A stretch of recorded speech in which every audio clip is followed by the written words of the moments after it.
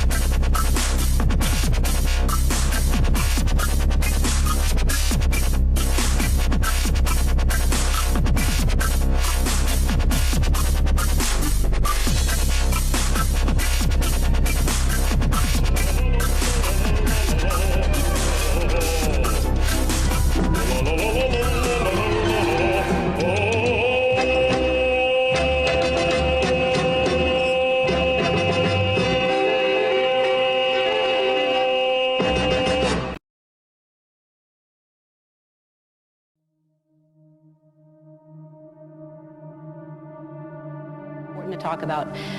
On February 12th, an openly gay 15-year-old boy named Larry, who was an 8th grader in Oxnard, California, was murdered by a fellow 8th grader named Brandon. Larry was killed because he was gay. A young British man has been convicted of manslaughter after killing a gay teen by setting him on fire. 3.5 years for killing someone.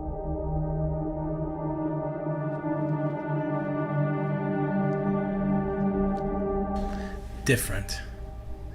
I look at this school, so many memories, so much I will never forget. I'm sure the ones that did a number on me back then barely even remember. There is still that screaming, tormented, lonely kid inside me that wants to burn this whole place down.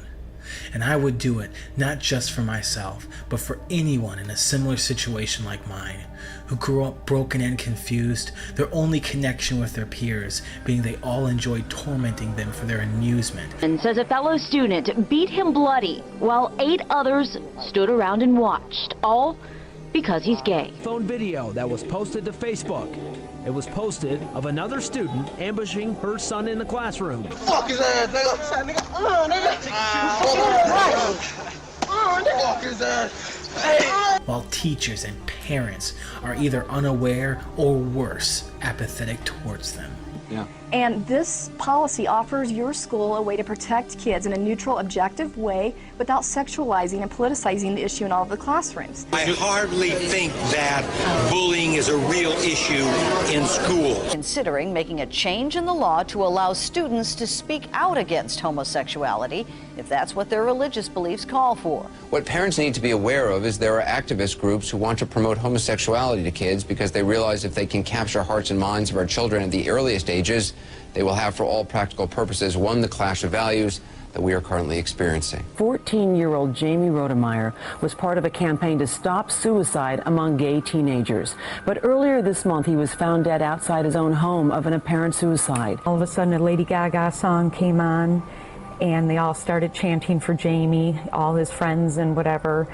They dedicate the song to him, and a bunch of the students start cheering he's better off dead, he's better off dead. So they're bullying him from beyond the grave. My daughter came home all upset. Elected to the school board in the Midland School District in eastern Arkansas. In fact, he's the school district vice president. We think you should know his name as well. It's Clint McCants. Seriously, he wrote, they want me to wear purple because 5 queers committed suicide. The only way I'm wearing it is for them is if they all commit suicide. I can't believe the people of this world have gotten this stupid. You get the same old adage, boys will be boys. You know, how can I stop every kid from saying things that shouldn't be said? Students coming forward and saying that other students, including some of the bullies, wore nooses around their necks after they had learned of his death to school and got away with it. I hardly think that bullying is a real issue in schools.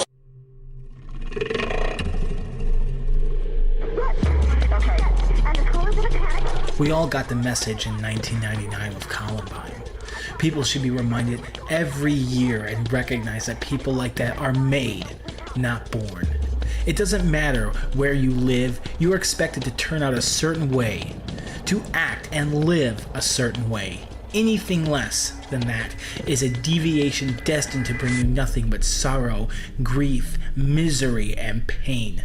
For some, it's more that they can bear. Strapped a belt around his neck and hanged himself from the top shelf in his bedroom closet. Committed suicide in front of other students. He found his son, 13-year-old Devin, hanging in his closet, a belt around his neck. What drove South Hadley High School freshman Phoebe Prince to hang herself in January. College freshman in New Jersey jumped off this bridge, all related to bullying. Whose death has sparked a vast debate over gay bullying. Parents say unpunished bullying. Their so-called friends talk behind their back. They turn on them. Their families and even parents reject them, casting them out like trash from yesterday's garbage. They would take his things from him, spit in his food, call him gay, faggot. And they give you a name, trash can, pizza face, loser, faggot. I was, for lack of a better word, and still am, the school faggot. I would disown my kids. They were gay. They will not be welcome at my home or in my vicinity. I will absolutely run them off. A kid had a knife on school premises and said, I'm gonna kill him. I want that faggot dead. Of course, my kids will know better. My kids will have a solid Christian beliefs. They had taken something from him. They had took his pride from him. And one day you wake up and you look in the mirror and you don't recognize you anymore because you believe them. Your life is worthless. Takes and a toll on your self-esteem. You start to believe it. You do. I win, you lose. You don't have a name anymore because they took it away. In the end, they die with no hope, no relief in sight, just a broken body of broken dreams and possibilities of what could have been if only circumstances were more in their favor, if only people just accepted them. He didn't fit in at Santana High, and even his so-called friends bullied him unmercifully. Beat him up like you did Trevor that one day. But people are slow to learn. Columbine may be the most recognized, but there are countless examples before and after these types of people we create through taught intolerance and bigotry of anything that is different lay their mark. Attack the buses with rocks and clubs. The buses were halted by the attack in a side street, where the anti-gay youth continued the attack, climbing inside the bus and punching and kicking the activists. We are told to be ourselves, but for many, being themselves will only bring them pain and misunderstanding, if not bigotry and self-hatred from the masses. They punch me in the jaw, they strangle me, they knock things out of my hand, sit on me. I feel like I belong somewhere else. But no one cares about them, not unless they create a tragedy or turn themselves into one. Jamie routinely blogged about his troubles. Just 11 days ago, he wrote something online. He said, "I always say how bullied I am, but no one listens. What do I have to do so people will listen?" Being different can be a blessing, leading you to look from the outside of society and not be another cog. But it's almost always a curse. There is no reward awaiting you after you die. To me, the only consolation I see is to be loud, exposed, and honest with the world around me. No more compromises, no more sitting quietly, no more will I be content simply sitting around and consuming what this culture tells me is substance. I want to express my own voice, my own ideas, my own experiences. Why? Because I know they are conflicting with the majority they accept. What can these fucking people do to me that they haven't done already? This school, my entire life growing up in this city, was like a slow suicide to me. At one point, all I should have been, could have been, died here, throwing me in an agony of miserable denial and self-doubt, empty of reason and full of nothing but religion. It was years later before I finally could let go and start a journey to fully realize who I am. I still think I'm on that journey at this very moment, and that journey of my life continues on.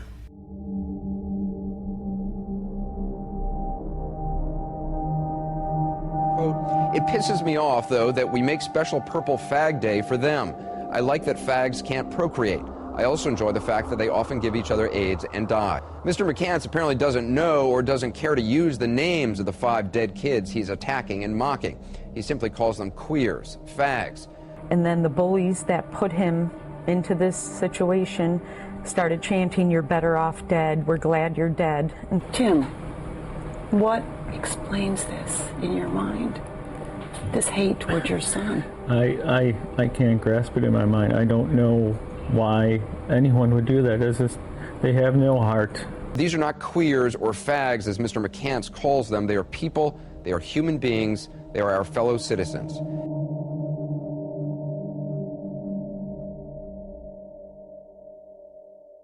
I hardly think that bullying is a real issue in schools.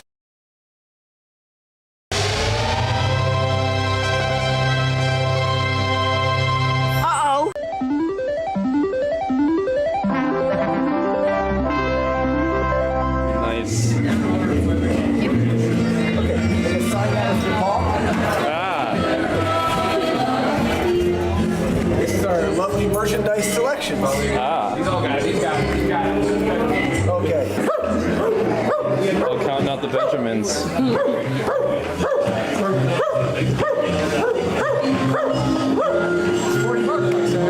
Check out. I like it. Yeah! Happy birthday, everybody! Happy birthday, everybody! You all got medical marijuana in this town, right?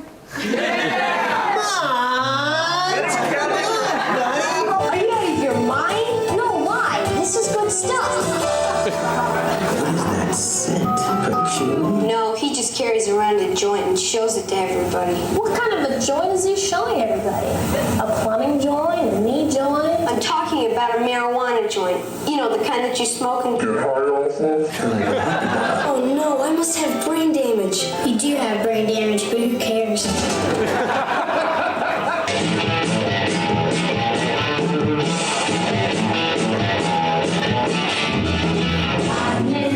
So what'd you think of the show? Wow, that's bright. Wow. What'd you think of the show? It was awesome. Awesome. Fucking What way? great. Who was the best part of the show? I don't know. Probably What's the best part of the show? 2-minute movie. The 2-minute movie. I have to say, you took that light out of my face. What was your favorite part of the show, Mr. Darkman? The whole show is all great. That's a cop out, son of a bitch. But My favorite part though is having me the 2-minute movie. Andy, what's your favorite part of the show? What's your favorite part of the show, Andy? That's so fun. No, Andy, what was your favorite part of the show? I like the Poochie things and. Hello, I'm CraftyAndy and from Rotten 8 Creations here, and I'm with Everything Is Terrible, a show I just witnessed along with many other people, and so I'm here with Munch. Hey.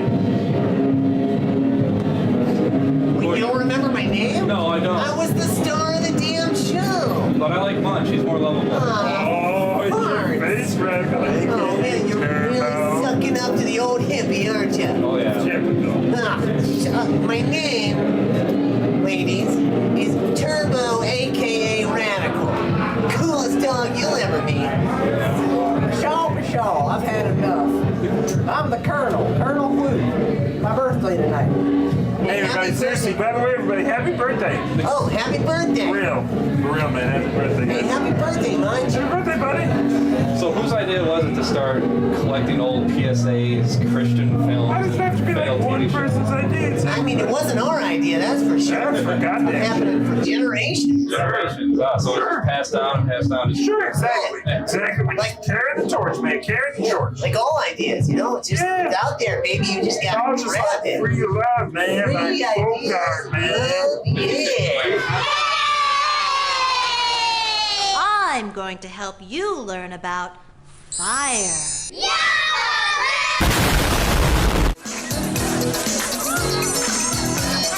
Janet! You want to turn your feet out, and I'm going to do this backwards. And that's what makes it look like hip hop. Great, we're taking a scenic route. Wake me when she's naked. So how did it start to take off? You just started posting videos on YouTube? Yeah, just kind of snowballed, you know? It was just a bunch of dudes hanging out, making each other laugh, you know. You know the drill. Hold on, for me it started sausage party. With Birth of the Nation. I saw Birth of the Nation. Here we go. That's one of my great-grandfather's favorite movies. Yeah, I know. And Colonel won't stop talking about it every day. Birth of a Nation this, Mammy that, Uncle Buck that. I'm tired of it. His second favorite movie is Uncle Buck, though, so yeah.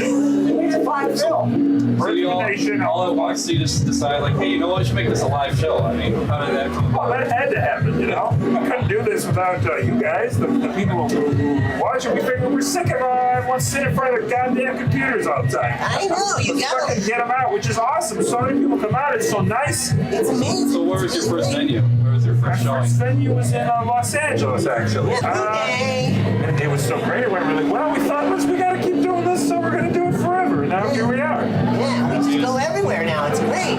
So you went from there and decided, yeah, it's time for tours. Time to, oh, yeah. Exactly, yeah. Oh, yeah, we had DVDs to push, man. How long have you been doing this? It's our third tour. It's about 5 years now we've been doing this. Oh, yeah, so 5 years. Yeah. 3 DVDs, merchandise, especially ones involving Dwayne. I love Dwayne. Yeah, praise God Dwayne. rest his soul, Dwayne. Oh, man. He's the coolest, you know? Man, you just can't F with him. Dog-tastic. Yeah, dog-rific. So yeah, any plans for the future? Anything what's to come next?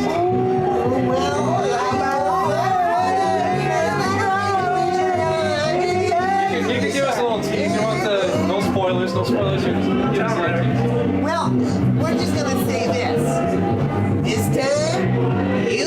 time.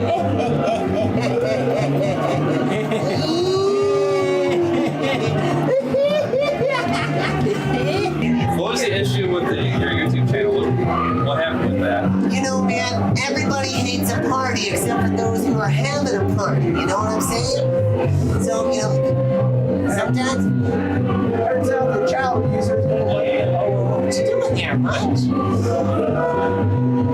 It's beautiful. Is he saying he's playing the swan song? Exactly. That's the story of our YouTube channel. It was pretty sad, man, but you know, you just gotta keep going. So what was the video that got you guys in trouble with it? I was kind of a bunch, but what was the last one? The last one was from No Greater Joy, How to Train Up a Child. If he screams too hard with the first five, gets hysterical, wait. You know, a little psychological terror is sometimes more effective than the pain. Thumping him on the head, you're worried about that? Give me another question. Oh, yeah, it's where he was spanking the kid with the fake him with a rod, teaching how to spank a child. Yeah, that was like one of the best ones I've ever seen, and of course it's the one that gets in your YouTube channel. Well, it also turned out that a couple people died that way. Yeah. Truly. So, they was bad for PR, they figured. Yeah. What do you know? You kill 7 kids, they said you start whipping them at the age of 6 months, and they die. Right. In the name of God. It's your fault, it is, you know. So it's really our fault, yeah. Right. It was actually me. I killed those kids. They had it coming, they were assholes. They were little jerks. You should have seen his son, he was a fucking prick. You should obey your father. That's all I'm going to say. I'm going to end the conversation there. Whip, whip. That's right. Come on. Next question. Give me another question. So do you have any words of wisdom for a viewing audience out there? You don't stop. Hey, keep on believing. We're only real if you believe, ladies and gentlemen. That's my advice. You know what I always say? Just stop believing, you know? Stop believing. Just stop believing. Nothing's real unless you don't believe it. Now, I'm thinking that we need to disassociate ourselves with our industrial civilization and go back to a more agrarian-based society. Oh, primal. Like, I'm kind of into techno-paganism right now. Yeah.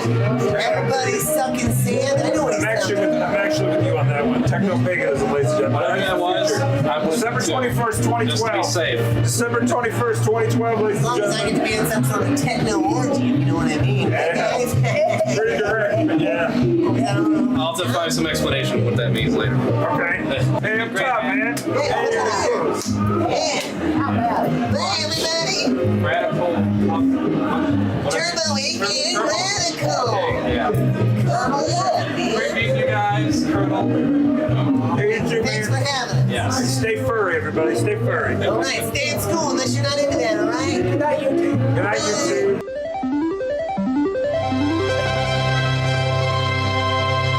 Uh-oh.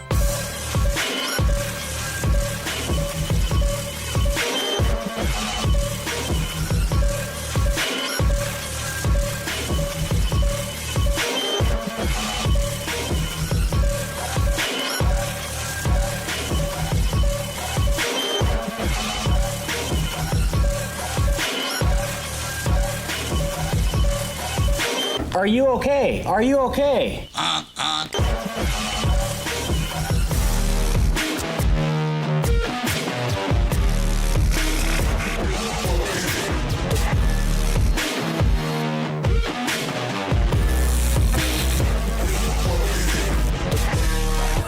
But who would be so brave or foolish?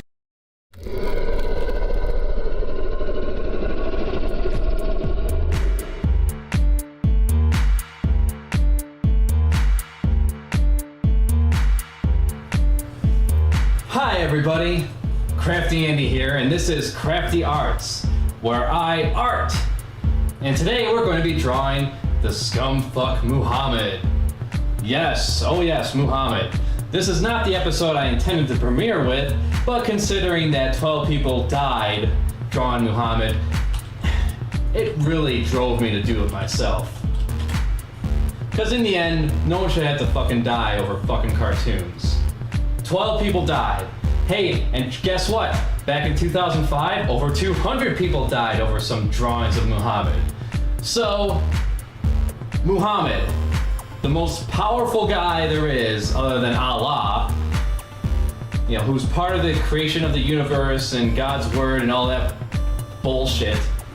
He is so powerful that he needs a bunch of goons with guns to defend him whenever someone mocks him. Yes, that sounds like a very powerful deity to me. So I have to ask this, as I get my sketch together here, get my ideas down. How much mockery is it going to take before Muhammad himself materializes before me and strikes me down for my drawing? How long is it going to take? How much mockery is it going to take?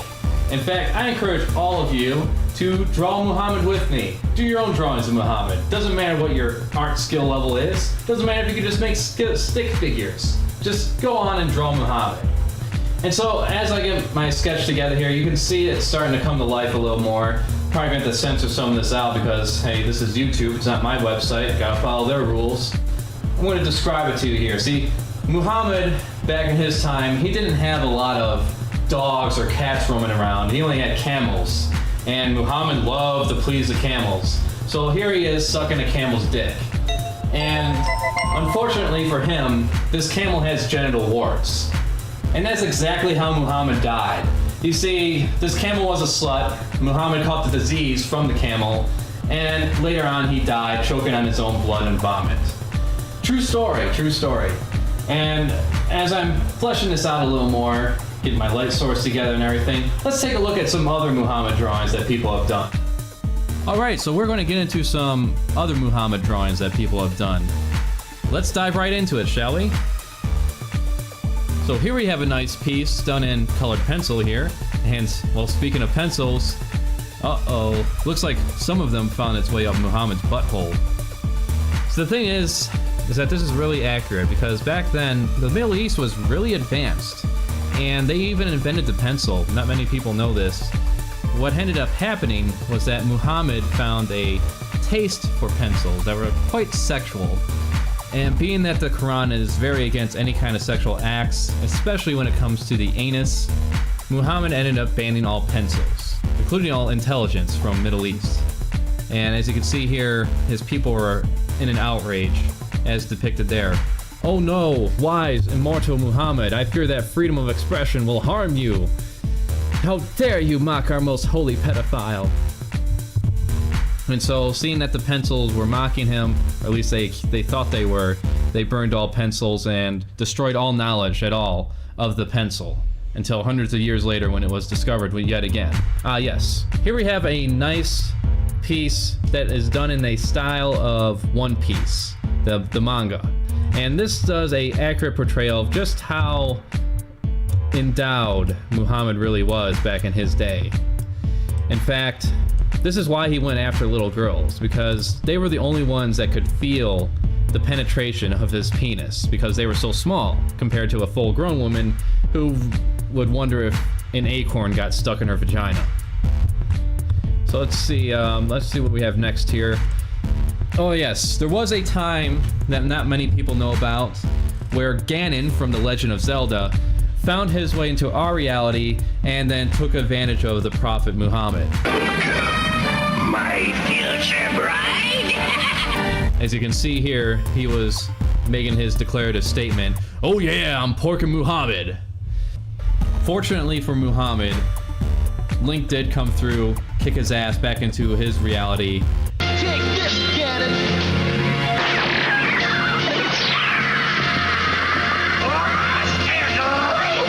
That's why Muhammad and his people hate pork so much. Here we have a recreation of the symbol that they would put on huts and other areas where a donkey show would be taking place. And that was always a treat for the locals, is when Muhammad got there, he would grab that donkey, just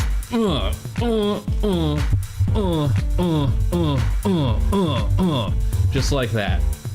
And that became very popular among the locals. And here we have the masterpiece. Yo dog, I heard that you hate people drawing your prophet, so I drew a picture of your prophet, drawing your prophet from an image of your prophet, so you can hate me hating your hate while you hate. Mwah. I don't know who made this one, but my God, you are goddamn Jesus. I have to give courtesy to the Drunken Peasants channel because they started their own Draw Muhammad contest, which led to a lot of these images right here. Well, that was a lot of waste of time. Anyways, getting back to the Muhammad drawing here.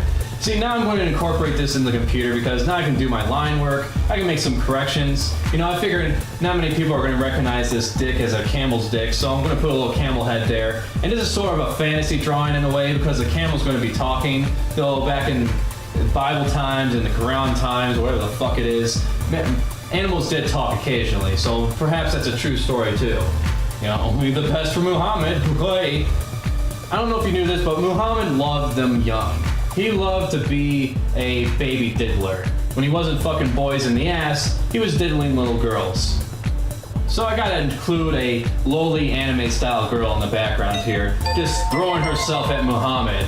Well, and of course she has a TNT strap around her chest because she's ready to die for this prophet.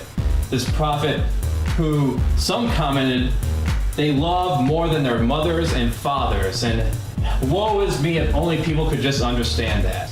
And just in case some people have trouble recognizing him, I gotta include his name on his hat because let's face it, there's not many pictures of Muhammad. In fact, there's no pictures of Muhammad. In fact, according to these people, it's forbidden to draw him as if he's fucking sacred or something. So now it's time to add the color, and I love using Photoshop for color because I can make all sorts of adjustments here and there. Doesn't really matter, just have fun with it. If you're drawing your Muhammad drawing at home, doesn't matter how you color it, you can use fucking crayons for all I care. And I also wanted to emphasize on his lips a little more. I put some more detail on there because Muhammad loved to put on makeup and lipstick, and I'm just going to assume that they had this back in the Middle East at the times before he took over because, you know, back then the Middle East was, for a while, the center of intelligence and progress. Until Muslim extremists and fundamentalists took over. And so here I am putting the finishing touches on my drawing. Gotta sign it, of course, and put my logo at the bottom. And voila! There you have it. There's my finished drawing of Muhammad. I think the full title of this should be called Muhammad Sucks a Camel's Dick That Has Genital Warts While Bombs of Irony Fall from the Sky and a Lowly Anime Girl Throws Herself to the Wind. Or a shorter title, I guess, would be Muhammad Prophets. So let me know what you think of this. Do you like it? Do you think it could be better in some ways? Do you have your own drawings you'd like to share with me and have me critique, whether it's Muhammad or other things? Be sure to send it to me. I'd be grateful. Just grateful. Until then, share this with all your friends, like it, subscribe to it, expect more. Till then, au revoir.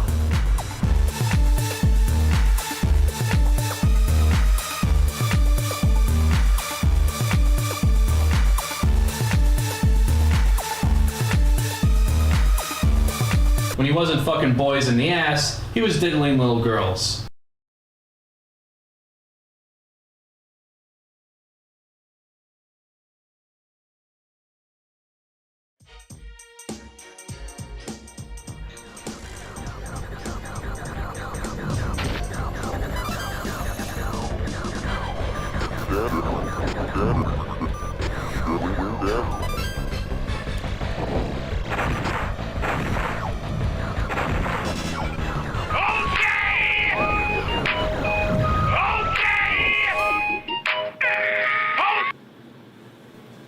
Hello? Hello.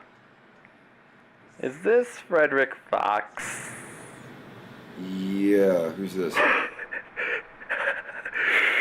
I'm your #1 fan, Frederick, and you're always on my mind. That's great. I hope that's working out for you. I gotta go. What? Wait, no, I'm about to finish.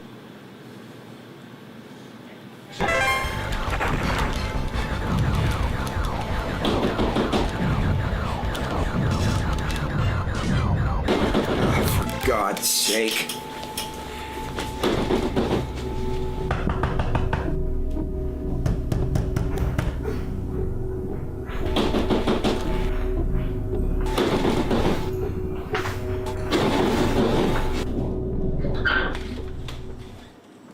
Hi, Frederick. Do I know you from somewhere? It's me, CraftyAndy. We talked on the phone earlier. came here to talk to you about your Star Fox animated series and what you like to do. Yeah, that. How did you get the address for I traced the call.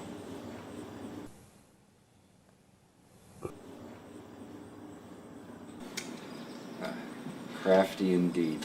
Well, I'm actually really busy right now, animating and stuff. If you could possibly... Cider,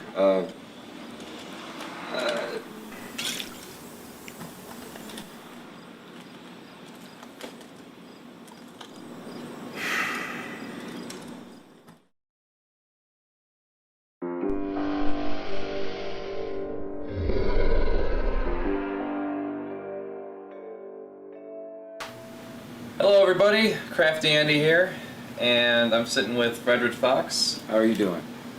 And we're going to get into some things today. So Frederick, why don't we start off by having you introduce yourself to those who are just unfamiliar with your material. Sure. I'm Matthew Gafford, also known as Frederick Fox on the internet. Did funny video stuff back in the late 90s, early 2000s. Ooh! With the fires of hell I invoke thee! What were you expecting, a funny face? Got into animation after the whole funny video thing got kind of old, and I'm currently working on my own non-commercial fan project called Star Fox, the animated series, based on the titular video game franchise.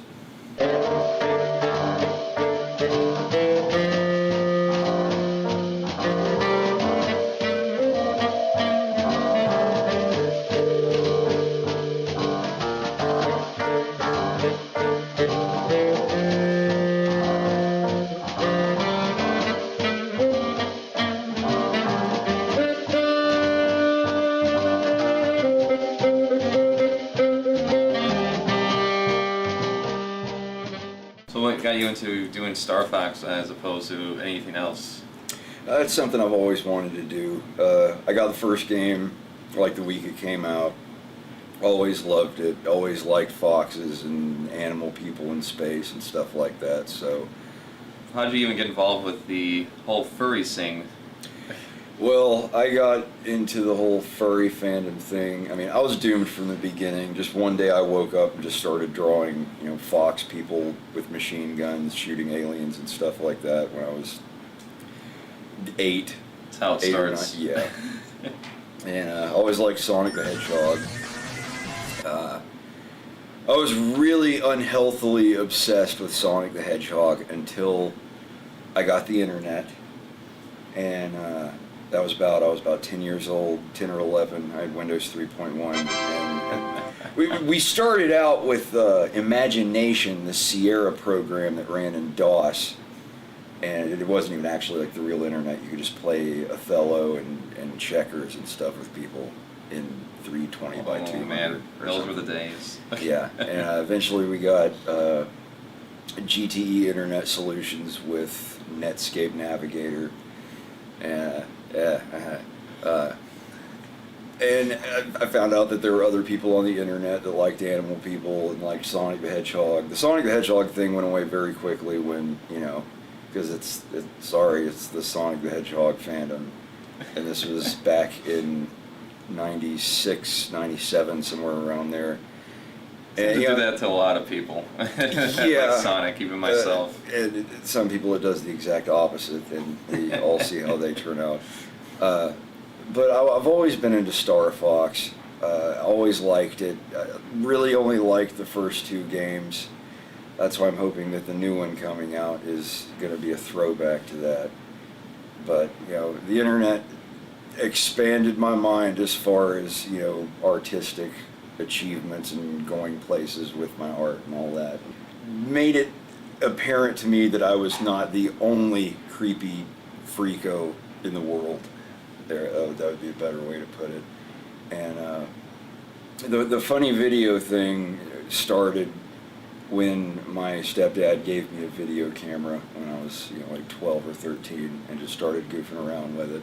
Then I got a webcam. Then I got a Dazzle DPN thing. It's like this little the USB thing with like the yellow and white audio video stuff on it. Oh yeah. And I just started making funny videos just with my friends acting like a nerd and making fun of furries and dorks and whatnot. And way before YouTube, way back in the days of E-Bomb, yeah, world. It's been, trying to think of what year it was, but the E-Bombs thing, that was like at the ass end of 2003. And then all of 2004, I was doing a couple of Flash animations on the side. Foxy Fluffs are dust on the floor. Foxy Fluffs are phone dialers. Foxy Fluffs are window breakers. Foxy Fluffs are everything.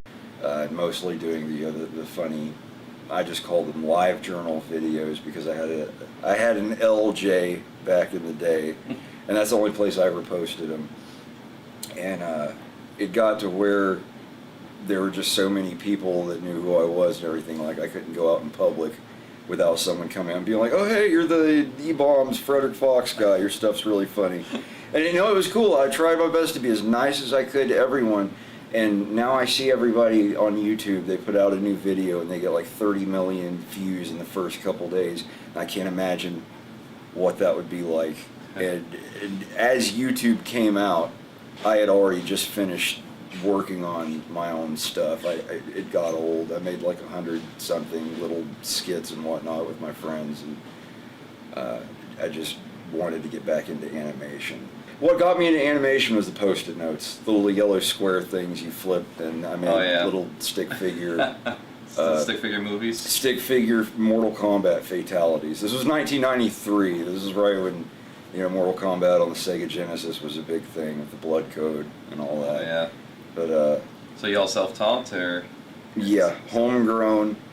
I haven't taken any classes or had any teachers show me anything. You know, I just pick programs apart, figure it out on my own. And I've had a choice to go to school and take classes and stuff, but I'm really curious as to what my style will develop into just by doing everything myself. And with like, no, you know, some people might call that a cop-out or being broke. It might be a little bit of both for me, I don't know. But I've always wanted to see what I would turn into just doing my own thing. So let's get into Star Fox, the animated series. So what's the premise of this non-commercial parody? Yeah. Don't sue me. Well, as I said earlier, I like the Super Nintendo and the Nintendo 64 games the best. Adventures was a pretty game, but it wasn't a Star Fox game. Assault, everything was kind of about that game. Everything was like 60-50%. Like everything was 50% there. Yeah. The flying was okay. Then you're on the ground shooting, and the jump code was indeed probably programmed in a matter of a day. It's like the characters walking around, and the jump is just Oh yeah. Just really, it was a lot faster, but I remember in that game it was like, Jesus Christ. Command, as I said, that's like the Voldemort of the Star Fox franchise. We really don't talk about that around here. And then this new one, 64 3DS, is just, prettified version of 64, pretty much the same game. This is cool. This is cool to play it in 3D. And this new one, Star Fox Zero, I hope that it's going to be good. So far, I haven't seen Crystal yet. And let's make this clear. I'm not a fan. She's like the Star Fox Yoko Ono in my mind, and that will never change. So we can't expect to see her in the Star Fox animated series? As far as I'm concerned, no. I'm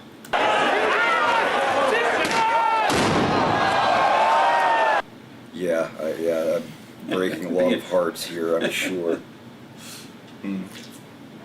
But the cartoon itself is going to be loosely based around the premise of the first two games.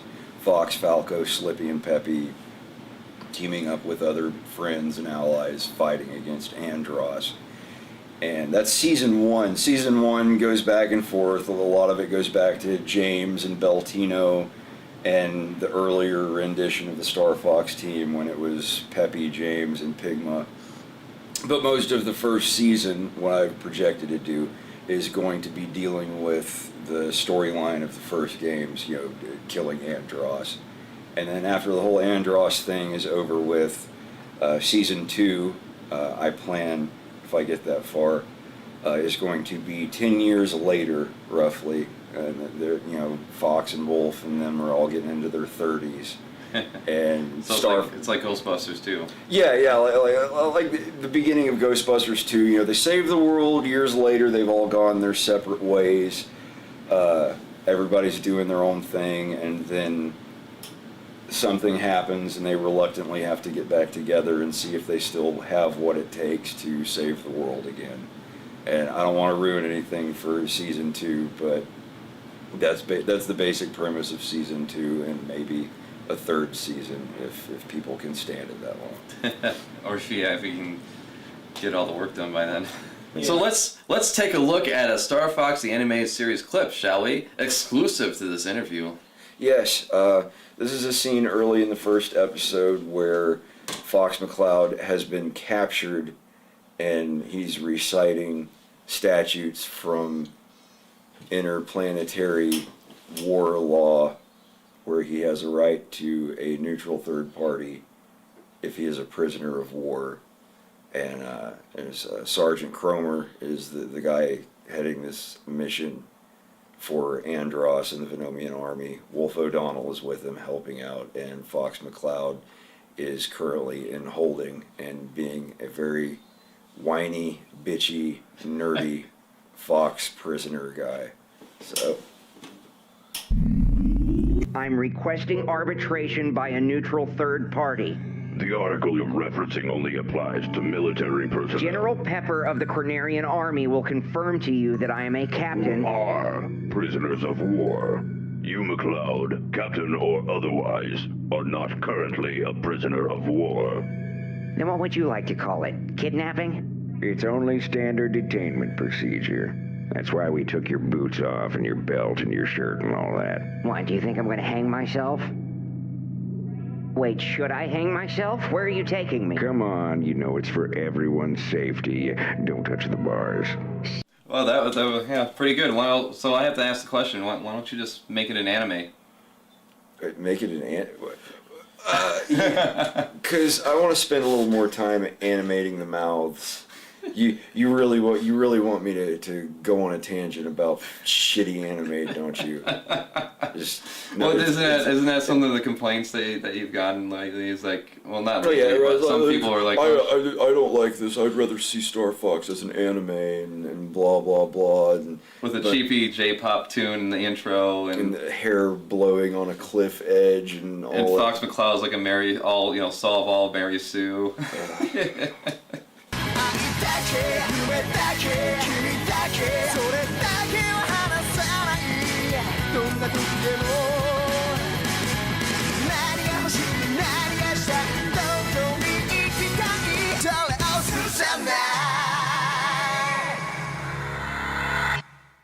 I can just picture it. I just picture it right now from Shonen Jump. Just Crystal's torso everywhere with dead or alive volleyball. Yes.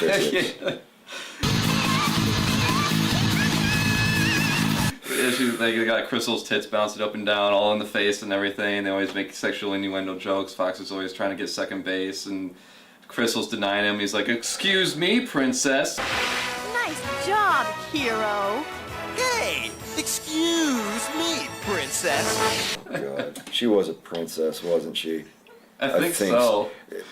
I can't remember anymore. Tribeswoman or Grand High Witch Doctress.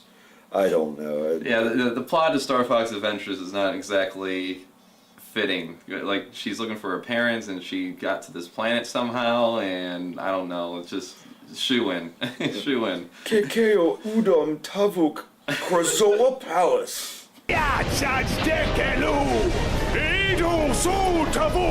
General Scale! We have our own language, except for proper pronouns. So so like a lot of people wanted an anime of Star Fox, and this is a lot of anime shows nowadays are just let's have the characters stand motionless like in some bad. It's easy to translate because you don't have to worry about mouth movements. Open, closed, half open, closed, open, closed. Open, Action closed, scene, just have like a flash and some turn lines and you're good. slightly. Yeah. It's like, well, Kibagami, I must figure out how to avenge my father's death. Kagome, you look similar to Kikyu. Inuyasha, I am just a schoolgirl. Curse Kaidi's magic. Without the Jewel of the Four Souls, I'll never become a full demon. We're going to do it all the way. Yes, let's do it all the way. Fucking butt rock.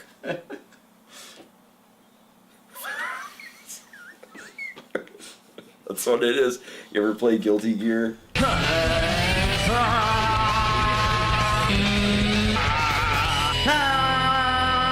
Every time you hit a fucking combo. I never get the appeal of like half those 2D fighters. It's like, who are these characters? What are the what's the context of these characters? And there's always like some tiny character that has some like We don't want story in our a fighting ship games. anchor or an anvil that's like 8 times bigger than they are, and they're just like, yeah. I can only imagine the horror would it be if Star Fox was an animated series like anyone else. Like taking the helm, like back in the day when Deke made a Mario Brothers cartoon and the Legend of Zelda cartoon. I did like those. They were great for their time. Yeah. They didn't age well, obviously, but back then that was the reason that I learned how to program a VCR when I was 6 years old. Was when that show came out. Oh yeah, I used to love it too. Yeah, like you said, it hasn't aged well, but yeah. Yeah, I go back and watch them now, and it's just like, oh God. You're in for a treat, so hang on to your seat. Get ready for adventure and remarkable feats. You'll meet Koopas and Troopers, the princess and the others. Hanging with the plumbers, you'll be hooked on the brothers to the bridge. I would jump around in the room and do what Link was doing on the screen. Just be like, oh, this is awesome. Hey, excuse me, princess.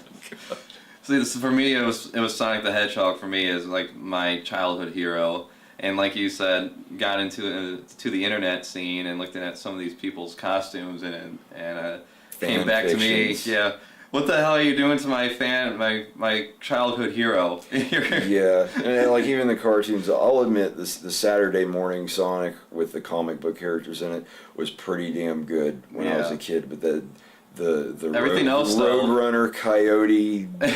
I just wanted to stop sucking. Yeah. Yeah, the Adventures one where it was literally just a rip off of Coyote and Roadrunner stuff. And what was the other one? They tried to make it was band. Sonic Underground. Yeah, Sonic Underground. Where I instead never of saw it.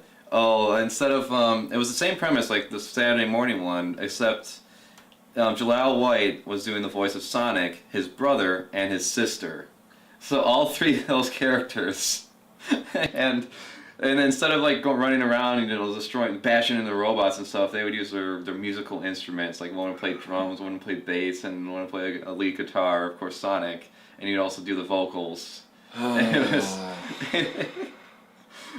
yeah, you're deprived. I can tell. Oh, I'm so unfortunate. So are you doing this all by yourself? So far, I've been doing about 98% of the work myself. My friend Stuart Bartlett, he does a saxophone in some of the tracks that we do. I do all the music, and I'll get friends of mine to help me with the music when the time comes if it's an instrument that I don't think I'm good enough to play myself. I do all of the animation. My buddy Pete and Czar, they're going to help me with the in-betweening when they have the time to. But other than that, yeah, I do all the writing, all of the animation, a lot of the voice acting. How many voices are you doing in the show right now? Let me see if I can. I don't know an exact number, but I voice Fox McCloud, Falco Lombardi, Peppy Hare, Wolf O'Donnell, Leon Pawlowski, Andros. Who else am I missing here? That's the question is, who are you not voicing? That's I have friends. Someone else is voicing Slippy and Andrew, Pigma, A lot of the extra characters, like all the other characters like Bill and Cat Monroe, and they're all going to be voiced by other people. Like the mainstays of the cartoon, I want to voice them because I'm easier to keep track of. And easier to work with. Right? Yeah, sometimes. No, everyone that's been doing voices for the cartoon so far have all been wonderful people. It's like, don't yell at me, you've all been great. But I can't do any more voices. Like, I've gotten to the point where if I do another character, it's going to start sounding like characters that I'm already voicing. I do have a limit to my range. Very, very small range. So you're doing the music as well, so how many instruments do you play? Well, synthesizer counts for most of the instruments you hear, but I play piano, guitar, bass guitar, mouth harp, kazoo, harmonica. And so if there's something that's got to have some mad shredding going on in the guitar department, I'm going to get someone else to do it. I'm a rhythm guitarist. I don't do all the widdly wow and all that bar chords and power chords for me. So no death metal track for the series? Possibly, but it's going to have to be done by someone else. I can't do that myself.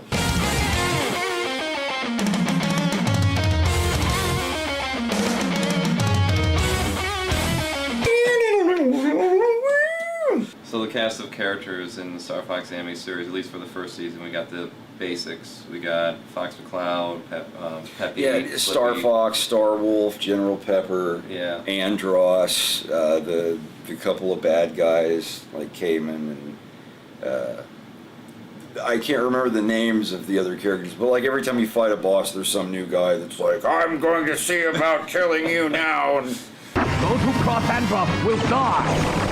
And then they have never defeat Andross. Yep. But I'm going to try to put as many characters as I can into it. Like even from the comics, obviously, like I said, Farrah Phoenix is going to be Fox's mainstay love interest. Farrah Phoenix, she's from the 1992 Nintendo Power comics based on the Super Nintendo game.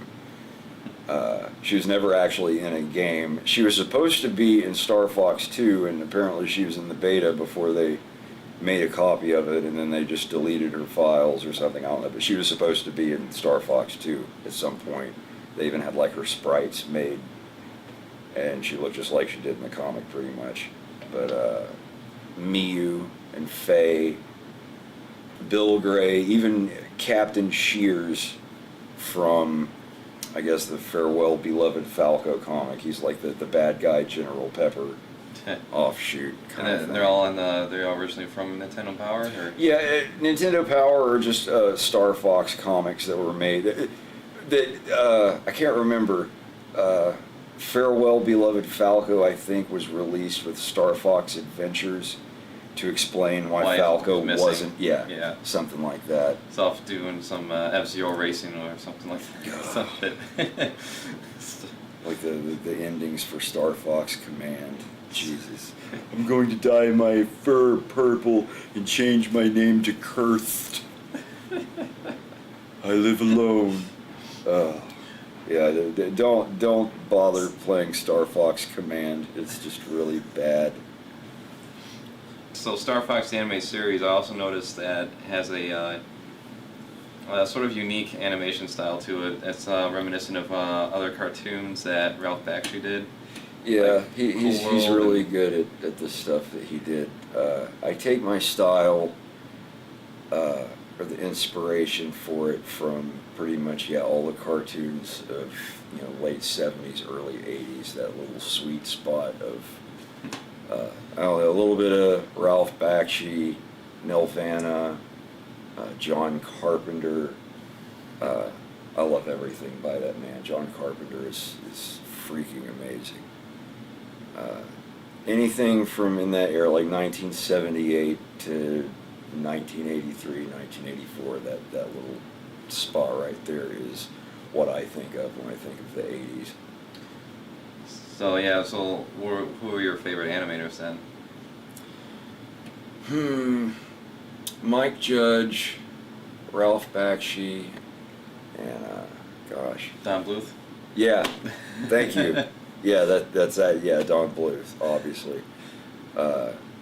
Yeah, Disney's cool. They did their stuff and it's awesome, but my heart gets broken anytime I think about Disney now, because now it's just new 3D smirking characters in 3D and IMAX. And they're not bad movies, but they're like, single serving, disposable movies you watch at once. Like, oh, that was cute. And then, I don't know, I didn't take anything away from any of the new ones I've seen. Wreck-It Ralph was pretty good. Yeah. There's going to be some very dark emotional moments, sure. I don't think there really is a theme for it. It's not a comedy. It's not a drama. It's not a romantic movie. It really is going to vary depending on the episode. I have planned an episode where Wolf O'Donnell very briefly breaks out into a musical number, just out of nowhere for no reason. Look out! Look out! Look out! Take heed! A beef with us is something that you don't need. And then, another episode where it's going to go into some sad stuff about Fox's parents. So there's going to be stuff that might make people cry. There's going to be a bunch of stuff that makes people laugh. But there's no... I don't know, when I first started on the cartoon back in 2009, 2010, it was going to be something, like Family Guy or The Simpsons, goofy, whatever. Right. And the more I worked on it, the more I wanted to make it a more serious thing. It does take itself a little seriously, but... It's time to tell some jokes once in a while. Yeah, to get laid back and a couple moments that give you feels, or like an awe kind of thing. Some really, really scary stuff when it starts getting into Andros and Fox's epic battle with him. That's going to be really scary. But it's theme-wise, it's all over the place. But I like that. It keeps people guessing. So is Andros, you plan on having Andros in the same style as the games, or he's just like a giant head, or no, he's a big, very tall, intimidating monkey guy in a trench coat that walks on two legs, and has a very intimidating voice, and kind of wacky, chaotic, evil guy. Well, speaking of chaotic evil, then I noticed. Are you having General Scales or any other canon characters in there? I have done some concept art of General Scales, and if he actually is put in the cartoon, it's not going to be... There's no Saria. Or is that Dinosaur Planet, or whatever the hell it's called. Yeah, like if anything, he's going to be like some winter Genghis Khan looking wizard or lizard guy that Andros calls on to try and kill the Star Fox team or something. It's just an idea I'm throwing around in my head. No guarantees or anything. Like crash land on the planet and run into his kind, because it would make more sense. It makes sense since they're scaly lizards. It's a good idea. Yeah. Where do we find your work at? Well, I live stream on a couple different providers for streaming services right now. I'm feeling them out to see which ones crash the least, and a couple of them are up and coming that I'd like to support if they continue to work without screwing up every 20 minutes. I use Tumblr to update stuff for my cartoon. It's just starfoxtheanimatedseries.tumblr.com. You can edit in like sparkling text. It's a Star Fox the Animated. Here we go. You can find my Tumblr at starfoxtheanimatedseries.tumblr.com. Please don't do that. I'm going to do that now. The Patreon, if you'd like to support my non-commercial parody fan project, it's patreon.com/StarFoxTheAnimatedSeries. Those are the two main websites where I post anything. If there's anything to do with an update on my cartoon, for sure I'm going to post it on the Tumblr. I also post when I live stream. I like to live stream 5 to 6, 7, 8 hours a day, almost every day, just so I could show people that, you know, I'm working on this and not just sitting on a bunch of ass all day collecting people's money. And I don't do that. I have a lot of people on there that support me, telling me, Fred, you've been on here for 12 hours today, go the fuck to sleep, don't burn out. But you get in that zone, and it's like, I will finish when I'm done. I'll be done when I finish. And it's fun, though. I really enjoy it. I've been scraping gum off of floors, scrubbing toilets, and flipping burgers for about 16 years now. You were doing pest control before this, right? Crawling up under people's houses and spraying for roaches and fighting raccoons and air ducts and whatnot. Hank! Open the screen, for God's sakes, Hank! I'm begging you! Open the screen! Since I was like 14 years old, just never made more than $9 an hour. And I'm not making a shitload of money doing this, but it's enough to support myself, and being able to do something that I want to do, that people want to see, that people are willing to pay and give money for that, and be able to watch it come together. This is like, this is one of the coolest times in my life, and I'm having fun at it. Right, and probably by then, after Star Fox is done, you could probably have your own crew together. Hopefully so. That is the goal. That is the goal, to make my own studio at some point. I don't know the first damn thing about it, but once I figure out who I can direct to do what and how much money we can spread out, then I'll be able to take that on at some point. Definitely. Well, looking forward to seeing Star Fox the animated series when it's all done. Too. Yeah. I tell you what, I've been working on it for a while, and it's steadily coming along. I'm steadily making consistent progress every week. It's just doing everything frame by frame instead of motion tweening. It takes a very, very long time. I cut my teeth on motion tweens in Flash, like 1999, 2000. I started with Flash 4, very quickly got Flash 5.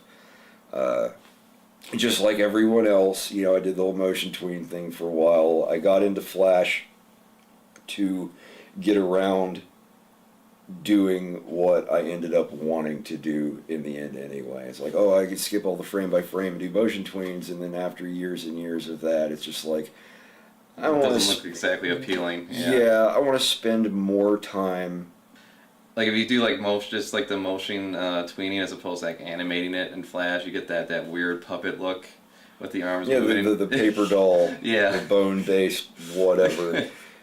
After a while, I just got to where I wanted to make something that takes a lot longer but looks prettier. Yeah. And you're more proud of in the end. And hopefully this will be it.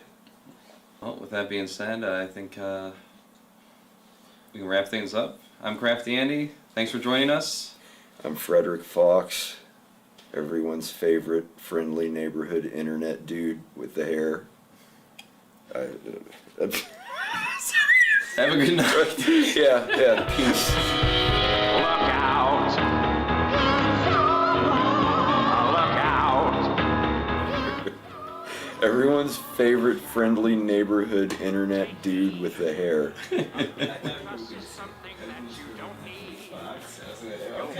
I saw you stop yourself there midway.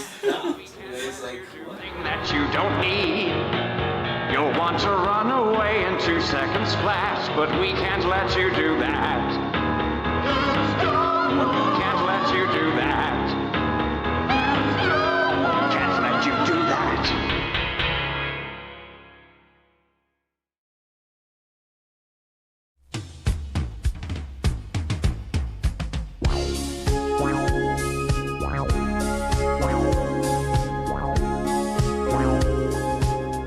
Hello everybody, CraftyAndy here, and this is Crafty Arts, where I art! And today I am focusing on updating my logos and promotional designs. Yes, no YouTube channel or food or TV channel or movie would be recognizable if not for good design. But hell, you can't make it like 99% of the movie posters out there. You actually have to make something interesting.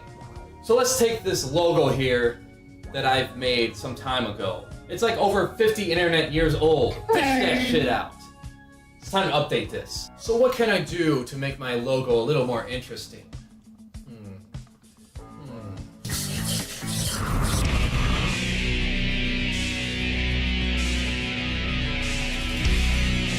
I got it. I got it. I got it. I got it. I got it. I got it. I'll give it some boobs.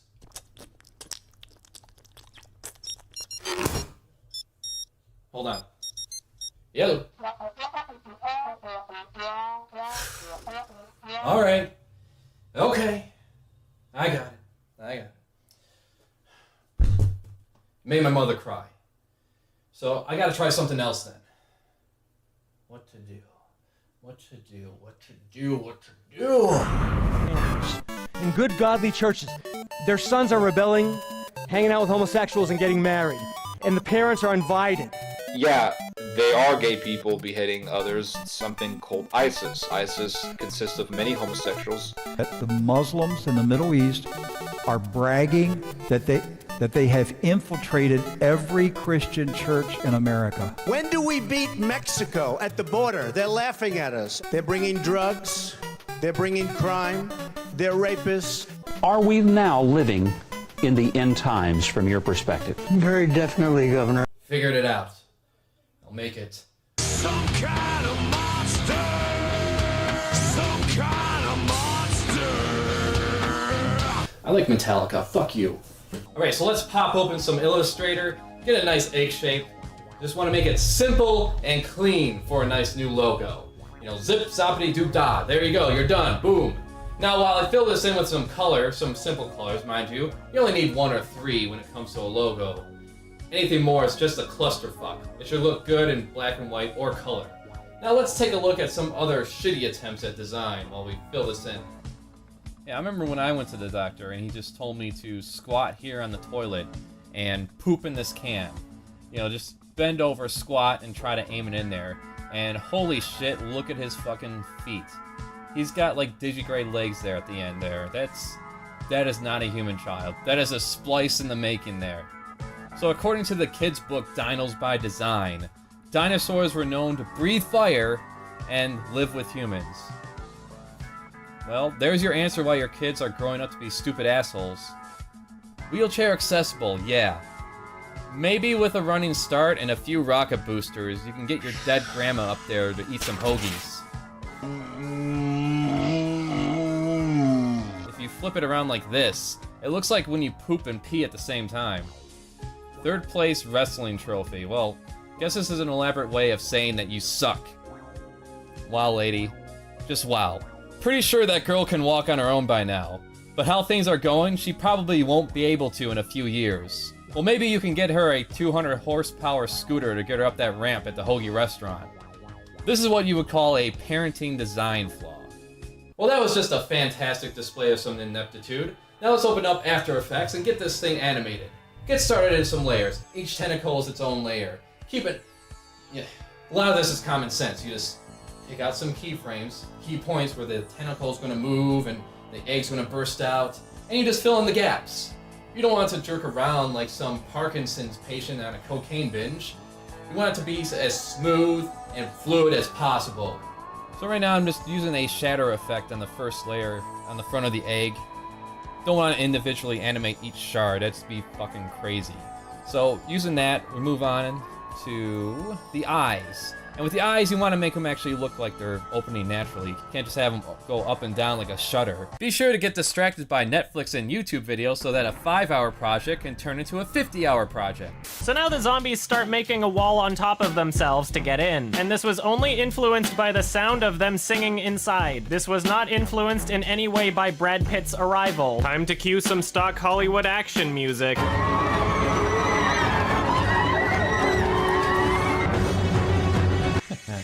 Oh, YMS, you so silly. Honey, can you help me with the laundry? Sorry, hon. I'm drawing right now. But the laundry, hon. Drawing! Hon! Drawing pictures. Fine. When it comes to the tentacles, I simply just hide them behind the egg and have them come out. don't want to do anything like stretching or zooming, don't be an idiot about it. Just do as I do it. And when you animate your own drawing, it'll look nice, like mine. So let's take a look at what I made here.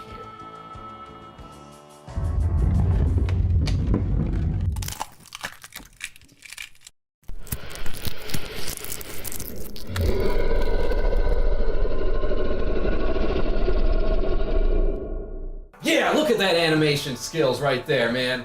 Pixar, Disney, DreamWorks, Kanye West, UAV Productions can all suck my dick. Now that we got my my logo monster animated here, let's take this old poster and stab it in the face. Look at my eyes, look at my eyes. Whew. It's time to make a new one. So I'm gonna start doing some poses here, and my mate's helping me out with some pictures, because he knows how to take pictures. If you don't have a mate or a friend to help you take pictures of yourself, if you're gonna make a poster of yourself, then you're just fucked. So my good friend Michael Ringtail here, he needs an image update as well, so we're gonna take some pictures of him too. He has a channel called Lemur Talks. If you like bullshit, you should click on it, like I clicked on your mom last night. Ooh yeah, boy! So we're gonna take some shots of him, and of course in drawing him up in Photoshop and Illustrator, we're gonna be exaggerating some features, you know, some eyes, ears, teeth, and everything else, of course, because he's a cartoonish character. He's wild and crazy. Hello, everybody. Michael Ringtail here. So let's wild and crazy. For the human model of myself here, we want to make things a little more proportional. So just trace the outline a little bit, and you should be good to go. Because it does make the difference between, well, shit versus non-shit. I always wanted something to represent me, and I know I have a lot of dark thoughts going on in my head. I was always a fan of horror movies, monsters, beasts, and cute things too. But mostly horrific beasts that'll rip your face off. Michael Ganji, am I saying his name right? Michael Ganji, or Gangi? Whatever, he was a big inspiration for me. Just using a basic soft brush for the color of myself and my little centipede friend here. God damn, is my nose big. Big fat German kraut nose going on there. And there you have the final pictures. Don't they look fantastic? I'd be proud to display these everywhere I go, even at my job, even in my room, even on the house, on the outside, on the roof. It's time for the Crafty Art Critique. Our first drawing today is simply called Demon. Yep, looks like a demon all right. You can just picture that thing coming at me in Doom.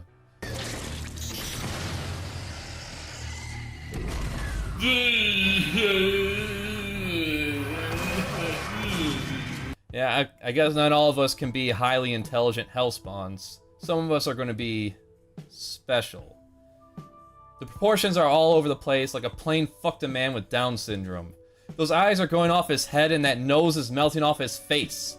And check out that mouth. Duh. Not sure those legs can support that body, and I guess we got some Vanguard shit going on here, considering there are all these wrinkles and erase marks. I give this 10 buckets of piss out of 12. Next we have a drawing called Big Mama from Half-Life. Remember Half-Life?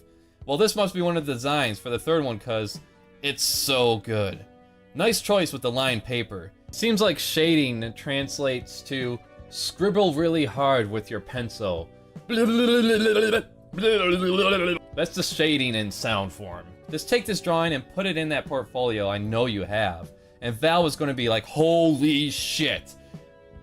Design everything for us. Here's $1 million. In fact, here's the keys to the office. The rest of you are fired. Come on in, Ethan. Or David, whoever your name is. I give this drawing a shit out of a goat. Well, that was empowering. Taking someone's artwork who clearly has less skill than me and tearing their ass apart. Well, if you like to submit some of your art so I can critique it, feel free to do so. I'm sure it'll be lots of fun. Until then, au revoir.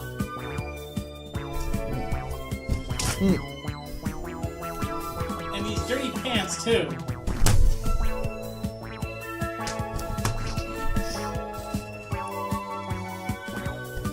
Okay, enough. And the sock. And this gross thing. Why is there stains on his underwear? Ew. Do the laundry. No. No. No.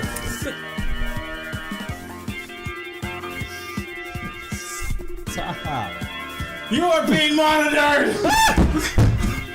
If you like this show, please like, subscribe, share it with all your friends. And next episode, Steampunkimals.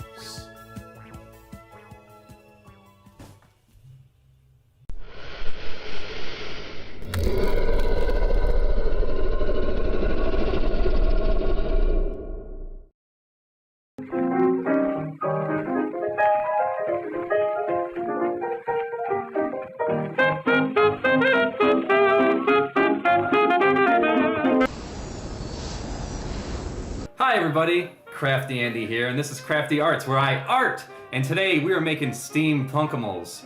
You see, I had a bunch of these animal figures that I want to steampunk up a bit. Steampunk style! Because these are for close friends of mine. And no one wants generic, boring animals. You gotta Inuyasha Furry Gundam that shit up! And so, first thing we're gonna do is start off with this little fox here, and... Wait. Starting off with the sketch, we're gonna begin modeling up the fox. Layer up the green stuff, because we like to make it nice and solid. And then cut away the areas where you want the rocket pack to be strapped onto.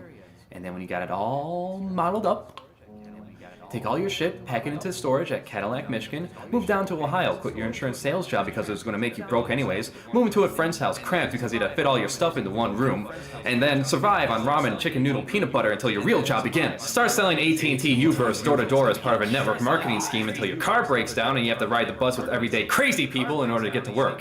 Moving into an apartment where the buses don't run at the same time your other car breaks down and you're making it into an accident. He's okay. Now we have to start walking to work while we lose one income because we don't have a car. Get a second vehicle while skidding on the edge of oblivion and homelessness. Your mate has to bust his ass in order to get a better paying contract. Start making headway on bills in life. Take an 8-hour drive up north to Cadillac, Michigan to get your shit out of storage after having to sit on boxes for 7 months. Pack your shit up, drive another 8 hours down, unpack, settle down, get married, contemplate what you want to do with yourself and creativity, start a YouTube show, and breathe!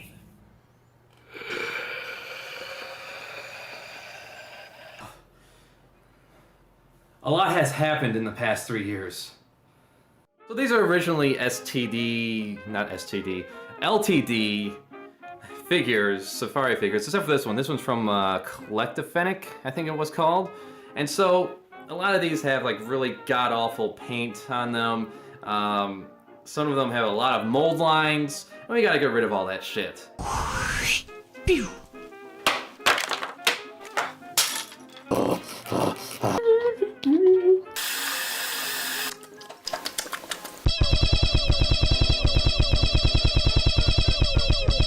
Alright, so we got a wolf, hyena, lemur, rabbit, horned lizard, G-Shep, Arctic fox, Fen fox, and a fox. So a lot of these figures are actually for friends who have characters of their own that these represent. Into the acid they go! You gotta scrub that color off like the skin on a dead hooker.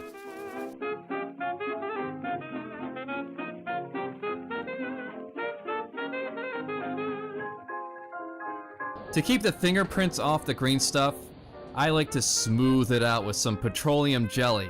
Warning, do not use petroleum jelly for anal sex. It will give you ass cancer in your ass. Hey, Damron Wolf, how about some glasses and a hat and a hipster jacket? What? No? Then what do you want from me? I'm sorry. I'm so sorry. You know you're my friend, right? Yeah, I'll never hurt you. I'll never do anything to hurt you. I don't mean to hurt you. Don't you see I'm your friend? I'm your friend. I'm your friend. Hardcore metal armor. Just layer it up. I don't care if you got guns, because this magic armor's pissed on by angels. Golden shower of imperviation. Daka, daka, daka, daka, daka, daka, daka. I'm gonna call ye Steely. I bet you think that's a well-endowed male hyena. Nope, female. Every day is International Women Liberation Day with hyenas. Peg, peg, peg, peg! Anyways, Steel here is going to be a cyborg hyena of patriarchy, death-wielding mayhem.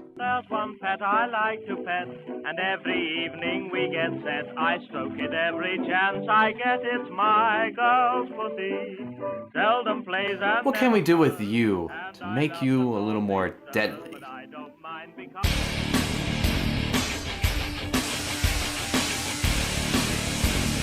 Oh yes, you're gonna make some pretty lights. Ah, the pretty lights. Insert electricity-themed puns. They will get a shock out of this. Ha ha ha ha ha! What shall we do with ye? Try setting it on fire. Eureka! I know it's probably a cliche at this point to make a realistic Charmander ripoff, but fuck it. It's my show. This baby's getting a gas tank and a flamethrower, cause fire is the greatest cleanser. Next to Bleach.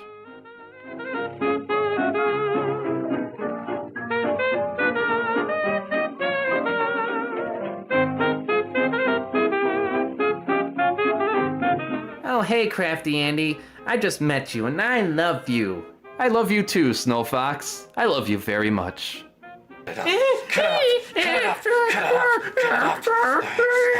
Because alternate universes rarely have any logical sense to them, this fox is getting robot legs and a fabulous scarf. Tail rings. Hey, G-Shep Wisp. We're gonna call you MedShep. You remember seeing Valiant Hearts? Yeah, you know the dog. The dog's it's like a medical dog. Yeah, that's gonna be you. That's gonna be you. That's good. I'm lonely. Despite being able to make robot legs and cyborg hyenas in this universe, medical treatments mainly consist of morphine and hacksaws. Well, here's a blanket to keep you warm before you die.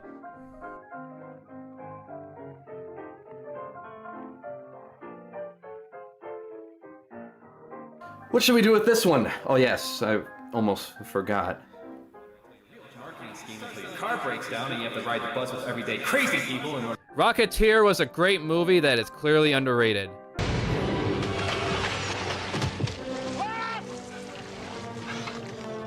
Are you trying to kill yourself? I like it. Anyways, here's a Rocket Fox. Hey, Fen Fox. I haven't had a chance to sample your flavor yet.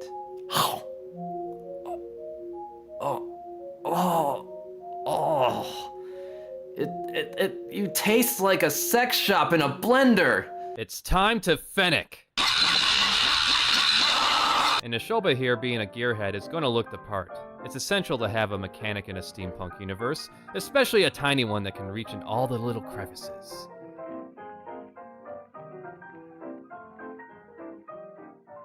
Now what should I base this bastard on? Me, do me! You gonna pay me? Fuck you, you fleshy, pale-skinned chicken choker. I'm a lemur. Lemurs don't have jobs. Free art, please.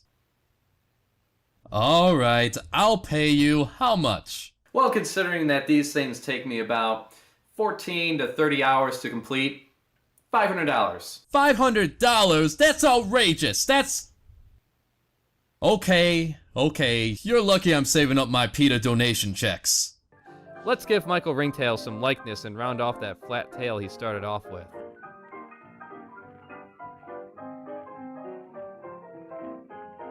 And for no reason in particular, goggles and art supplies. It's the same steps for coloring any figurine or model ever when it comes to color. Prime your figures with a spray. Here's mine. Either use black or white depending on your planned color scheme. Base coat the figures.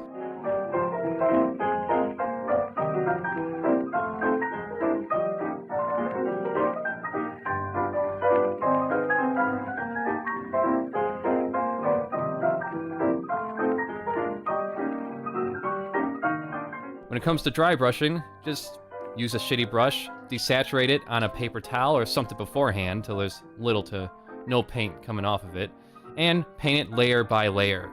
Details come last, and here I use a Kolinsky Sable brush for this, but any brush will do. Just get this shit to preserve it, or you will have a bad time.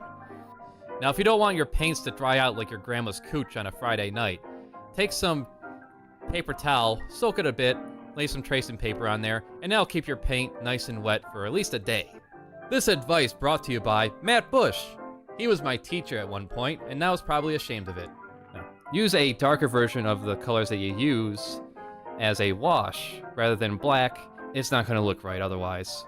And then just go back, edging in any other details before spraying it down with a preserve, preferably something that's matte finish, unless you want everything to be shiny like a diamond dug up from an African slave diamond mine. There's one fella likes to pet, and every evening we get there. I stalk it every chance I get. It's Michael's Street.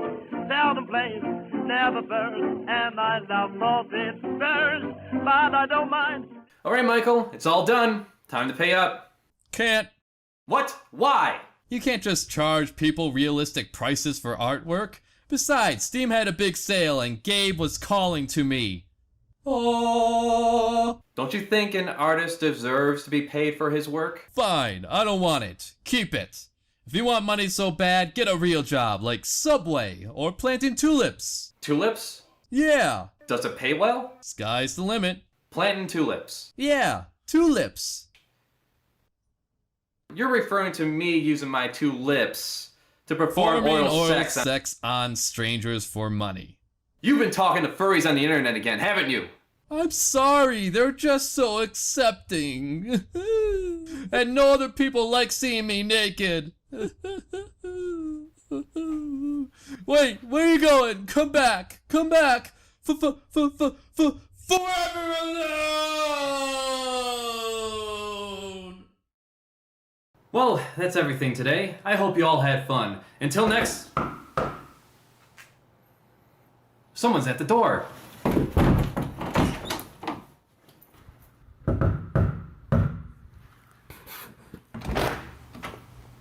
Oh, hey, Mr. McFeely. What do you got for me? Speedy delivery. Oh! Oh! Oh, God! Oh, God! Oh, fuck! Oh, why? Why? Well, got a package in the mail. Wonder who it's from.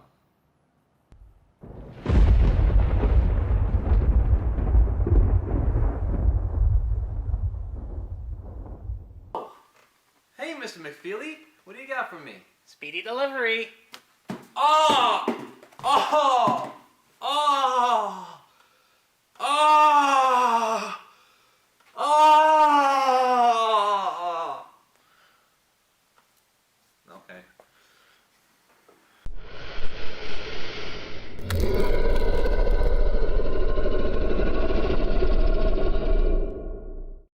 AT&T Uverse can eat shit and die.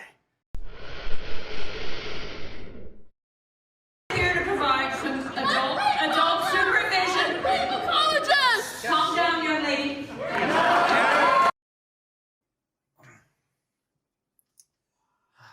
Hello, everybody. I'm CraftyAndy, and this is Crafty Arts, where I art. Yes, and well, you're probably wondering why there's a sudden purge of the wall behind me. Well, there is a simple explanation for that, but I ain't telling you fucks. Let's go do some art. Again, baby, please want my wiener. Oh, want my wiener. So today we're going to do a portrait to embody the modern day feminist movement.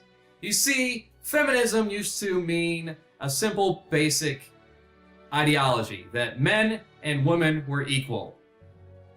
Today, though, feminism means safe spaces. You need to get out. No, I don't. You need to get out. I actually don't. All right. Trigger words: white and straight guilt, and scam artists. So before we go into this, I'm gonna mansplain my way over to my neighbor's house, shit on the floor, and then rape the woman inside. Because the rape elders approved it, they okayed it, they stamped their approval right over it. They said I can go do that because rape culture is a real thing. We all know this. So I'm gonna go off and do that right now real quick. Be right back.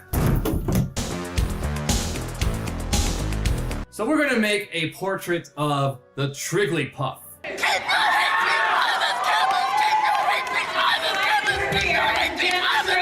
Yes, the new face of feminism, Trigglypuff.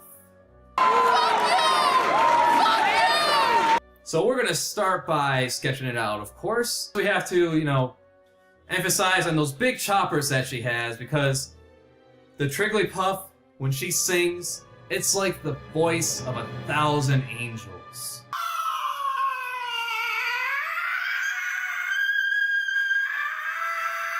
Oh, yes. Oh. What sweet music she makes. And then you gotta swirl that curl. Swirl that curl. Swirl that fucking goddamn curl. Now we're gonna move on to those KFC-like chicken wing arms. Yeah, KFC, greasy, deadly goodness. Chicken tonight, everybody will be eating all the chicken tonight. Everybody will be eating all the chicken tonight. So to color this in, I'm using Prismacolor markers. Prismacolor markers are very expensive. They're about $4 a pop. If you can't afford them, then you're just fucked. I can't help you. Just use crayons or something if you want to make your own Trigglypuff. When I was done walking the streets and beating every woman that I see, because the X-Men Apocalypse Now poster told me to, I took this over to Photoshop and gave it a nice little background to make it a little more iconic. Nope. Nope. There you have it. Yes. Perfect. Perfect Trigglypuff. Every feminist should take this and put it up in their walls and outside their houses so that everyone can know what kind of people that they really are. So I hope you like this. Like, comment, subscribe, share it with all your friends and family, especially some femtar that you know of. So until next time, I'm CraftyAndy. Good night! Oh yes.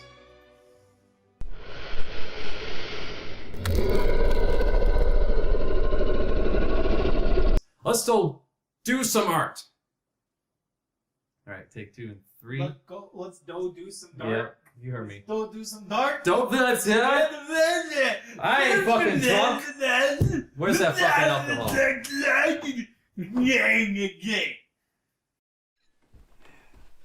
Human child depraved and vile, in your smile a terrible. What's that sound?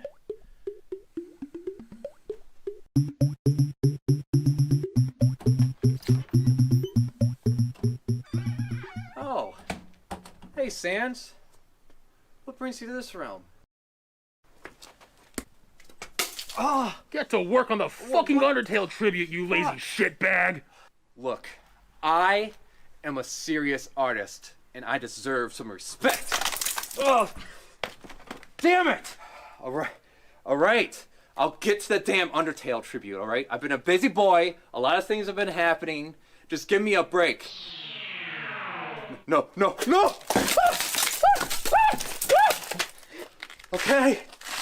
Okay. All right. Show me some mercy.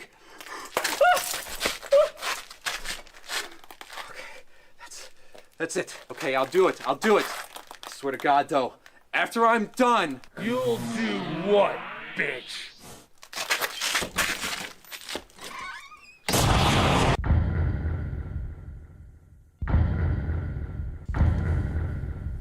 Alright. Undertale. In a world full of $100 million shovelware that has the audacity to ask you for more money after buying the damn game. $100 membership! A collection of gray, faceless military shooters and floundering Kickstarter campaigns. Oh, hey. I didn't see you there. Please don't. Okay. We have a quiet little game that inspired an entire fan base. Music, artwork, and Rule 34 galore.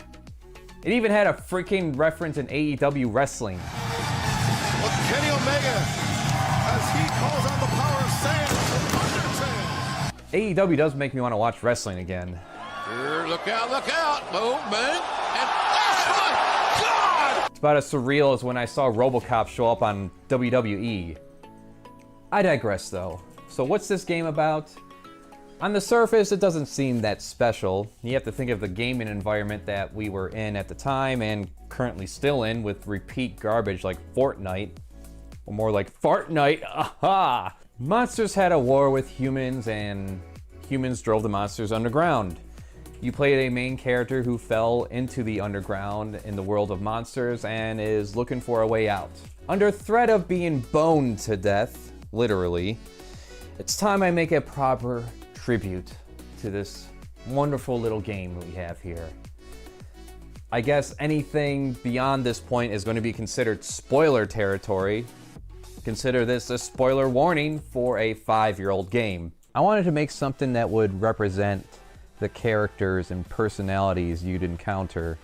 So many movie and game posters are just damn boring to look at, or just completely lazy. Through multiple playthroughs, it has been a breath of fresh air, even when considering the genre it's related to. Undertale remembers you, the characters remember you, some more than others. It keeps itself relatively short compared to most RPGs, not having you do a bunch of grinding or busy work to pad out the main quest. In a world of video games that indulge in microtransactions, it's gems like these that appeal to me more for the creative integrity behind them. There are no shareholders to please, no deadlines to make other than your own, aside from promises you made to your Kickstarter supporters. Did White Dragon get funded, by the way? Can we see Jason David Frank kick some ass, like in the good old days? White Dragon!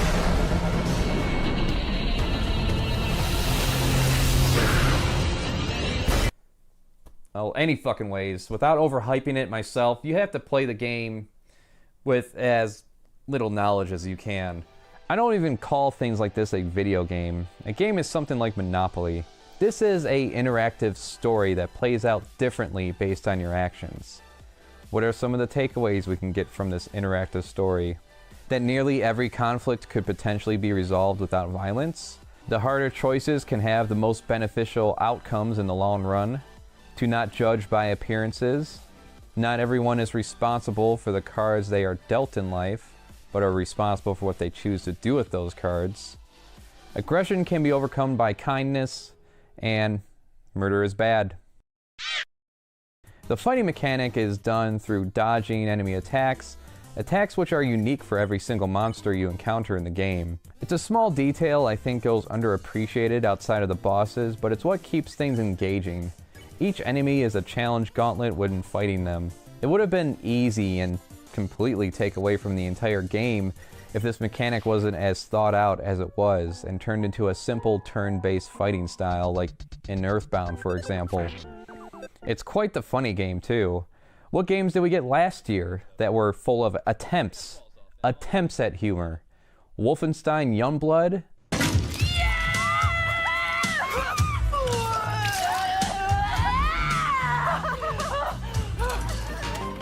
Didn't we just see this one? Yeah. Hell yeah, dude! Borderlands 3? It's stealth time!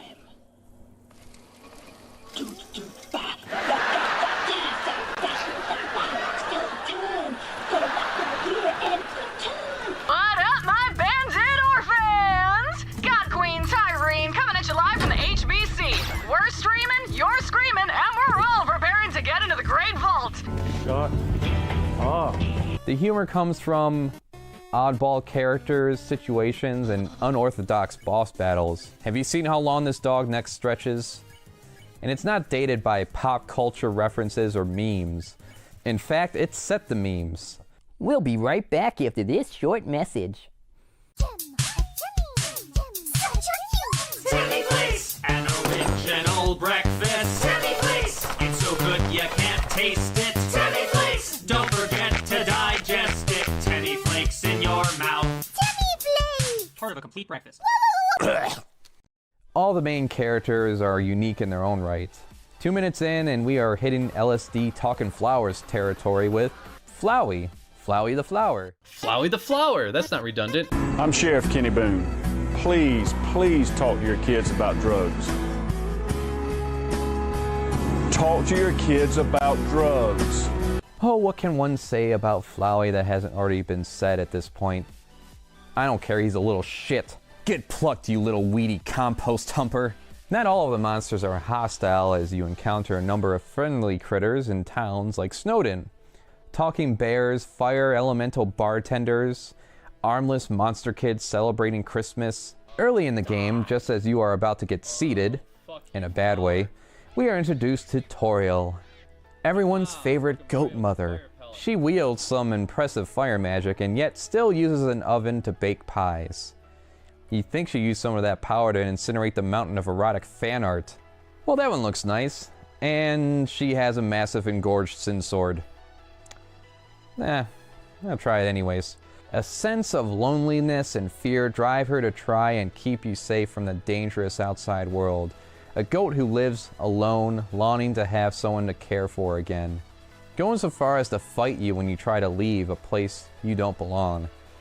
I know it wouldn't make for a story, but why is it when a main character is placed in a fantastical, magical world better than the real world, they always want to leave?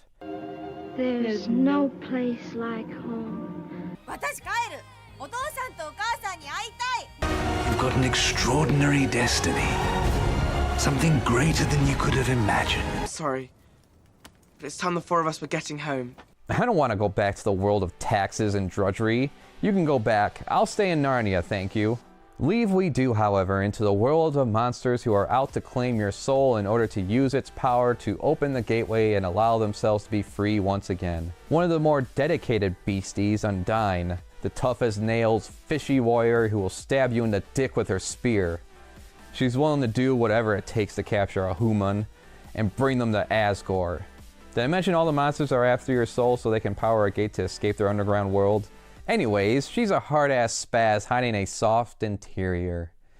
Kill 'em with kindness, as they say. I get it. You think that I'm going to be friends with you, huh? Right? Never. Really? How delightful! I accept. Alphys, a nerdy, shy, weeaboo scientist with a case of fishy love.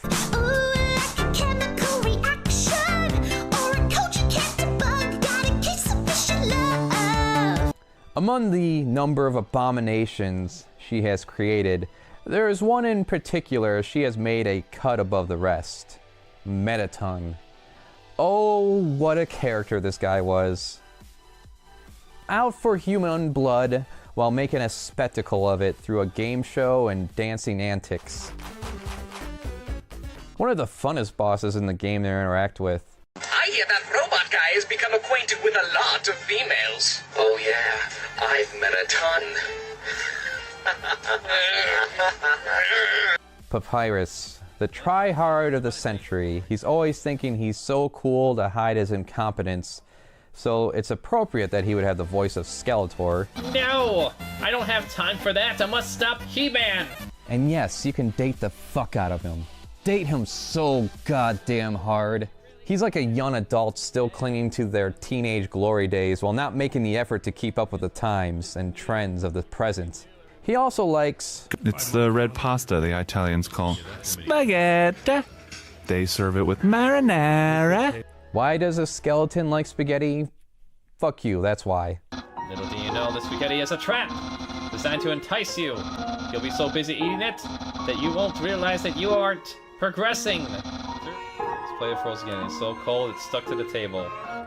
The brother Sans, laid back, full of puns, and keeps a unassuming presence. Oh, he may be humble, but lurking behind him is a massive power, which is having one of the most awesome theme songs to ever grace the fragile ears of our human bodies.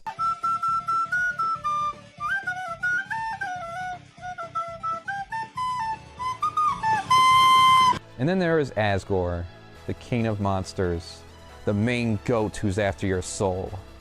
He is a very kind, soft-spoken child murderer. Seriously, he has a basement with child-sized coffins in there. Engraved on it. Crafty. What? It's empty. What?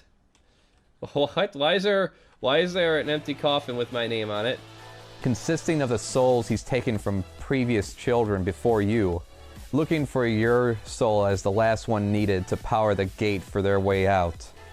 Now, out of all the characters, really, Asgore is the hardest to show mercy to. Yeah, Flowey may be cruel and looking to cause pain for fun. A selfish opportunist, but even he didn't have a body count yet to speak of compared to Asgore. Everyone's favorite goat daddy child murderer, I guess. This interactive story is a testament to the indie game scene.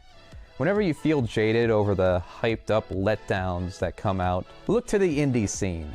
Here we have a game with no extra fees to pay, no excessive grind, characters with a range of personalities that people can relate to.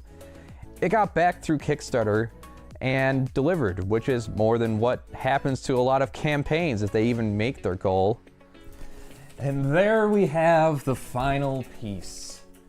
Now, if you were a patron, you got to see episodes like this early. Next time we're at the dark side of the fandom. I also got a preacher named Greg who's going to do a playthrough of the game, as well as another video explaining the backstory behind the making of this and what I went through to get it done.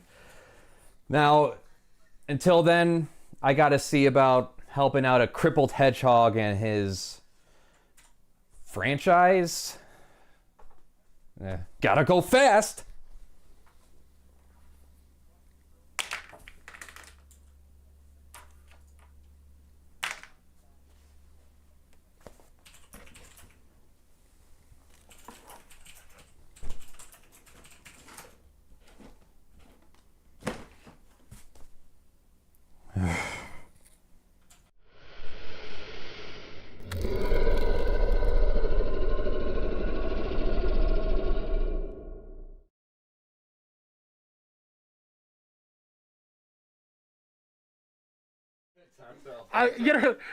This is so weird for me. Alright, let's good, bro. Put the bottle down. Make sure Tonto can put it down without dropping it, hun. There we go. I just need a shot of him just standing there looking cool. Let me know when you start, because I'm going to do like a head thing. Yeah. Perfect. Perfect stand. Perfect cosplay. Excellent. 100%.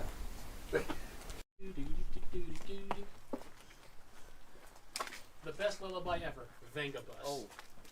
Oh, vibing, getting As much down. as I want it to hit me in the forehead, I'm give about 10 seconds. Okay, bottle scene 1. And 3, 2.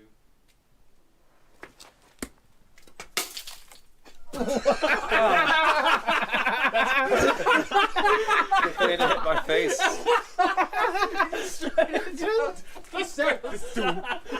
I've seen that happen a lot. Just like a. You want it? Okay, let's cut. I want to get that. Let's do it again. I just like quickly kind of run up and smack you, but. Well, if I get close up to Andy right there, you could do it. I want kind of around this area. That way we can play it safe. Can I destroy a bottle real quick to see? No. Okay. No. I wanted to make more, but I didn't have time. So like, alright, We're rolling already. For real now. So final scene in 3, 2, 1. And remember, after we're done throwing, I'm sorry. Andy, you have 2% battery life left. No!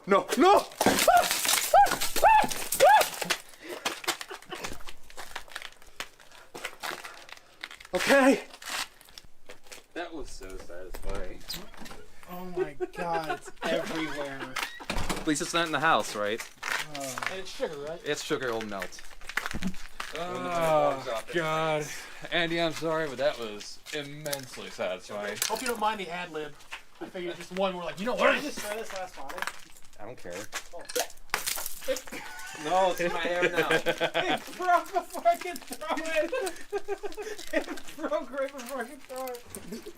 Is the paint edible? Actually, go ahead. Record this mess. Is the paint edible? It is edible, technically. It's not. There's no chemicals or anything. It's not painted. It was clear. Yeah, it was clear. Look at all the fucking mess we made. Look at this shit. Oh my And god. of course, you know, after filming. It's also going to be stuff for your shoes, so congratulations. What staff after successful film on I need the sound of the box. That's all. Okay. Alright. Guys, real quick, we complete silence because it's going to pick this up. Alright, and...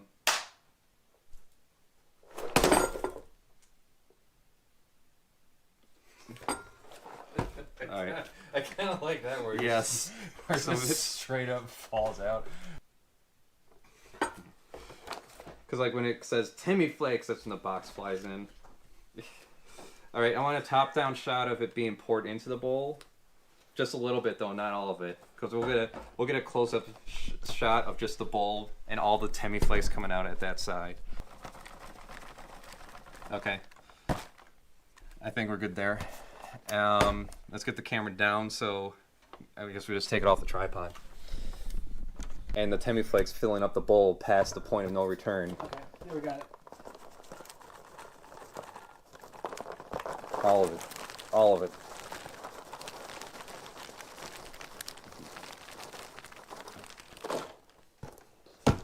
How does that look? Amazing. Does it? Amazing mean absolutely stupid. Yeah, I got the perfect angle for that. That's like the perfect fucking angle. If by amazing All right, mean absolutely fucking stupid, yes. Top down shot because of the don't forget the digested part. Let me just make sure we're getting all the shots I want, because I don't want to go back and realize we forgot one, because that would be a pain in my fucking ass. Okay, we have only... Okay, right there. Okay. Please move because my arm. Oh, jeez. It's a great workout, but you know. Oh God. All right. Might work on the tripod. Oh, that's too high. I gotta pick some small pieces out.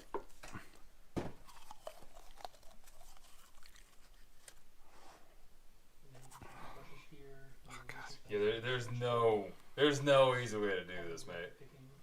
You have to put that in your mouth first and swish. This can be for opacity, that's for size. And your fingers will not interact with the actual drawing. Recording? Your fingers Yeah, action. Alright. That's terrible. That was disgusting.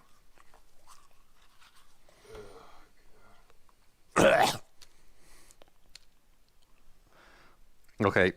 Yeah, let's. This smells disgusting. Okay, are we done recording? Yeah.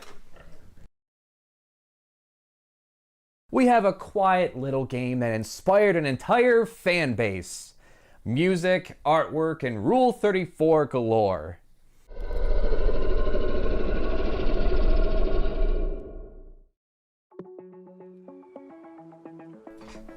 Hello, CraftyAndy here, and this is Crafty Arts, where we art.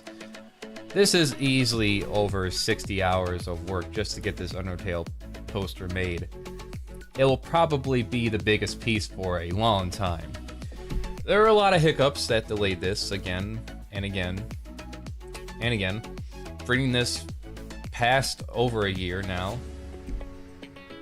I actually had this planned out years before when I was working the dead-end job back in the day. I was thinking I could get this finished by July of last year.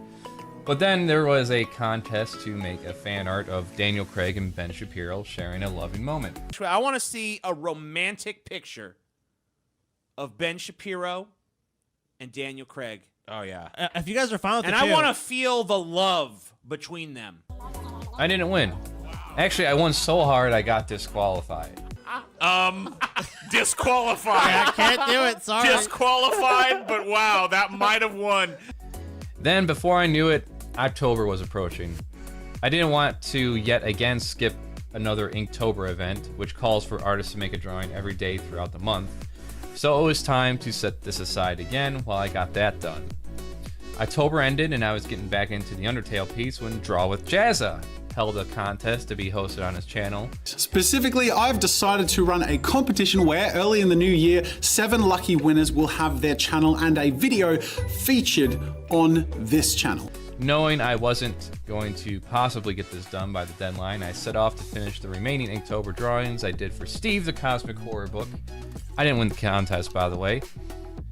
Right as I got that done, yet another art contest was being held by Oddworld Inhabitants in relation to Stranger's Wrath being released on the Switch. To design your own living weapon. My entry didn't win. Deservingly for sure, congrats to this guy. Or gal. There were also trips, holiday family get-togethers that continue to put the delay on this thing, let alone getting footage filmed for the skits of the Crafty Arts episode. And then we had to move this year to a new place. You're wondering why there's all these plywoods under over here underneath the sink, and so I unscrewed them, and yeah, the entire cabinet just disintegrated at one point. And like, this is their fix. Just build right on top of it. Go into a new house, you discover your sink has sunk. You know what time it is? It's hammer time.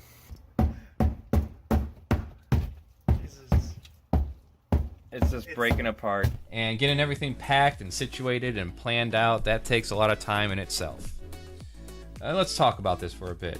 I recently played through Deltarune Chapter 1, which is over 2 years ago now when it came out, I guess.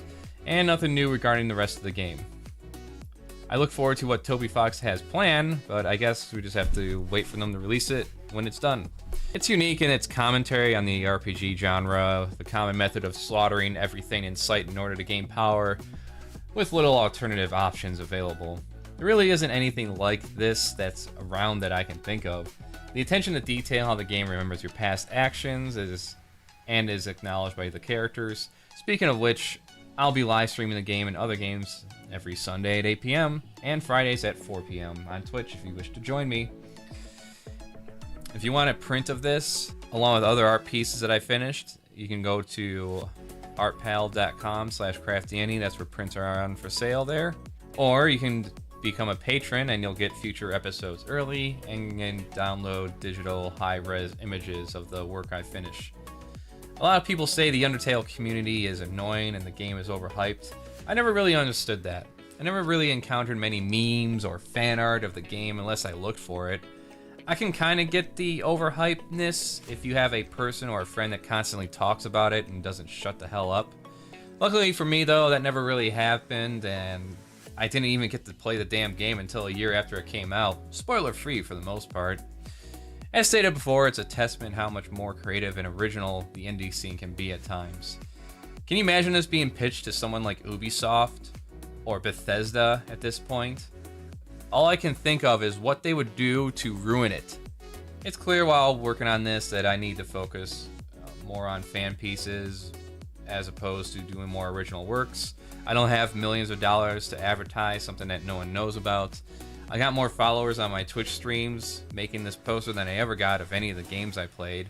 I mean, come on, no one's interested in watching me play Realms of the Haunting, released in 1997? Well, looking for this? Come on! I'm sure right now the coronavirus and the protests happening around the world are more popular than the next series of videos I post, but unlike Hollywood, I'm not going to delay any further. The show must go on, and plus if you're watching this, then you're in your home, on your computer, away from people. Yay, I did a good thing, right? Anyways, check out the episode we did that involved a number of our friends. A preacher named Greg will be doing a playthrough of the game in the name of thy Lord and Savior, Sundays at 8 p.m., as well as a video going into the more dark side of fan works. Patrons get this all early. In fact, they probably already have it right now, along with high-res prints and the finished pieces available on the ArtPal store to order if you wish. I've been doing a lot of internal debating and getting advice where I can get it, and I've come to the conclusion that in order to keep this channel busy and growing while doing what I enjoy the most and not stretching myself thin right off the bat, I'm going to strive to consistently upload at least once a week, every Monday at 10 a.m. So while I get bigger projects done, expect discussions on various topics, and if you're watching and have your own ideas of what we can talk about, let me know. A lot of things are happening between cops murdering people and other people getting sick from viruses. My world's on fire, how about yours? So maybe we can just start by addressing that, or just talk about movies, comics, video games, and life. Anyways, other episodes on the way. We got Siren Head, a piece about bullying, a piece about all the struggles we went through in life recently, and the next big project will be Sonic the motherfucking Hedgehog. So yes, tell your family, tell your friends, tell everybody. I'll be here streaming every Monday through Thursday, 4 p.m. for artwork and videos, and then Friday, 4 p.m. will be gaming, along with Sunday at 8 p.m. So there's everything laid out for you. No excuse. Subscribe, like, and share. Bye. Bye. We have a quiet little game that inspired an entire fan base. Music, artwork, and Rule 34 galore.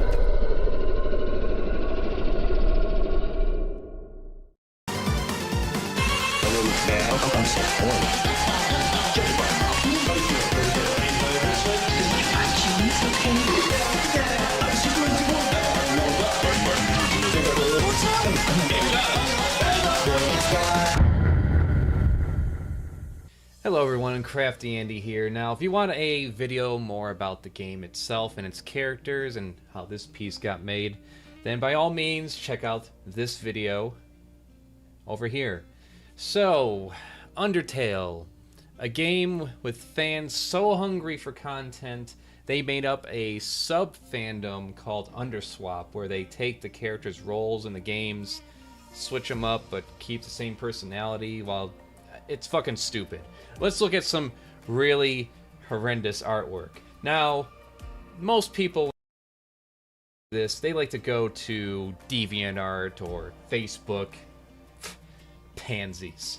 No, we're going to go to the deep, dark web for some ugly shit. That's what we're doing here today. Don't get me wrong, though. I look at crude drawings like this, and it's hilarious to me. The fact that it's fetish-based tells me that the person who drew this was either 12 or 45. But we need something juicier. Something a little more repulsive. The worst of the worst. Or best, depending on who you talk to. I don't give a fuck. When I was 15, with the few friends that I had, we used to go on a file sharing program called Kazaa. And I saw all kinds of horrendous shit.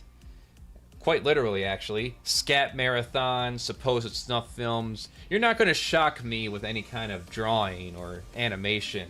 But I know there's plenty of stuff out there that's going to be shocking the people watching this. Well, happy anniversary, Undertale.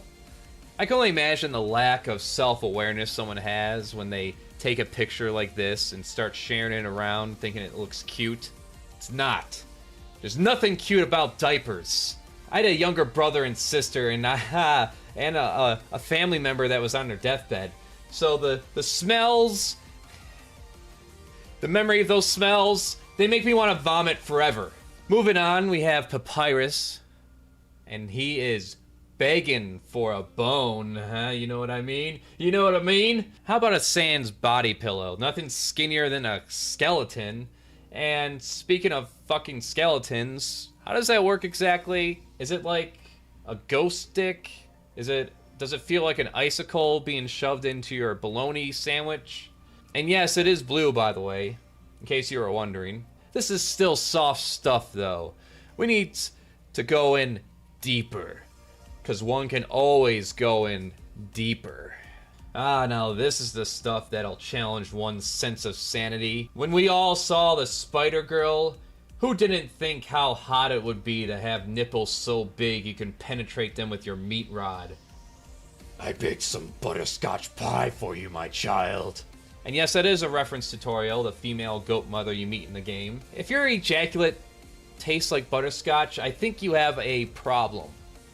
Or a solution. I mean, this is amazing. It's so veiny and well-shaped and gross looking. I wish I could show you the whole damn thing. Probably that would be more suited for Pornhub? Did I put my show on there? Yeah. Just gotta figure out how to get paid on there, I guess. I don't know.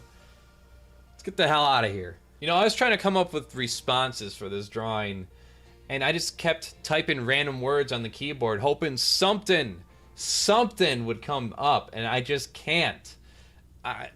You look at this, and you know these person's bones are not attached anymore.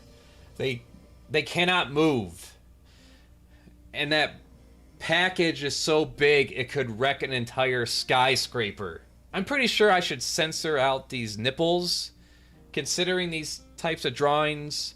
As far as we know, these nipples could be dicks, ready to plant their seeds into some unsuspecting passerby. Poo, pee, pee, penis and vagina. Women with dicks and weak men with vaginas. So fucking delicate like mommy's fine china. But I think I found the granddaddy of them all.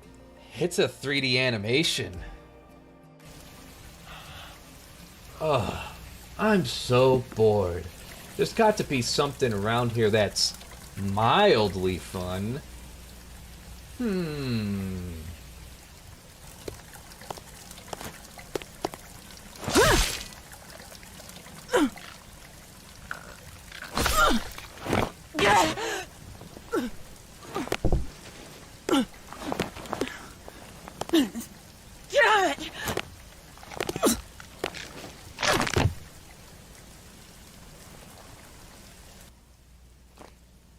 I can't show you what's happening right now. Have you ever seen the movie Full Metal Jacket? And the drill instructor says that line, I will gouge out your eyeballs and skull fuck you! That's what's going on right now. Considering how well this is animated, it's a high probability that he gets contracted out to do more wholesome animations. Just think, he's got things like this as a side project. All the meanwhile, he's working on the latest Pixar film that you and your family and kids are enjoying. Just a little comforting thought, don't you think? And then you gotta burn down the house because, you know, evidence. I guess he's off to break the news to Alfies. Get it? Break the news? Haha, yeah. Alright, let's lighten up the mood with some cosplay, okay? We'll get out of the deep dark regions. Let's find some horrible looking cosplay. What the fuck is that? Get that the fuck out of here. That doesn't belong here. Ah, now there we go. Yeah, just cover yourself in blue paint and you're undying. Simple as that. Either that or you one of the blue people from Avatar. The Na'vi? Yeah, remember when that was a thing? The Na'vi? When is Avatar 22 coming out? I don't know. And that's okay. You know, it's okay not to know. Alright, so here we have a self-proclaimed bad cosplay of Sans. Worst Sans costume ever. Listen, my child. You are selling yourself way too high. You gotta put those sights far, far lower. Ah, there we go. Yes. Oh, yes. That's more like it. Hey, baby. You want to have a bad time with me? Yeah, I'm Sans the Skeleton. Want to get a taste of my blue ghost dick? I could send out some of those ghost babies into you. Ha ha ha ha. Oh, god damn it. What's with these good cosplays? Get them the fuck out of here. Oh, honey. You're so lucky you're still a child. Unless your parents made this for you, in which case, holy shit, what the fuck is that? That's just foam vomit. But we're not going to dwell on this too long. Let's move on. You know, it was really hard to find a decent, terrible Metaton costume when I was looking it up for about, I don't know, 10 minutes or so. So let's end on what Alphys would look like if she was hit with a sledgehammer. If you just saw this, not knowing anything about Undertale, would you even be able to conceive what this could possibly be other than a creature that is begging for the sweet release of death? But that's all we have time for today. So get ready because there's more on the way. Not this stuff. No, we're doing a Let's Play of Undertale 8 p.m. on Sunday at CraftyAndy IGMTM on Twitch.tv. A preacher named Greg is going to be doing the genocide run. It's going to be great. It's going to be bringing the name of the good Lord to the masses. And also check out some other videos that are in the playlist here. If you don't like this, then stick around. Maybe you'll like the next one. I also got a Patreon if you want to get episodes like this early, including high-res artwork of things I do like this. More is on the way. Sonic the Hedgehog is the next episode. Bye. We have a quiet little game that inspired an entire fan base. Music, artwork, and Rule 34 galore.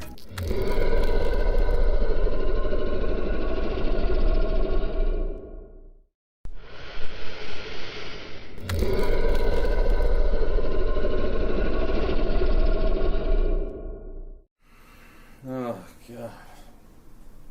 How many times I have to do this shit? Oh, hey, didn't see you there. CraftyAndy here, and this is Crafty Arts, where I art. Now, today, we are doing a big tribute to the Nostalgia Critic and crew. It's going to be a wonderful, wonderful big poster. I'm looking forward to it. You should be looking forward to it, too. Now, like always, I did message the Nostalgia Critic to come on the show here. Messaged him a few times. Well, maybe 10 times, 50 times. But I'm pretty sure he would not want to pass up the opportunity to come on a growing show like mine that's just pouring in the views and subs.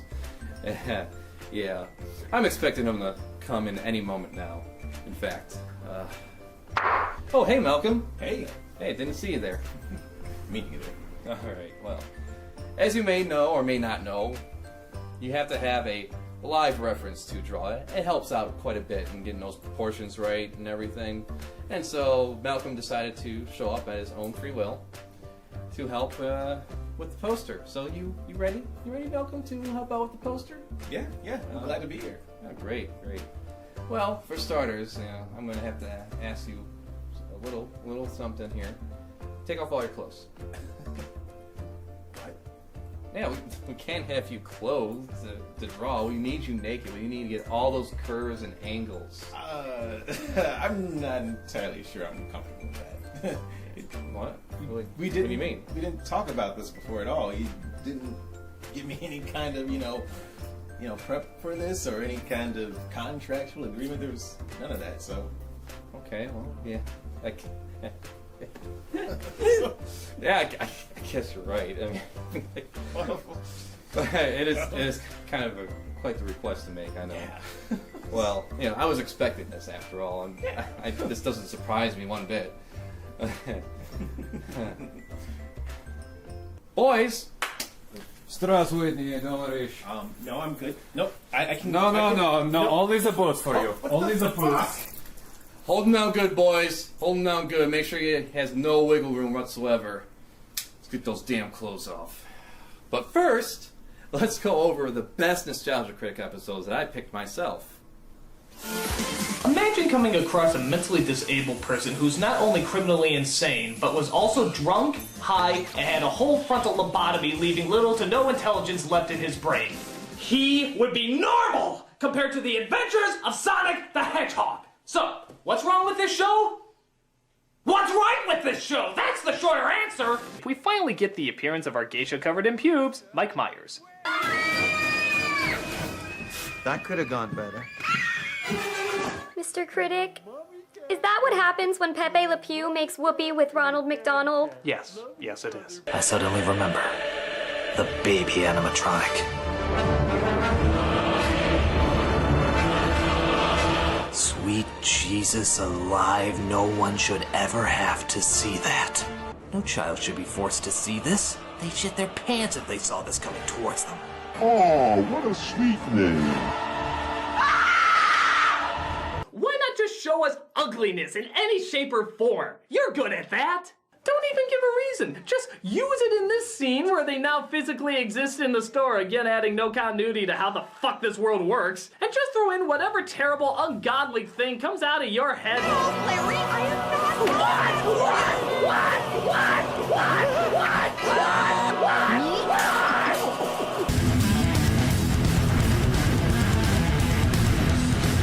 What the hell is that? Oh, that's weird-ass guitar guy. No, who is he? Where does he come from? Why does he have a blindfold on? I don't know. And because he has so much testosterone that his eyes shoot shark-shaped explosions.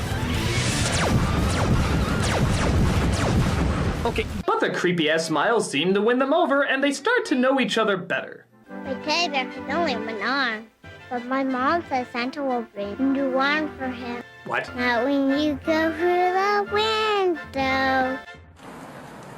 What the hell did you just say?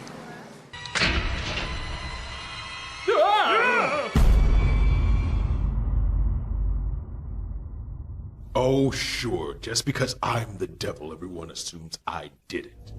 How do I know neither of you did it? Nostalgia Critic, you hate the Power Rangers. Yeah, but not enough to kill a cast member.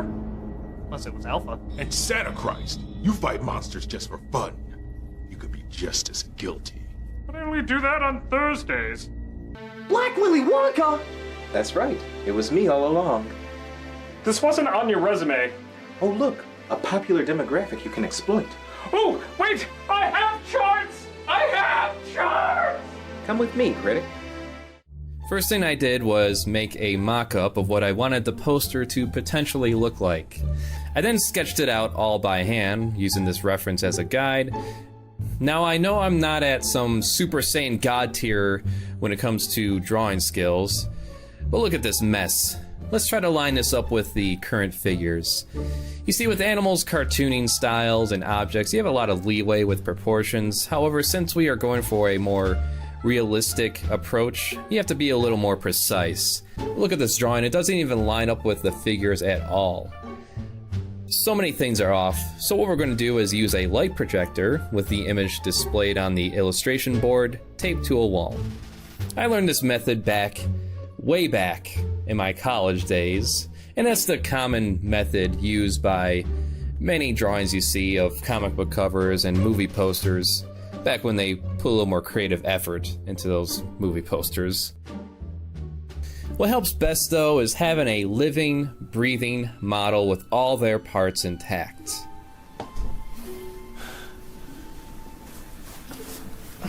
Malcolm.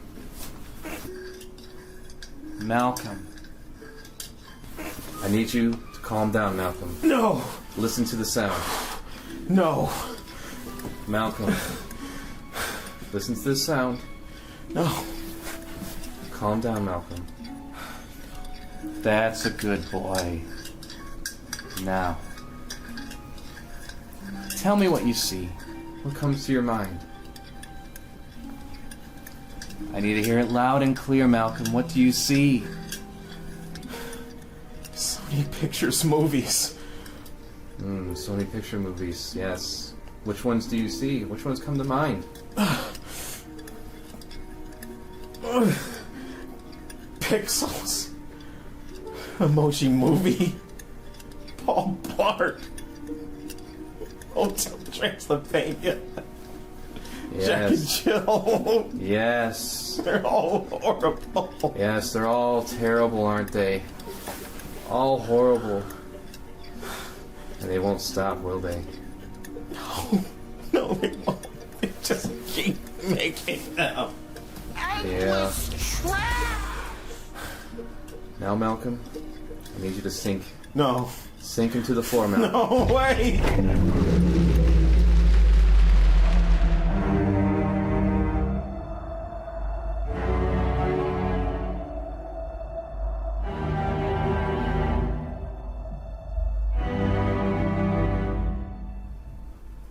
Now that we took care of Malcolm, we can actually start the drawing. Now that we have the sketch complete, the first process is to use the black gesso paint to fill in, well, all the black areas. I prefer to outline the figures as well to give it more of a comic book style of drawing here, and let's admit it's within my own comfort level right now. Now let's mix the necessary colors. I prefer to use Liquitex acrylics to make these washes. Using these paint wells, preferably it should be 2/3 full of water, and just one big nice glob of paint will do the trick. You can continue to mix the paint within the well too if you need to adjust the colors. Next we just start layering it on. With this method you want to keep the brush lightly wet. If it's too wet it will leave water spots on the drawing. So you want to make one layer of color and then let it dry for at least 10 minutes before adding another layer. Or you could start lifting off the paint and the paper of the illustration board. So now it's just a matter of choosing the various colors and alternating between areas, allowing them the proper time to dry. The more layers you add, the darker the colors become. So for the main focus of the poster, I wanted to include our main reoccurring characters. We have Doug Walker as the nostalgia critic, of course, Malcolm who plays an array of characters, but most notably the devil. The undeniable evil that will destroy what's left of your souls. And Tamara, who has her own range of characters, but my favorite was always Aunt Despair. I guess that's a good point. Speaking of which, go get me some gin from the fridge. I'm gonna see how many shots it takes to forget your name. And of course we can't forget Santa Christ. He atoned for all our sins, but he also likes pancakes. He saved puppies from a fire, and he also likes pancakes. On the side film strip, I wanted to focus on other noteworthy moments of the show, like Malice, Black Willy Wonka, Devil Boner, Hyper Fangirl, Carrot Juice, and M. Night Shyamalan. Shyamalan? Just look at what I did to Mark Wahlberg in The Happening. What? No! Toxin? Talking to a plastic plant. Ah! But that's a critically acclaimed actor! He's mastered the art of talent bending. It's been interesting to see how this show evolved from just a guy commenting on movies to full-on productions with a cast and crew and a studio, making entertainment based on reviewing films or going so far as to recreate the films on the cheap for newer ones that are released. So many commentators that I've seen on the internet have come and gone, and others just stagnate. Whether you like them or hate them, one has to accept that Channel Awesome essentially knows how to keep it fresh. I remember discovering the website not too long after the Nostalgia Critic started. He was only around 12 episodes in at the time, which is funny because this is the 12th episode of my show. Now, after all this time has passed, they have over 413 episodes. I got a long way to go, and it's been a personal struggle to get to a point where I feel like I can do my own show, express my passion, and create entertainment for people. I plan on paying a lot of tributes to my inspirations this year. Nostalgia Critic, Angry Nerd, and yes, even the Spoony one. And with enough layers on and the color looking satisfactory to me, final step is to just add a little bit of highlighting with the colored pencils. You want to make sure your paint is completely dry. Otherwise, these pencils tend to turn green and it turns into a mess. I've seen it happen. Don't let it happen to you. And that pretty much wraps everything up here. Well, 400 more episodes to go. Well, that looks amazing. I think it's some of my best work. Wouldn't you agree, Malcolm? Oh, Malcolm, he's such a riot. Well, if you like this, share with all your friends, subscribe, and all that nonsense. This is CraftyAndy, and I'll see you later. I'm gonna get blackout drunk and probably puke. Hello, CraftyAndy here. Thank you for watching. I want to thank Malcolm for showing up and doing this with me. This ridiculous skit. And, of course, Tonto, Max, and my husband's for helping out filming. And everything else. Of course, there's a Patreon if you want to help support me in any way. And I'm looking forward to the next episode, which is going to be... What happened? What happened? Why? What happened to the lights? Get him!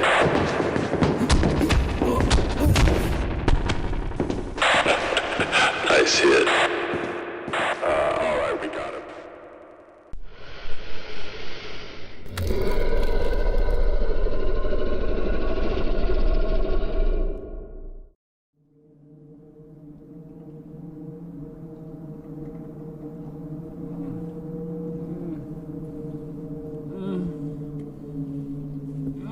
Jimmy Griffith. Jim.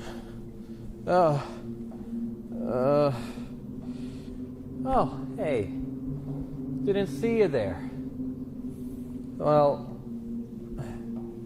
I'm CraftyAndy. This is Crafty Arts, where I art. And I was chosen, so to speak, to do a fan piece for Ozfock. He's a nice bear from a YouTube channel called Odd Stories for Odd Children.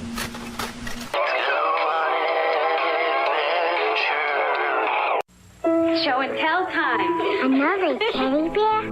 This thing I found in an alleyway. Smells really bad, drinks, curses. Oh, this is such horse. Is there a bus schedule around here? Are there any prostitutes? Willy Wonky! That's me! You don't look so good. That's what my psychiatrist tells me. Rufus? No, that is a priceless heirloom. You get away from that. Rufus!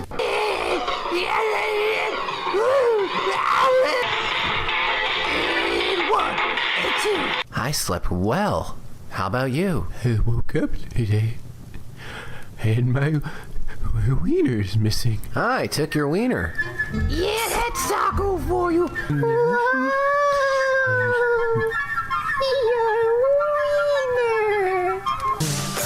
I feel triggered. Well then, you.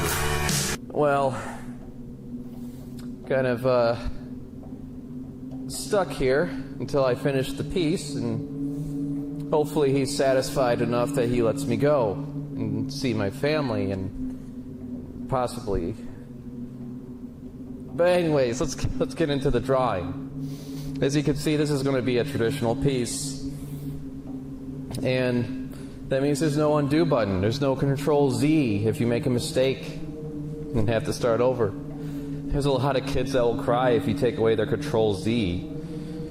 But anyways, we're gonna do this. I'm gonna explain it, what I've been doing here, and we're gonna use these acrylic washes that I've made. That's using 2/3 water, 1/3 paint. You always mix more paint into it. It's not that way. It's nice and thick. You make. I imagine his cape would be a nice, dark, sinister red, and those eyes, those piercing eyes, they're gonna be red. They're gonna be so bright red. As he summons his spells, and we're going to make the background lots of green, just different various shades of green. And overall, I think that's going to take care of what we have for today. Final touches, though, because there's lots of fur involved, I'm going to be using colored pencil to bring out the fur. You know, give or take a few hours and starvation scares, and you have it. I'm pretty sure he's going to be satisfied with it. At least I hope so.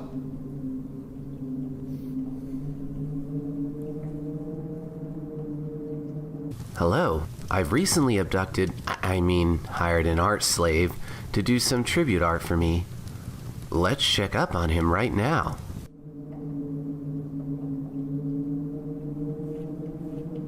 CraftyAndy.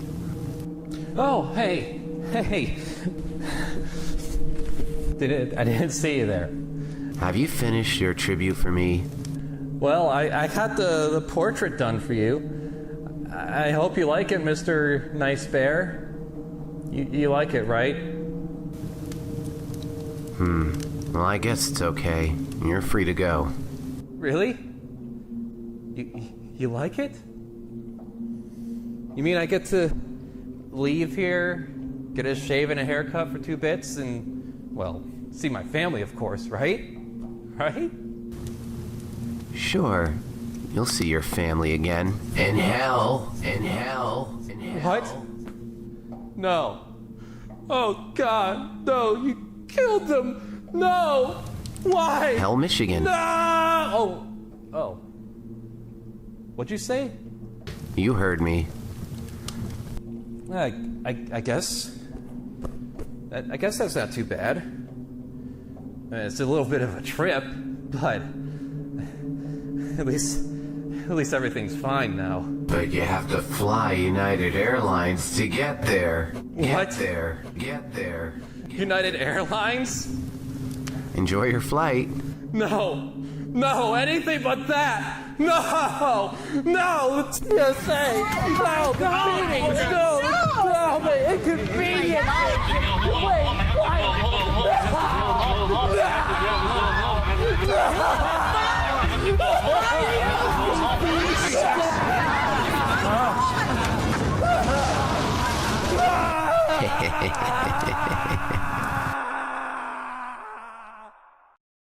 Hey, paisanos. If you're watching this early, thanks for being a patron. I'm already working on the next project. It involves spaghetti and genocide. Can I have a minute? Can I have a minute? What? Can I have a minute? No. I need a minute. Where was I? What was I doing? I was talking about something. You can watch more, and there's other videos you can check out, and all that other nonsense. It's gonna be fantastic. You voted on it. You're gonna have to deal with it. It's Undertale. Fuck off. Hello everyone, CraftyAndy here from the Crafty Arts channel. Now today we're going to go over a quick lesson on how to draw an owl. So first, to open up our sketchbook, you're gonna wanna draw a circle. And then draw the rest of the fucking owl. That's it. Any questions? No? I didn't think so. Now if you excuse me, I wanna make this a good morning.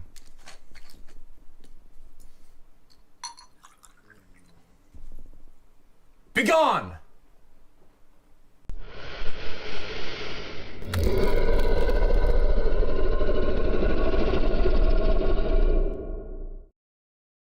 $150 to whoever draws me the most not sexual.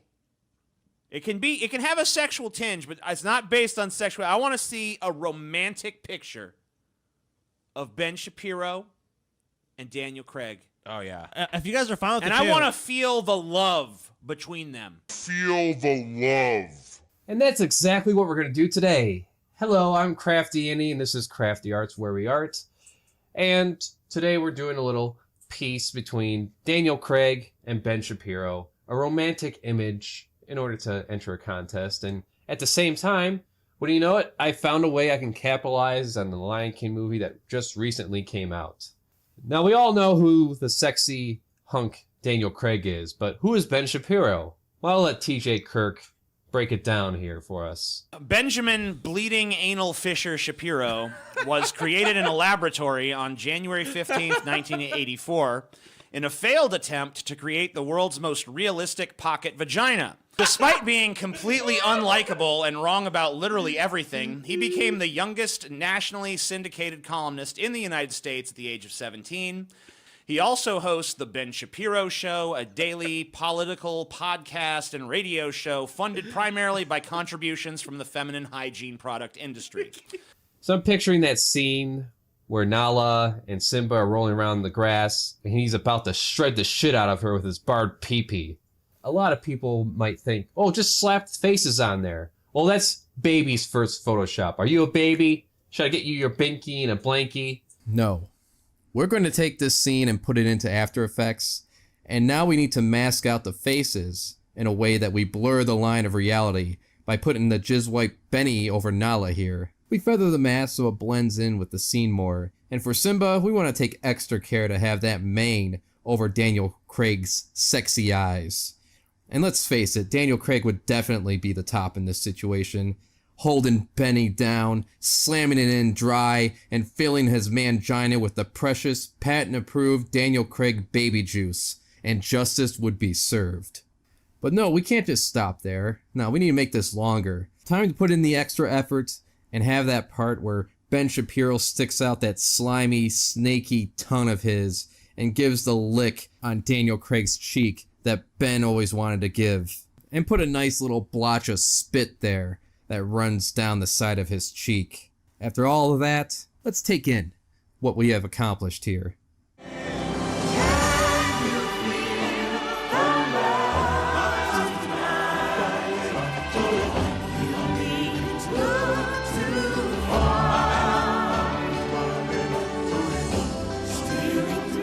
Oh, but I almost forgot one thing.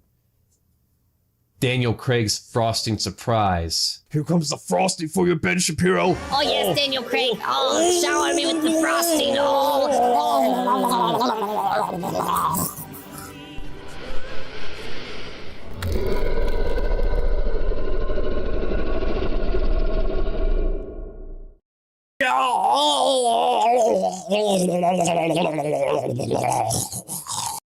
This is a fun one. Damn,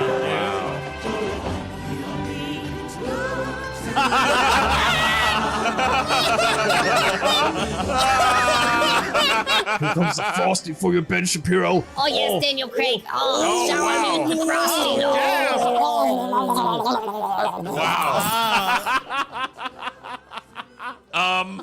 Disqualified. I can't do it. Sorry. Disqualified, but wow, that might have won.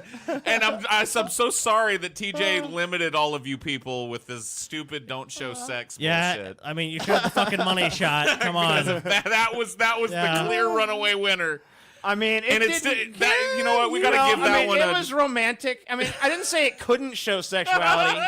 I just said it couldn't focus on it, you know? And this obviously... it is. I mean, that's a nut flying onto his face. That's. I don't know. I'm not. That's called the money shot. I in am not porn, disqualifying it personally. All right. Well, that's fine, TJ. Oh, and this one, for. Hey, start struggling as much as you can, Malcolm. Action.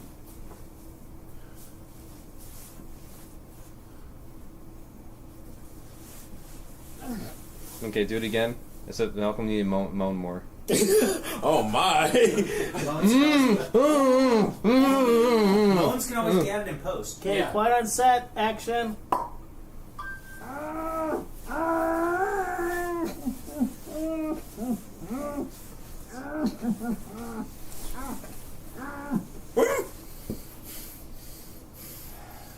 Have you seen my vlog, Malcolm? It's TSL. Yeah, it is. Made it myself. Isn't it a beauty? Now, Malcolm, I know we got off on the wrong foot here, but I just need your body, okay? I need you to agree to this. I need you to agree to this, Malcolm, okay? I need your body. Just need your body. I want to draw you, Malcolm. I want to draw you. I want to draw you so good. Just draw my blood. Just let it end. No, Malcolm, I need your body. I need your body. You just sit there. Just sit there and relax, okay? Sit there and relax. There won't be any relaxing.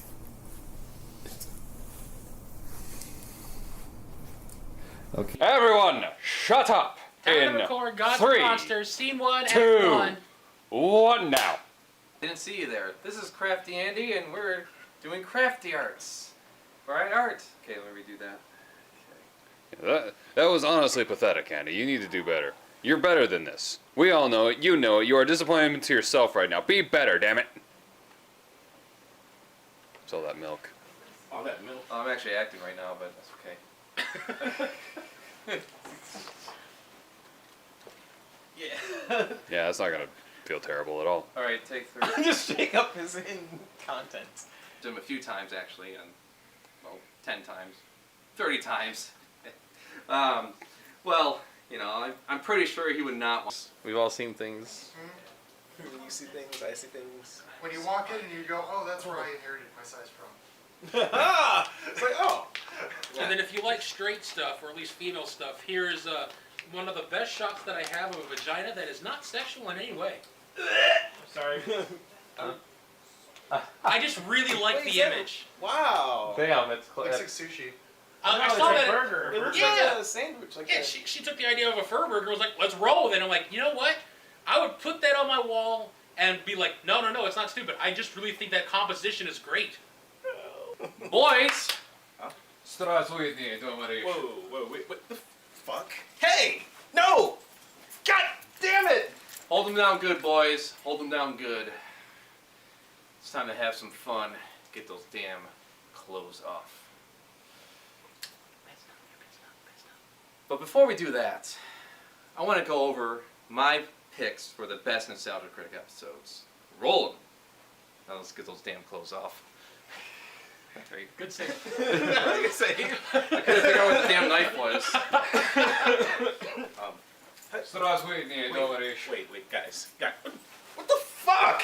Ah! Hold them down good, boys. Hold them down good. Now, we're going to have some fun. But first, let's go over my best picks for the best Nostalgia Critic episodes. What the fuck? What? Hold them down good, boys. Hold them down good, boys. Now, it's time to have some fun. That was awesome. Oh shit! There was one. I forgot the last part. Fuck. All right, we'll do that again. Sure. But nonetheless, doing a wonderful tribute to a very big fuck you. Very big fuck you. Yellow. I heard the You won't believe what he said. Boys. No, I'm good. Nope, I can. No, only the boots for you. Only the boots. Hold them down good, boys. Hold them down good. Make sure it has no wiggle room whatsoever. Let's get those damn clothes off. But first, let's go over the best Nostalgia Critic episodes that I picked myself. That's perfect. Nice. Yay. I like the Russian. Just that's the one.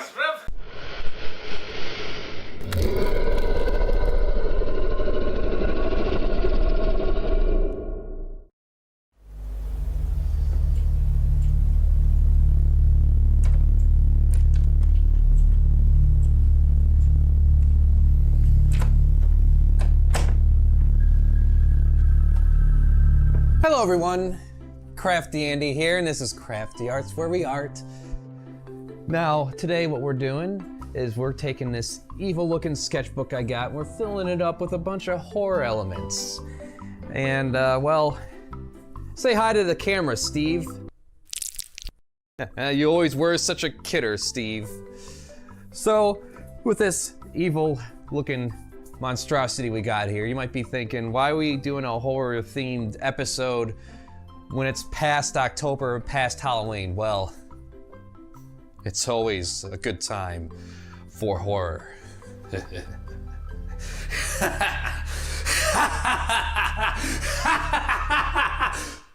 Sorry.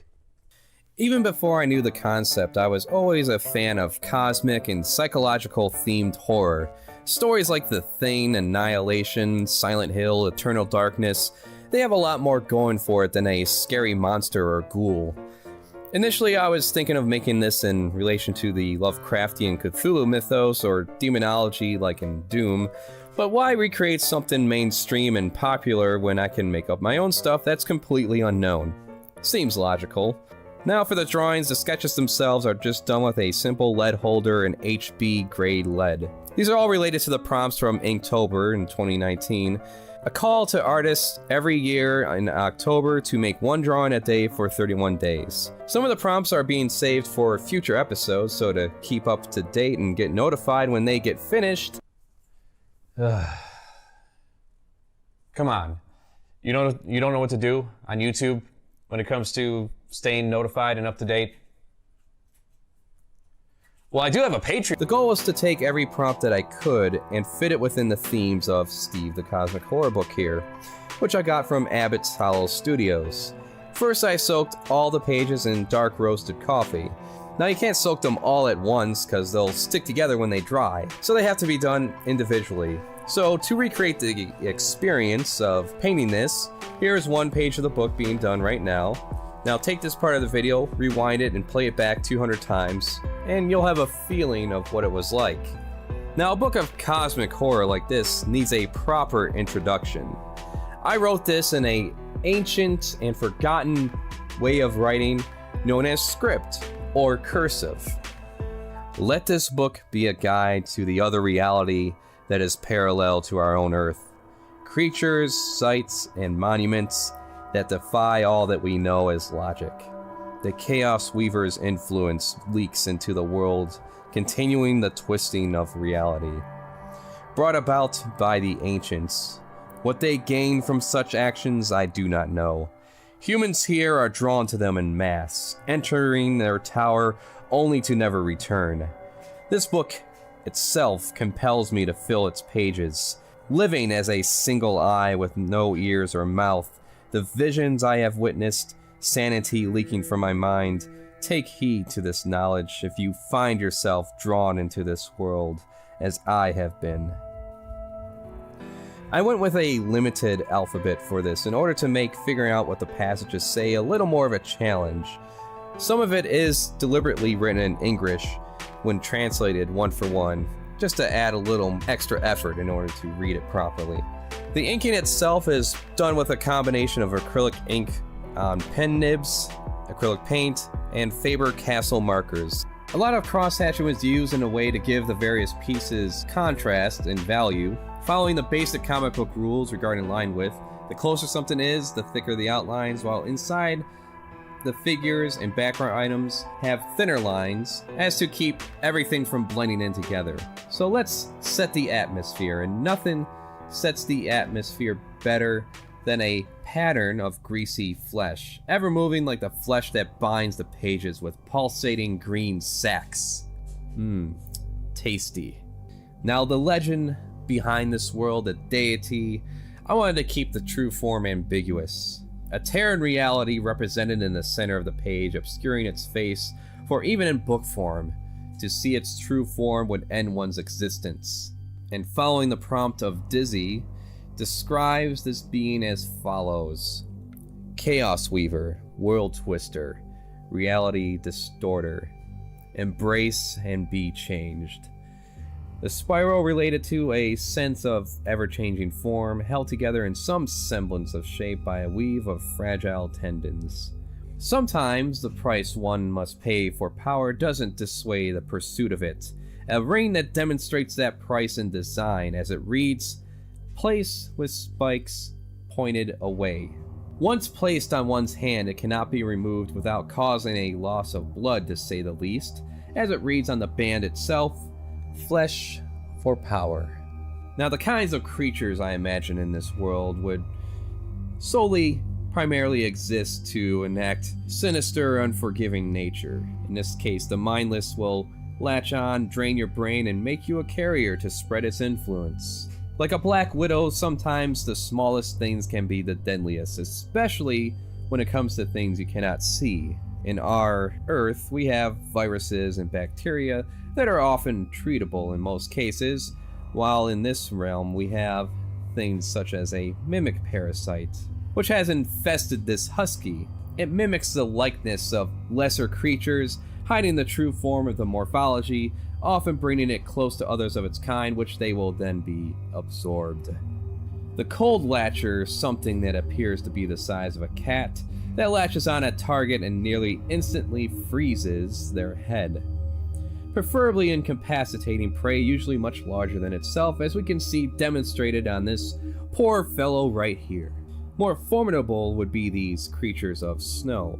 Beings that are tormented by the cold, and let's try to keep things wholesome here, we'll say that they want to feel the warmth. Think of them as poor, furless animals that are just looking to get a warm coat off of someone. Yeah, we'll go with that. Even the plants can be something to fear.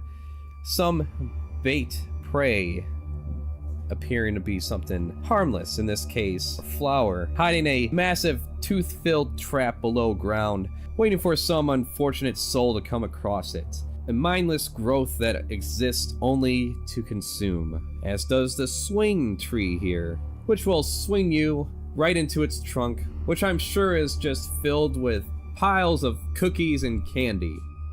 Yeah, I know, I was stretching it when it came to this prompt. Give me a break, alright? They will twist frail minds. To gaze upon them is to turn feral. A native of this world, very intelligent to the point it will only speak to others of its kind through telepathy, and for the rest, they will lose their minds gazing into their eyes. Why their face is left completely blank in this depiction. Man, this is getting kind of dark. We need to lighten up the mood here a little bit. How about a dragon? Dragons can be cute. Look at this guy with those giant horns and empty eyes. And it looks like there's a little friend he made down there. I think we have a pair of brothers gazing upon each other, ready to soul bond.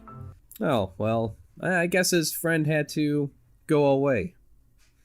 How about some friendly ghosts? Yeah, I was trying to really think out of the box when it came to this one. I wanted to stay far away from any cliched, transparent apparition or anything typical when it came to this prompt. What I decided to do here in terms of detail involving a lot of repetition made me glad that I wear these compression gloves for my hands. They make extensive amounts of typing, drawing, mouse clicking, and controller handling that much more bearable. Now, where was I? Let's get back into the spirit of things here. Yes, the Ancients. Something not exactly monstrous in appearance, but their power is unmatched and their ultimate goal is unclear. Some have theorized whatever they are doing seems to attract the Chaos Weaver's attention. Now here we have a sight that has always led up to pleasant things in every story, a line of people in the same robes heading into a geometrically impossible tower, enchanted by the crystal resonating its energies on top. No one knows what happens in there that seems to make everyone that enter not want to leave. I'm sure it in no way involves something sinister, as if the ancients are using humans as some sort of commodity to feed their machines that no one knows how they work other than themselves, and what exactly it does to people in there. Now, here's another ancient at work right now, building a walking abomination made out of people who have recently changed their living status to non-living status. Hey, it's like an overcrowded swimming pool. Leave a little elbow room in there, terrifying ancient one. Jeez.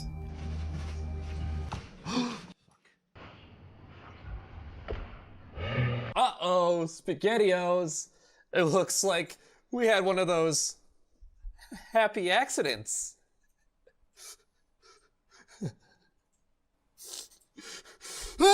So to get real here, I thought this book was ruined. I had black ink all over the place, and it broke me. I just sat there sulking, thinking I just destroyed this thing. But after I gathered myself together and recovered from my emotions, I started thinking of a way to make this work and still fit within the theme of the book. So I went over all the black splotches with red ink, making it look like it came from sitting in someone else's plasma. Now the final step was just snapping pics with my Galaxy 8 phone and using Photoshop to make adjustments to the lighting using curve and selective color adjustment layers. And here we have the final rendered pieces. This was an endurance to finish. It helped me hone in my work ethic and challenged me in ways that I felt increased my artistic skill. And so I decided I'm going to make this a tradition every year in October, continuing to fill this book until it's full. And yeah, that's it. So yeah, it was quite the journey.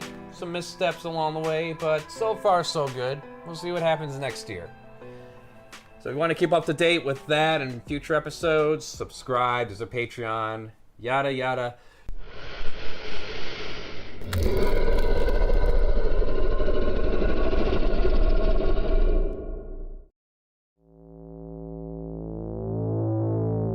It haunts my every waking moment, this monster that dwells in the woods that surrounds my home, emitting the sounds and voices that sends shivers down my spine.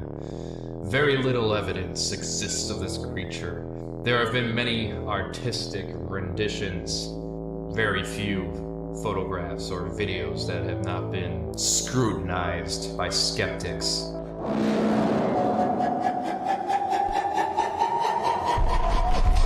And I can't help but be overwhelmed by its influence. It wants its existence known through whispers and shadows. At night, it calls out. I fear it may come for me soon, adding my voice to its collection. This siren head, what is it exactly? How did it come to be? What god would allow such a monstrosity to exist? From the information I have, it stands at 40 feet. In place of a neck is a pole leading up to two sirens lined with teeth, emitting sounds one would hear in an emergency broadcast.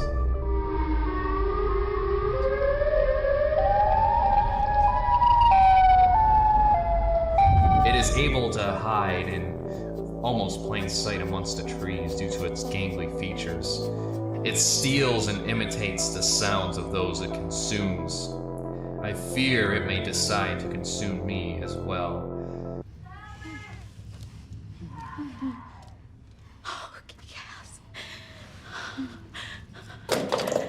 You said she was dead? Yes, I'm coming!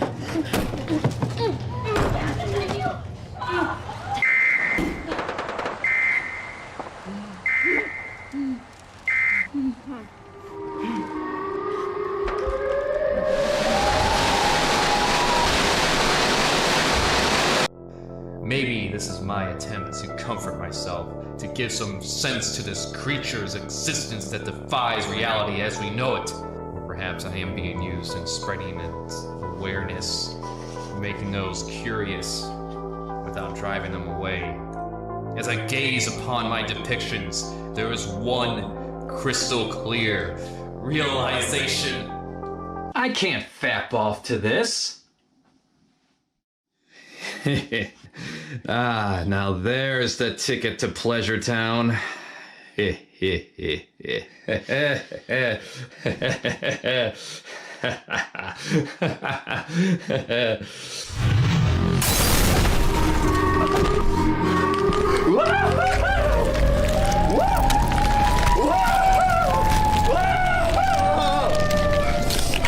Come on, you! Come on! Bring up!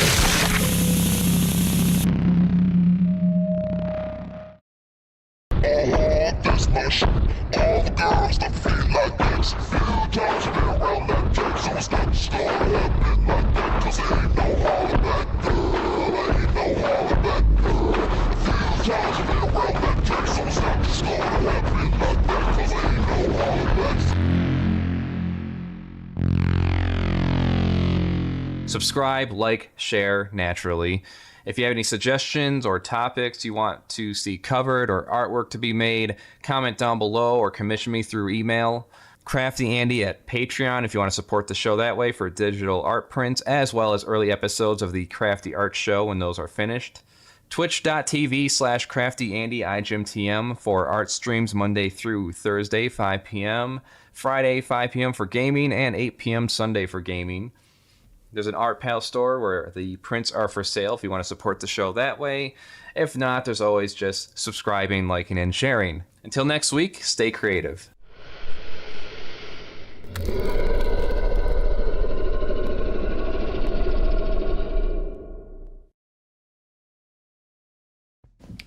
Hello everyone, CraftyAndy here, and this is Crafty Arts, where we art. So with the year coming to an end, I figure we'd do something easy, something fun. I am on Amino. I know, Amino. It's a joke. But there is one Amino app that's for Trevor Henderson. Yes, the brilliant creator behind such things as Siren Head, for instance. And I did a painting of Siren Head, posted it on here, and it got quite the stir. So that's what I want to go over real quick. This is amazing. You are so talented. Did you give him a penis? Or more like a pound. I was thinking the same thing. Also, while trying something out from a YouTube video on Rule 34 website, this image is on there. There's 33 images of Siren Head, and I may need to remove my eyes.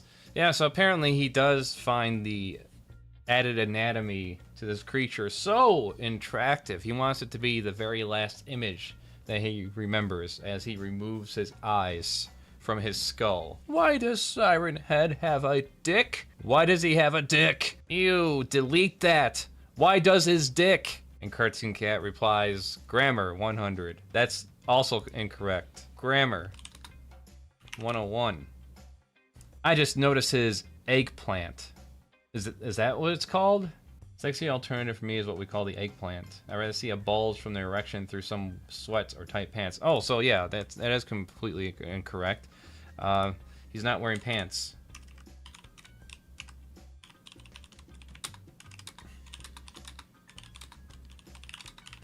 There we go. I'm glad I'm able to help these people out here. Siren Head has a dawn now. How else would he plant his seed? I mean, really, he's a male. It's really good, but why it have a pee-pee? Where's that pee-pee? We're talking about pee-pee here! And pee-pee. Lol. Looks great, though. Why is this in there? Oh, a wiener. That's nice. Why is everyone freaking out about a naked creature having genitalia? It's anatomy, not sexual. Get over it. You look at a literal cartoon rip people apart and you can't handle the sight of a penis?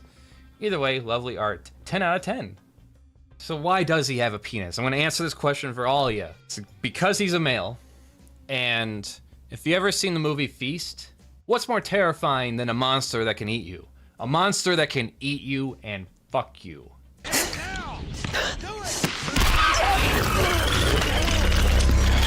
God almighty!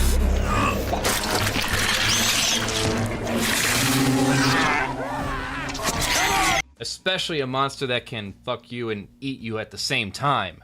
So yes, adding a penis on there makes it much more terrifying because now he has sexual urges. He probably wants to exercise those out. Who knows? Maybe a cat will do.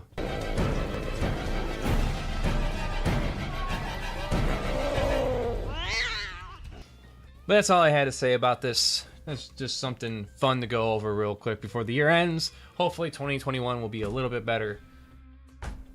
It's not. It probably isn't. But hey, if you keep your expectations low enough, then it's almost a guarantee it won't be as bad as last year. Got to put a positive spin on it. And until next time.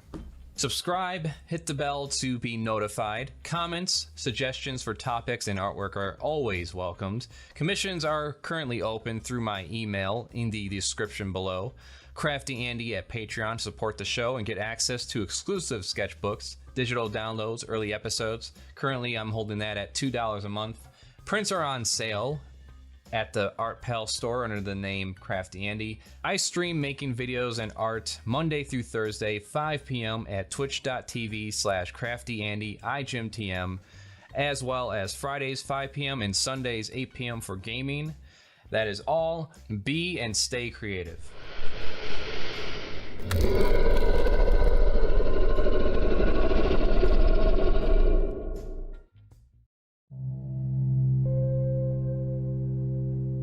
Hello everyone, CraftyAndy here, and this is Crafty Arts, where we art.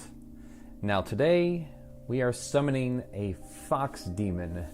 Why are we doing that? Well, there are just some tasks that cannot be completed by a mortal human being.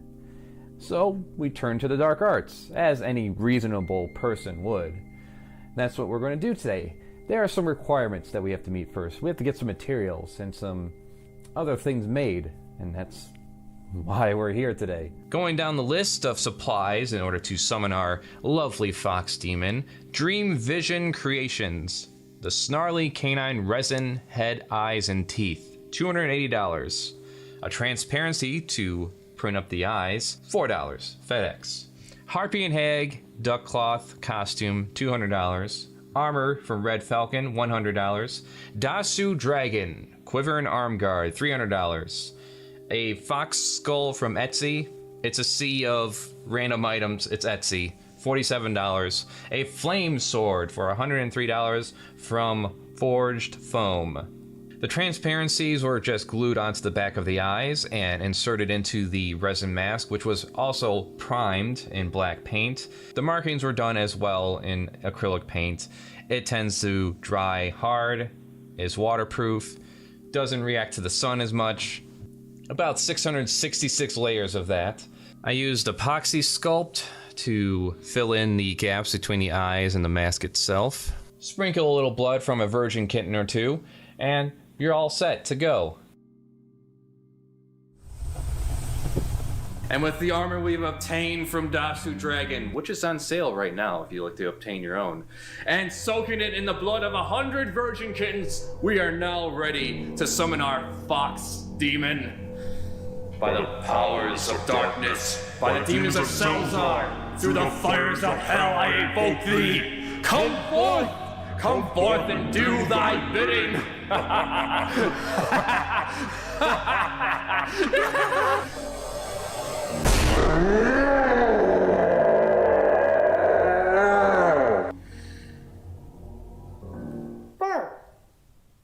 Yes, he who summons the magic controls the magic, and that means I'm in control of you! Now, cook thy frozen pizza!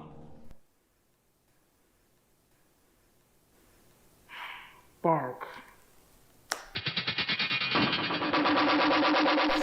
Yes. Oh, darling. Oh, baby, come to me. Oh, yes.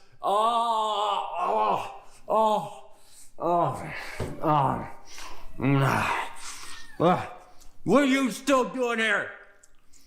Get out of here. I'm done with thee. Be gone. Be gone.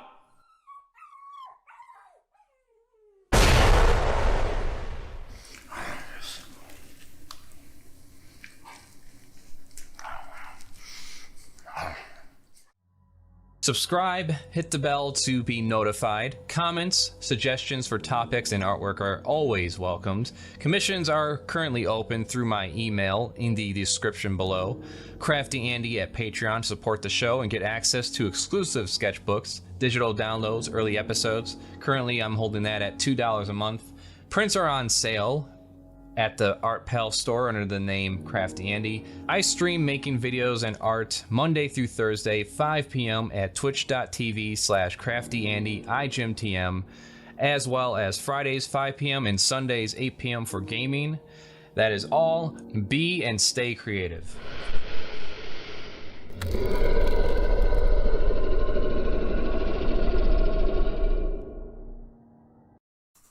Are you feeling happy, friend? I'm very happy. Is there nothing in life that can get you down? Not even a box of drowning kittens. Well, then we have the perfect movie package for you. It's the We Live in a Society movie collection. Taxi Driver, Falling Down, God Bless America, and The Joker. Now you can have all that positivity and hope be drained away as you realize in each film that we live in a world full of problems. Degeneracy. She's 12.5 years old. You ain't never had no pussy like that. Gun violence. You get what you can deserve. Bad people. Really gotta take both those spots? This time Yeah. we'll look at the Fuck you. Fuck you. And mental illness. This is the Bronx! This is the Bronx! Yeah! Yeah! Wow. I thought we all had a bright future ahead of us, but now I see we are on a downward spiral, and it's all the fault of the society we live in. That's the spirit. Feel the empowerment of Robert De Niro as he saves a teenage prostitute by murdering people. Suck on this. Say no to the establishment with Michael Douglas. Fire!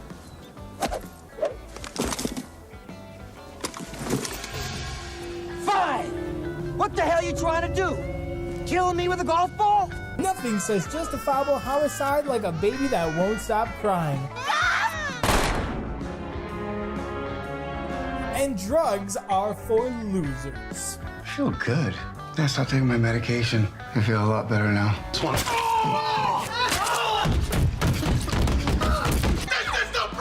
Go to those internets at www.whatyoudeserve.com and place your order today and get an additional We Live in a Society film. Mad City, back when John Travolta had a career. People don't listen to guys like me. Released in 1997, learn that the media twists facts and spins the truth, just like now. With a reporter's ambition, the story grew. Mobilize every camera and audio crew you can get. Big bucks. Show business. With the media's power, it became a spectacle. Thanks to the We Live in a Society movie package, I now know there's no hope for mankind. That we live in a society full of filth that needs to be cleansed. I guess I'm being ironic.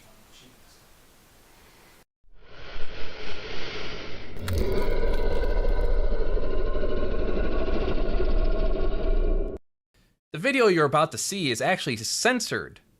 It was unable to be uploaded as it was, even though all the video clips I use are from YouTube itself. Didn't matter, got a community guideline strike. So here's the censored version, or if you want the uncensored version, you can see it on Odyssey for some reason, or Storyfire, which actually has standards. Whichever you choose, enjoy. The following program contains material which may be considered offensive by some viewers. Discretion is advised. Hello, CraftyAndy here. This is Crafty Arts where we art. Life is good, is it not? Up until the point where you hit adulthood and have to take on responsibilities, work a dead-end job, and play the funny man all the time. As you can tell by looking at me, I'm a high-functioning adult with high-functioning brain. Very sophisticated. But sometimes... God damn it.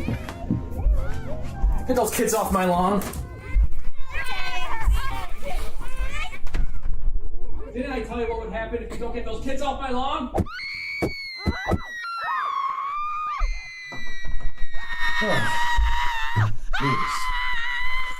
Sorry about that. Alright, where were we?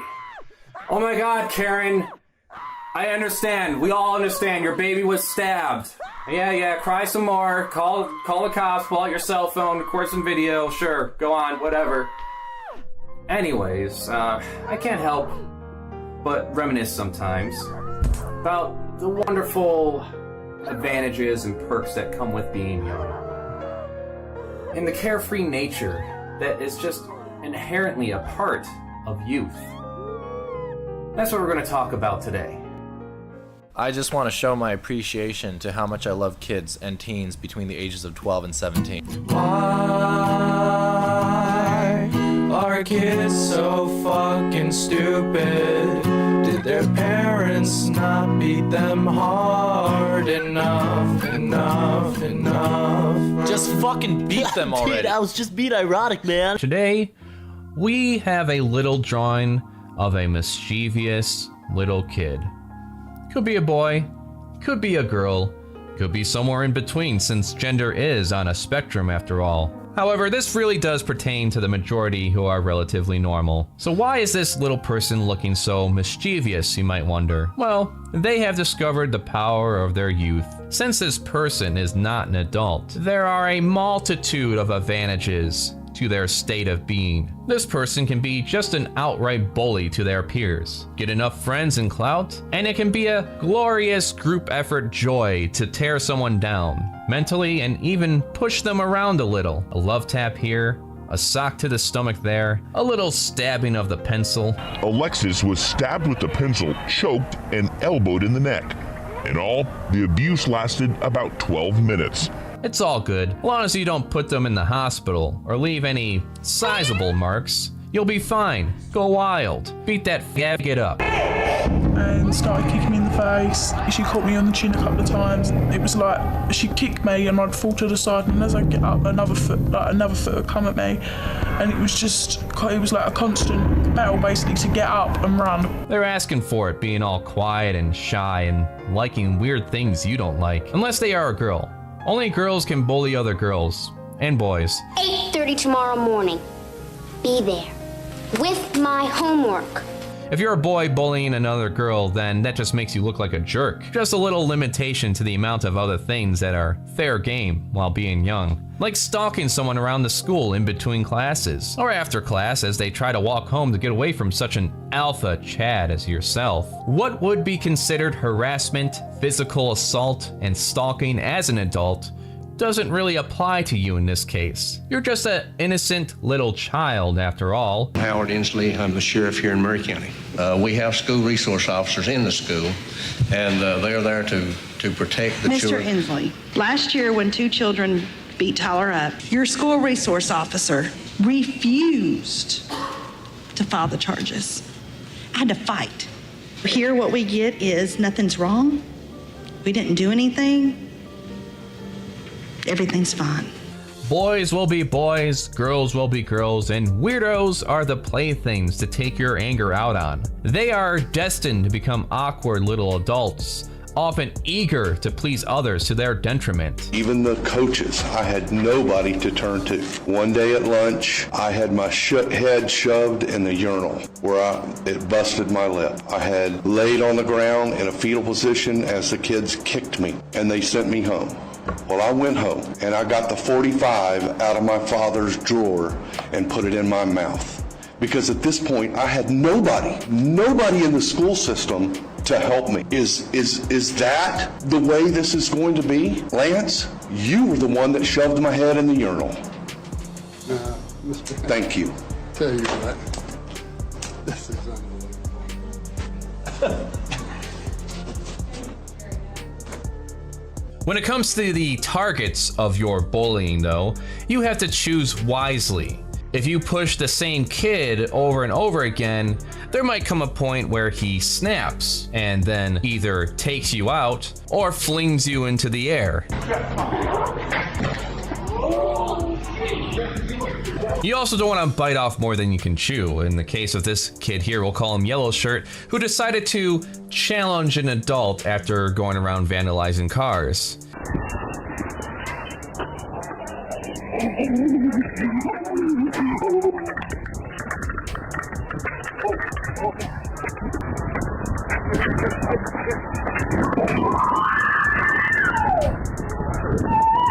And so he ended up having instant regret. Fuck you and your fucking people and fucking child abuse! You fucking trying to joke me! A good move though, trying to weaponize your age in your defense. After all, you are a little innocent kid. No adult should be allowed to push you around in any manner. You can do the same thing online. Any reaction you get out of a person is a win when it comes to the comments you make to them. But even after news spread that Rosalie committed suicide, family says students still made fun of her, posting this image of her face near a grave online. It doesn't even have to be restricted to someone within your age group. It could be a full-on adult. Even online, the person who was bullied at school in person can now become the empowered bully themselves, getting their own satisfaction in watching triggered snowflakes. And if a target gets some anonymous calls at work that gets them fired, death threats, a mail-in surprise, oh well. Today's video, we're gonna be going through the top 10 YouTubers who got sent shit in their fan mail. I love baby shit. It's their fault for having wrong think on the internet, or just being weird in a way that you don't like. Fuck them. Score 10 points if they off themselves from this plane of existence. A Henderson County teenager took her own life. But then I realized that I was never this stupid. My friends were never this stupid. Y'all are just dense, dense, dense. Another advantage to your youth is having a total disregard of the things that are not yours, and the things that are yours, actually. The world is your plaything, as it is a slap on the wrist when it comes to destruction. You can carelessly treat your own stuff like shit, because your parents will always get you new stuff. Leave your games out and lose them, pile on Cheeto dust into your controller to the point where the buttons no longer function, drive your vehicle recklessly through garbage. Warm it up, warm up, warm up. Oh my god. No. Oh, we fucked that up. Oh shit, there's a car coming. Harvey got him clean. Honk at him, honk at him. Yeah! Piss on the floor at some party, or just piss on the floor in general. It's expected. Oh, he's pissing. Oh my god, he's pissing on the floor, guys. Never been done. Sure, your parents might punish you, but realistically, they can punish you only so far. The law could punish you. Again, you'll be fine as long as you limit yourself. The 12-year-old is completely out of control, and I can't, physically, if she's as big as I am, I can't control her. Okay, did you want us to come over to shoot her? Are you there? Excuse me? For example, me and my friends would have our little destructive moments on the road. We would always discard our fast food out the window onto people's cars. This burrito is delicious, but it is filling. You know, drinks, some burgers. But we had lines, though. We had lines we wouldn't cross. For instance, one time we had a friend that insisted that we should just blow up a car. You know, stuff a gas rag in the gas tank and just blow it up. We had to wrangle him in a bit. Same person also suggested that we just take a brick and smash a window. Just a random window at a building or a car or whatever. Once again, had to rein them in because the consequences were just a little too far in that point. But no one's going to make much of a big deal over some fast food on their car. Once again, there were some lines there. Wouldn't throw fast food through an open window. If it was an open top vehicle, no drinks in there either. If it was a good looking car, like an actual car that someone gave a shit about and put work in, would leave that one alone too. You always got to have a line on these things because the person would just get that much more angry and likely result in your punishment.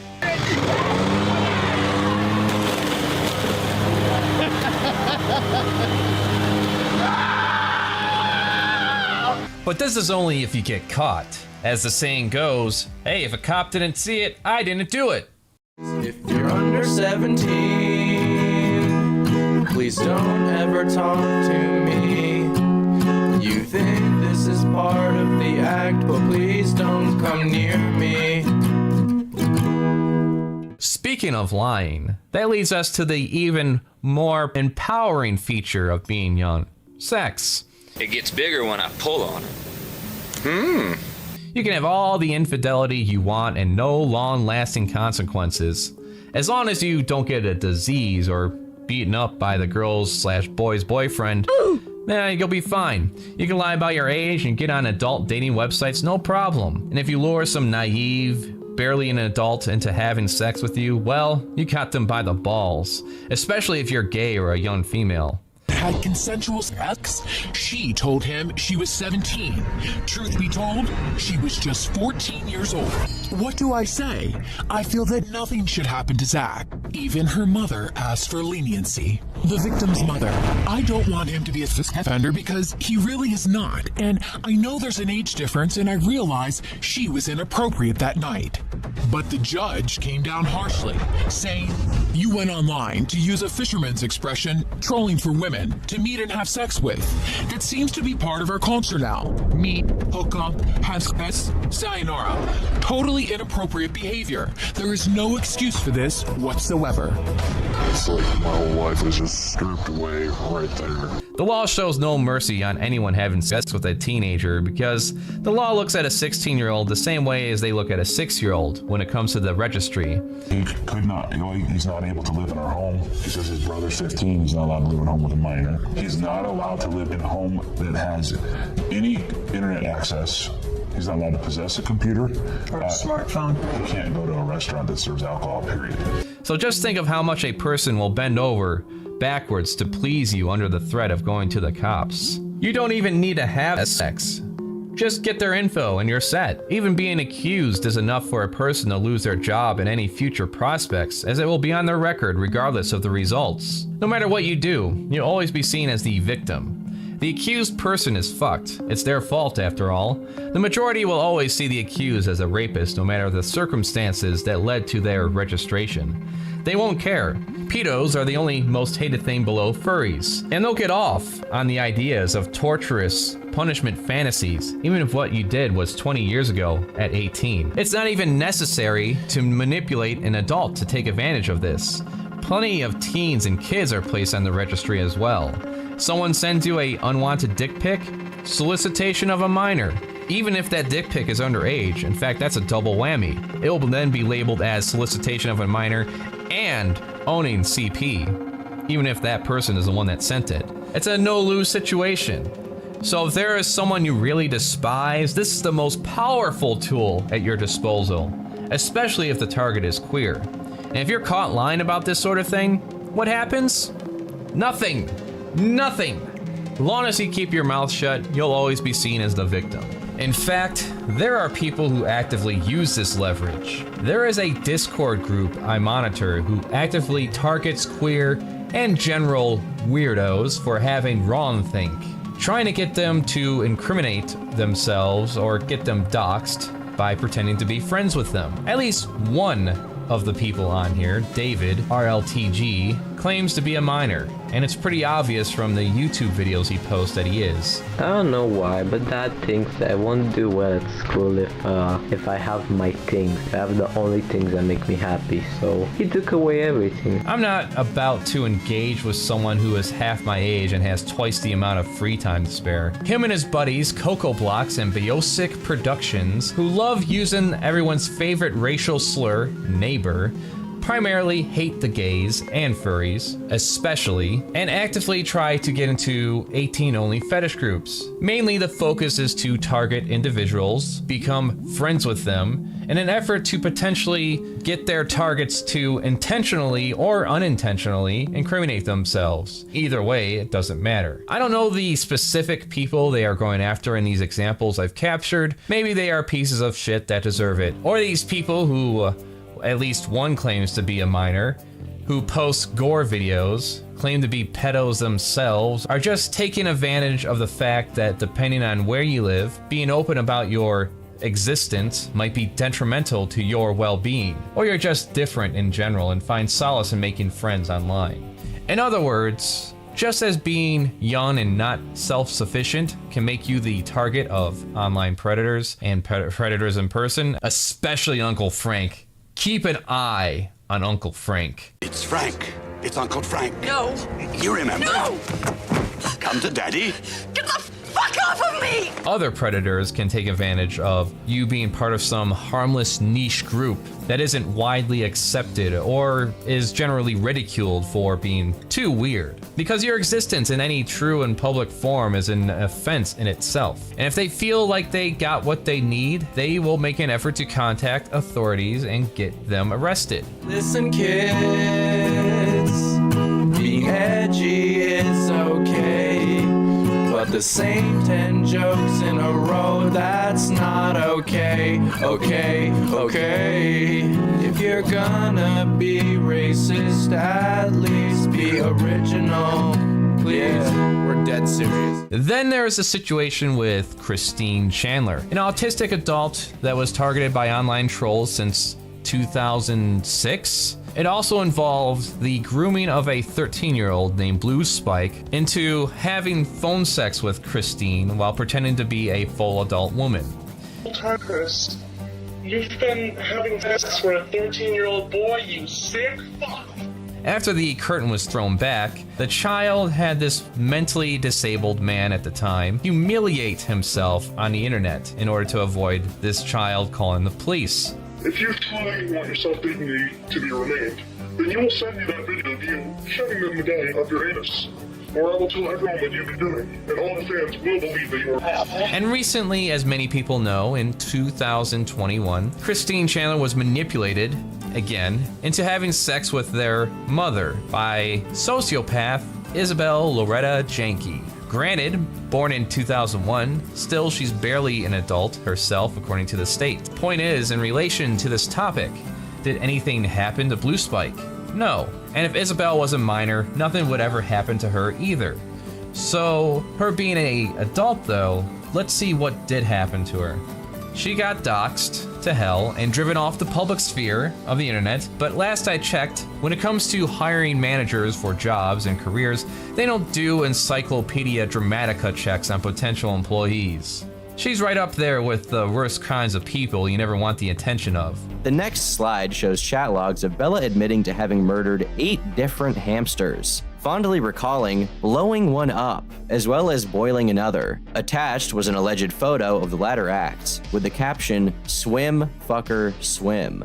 But, by extension, Bella refuses to use cleaning products, and from the images shared, gets fungal infections on her fingers and toenails, so severe that she's resorted to removing them and gluing them back on. Rich family, so she doesn't have to work. On top of that fact, she's not arrested for any of the alleged abuses to people and animals. She'd actually become infamous among her real-life peers for the extreme lengths she went to display her degeneracy on campus. On August 7th, a student named Roman posted a thread on Twitter, revealing that Isabella had been the subject of a Title IX investigation. A Title IX refers to the process used to examine allegations of gender-based discrimination and sexual harassment. That fact alone should say it all right there. If she was a minor, then there is no chance anything would happen to her. A young adult, maybe, but doubtful. She's already back in college pursuing a degree that I can guess doesn't lead into a career that'll keep her away from kids and other animals. Maybe we'll hear from her again 20 years from now. See, that's another advantage you have with your youth. Being able to start again. Jimmy, it's past your bedtime. Dad, no! Get back to Dad, bed. I was just being ironic. I don't care. No! Dad! You're being a piece please, of shit. No! Ah! Take these ah! eggs, you little bitch. Oh, no, Daddy! Now, the closest I ever came to anything like this was when me and my husbands were on a hookup app that's 18 and older. There was this person that came on. First he talked to me, and then he talked to one of my husbands. We just shot the shit back and forth, likes, dislikes, who are you, where do you live, who's your daddy, and what does he do? My mom! But then I looked at his profile, in my case, and his profile said straight up that he was 15 years old. So first off, the alarm bells go off. Nope.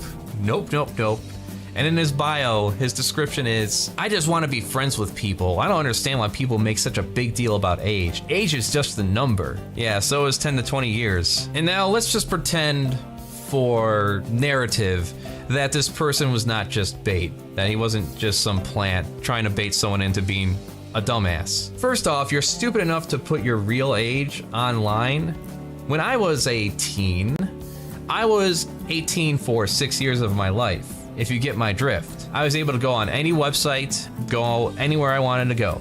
And I sure as hell wasn't going to talk to strangers online. So that already says one bad thing about your intelligence. Second of all, that aside, if there's an adult you find that is dumb enough to invite you over, wouldn't even matter if it was for sex or not. No one's gonna look at that situation in any favorable sense. 99% of the people that live on Earth are gonna assume that there's some heinous act going on, and you will not have a good time. But shortly after all this, his profile was banned, and I hope I never see him again. I was just kidding. That crying was ironic. I wasn't actually crying. What the fuck did you just say? You want me to come back here? Now, back in high school, specifically, there were some incidents that, given the right circumstances, me and any of my friends could have had their entire lives ruined. For me, it's pretty mundane. When I graduated high school, I was already 18, and I drove by the high school with my ass out the window, flipping them off at the same time, too. Little did I know that was enough to potentially put me on the registry if I were to get arrested. And if you don't know how that works in this country, you are on it for life, no matter what state it is. One of my friends was dating someone who was 14 while they were 16. Age of legal consent is 16 in Michigan. So at least for a year and a half, given the right circumstances, yet again, if the parents called him out or his girlfriend was really, really angry, she could have just called the cops, said they had sex. Police probably would have negotiated a plea deal out of him, and I'm pretty sure he wouldn't have a wife and 3 kids 17 years later. Another friend of mine, while he was 15, sent a picture of his dick wearing a top hat.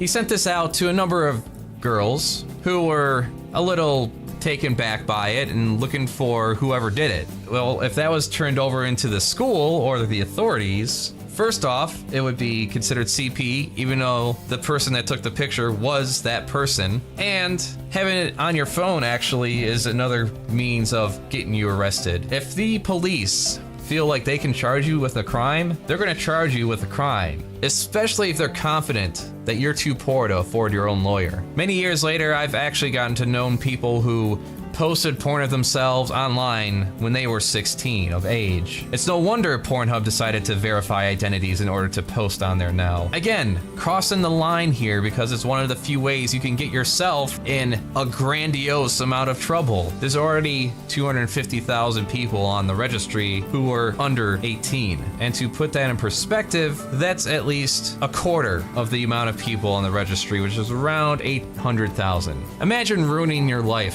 forever at the age of 9 years old without actually raping anybody or exploiting anyone or hurting anyone. So enjoy the power of your youth while you have it, because there will be no consequences for your ill actions, be it bullying, destruction, or sex, unless you're a minority class and are very poor. But let's face it, the most surefire way to get away with a lot of this shit is to be white, suburban, middle class.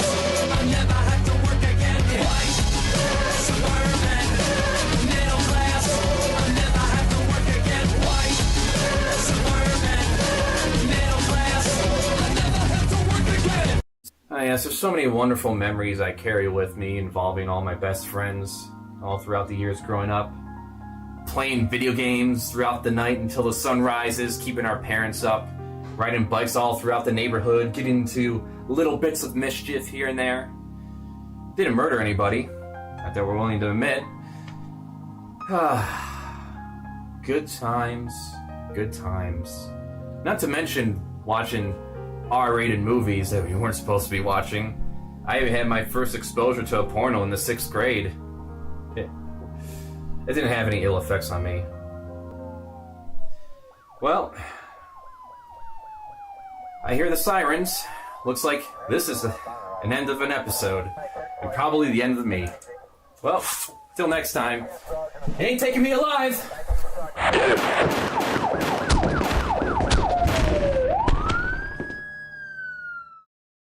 So here's to another filthy year. Like, subscribe, share, give me ideas for topics and or art in the comments or email me. CraftyAndy Patreon for high-res art, files, and sketchbook, and early episodes. Also CraftyAndy under the Art Pal store for prints and art gallery. This channel's mainly focused on entertainment and art, but if you want some real weirdness, go to the Weirdzors channel. Check that out. There is also an invite in the description for our Discord group. You can meet other creators such as myself, live streamers, gamers, artists. It's all there. Like, subscribe, share. As I said, good day.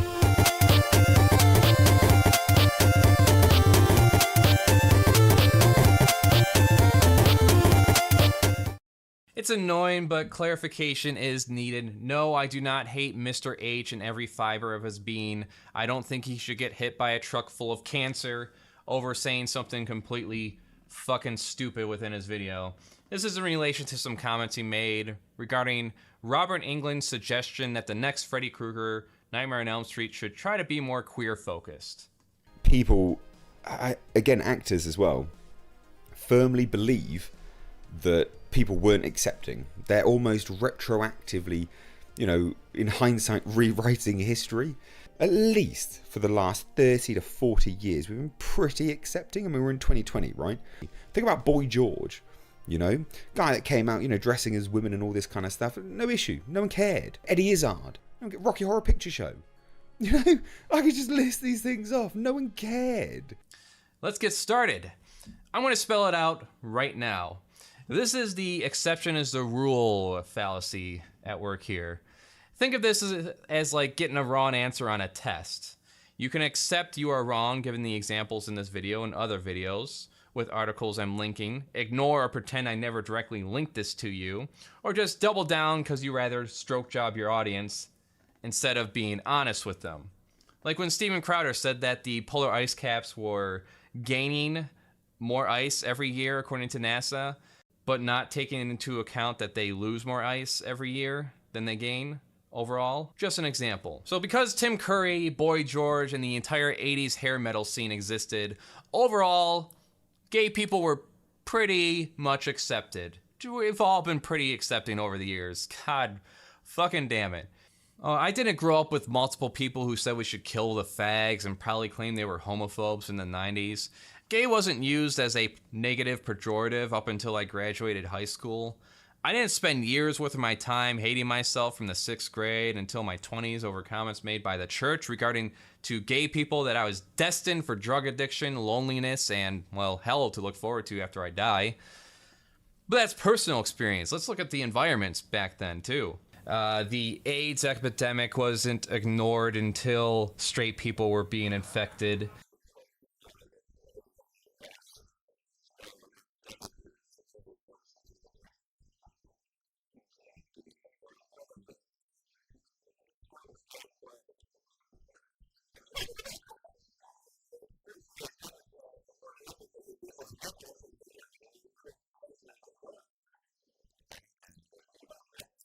They didn't have to march onto Washington and get completely ignored by the media in order to attempt some recognition for their rights and protections. There wasn't a real case of people getting fired for having AIDS that inspired the Tom Hanks movie. Let me put it this way, Andy. Your place in the future of this firm is no longer secure. We feel it isn't fair to keep you here when your prospects are limited. How many people, gay or infected, got fired from their jobs that went unreported, let alone getting their own fucking movie? Defensive Marriage Act in the 90s, don't ask, don't tell when it came to the military. 40% of homeless kids, period, that is 40% of homeless kids overall are queer. This is where we end up sleeping. This is actually a bench I slept on, and across the street is the stoop I slept on when the park was closed. Pretty accepting overall, huh? Tim Curry existed. Wow, so how many trans people got murdered just last year?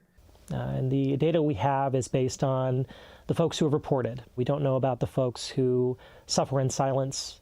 Hey, do you think you could get voluntary manslaughter for killing 2 elected officials in any part of the United States. I mean, that's what the assassin got who murdered Mayor Moscone and Harvey Milk got. Voluntary manslaughter.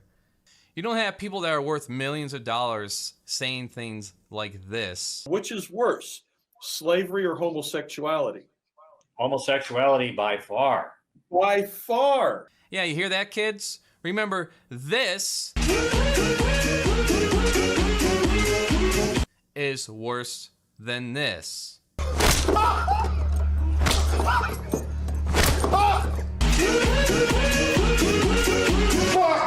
Trans people didn't lose any protections this year when it came to medical. Trans people are not political targets right now. Whatever, they're a minority. It's nice that most people just want to grill, but unfortunately, we have a lot of people who like to invent problems to solve.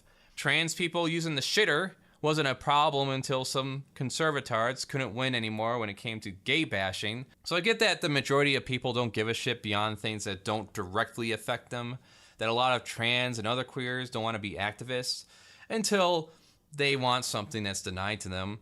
Can I get pie like everyone else? You get nothing. You lose.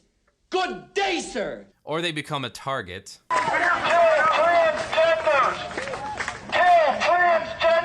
Ooh, oh, man.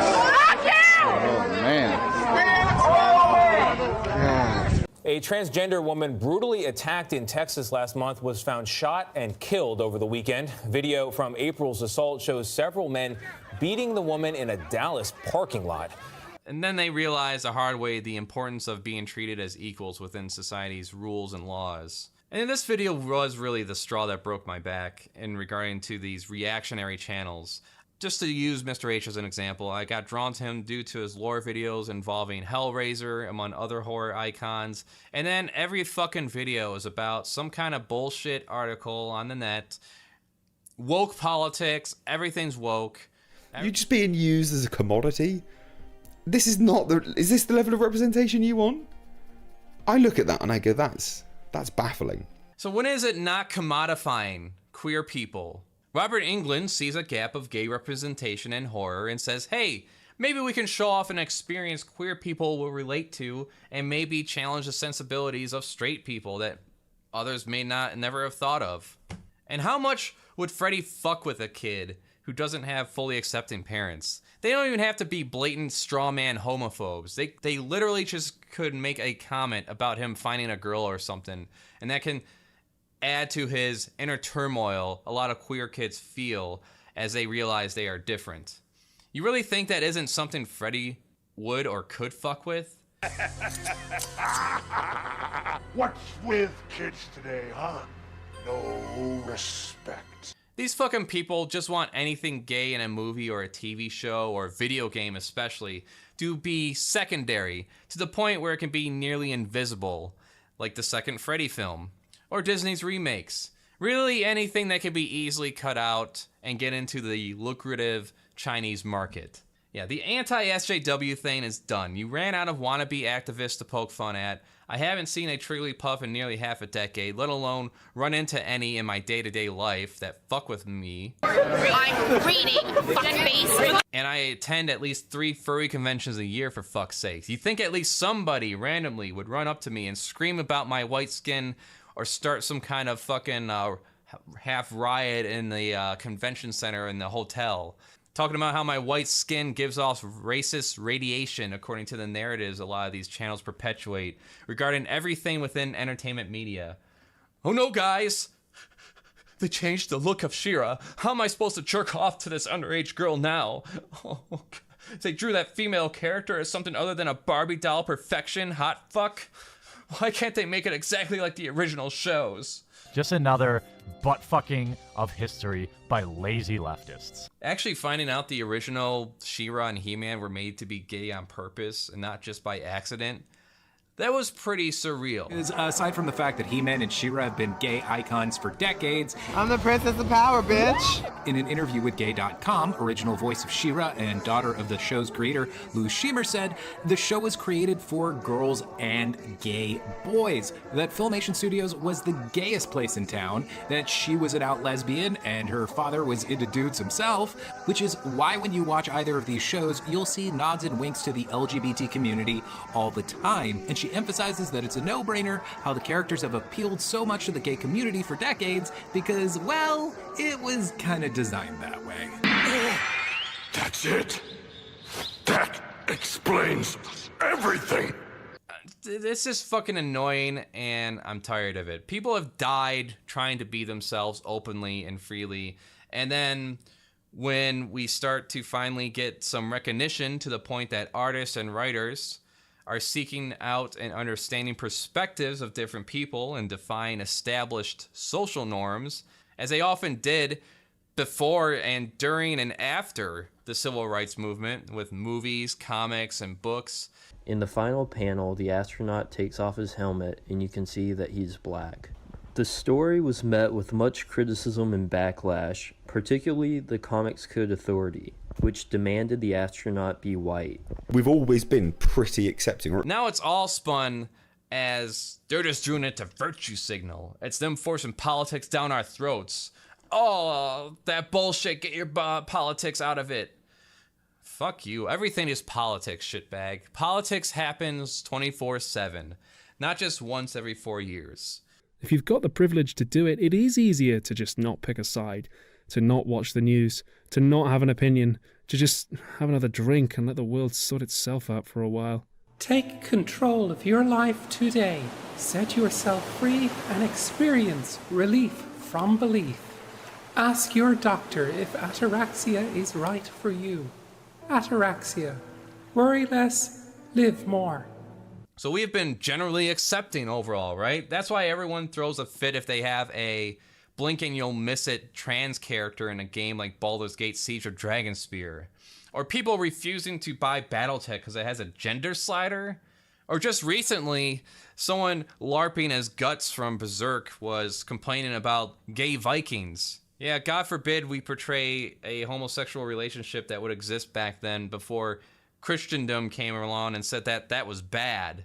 And what's very funny to me, considering this, is that Ubisoft is in a bit of a crisis right now because a number of their employees have multiple accusations of sexual harassment, and they moved them around the company like the Catholic Church.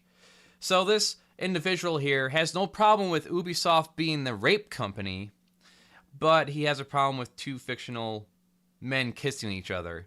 You know, if Casca had her mind back, I don't think she would appreciate where your priorities are, Guts. Don't look at me. And what are these fuckers gonna do when humans can gene splice themselves into other animals or some other interesting shit? Yeah, pretty accepting overall. That's like pretending racism wasn't really a thing because Stevie Wonder and Louis Charles was able to succeed.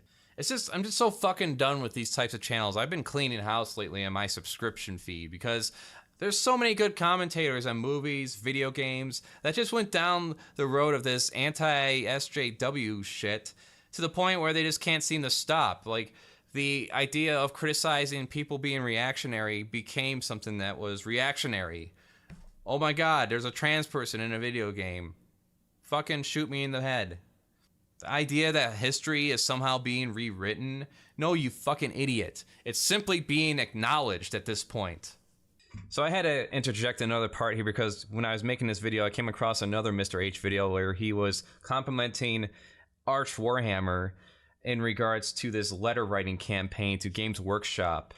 Games Workshop recently came out with a statement saying that their hobby of Warhammer is for everybody. And someone took issue with that, in this case Arch Warhammer, and he started an email campaign. I'll let these clips explain to you who Arch Warhammer is. No point previously in their history, no point whatsoever, has Games Workshop even suggested that they don't want a particular group to play their games, regardless of their sexuality, their skin color, their religion, their political preference. No stops. Everyone. Until today. basically disgruntled Warhammer fans and also fans of Arch Warhammer. Very, very big YouTuber. Very good YouTuber. Very good YouTuber. Who is Arch Warhammer? I hear you asking. Wait, the black people can't even find black history? Then why do we use a moth for it? Dang it, no cotton emote.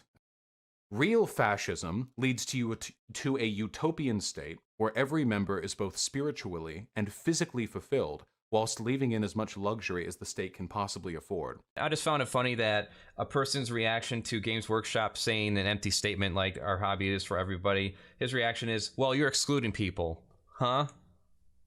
Blows my fucking mind. Wrong. For the first time, Warhammer was not for everyone.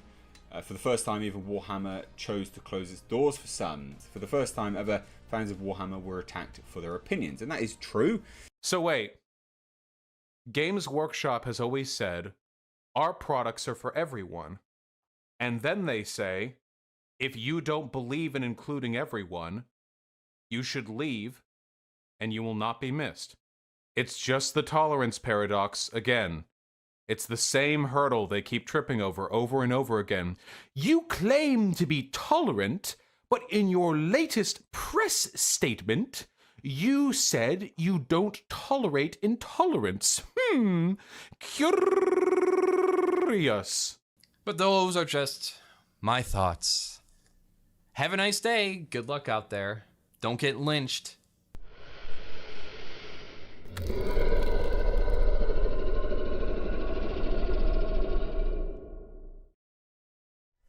And I'm going to be painting your boobies pink and righty. And then what else we're gonna do here? How about my favorite Goomba? Andy. CraftyAndy. Okay, scare the shit out of me there, Dr. Corpo. How is the commission coming along that I'm paying you for? Commission? What do you mean commission? You're not paying me for this. Exposure, Mr. Andy. Exposure is what I'm paying you with. Now tell me, what is the progress on our latest advertisement? Well, it's roughly about 25% done. 100% done and ready to go on display, you say? No, you don't understand. We're going to have to delay this at least a few more weeks. Well, that is a funny joke, Mr. Andy. Allow me to introduce to you my latest genetically altered assistant, Backfire. Backfire?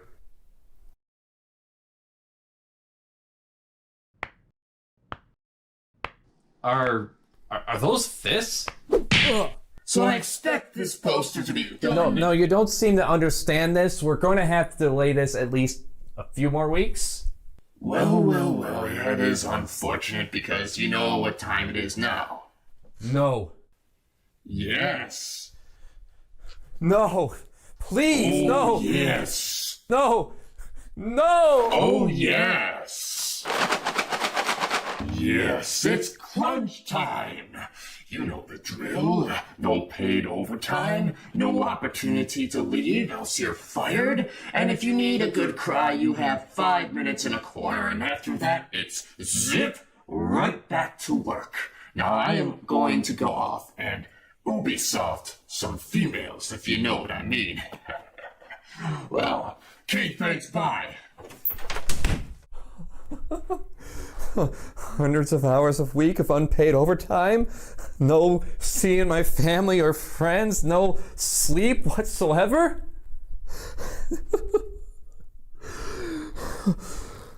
Well, it's work or die. Gotta do what you gotta do, am I right? Am I right?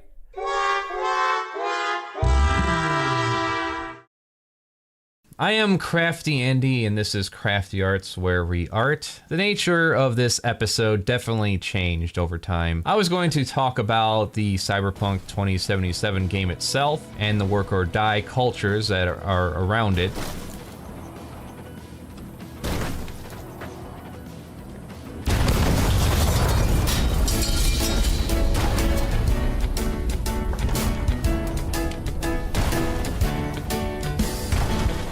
Did you hear about Cyberpunk? The game of the year, except the versions that are total junk. But recent videos from Jim Sterling and Noodle changed the dynamic here, as well as how long this piece of art took to make, balancing a night job, weekly videos, and live streams at twitch.tv/CraftyAndy Live, and more events like the ones involving Activision and Blizzard abusing its workers. So here we go. I am in my mid-30s now. I doubt that I'll reach some skill level to be part of the major industries regarding movies and video games. Did I dodge a bullet though? Does BioWare take the cake? Because during that game's 7-year-long development cycle, another term surfaced: stress casualty. In BioWare, the term refers to somebody who's, quote, had such a mental breakdown from the stress, they're just gone for a few months. The term actually comes from military documentation describing soldiers with early onset fucking PTSD. This is likely a mental exercise to avoid overwhelming thoughts of regret, but understanding and accepting my go with the flow nature, what the hell would I have gotten out of being part of the major creative industry machine? Life After Pi is a great mini documentary that brings to light how animators in the movie industry are treated like shit. Studios have to relocate in order to win contracts as costs to produce effects and animation fluctuate. Animators face having to always rent out places and not own homes. Instances of layoffs and unpaid overtime if the movie studio hiring the company for the work wants any changes. I've been on the staff of 5 visual effects shops that were really well known, did amazing work, that all went bankrupt, most of them owing the artist money. You know, you're constantly on the go, chasing which government's going to give the greatest handout back to the studios. I've taken to just living in hotels the past few years, find it's a lot simpler. I got suitcases that were designed to fit in the trunk of my car, and it all layers in there. Yay, VFX. I got a king-size bed, I got a jacuzzi in my room. I have those little soaps that make me feel like I'm on vacation every day, and I love using those little soaps. I love the way they feel when you open them up. Rhythm and Hues was like a new girl in my life. I fell in love again, you know what I mean? Then at a Friday meeting, I had my heart broken, just like I have a million times.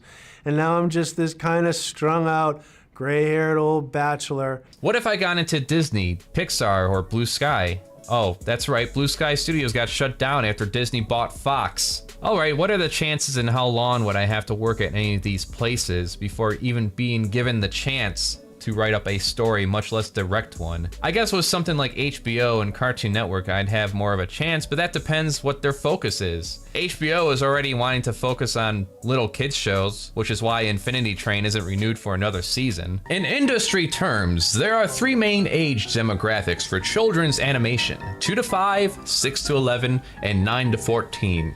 Cartoon Network used to be more friendly to the 9 to 14 demo than other cable networks, but has now mostly stopped and is instead trying to expand its preschool programming while keeping its 6 to 11 shows safe for even younger viewers, demanding formulaic play patterns for merchandising purposes. It seems like the AT&T merger and the needs of HBO Max may have hastened Cartoon Network's shift to preschool shows. Also, with China taking over primary share in the economy due to its population size mainly, minus the Uyghurs they're putting in internment camps, certain themes and ideas have to be curved in order to kowtow to the culture's sensitivities regarding things like queers, for instance. China still lists homosexuality as a mental illness in their textbooks, and in Russia, you can be put in jail if the citizens don't murder you there first, and the officials. Пристрелить, чем меня отправят куда-нибудь в подвал или еще куда-нибудь. Ну, то есть, нет, в тюрьму я не хочу. В основном проблема какая, что с таким человеком, как Кирилл, и, скорее всего, срок ты свой не отсидишь, тебя просто убьют. All that aside, the animation industry is still pigeonholed into either kids entertainment or adult joke-a-thons. What are the chances in the industry of getting a chance to do something like Castlevania without a Kickstarter and team I convinced to join me? Then there's the game industry. Investigate all game companies, by the way. I'll never forget how blown away I was with StarCraft, created by Blizzard. I spent weeks saving nickels and dimes while going to the store just to look at the damn box. The lore found within the universe, the story within a genre of gaming that often didn't have much in the way of story, let alone characters you cared about. Units prepare for retaliation. Kerrigan caught us with our pants down, but it's time to start giving some back. If I wasn't so fucking alone, fearful of my afterlife, and trying to conform to expectations of what kind of person I should be, I'd probably be $100,000 in student loan debt with a filming degree and no invites to projects. But maybe Maybe I could have been picked up by the gaming industry. An industry that scams artists through exposure, unpaid internships, nightmare work environments that still underpay its employees if they don't decide to later lay you off. A woman during a work party murdered herself after nude photos were passed around by coworkers at Blizzard. There's little doubt to these allegations as investigations happen due to the fact there is probable cause. There was an investigation over the course of 2 years that gathered evidence such as this. I've been in sales, call centers, retail, and machinery work environments. I think the closest to anything that I read in the reports was going to bars and strip joints after a work party with coworkers. So we got places with frat boyish mentalities in charge of them. Great. Rape jokes, cubicle crawls, workloads being neglected and dumped on less desirable staff. The woman, apparently. I've picked up on a lot of other stories of companies exploiting artists to work for exposure. This includes comic book publishers, which always seem on the brink of bankruptcy. Everyone that isn't Marvel and DC, that is, at least. I have a kid's book that is outlined, and I intend to have the first 2 pages inked and ready to mail out. I wonder what my chances are having knowing 0 in the industry and no agent. We'll see. Maybe my current YouTube numbers will suffice as recognition. Speaking of social popularity games, 16 years ago, I was informed that a lot of social high school dynamics don't really ever end in life. And he's right, they don't. Even in the world of streaming and YouTube, I feel like I'm the kid sitting alone at the lunch table in terms of my numbers. Can't really do much about that other than try to work hard and smart about it. Gotta make friends with established people, gotta figure out what's cool out there. Unless I am willing and able to just throw a bunch of money at Google and creators, essentially begging them to drive traffic to my pages. But who knows what being thrusted into fame early on would have given me. For every AVGN, there seems to be at least 10 crash and burn types. The what could have beens, going through the same motions of their creativity, never risking something new because the audience that currently gives them money might get mad. Fuck, people complain that Angry Nerd episodes were not coming out as fast because James Rolfe dares to spend time with his wife and daughter. Even others who don't crash, there are the types that just burn. American meme style. That's just like how we are now. We're just like, what's hot? Someone make me laugh. Somebody do something awesome. Somebody be fucking crazy. Saturday night I slept an hour, Sunday I slept 2 hours, and then Monday I slept 4. And then I posted that. I wanted to kill myself at the time. A lot of people hit me up, they're like, don't kill yourself yet, I still have yet to party with you. I'm like, oh, thank you. You really care about my well-being. It's really just a self-centered, I just want to get drunk with Kirill one time, then you can kill yourself. They don't even like talk to you. They're just like, oh, can I just get on the Snapchat? That's when you feel like a zoo animal. They don't really care about you. The end game for these people, I think, is going to be sad. They're in the spotlight, but when it's done, and they're not equipped to do anything else in life. Like, where do you go? So you're getting paid however many thousands of dollars to show up and pour champagne on some chick's boobs. But what happens when you're 50 and no one wants you pouring champagne anywhere on them or even, like, breathing on them? All hail the slut whisperer. Everyone gets old and ugly one day. You could just fucking drop dead at any moment. I've been losing more followers lately, and that's fine with me. I don't care. It's all bullshit in the end. I just more think about who's gonna show up at my funeral. People think that the whole thing just kind of fell into my lap. And to be honest with you, I don't really care. At the end of the day, I'm doing better than most of them. The age of the digital influencer is like, I'm telling you, it's gonna fucking crash. And this fat Jew is right. With all these next generation inspired wannabe influencers, how saturated is this market going to get? How many advertising dollars are going to be available when everyone decides to do a podcast? We're already seeing influencers who are all but grown in a lab, making ad campaigns disguised as videos you'd watch on the tube. How long before everything that isn't CNN and Fox isn't just relegated to the dark side of YouTube for those that haven't been established between 2006 to 2010? With maybe a few chosen that are elevated beyond obscurity by some big family-friendly creator who takes mercy on your Let's Plays of LEGO Lord of the Rings series. Hi, what's going on, guys? So, I'm back with some more LEGO Lord of the Rings. Could always buy fake subscribers. Often people don't watch a video over the fact the views are not that great. How much would I have to spend in order to make my channel look popular enough in order for it to be popular, I wonder? Whatever it is, someone like Abigail Shapiro can afford it, but I sure as hell can't. Look, there's been a major marketing push behind her as of late. Like, I see ads for her shit. Yeah. You know, so like obviously some of the people that are backing him are also backing her, or maybe he's backing her personally. I don't know what the hell's going on, but it's clear that she wants in on the family business. There's always that strong possibility that I may always be an obscure creator like Mustard Bus, spinning our wheels because we couldn't scrounge up a few $100,000 for ad revenue.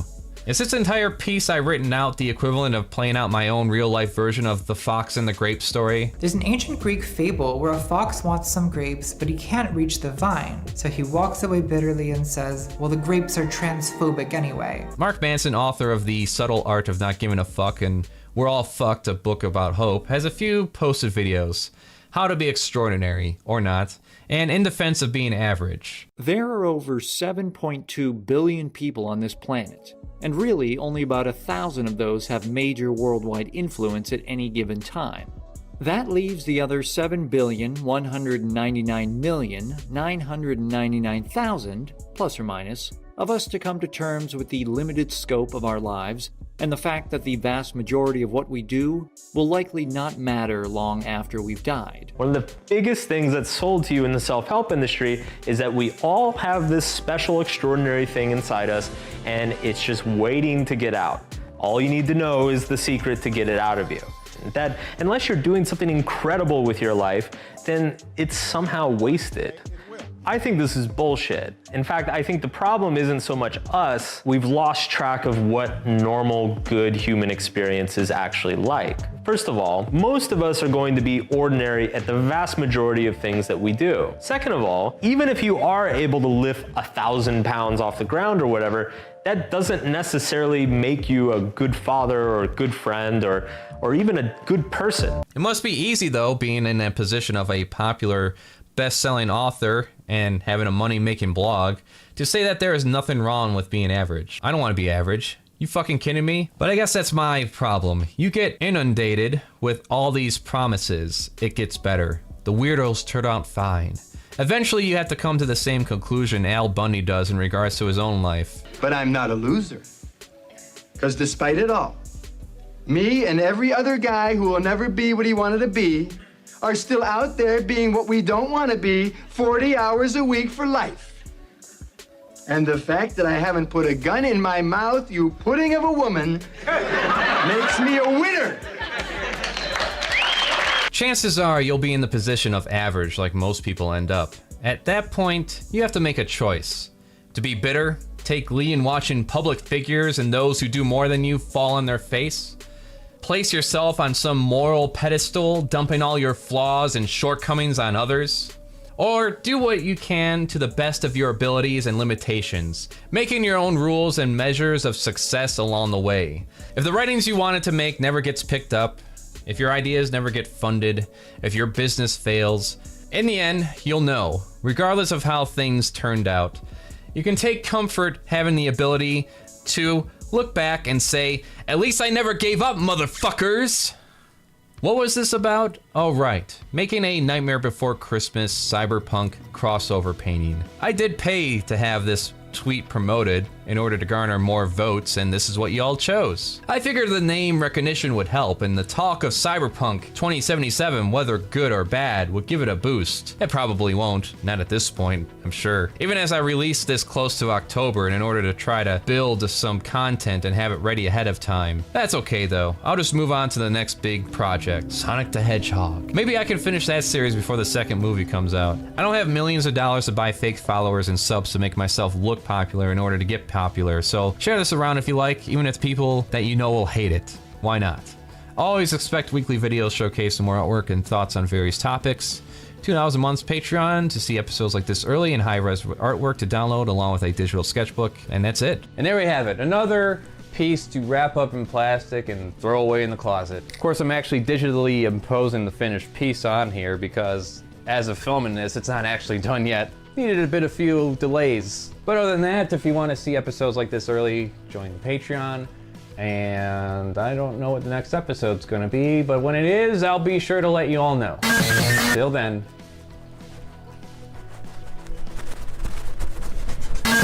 Like, subscribe, share, give me ideas for topics and or art in the comments, or email me. CraftyAndy Patreon for high-res art, files, and sketchbook, and early episodes. Also CraftyAndy under the Art Pal store for prints and art gallery. Streams on twitch.tv/CraftyAndy live. Check for scheduling, gaming, art making, and live commentary. This channel is mainly focused on entertainment and art, but if you want some real weirdness, go to the Weirdzords channel. Check that out. There is also an invite in the description for our Discord group. You can meet other creators such as myself, live streamers, gamers, artists. It's all there. Like, subscribe, share. As I said, good day.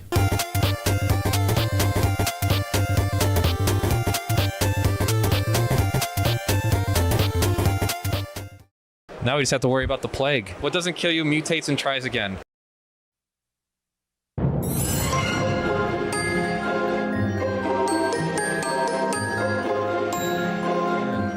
Hello, I am CraftyAndy here at Origins Game Fair, and I am standing with one of the creators of Team Nemo. They're working on a game based on Little Nemo. Tell us what the game is all about. Sure, so this is Little Nemo and the Nightmare Fiends. It is a hand-animated tribute to Winsor McCay, the creator of the Little Nemo comics. It's all based around the comics from the early 19th century, plus some of his other works that, you know, we've thrown in. Who's the lead designer in all of this? So there are three of us on the team right now. I'm the programmer. Chris Totten is the primary artist. He's done all of the beautiful artwork so far. And then Adrian Sandoval is our main designer. He's working on all the levels and the level design. Perfect. So is this all your first game, or? No, I've actually shipped 20 odd games. All of us have actually shipped a bunch of titles before. Okay. So you're all very experienced, in other words, yes? Yes. Yeah. Yep. What does the gameplay consist of? So it's sort of like a Metroidvania. It's broken up into a bunch of different dreamscapes that Nemo will visit. And then each of those plays out in its own sort of mini Metroid-style kind of adventure. And then eventually you're going to collect all of your friends. There's 4 characters total. You can swap between them at any times and use their different skills to help explore the levels. Okay, so yeah, so different abilities, different characters. I can see that's how it's going to separate itself from different Metroidvanias, because most of the time you're just stuck with one character. Yeah, so we're visiting a lot of the main locations that Nemo visits during the comic run. If you read the comics, a lot of it's like he visits the ice level, he visits the sky level. We're kind of taking those comics in those locations and really expanding on those different elements. But the story's all based around King Morpheus, who decides that kids are a little bit bored with their dreams. So he introduces some more exciting nightmare elements, and those decide that they have their own way of running Slumberland. So it's up to Nemo and his friends to try to do something about that. I definitely appreciate the 2-day art style, because that's definitely something that helps stick out. You said it was all hand-drawn? Yeah, it's all hand-drawn, it's all hand-animated.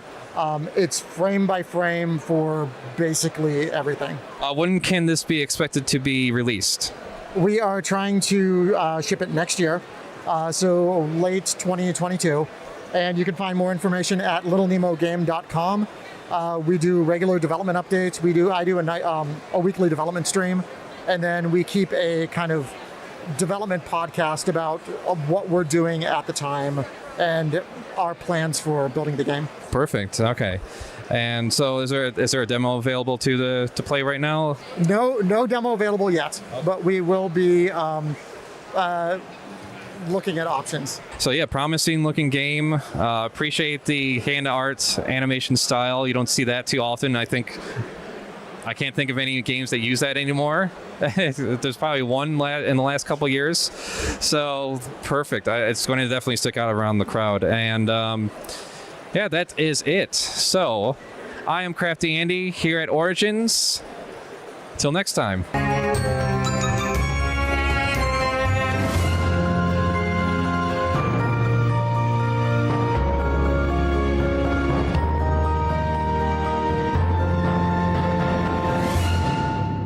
Like, subscribe, share, give me ideas for topics and or art in the comments, or email me. CraftyAndy Patreon for high-res art, files, and sketchbook, and early episodes. Also CraftyAndy under the Art Pal store for prints and art gallery. Streams on twitch.tv/CraftyAndy live. Check for scheduling, gaming, art making, and live commentary. This channel is mainly focused on entertainment and art, but if you want some real weirdness, go to the Weirdzors channel. Check that out. There is also an invite in the description for our Discord group. You can meet other creators such as myself, live streamers, gamers, artists. It's all there. Like, subscribe, share. As I said, good day.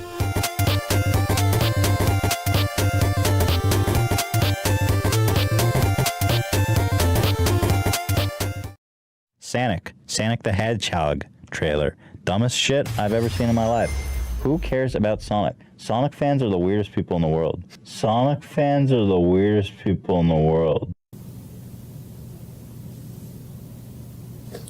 Who the hell do you think you're calling weird?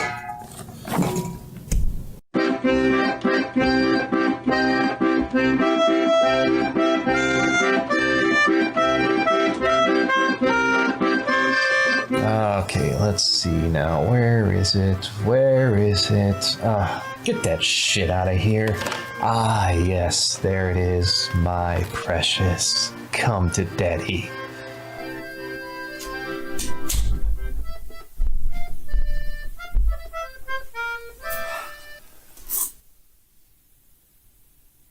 Hi, I'm CraftyAndy and this is Crafty Arts. You know, in many ways, I consider Detective Pikachu kind of a miracle of a film. Instead of playing it safe and boring, they could have had some honky play Ash Ketchum who goes off in this limbo of hell trying to catch them all, become the very best Pokemon masturbator. They chose instead a very obscure Nintendo DS game. One that doesn't even have a sequel due to sales. It ends on a cliffhanger. You saved my life. Oh, yeah, that's right. I guess I do remember saving the day. Of course you do. What? You don't find out what happened to Harry? That can't be the end of the game, no! In fact, most people, when you bring it up, will just say that it's an adaptation of the movie rather than believing that the game came first somehow, which makes the pitching of this idea much more interesting because they're able to tell a story with original characters in an original setting within the same universe. They're not retelling the same story that's already been told. Something I wish more studios would attempt to do instead of recreating and rehashing the same old shit we've already witnessed, and in some cases a lot superior. Hello, Last Airbender. Hello, Full Metal Alchemist. Hello, Cowboy Bebop. Bye, Cowboy Bebop. Hello, Yu Yu Hakusho. Hi, One Piece. I'm sure those are going to be brilliant. The Pokemon characters were more about upgrading the detail instead of trying to make them look realistic, which made them far more acceptable to the general viewing audience and fans familiar with the aesthetics. Something I wish the Pokemon Company would do to their actual games, which is why I'm more in favor of playing something like Koromon and promote that game instead. Maybe with my numbers and my audience, it'll get a big boost. Oh. What we have here is a original story that respects the mechanics of its established setting, tells a narrative involving characters that don't have any preconceived expectations for how they should look or act. It's self-contained with a beginning, middle, and end, so there's no need for a sequel. I said no! Considering the typical results of adapting old TV show cartoons and video games, by all accounts, it should have ended up something like this! Meow? Oh my god, ew! Ew! Ew! Ew! Oh my god! Oh my god, it's so ugly! So first of all, I just want to say that even from behind, Sonic looks like a horrid fucking abomination that will definitely be in my nightmares, not only tonight, but probably for the rest of my life. I'm probably gonna wake up an old man like, "Ah, the blue hedgehog, oh god." Gotta go fast. Gotta go fast! He didn't just... Oh, there it is. Like, remember when Coolio was upset that Weird Al Yankovic did a parody of Gangsta's Paradise because he thought the song was too serious? He was saving it for Sonic the Hedgehog. He was like, no, man, no, I need a blue hedgehog running around with James Marsden. I need a bunch of like catchphrases. That's what the song's about. But so far, it's not quite filled me with the same joy that Detective Pikachu's trailers have. The Pokemon in Detective Pikachu look cute and endearing. That looks like it's gonna eat your balls. As someone who has discussed 2014 Turtles, Sonic people, I feel you today. Those teeth! What is with those teeth? Like they're human teeth in a hedgehog. Oh my god, like this is rough. He's just like staring into my soul, trying to fucking corrupt me from within. I'm already corrupt, Sonic. You can't corrupt me, motherfucker. There's a 99% chance everyone watching this is well aware of the existence of this abomination. Fan backlash was so outspokenly loud.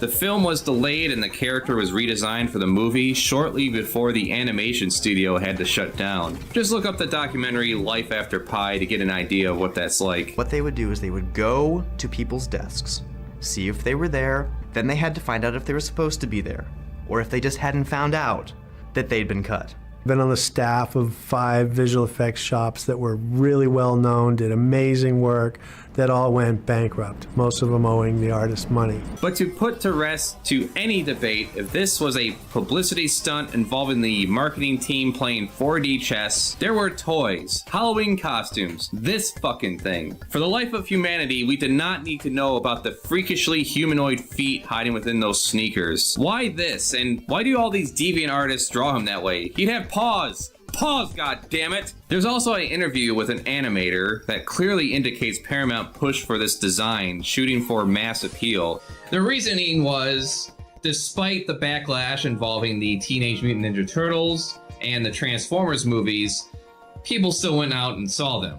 Back then, reactions from the public on the internet were not taken into account as much, if at all, back then. And those movies made money, regardless of how shitty they likely were. I wouldn't know because I stopped watching anything Michael Bay related after Transformers 3. And believe me, that franchise has something coming on its face. After another $5 million and yet another animation studio shut down, we got an actual redesign of the character. The movie was still buddy comedy garbage in a lot of respects. Could have been worse, could have been better, but you know what?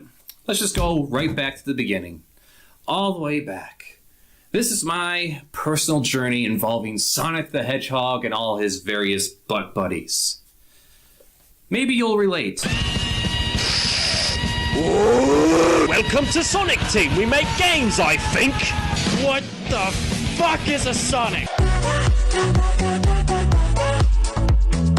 When I saw Sonic bust through that wall and speed through the level at 5 years old, 1991, I was sold. I wanted to get my hands on this baby, and Santa Claus came through and got me a Genesis 4 years later. But hey, by then it came with Sonic 2, so I played the hell out of that game, along with Jurassic Park.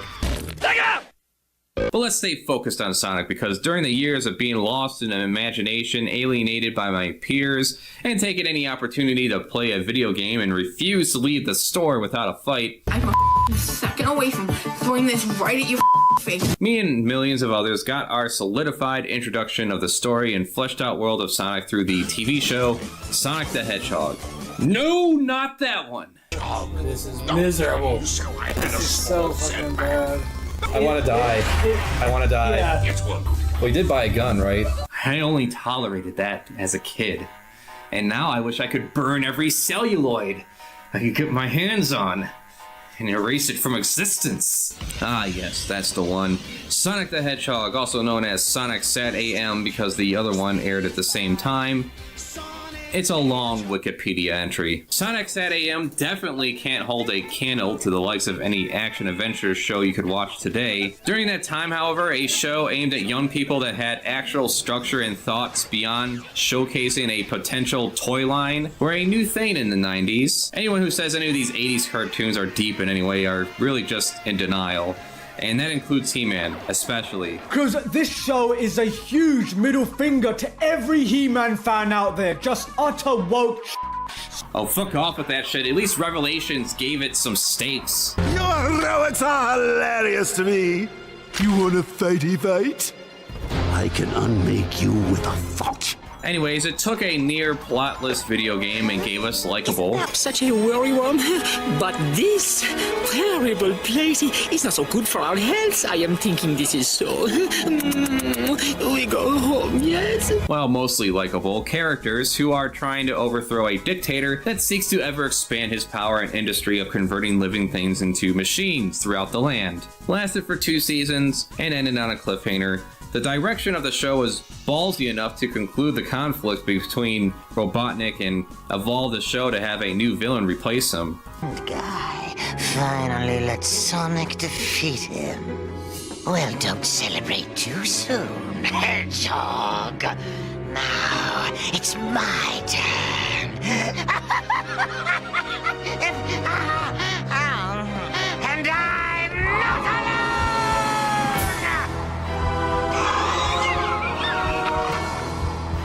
Sonic was my personal hero as a kid, and I imagine all sorts of Power Ranger style crossover adventures with him. It gave the world a backstory, the ideas that were further expanded upon in a comic book series from Archie I didn't read growing up because when I was caught reading one at the grocery store, I was told by kids at school that comic books were gay right before they beat the shit out of me. So it taught me a very valuable lesson.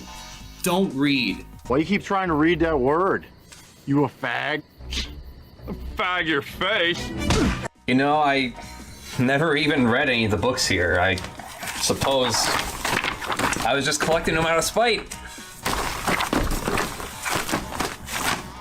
Like many fans after Sonic Side AM, we were hungry to see a possible return of this show, or at least something that continues in the spirit of it. Even to this day, it's the most coherent and engaging story Sonic has ever had, and that's pretty sad considering Sega has had it over 30 years at this point, and the best they did was a lackluster copy of it in 2020 with Sonic Forces, and an RPG that led to the Archie comic series being killed by Ken Penders.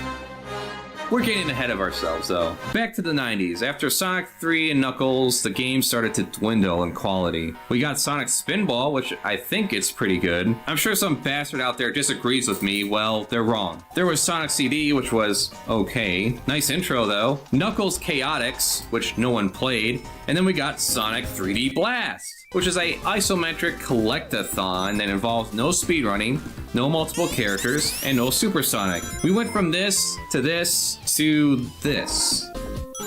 Then there was a whole lot of nothing. A teasing of Sonic Extreme, which looks like it would have been a nightmare to play. Ultimately, never released. Sonic Jam. Sonic Jam! Which is just the first 3 games paired with a museum of old commercials, shorts, concept art, and a fully realized 3D hub world. I think it's worth checking out just for the novelty of it. It's also a solid update to those games and improves upon them even. Sonic R came out for Sega Saturn in 1998, and my experience of that game is reading the review in GamePro magazine. Alright, GamePro 113, February 1998. Let's take a look. Sonic R by Dan Electro. Sonic R answers the Nintendo 64 racing threat with dreadful music, horrible controls, and graphical glitches aplenty. Is that Diddy Kong laughing? Unfortunately, you'll also find problems in almost every game element. Pop-up problems kill the 2-player game outright, while twitchy controls and unbelievably annoying music send the fun factor plummeting. What's with this fucking bullshit? The R in Sonic R probably means racing, but there are several other words that work too. Rotten and ridiculous. Ooh, got some fire in this review. Sonic doesn't deserve this, and neither do Saturn owners. Maybe the R really stands for reject. Oh snap. Show-wise, we would get Sonic Underground. The setup, I would say, is better than Sat AM, with it not only involving the environmental message, but also class warfare. Everything else just sucks. Robotnik's voice sucks. Here's Jim Cummings from Sat AM. I want that fair rebuilt. The great forest must be destroyed, and every ounce of life force energy sucked out of it. Do you understand? Yes, sir. And here's Underground. Hedgehog? It's a blasted hedgehog! Sonic, who has the same voice actor as before, Jaleel White, has a dumb brother who is also voiced by Jaleel White. Reppin' sticks, man. And his sister, who was also voiced by Jaleel White. Now may I go out and play? We must find Lady Windermere. The thing that really wanted to make me and everyone else who saw the show shove a shiv slowly through our ear holes was the times they broke out into song. There's something missing. Something's not quite right. A little voice inside tells me someone is out there. Someday we are gonna be together.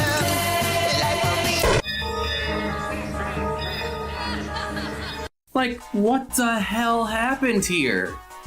We went from a semi-serious show to these weirdos playing instruments and shooting lasers from their guitars and drum sets? Like, what the fuck? We got Knuckles, but no Tails? Well, rather than get into those details, here's a video clip I stole from Nezumi VA instead. Here's how Sonic Underground happened. After SatAM was canned because of a change in leadership at ABC and low ratings caused by multiple preemptions caused by sporting events and finally being placed up against the red-hot Power Rangers, now there's some genius programming strategy, a new version of Sonic was created, Sonic Underground. Did they ask me or Pat or Len Jensen to develop the series? No. In fact, I never heard of the series before a Deke story editor called and asked me and Pat to come to a cattle call for Sonic Underground. The story editor got us there by guaranteeing us at least a few episodes, so off we went to a conference room at Deke. We got there and, yep, 20 writers. They showed an episode of SatAM, first season, to illustrate the background of the characters. It wasn't one of mine or Pat's, it was one of the other episodes. After they described the marvelous new direction, siblings, music, missing mothers, stupid new characters, they ended the meeting. We were taken into another room with the story editor who told us he wanted us to write the pilot episode. We did. Sega read the script, then the story editor was fired and we were hired. They also hired another team of story editors who survived through about 8 episodes before they left. We also got a few fledgling writers shoved down our throat by the producer. Results, I had to rewrite their damned unusable scripts from page 1. They still got paid for the script, I got nada. We tried our best to get some lore going, but Deke was racing through the series at 2 episodes a week, an insane pace and one calculated to maximize their profits. So that's the saga of SU. As I rewatch some of the episodes, I'm surprised it's as good as it is. I'm fully aware that it doesn't match up to SatAM, and I would give my eye teeth to be hired to do the SatAM 3rd season. But the only way for that to happen would be some visionary exec at Deke to realize they're sitting on a goldmine. This remains as good as it gets. 30 some odd years later after the original show came out, it was because of the website Fans United that this even got made with all its fan art and interviews with the original creator. The 3rd season is something that I feel very strongly about and always have. Over the years, I've had an awful lot of fans asking me questions about, well, what it would be like, what would it be like? And for my own edification, I've actually pretty much plotted out the entire 3rd season. We never did get a conclusion to the cliffhanger at the end of season 2, despite all of Ben Hurst's efforts. He was one of the original writers of the show, and he's dead now, so I guess it's never going to get concluded. So, do you hear that?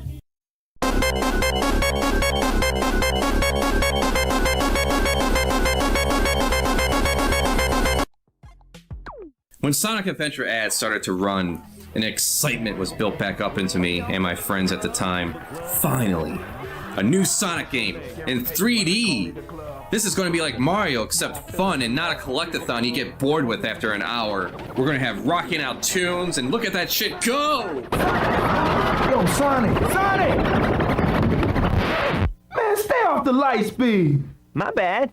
Sonic Adventure on Sega Dreamcast. It's thinking. I did find enjoyment out of the first 2 adventure games, however, there was still a bunch of shit that bothered me, and kind of bothers me more in retrospect. Amy is interesting, but could have been expanded upon just a little more. Big the Cat is the eater of dreams and crusher of souls, with that god-awful fishing game of his. Why would I want to fish instead of running around real fast in my Sonic games? Oh, now what am I gonna do? I like to take that fishing pole and your friend Froggy and shove it right up your ass.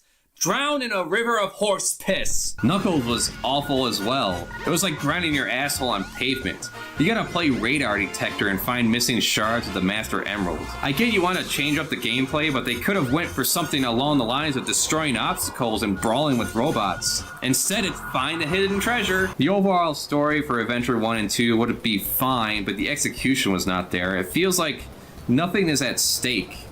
It somehow makes less sense having it take place on modern-day Earth, having weird, inexplicable anthro-animals running around as opposed to it being another planet Mobius, which in a twist is future Earth, tens of thousands of years in the future. It's a long Wikipedia entry. And Sonic was turned into this cocky little shit, which is fine, except that that's the same kind of attitude he has no matter what's going on around him or to him. Robotnik will just annihilate an entire continent of people, and Sonic will just jump in and say, "Not today, Eggman, I'm gonna stop you." If I wasn't just dreaming, that monster is a real menace. And oh, I'm sorry, Eggman? You're Eggman! That's a fucking stupid name. That's not intimidating or evil at all, and yep, that's his official name now. Be gone, all of you! It was at this point my interest was starting to wane. Despite the efforts of many fans involving Saturday AM, including the original creator Ben Hurst, the plan to reboot the story into some kind of movie to give it some closure and a conclusion wasn't going anywhere. And with Sega and Sonic Adventure, it's like they took the characters that we all grew up with, the ones that had backstory and a connection to, including Antoine, they took them out back into some kind of lab and lobotomized them all. These things, whatever they are, suck. And to me, Shadow is still kind of a joke. A poochy executive decision that refuses to die. Poochie is one outrageous dude. He's totally in my face! Wiggity wiggity, word up! Rock on, party! No one can tell me what to do. This is who I am. He has potential, don't get me wrong, but I doubt it's going to be realized in the third movie. Now, if the third movie is good involving Shadow and potentially Rogue, ooh la la, I'll be shocked. I'm not giving my hopes up on that. And considering what happens with Shadow and his best friend Maria getting shot in the face, How could this happen to me? I doubt they're going to do that, considering I noticed in Sonic 2 none of the cops even had guns. Hey! Can you imagine a world where cops don't have guns?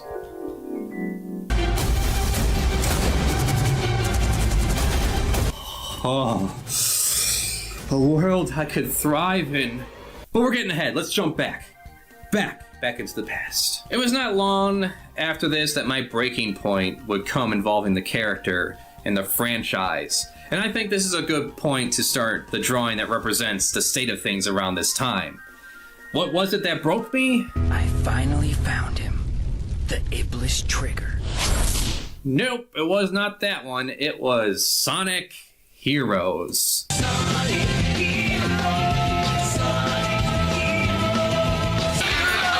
Watch right here.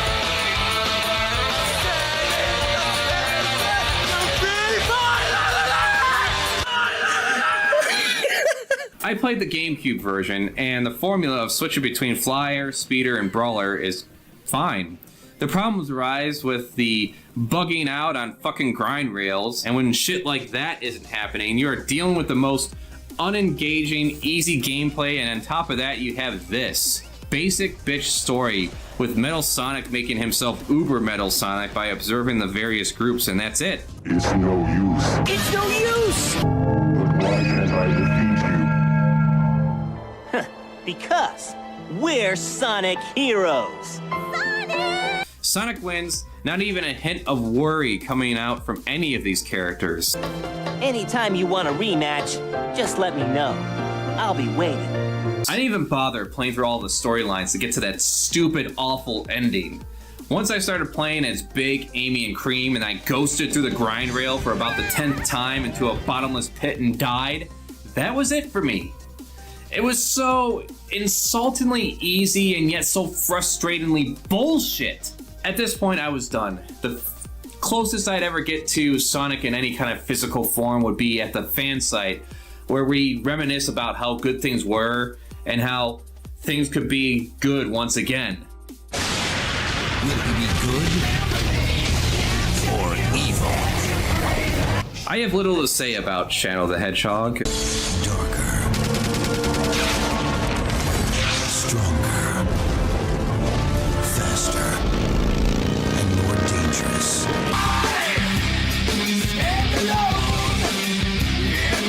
In fact, I'll just let this clip I stole from Pariah695 speak for me. But yeah, Shadow gets the idea from Mr. Satan that, hey, the Chaos Emeralds can do some pretty incredible things. Maybe if I collect the 7 Chaos Emeralds, I'll be able to figure out who I am. And from here is where we get into the difficulty of Shadow the Hedgehog's story. It's not a clear-cut, simple A to B type of story. Because the story can branch out in many different directions, because the story threads are actually spread out through the levels more like this. What the fuck were they thinking with laying out the story in this kind of way? It's essentially impossible to fully understand any one story thread in a single playthrough of Shadow the Hedgehog. You're going to get early scenes from one story thread that are supposed to be setups for later scenes in that same thread that you will never see in the same playthrough, and you have the potential of following one story thread and then at the last minute changing what path you're on, and then suddenly you're at the ending of a different story thread that you've not been following whatsoever. It is impossible to play through the game where another irrelevant story thread does not crop up somewhere along your playthrough, and if you try to follow story threads in a way that makes sense, you can very easily get derailed because of the mission structure and be put on a different story thread unintentionally. For example, in one of the second-to-last levels, it takes place on Eggman's base, and you can run into Omega here, who is pursuing Eggman as he is trying to kill him in typical Omega fashion, and he asks Shadow for help.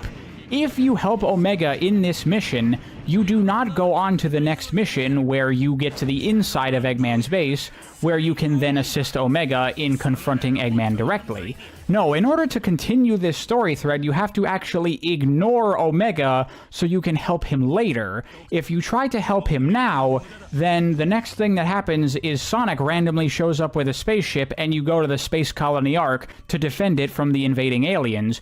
We have completely derailed from the Eggman story that we were on and shifted over to the Gun vs. Black Arms story thread, which you may have not been following for the entirety of this playthrough, so you have no idea what the fuck is even going on.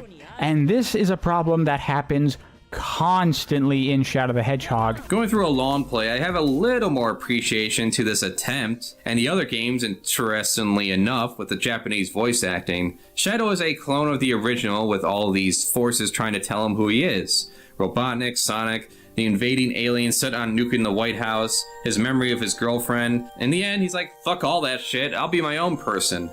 Adios, Shadow the Hedgehog.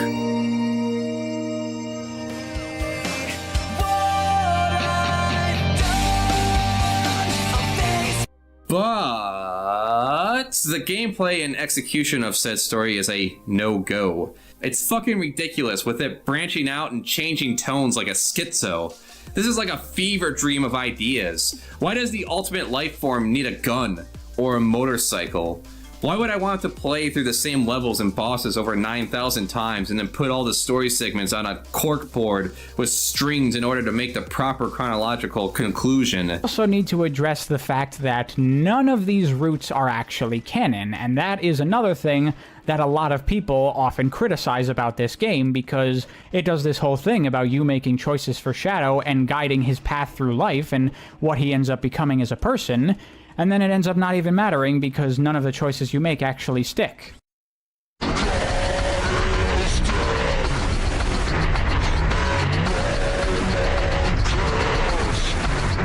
Then we got some hope. We all did. 2006, a reimagining of the character and his world.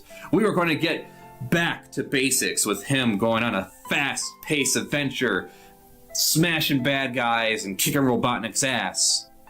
Right?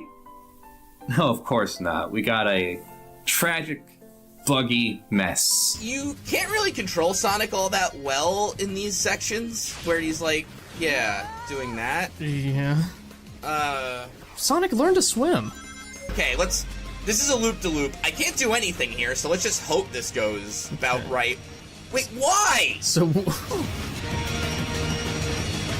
This has happened, by the way, every time now that we've done that last loop section. We get this weird Final Fantasy world with Sonic the Hedgehog characters tacked onto it. Like, hire a fucking writer, my god! I'm not saying it only has to involve Sonic, Tails, and Knuckles all the time, but for Cthulhu's sake, it's not that hard. A mega maniacal genius wants to rule a country with ever-expanding industry and turn his opposition into cyborgs. Sonic and his friends want to stop him. For some reason, since the adventure games, they always have to have some adversary that replaces and outdoes the main adversary. And as far as the interactions go involving these characters, I mean, I guess you could have a human princess fucking a mutant hedgehog. To us.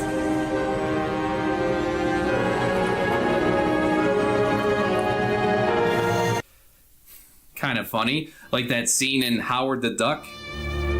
Howard just can't resist your intense animal magnetism. Or the fact that Shaggy is definitely boning Scooby-Doo. Scooby, bring me the booty.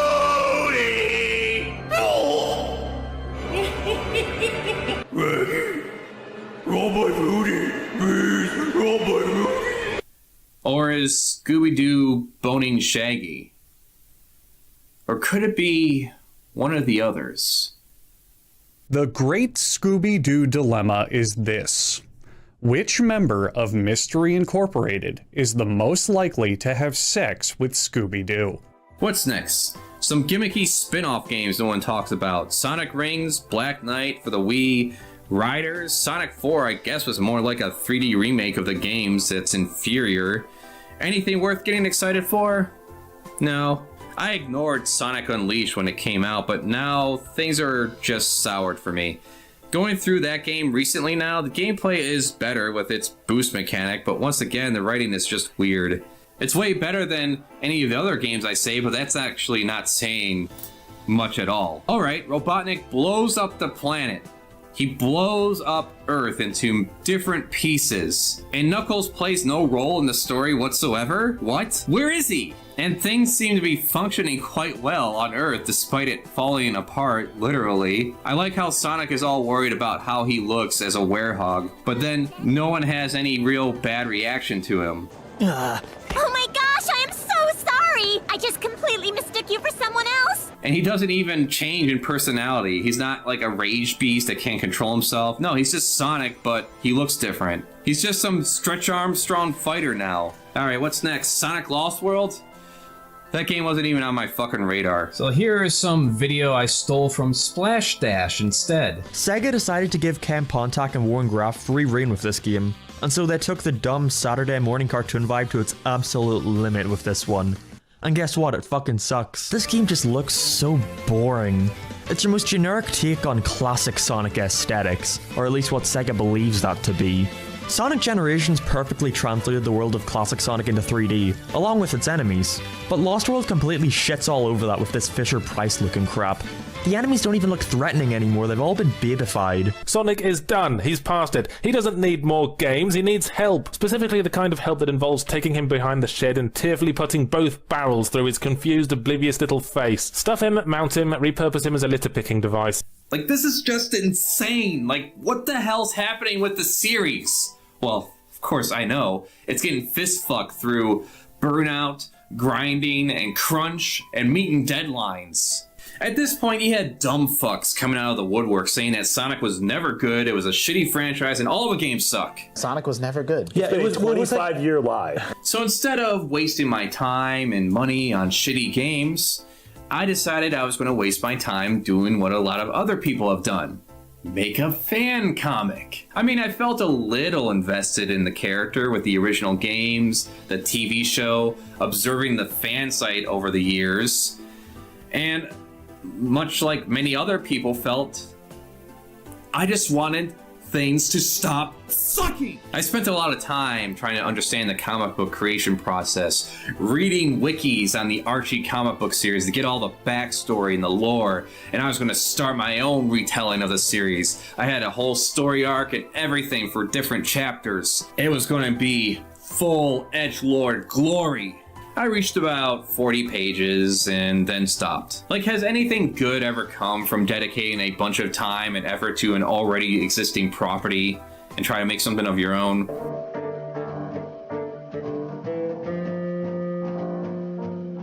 I can't think of a single one, can you? Especially Sonic related. What is that sound? Oh, it's gone now. It was probably a few years after Sonic Generations came out that I finally gave it a shot. It turned out to be a pleasant surprise. Gave me a little hope again. Good gameplay combining the 3D world with the side-scrolling styles at the time. A lot of little nods to the old and new games. Story is non-existent, which is a little frustrating, but out of all the Sonic games since Genesis, this is the only one I'd say is worth playing at this point. Sonic Brotherhood is a whole story in its own. What happened, you say? To give you the gist though, BioWare made some Sonic RPG that involves Sonic and friends encountering a secret underground gathering of echidnas who are fascists. The game ends on a cliffhanger with no sequel in sight due to the mediocre reviews, poor sales, and a lawsuit from one of the Archie Sonic writers, Ken Penders, who not only killed any chance of that game having a sequel with his lawsuit, but also killed the entire run of Archie comics. This boy spent a year copywriting 200 Echidna characters he made for the comic so he could sue Archie, while Sega just plugs their ears about the whole thing. Archie lost because of bad bookkeeping. When Archie Comics claimed that Penders had signed a work-for-hire contract, which would have invalidated all of his claims. However, their team of lawyers, headed up by Jughead Jones, were not actually able to produce said contract, and since Penders wasn't going to go, oh, yeah, that thing, I've got it right here, somewhere. So the judge had no choice but to dismiss the whole thing again. That wasn't going to be the end of it, though, as Penders had stated his intention to further pursue the matter, so in an outstanding example of, just fuck it, Archie Comics and Penders reached an undisclosed settlement. And then he went after EA, which bitch slapped him out of court. And that was that. Then Sega took away Archie's rights to Sonic and gave it to IDW Comics. And that's when I learned all about the stupid rules regarding the characters Sega has. It explains a lot. Now I do hear good things about IDW despite the restrictions. And going through the first few issues, I'd say it's pretty much up there with what I like to see. Get to the Stormbunker!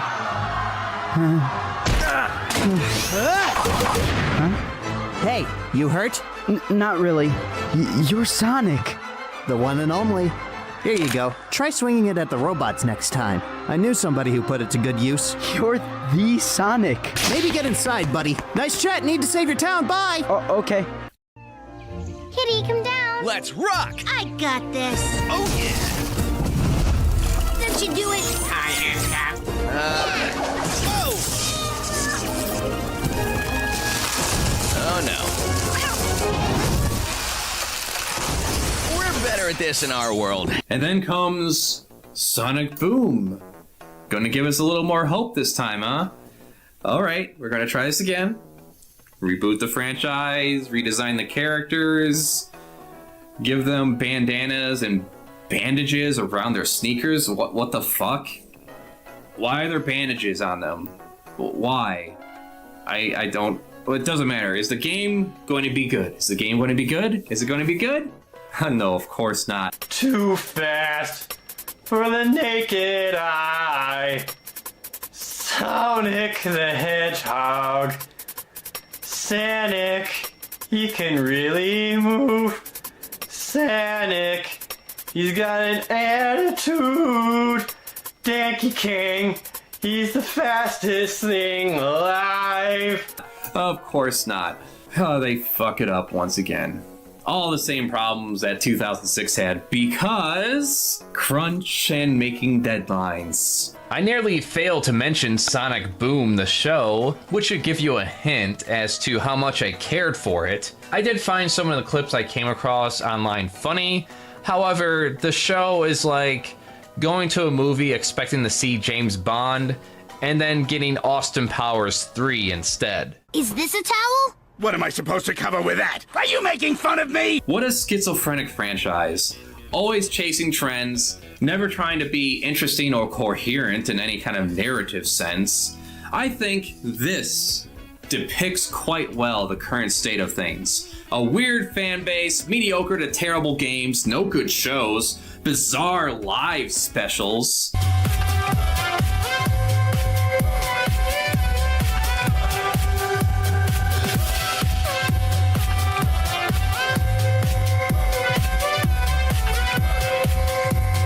That's the sound of 25 years of Sonic! Sonic X is not what I wanted to see. Or is it? I don't know. All I witnessed was the 4Kids version. Apparently it was very neutered, and I'll never have time to watch the actual anime, I'm sure. All I know is nothing says relatable like having the main human character be a kid that lives in a 12-bedroom mansion that has a butler and a scientist uncle that takes care of all his wants and needs. Anyways, here he is, in all his cancerous glory. I'm sure he just wants to drink your life juice at night. You can just feel the tumors radiating off of him, possibly giving me cancer. Well, I mean, if you want to help with my Sonic cancer, be sure to become a patron. No matter the cost! No matter the bloodshed! Sonic! Have you considered? No. We can't let it end this way. Because during that bizarre live show I mentioned, Sonic Mania was announced. So was Sonic Forces. But never mind that. Sonic Mania. What's there to say other than it's a true fan game brought to the masses? There's a lot to gush over regarding this game, from the animated shorts to the return to the original gameplay formula, great level designs, bonus stages, extras, leaderboards, collectibles. It's everything we ever could want. Then Sega fucks it up so that we won't be getting any kind of sequel to it. They just can't let us have a good thing for long, can they? But like I said, Sonic Mania is great. Then we had Sonic Forces. Well, the reviews kept me away from it. But for the sake of this video, I went through a long play, and all I can say is, what the hell? What the hell? Sega Team takes elements of what made Sonic Sat AM good, and uses that in this game, but it plays out with no character, emotion, stakes, or anything. You had a great setup. Sonic is captured, Robotnik has taken over, a ragtag team of freedom fighters is on the job. Sonic is found after 6 months of torture. Wow, tortured for 6 months? That could do some serious psychological damage to a person, let alone the physical torture. I guess he's been broken down at this point. Probably gonna get let out and have this big fiery rage built up inside of him. Maybe he gets all the emeralds and turns supersonic, but instead of regular supersonic, he's like a psycho supersonic, like in the Fleetway comic books, where he starts to threaten the lives of all of his friends. Nah, he's fine. This is the end, Sonic. Oh, hey, sounds like the party started. Want to let me go and join in? No? Of course not. You hate fun. Whoa. Wow. The end, huh? Let's see you try something now that I'm free. Huh. Sonic, finding you alive is the best news we've had in months. I got 6 months of payback I'm just dying to spend. This sounds like a good start. Wow, that is some riveting emotional stuff. I wasn't expecting him to be a living husk like Griffith from Berserk, but come on. Robotnik has had him for 6 months and he's just been letting him chill in a cell all that time, feeding him and cleaning up his messes, I imagine he's been making in the corner. At least turn him into some kind of robot, you know, the thing you do to every other animal character you capture. So there is a few reasons for this. Sega has a bunch of stupid rules I mentioned earlier involving the characters outside of the Archie comics. And that explains why Forces seems so basic bitch in its character development as much as the dialogue is. Your plan will end like all your plans do, with you sitting in a pile of busted robot parts wondering how you failed so badly. Let's get him. Wrong, loser. The things that can't be defeated are heart, soul, and the bonds of friendship. 3 things you and your counterfeit cronies lack. Sonic is never to express any extreme emotions. Shadow always has to be a jerk edgelord. Shadow, did you just murder that gun soldier? It wasn't murder. It was a 97th trimester abortion. That just sounds like murder. I thought you were pro-choice. Oh no, are you pro-life? Of course not. Oh, thank God. I'm not pro-anything. What? I'm anti-life and anti-choice. Oh, Jesus, why do I hang out with you? Amy is always in love with Sonic and in pursuit of him, but can never be in a relationship with him. I guess because Sonic is queer for Tails.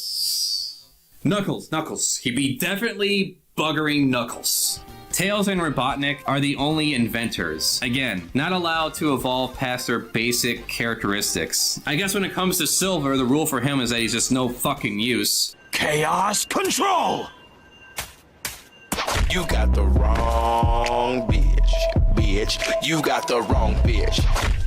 It's no use! In requirements for Rouge the Bat and Blaze the Cat, I imagine that they are to be Rule 34 fodder. Is there anything decent that could come out of this franchise? Can something be just a little more consistent? Well, enter the first Sonic movie. Alright, the second Sonic movie, Jesus Christ. Fucking actuallys are out there everywhere, ready to pounce on you at any moment. Now, before we get into the actual movies, I think it's interesting to go over what we almost got and stress that it was very close to happening.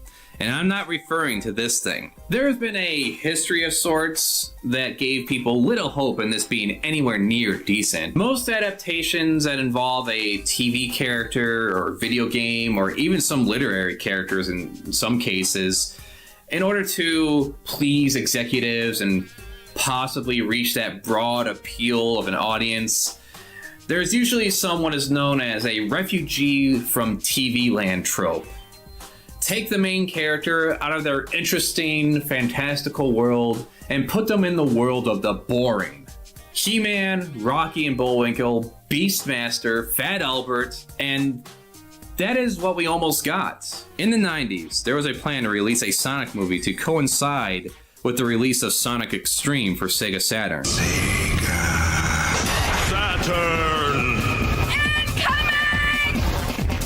This comes from digitaltrends.com. Most people would expect a Sonic movie to revolve around Sonic, but that's only half the truth for Sonic the Hedgehog, Wonders of the World.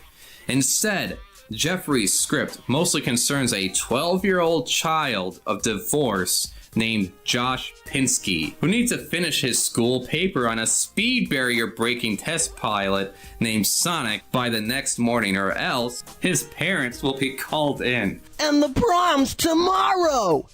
This sucks so hard. Josh's dad is a brilliant yet unemployed computer expert named Hal, who has invented an AI computer capable of projecting holograms called the Extremely Radical Intelligence, or XRI. This movie was written in the 90s, after all. Catch you on the flip side, dude, masters! Not! Oh, God. Let me guess. The dad is just too busy to hang out with his son, as all of our fathers were, you know. Most of our fathers didn't sit on the couch and watch football games. Going against his father's wishes, Josh asked the XRI to finish his paper, but the XRI doesn't recognize the name Sonic. Of all the words not to recognize. Instead of giving background info on the test pilot, Josh plugs in his Sega Saturn and starts playing Sonic Extreme!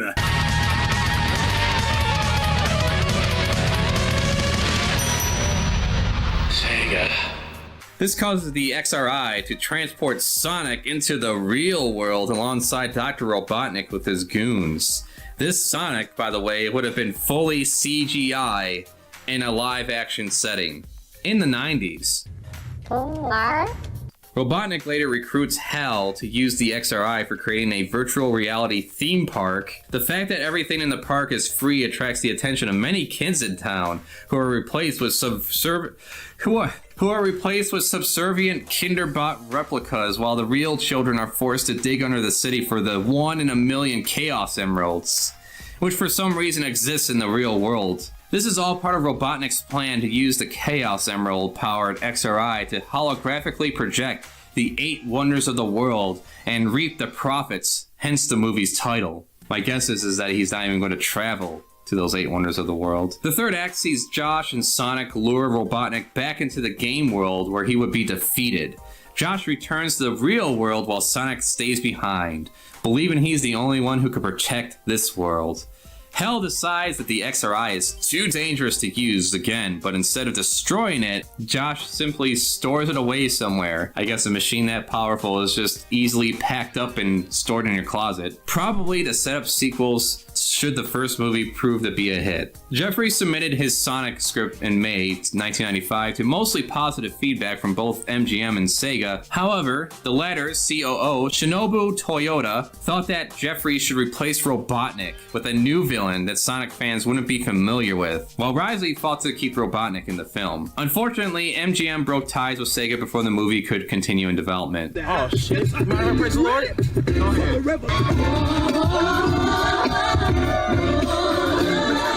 This would have been a nightmare realized.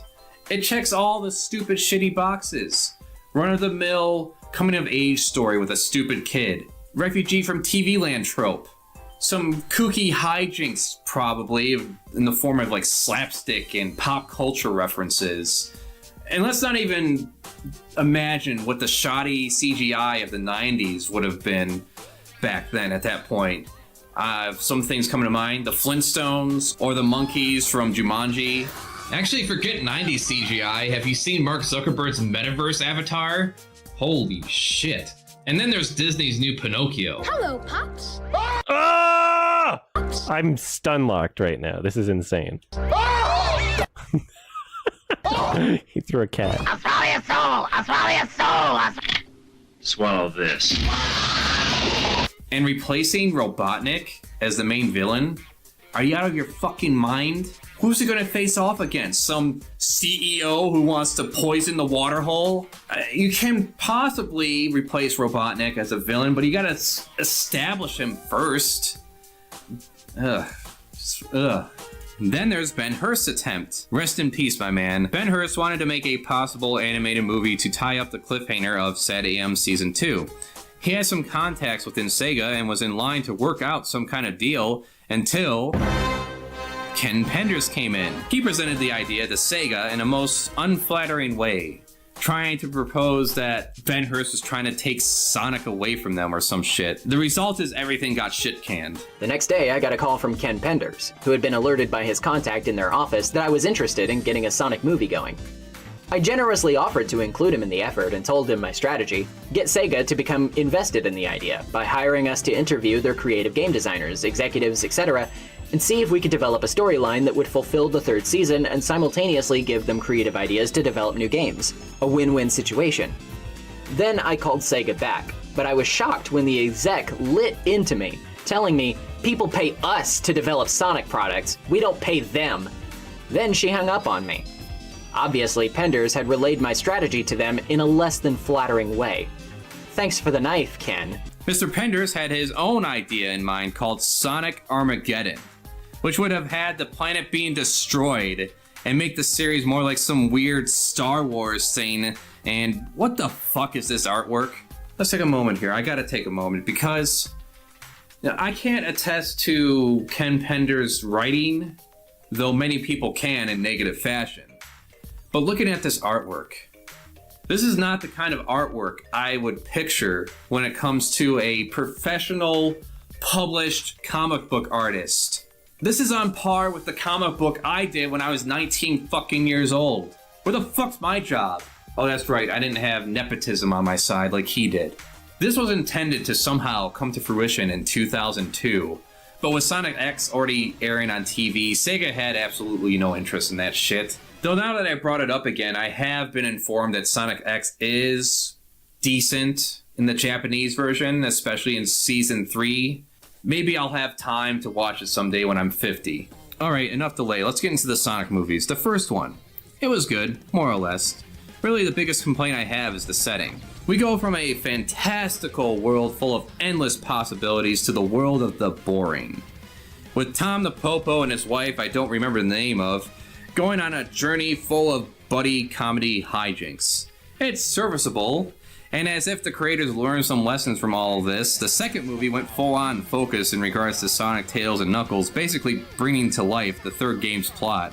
keeping it a simple adventure of hunt the MacGuffin and stop the evil maniacal maniac. That's all we ever wanted, and that's what we finally got. Holy shit, was it that hard? In a world of shoddy video game adaptations, we finally got some directors and writers who get it for the most part. Though it's weird to consider in the second movie that all the echidnas and all the owls are dead. Like, they fought each other to the point of extinction. Anyways, I'm fairly confident at this point the shark is already being jumped with Shadow coming in next. Because I expect to see Rogue the Bat and, maybe even the return of Big the Cat. I just prefer they have perhaps them go off on their own, back to their own world and go through adventures making their way through exotic locations, otherworldly locations, instead of being trapped on Earth. With all my complaints, I still find a lot of enjoyment in the first two movies, despite what some blue puppet might say. The same schlock, and people like it, people love it. Are you just... I mean, I don't want to say it's just because it's, but like, if it wasn't Sonic, would you? I don't know. That's what I'm not getting. People rip on all these other bad kids movies, and the only difference exclusively between them and this is that this has Sonic in it. You better watch your back, you little blue monster thing.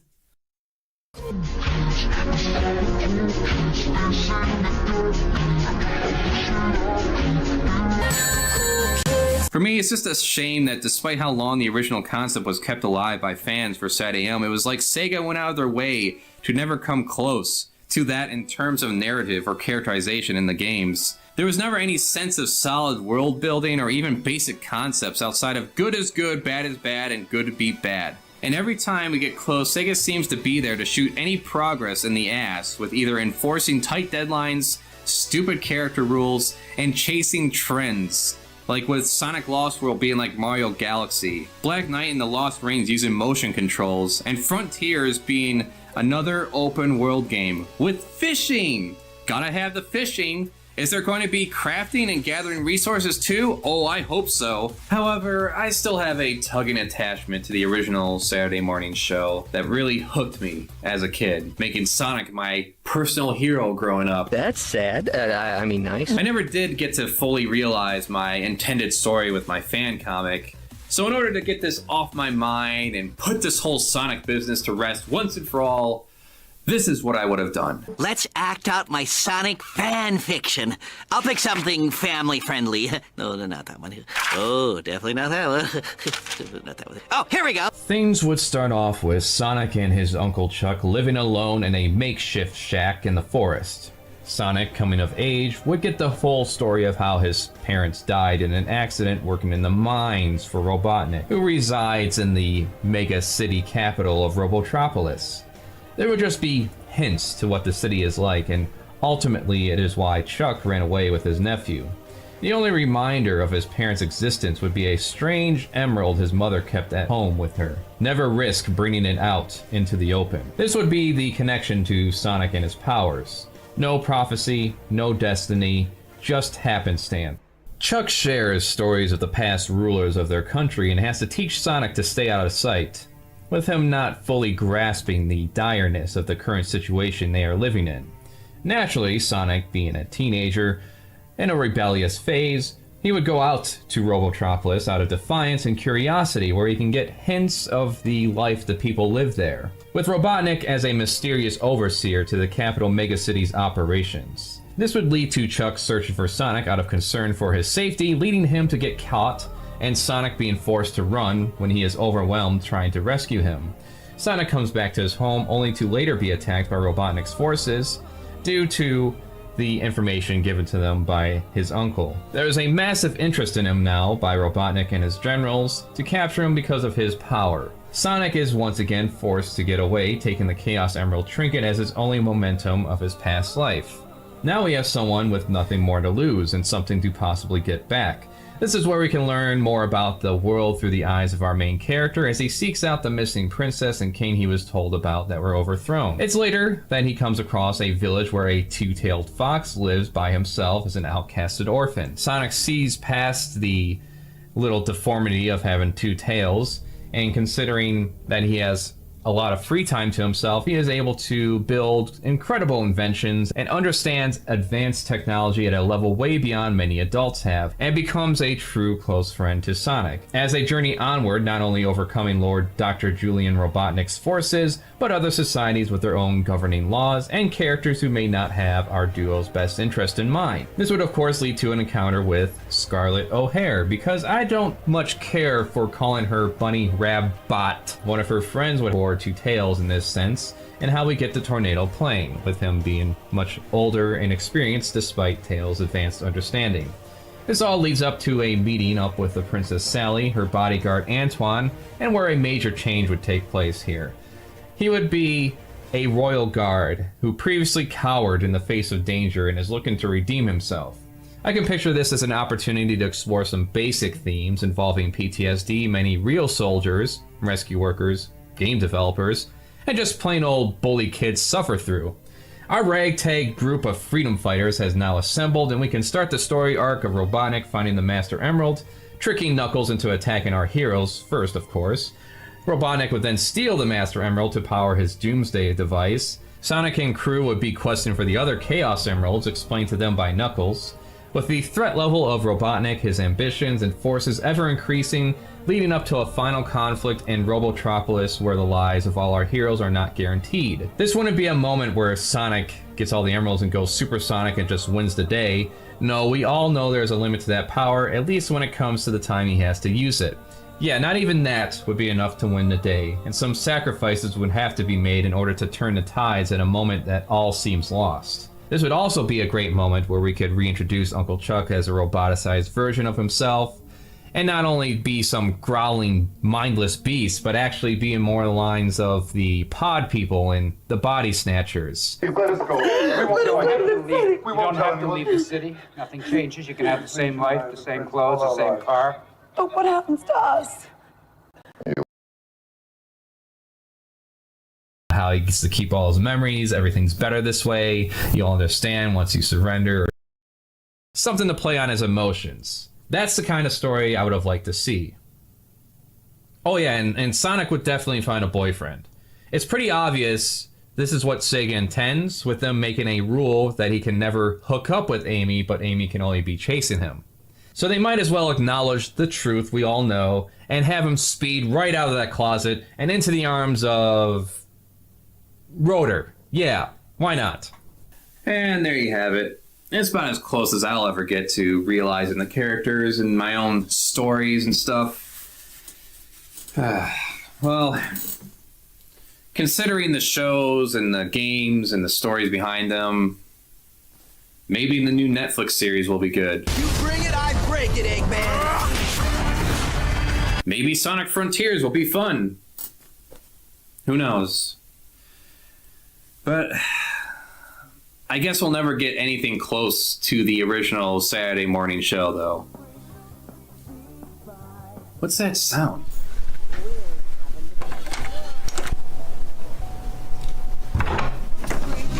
Speeds by Sonic the Hedgehog.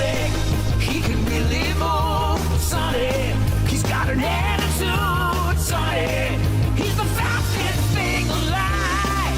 The fastest thing alive. The fastest thing alive.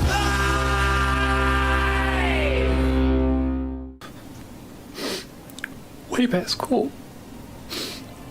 Way past cool.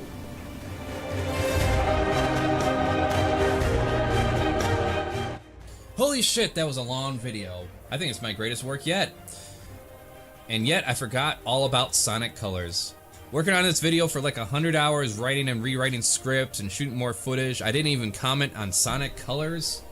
Well, you know, I didn't play it.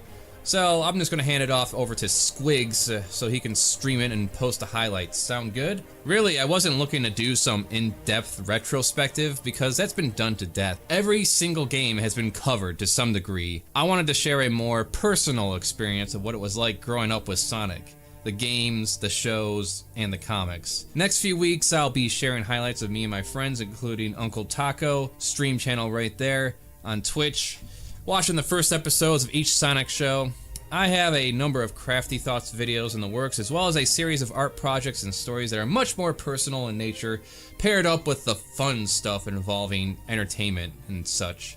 I have a short comic book that is outlined, and I'm looking to try to get the first few pages done before I pitch it to publishers. A video outline for the Weirdsaurus channel regarding furry Puritans.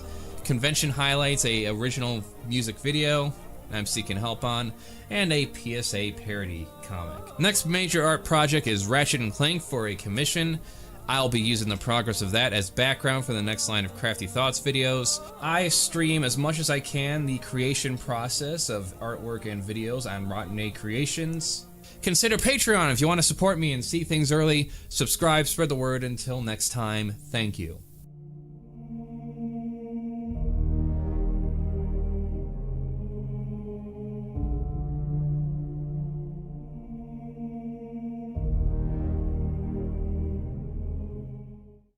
Subscribe, share, like, comment me ideas for topics and art. Patreon if you want early episodes, sketchbook access, and high-res downloads. Discord group to interact with me and other creators. Under the group name Horny Jail Alliance. Prints are for sale at the online store. Live streams on the Rotten Egg Creations channel. Some real weird stuff on the Weirdsaurus channel. Share, subscribe, like I said, goodbye.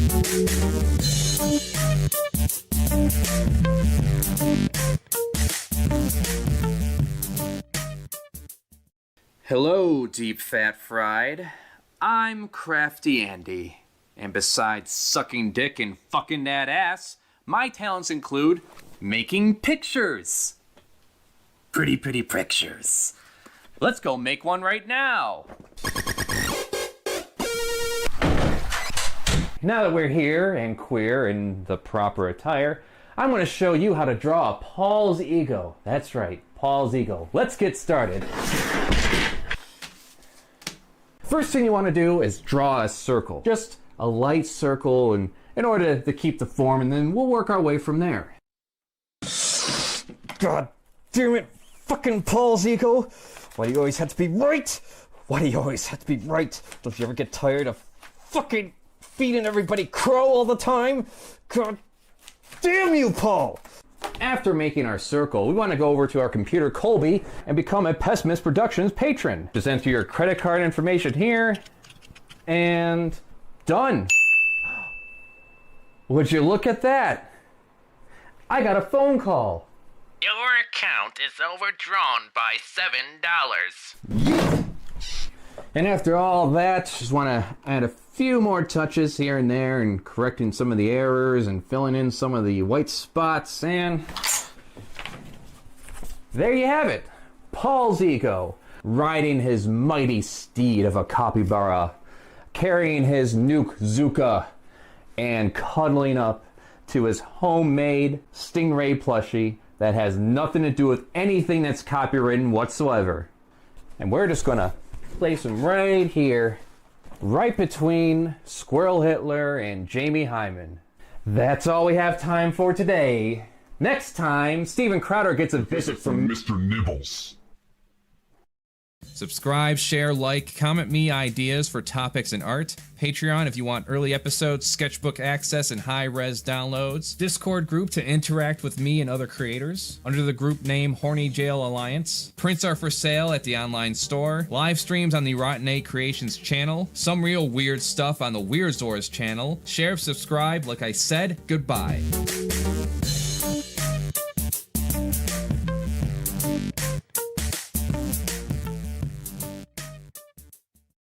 August 29th, 1993, Saban Entertainment delivers Mighty Morphin Power Rangers to the Fox Kids Network. The good guys are here! And they're making history by becoming the most successful kids show ever. This top-rated series currently airs in 142 markets, including all of the top 10, covering 92% of the country and reaching 5 million kids a day. Jason David Frank, who played the role as Green Ranger, White Ranger, Red Ranger, Black Ranger, and is playing the White Dragon in the movie The Legend of the White Dragon, which has yet to be released. Who is also an MMA fighter, and by all intents and purposes, a good friend to all those who would talk about him, has killed himself. He committed suicide at age 49. And it affected me more than I never just sit and think about people killing themselves. So yes, it surprised me and caused me to actually break down a bit. Hello, I'm CraftyAndy, and these are my thoughts. Jason David Frank solidified himself in mine and many others' consciousness as Tommy, the Green Ranger of the very first Mighty Morphin Power Rangers show. Alright then, it's morphin' time! Dragon Sword! He was definitely the most popular Ranger and my favorite at the time, along with all my friends. That being true, however, the showrunners, rather than overexpose the audience and shove his character in our faces to the point of annoyance, had a great story arc instead, where him being able to keep his powers and being part of the team was in question. Ranger, Tommy can prevent Rita from gaining its power. It is the only way. I guess this is it, huh? Well, it's been great. Oh, Tommy. Don't worry. I'll be alright. I imagine it's hard for people to put themselves in the shoes of kids like us who witnessed the entire run-through.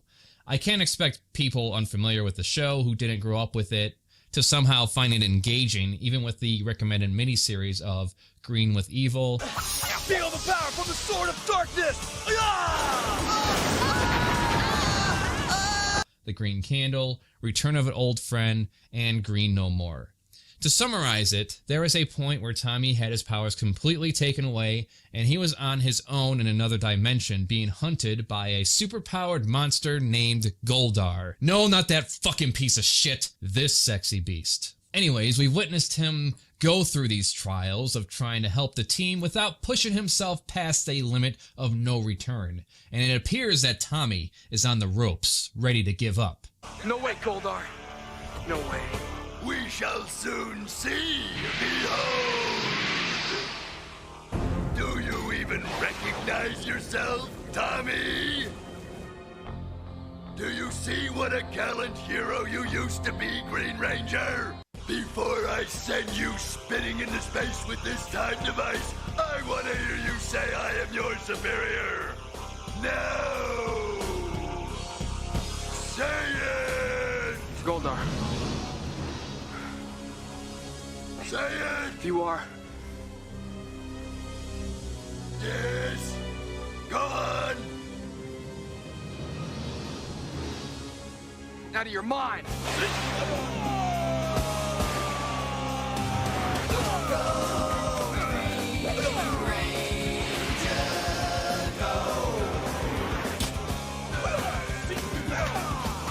Later, he became the White Ranger and then took over as leader as the Red Ranger. Power Rangers was one of those things I enjoyed, but forced myself to stop watching it over the kids making fun of me for it in the 4th grade. Long story short, even in my aging years, I was drawn back to watch it when Tommy returned for Dino Thunder. Aren't you a little old for this, Tommy? I may be old, but I can still pull it off.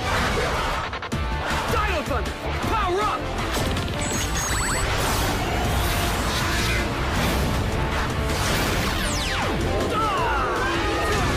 Dino Thunder! Black Ranger! The show's always been campy, goofy, cringy fun with a simple, clear message. Of course it is, it's for kids' entertainment. That, and it's nice to just enjoy some simple, easy entertainment as a relief for often engaging with a complicated, violent world. You gotta appreciate that Power Rangers is a show that maintained its formula so well that it has yet to stop, with new episodes for nearly 30 years now. As I grew older into my teens and adulthood, I've always been drawn to actors and, for lack of a better word, celebrities, not considered of higher standing. I imagine it's because D-list actors and internet personalities seem more relatable and reachable. Bruce Campbell, James Rolfe, Doug Walker, Meat Canyon, Dark Matter. The list is long, I just wanted to express a sample. Jason David Frank became a successful MMA fighter, raised a family, was affirming to his friend David Yost, who played the Blue Ranger and was driven off the show for the shit he got for being gay, Even though he wasn't even out of the closet, his mannerisms and how he carried himself was enough for staff members to occasionally drop a comment about it and question his coworkers behind the scenes. I walked off set one day during the middle of lunch, during halfway through the day.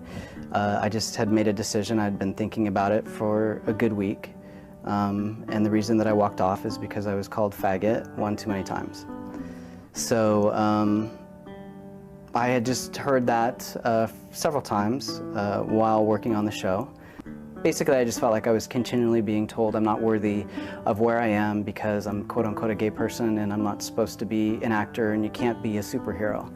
That's sort of the vibe that I was getting. I know that my co-stars were called in a couple times to different producers' offices and questioned about my sexuality, which is kind of a humiliating experience to hear that.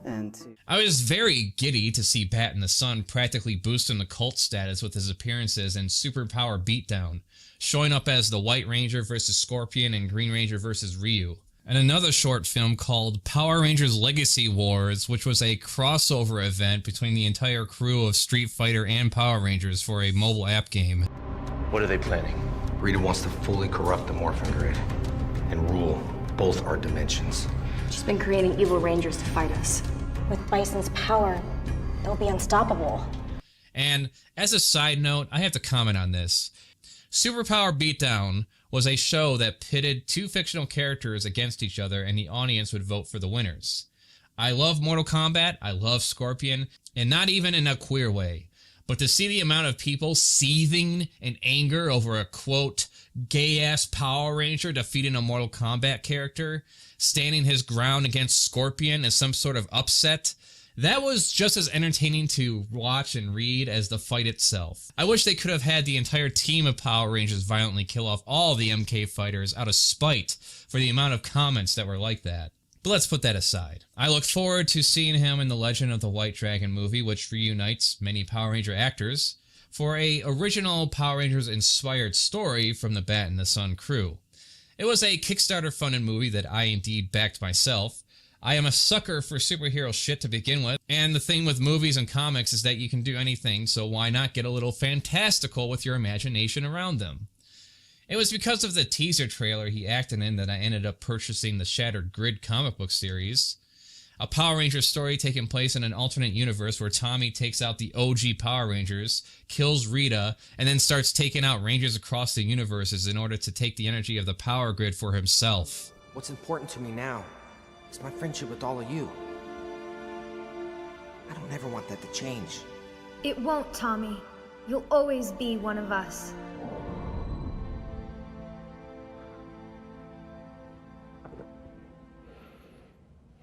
And it's time to set things right. We will invade their worlds. We will tear down everything that might protect them. And then, when it's too late, when they're powerless and alone, they will realize the truth. They could have been gods. This overall feels a lot different than when Kevin Conroy died, who was the iconic voice of Batman. Even though he was still fairly young, it was natural causes in the end. Regardless of how I feel, the only ones that need sympathy are his surviving kids, and as far as I can tell, at the moment, his ex-wife. To preferably be left alone and allowed to mourn in private. I'm sure by the time this video comes out, there is already people bringing up the divorce papers he was served at Comic-Con in August this year of 2022. And the tumultuous emotional moments that come with a breakup like this, with accusations of adultery and cruel treatment. As she puts it, he was a human, and it's not like there was this constant pattern of abuse and accusations from fans and past relations. Whatever happened between them is their business as far as I'm concerned. I wouldn't blame his ex-wife for contributing to his suicide in knee-jerk fashion. People grow apart and break up all the time. Unless there is some indication where there was a nefarious motive behind her actions, I would refrain from acting on any temptation to accuse her of causing his death. Whatever cruelty and or adultery he allegedly committed against her, it is impossible for anyone except maybe the ex-wife and their kids to know all the intricate details of the relationship to pass such judgment, and the accused is already dead. I stress allegedly, he never admitted to anything. It's their business, and his inspiration is not going to be tainted, and the people he directly helped and inspired is not null and void for whatever shitty mistakes he may have made. And there's only so much weight you can put on something like infidelity or common relationship disputes before one were to question the purity of someone's attempt to virtue signal about this, assuming such a hypothetical person even has a life to analyze. Whether it's the person or the idea of the person he was an inspiration to many people over the years, brought us a lot of entertainment. His fans, family, friends, and kids only have had good things to say about him while he was alive, and it's one of the few times a death of someone I don't know affected me to the point of tears. The other being the death of Kentaro Miura behind the Berserk series. Years ago, and many years before that, I've had my flings with the thought of suicide. I never messaged anyone, posted in public forums, or even told my first husband when I was. I just sat there, playing with a knife, contemplating, looking up ways to do it online, and then walking myself back from it, recalling stories of those who do often regret the moment they slice their wrist, pull the trigger of a fake gun during an intervention, throw themselves off a tall building. I don't want to be a bother to people I admire who already have a circle of friends and rabid fan base, so unless I have something worth their while, I don't like to try and talk to them. All there is now is his legacy for people like us to carry on, along with other members of the cast such as Thuya Train, who I found out died in a car crash a few years prior. Maybe the takeaway is to remind people who you are close to or even admire from a distance the positive impacts they have on you and that they matter. I'll remember Jason David Frank for his roles as the Green Ranger, leading a career as a public figure while remaining humble and not putting himself on some pedestal. I just want to ask you a question. How long have you been with Power Rangers? Almost 18 years. Almost 18 years. Same. This is the OG right here, not me. He is right here. There was never a time he got bought out to portray some shitty ideology or got addicted to some vice that tore his family apart and ended his career. You never saw him caught on camera getting irrationally angry with fans or driving drunk. I don't understand this. I fucking hate it. Like many other fans, I'll miss him. That's it. Dragon Sword!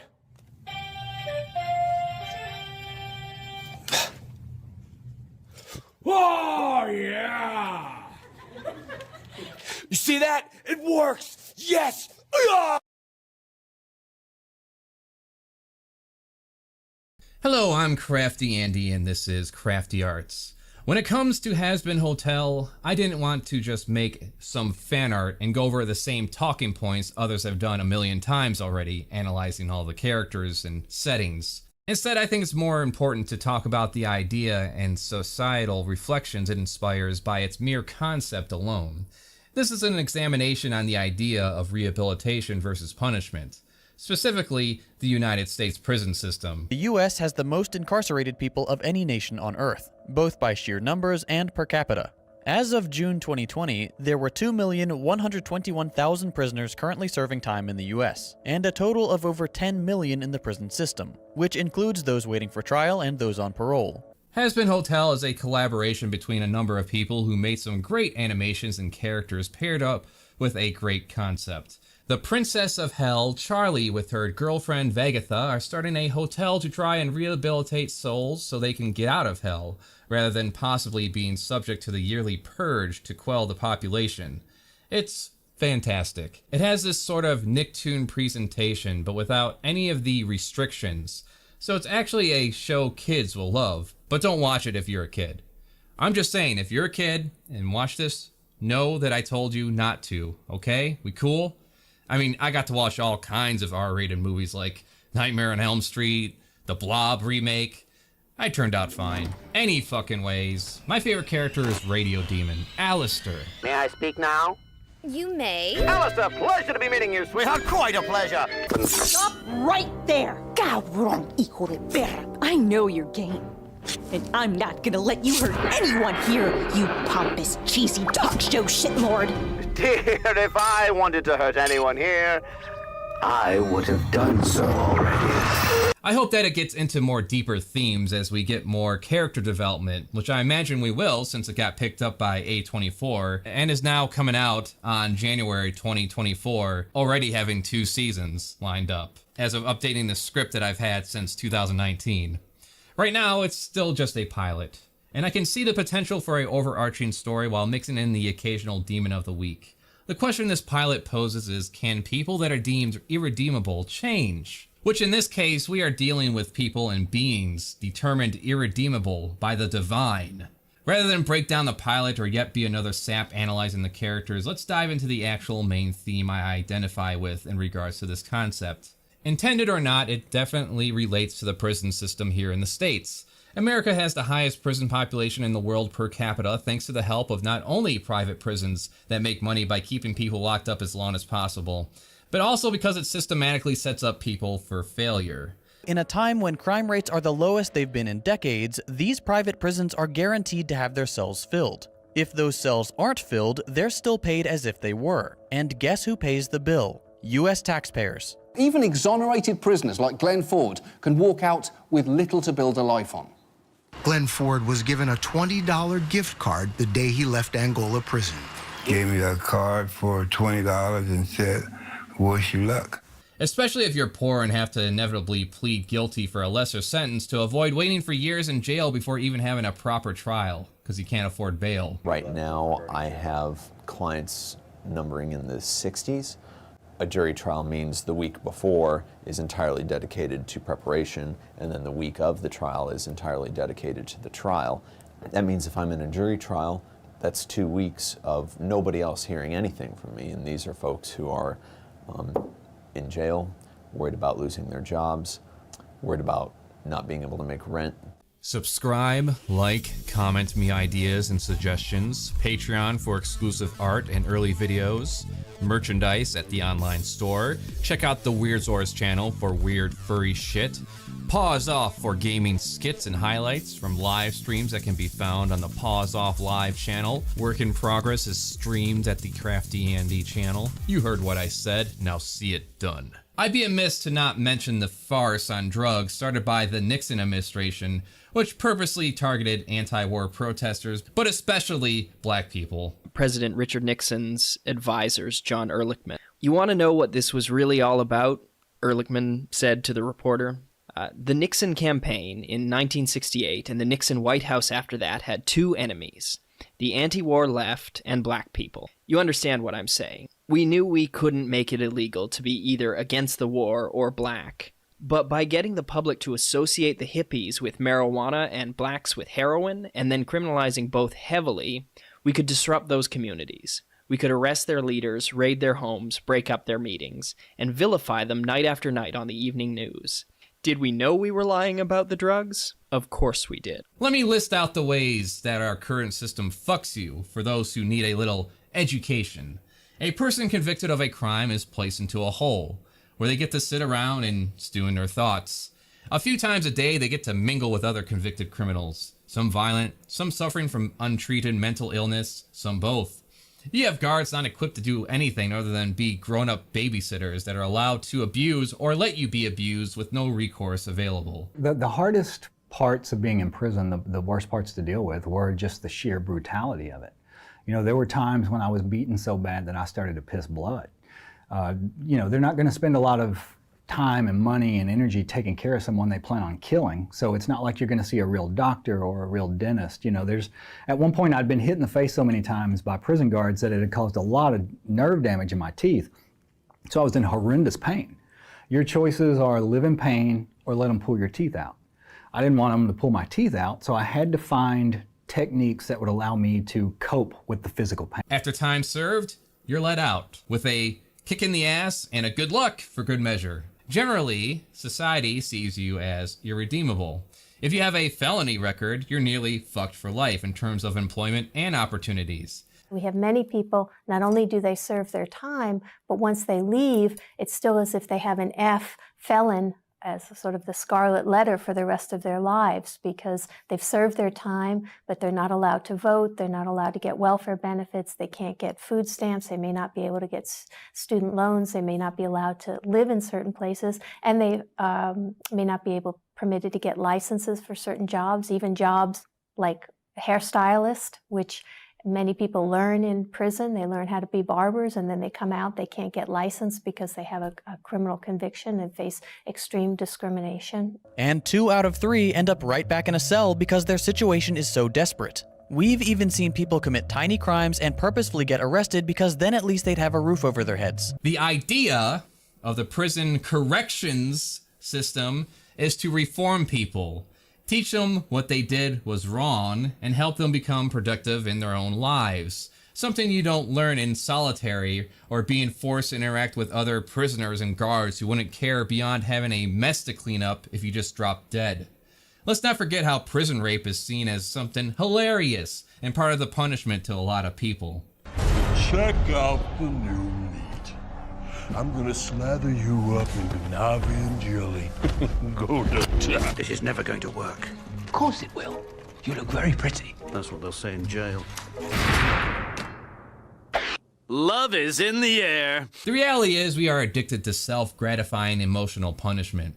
That guy hurt someone? Punish! Stole something? Punish! Sexual assault or a teenager sexting with their lover? Punish! That guy murdered someone? Finish him. A system that reforms should go beyond our emotional desires to get even with those who wronged us. To see people rise above their wrongs rather than be weighted down by them still, decades later.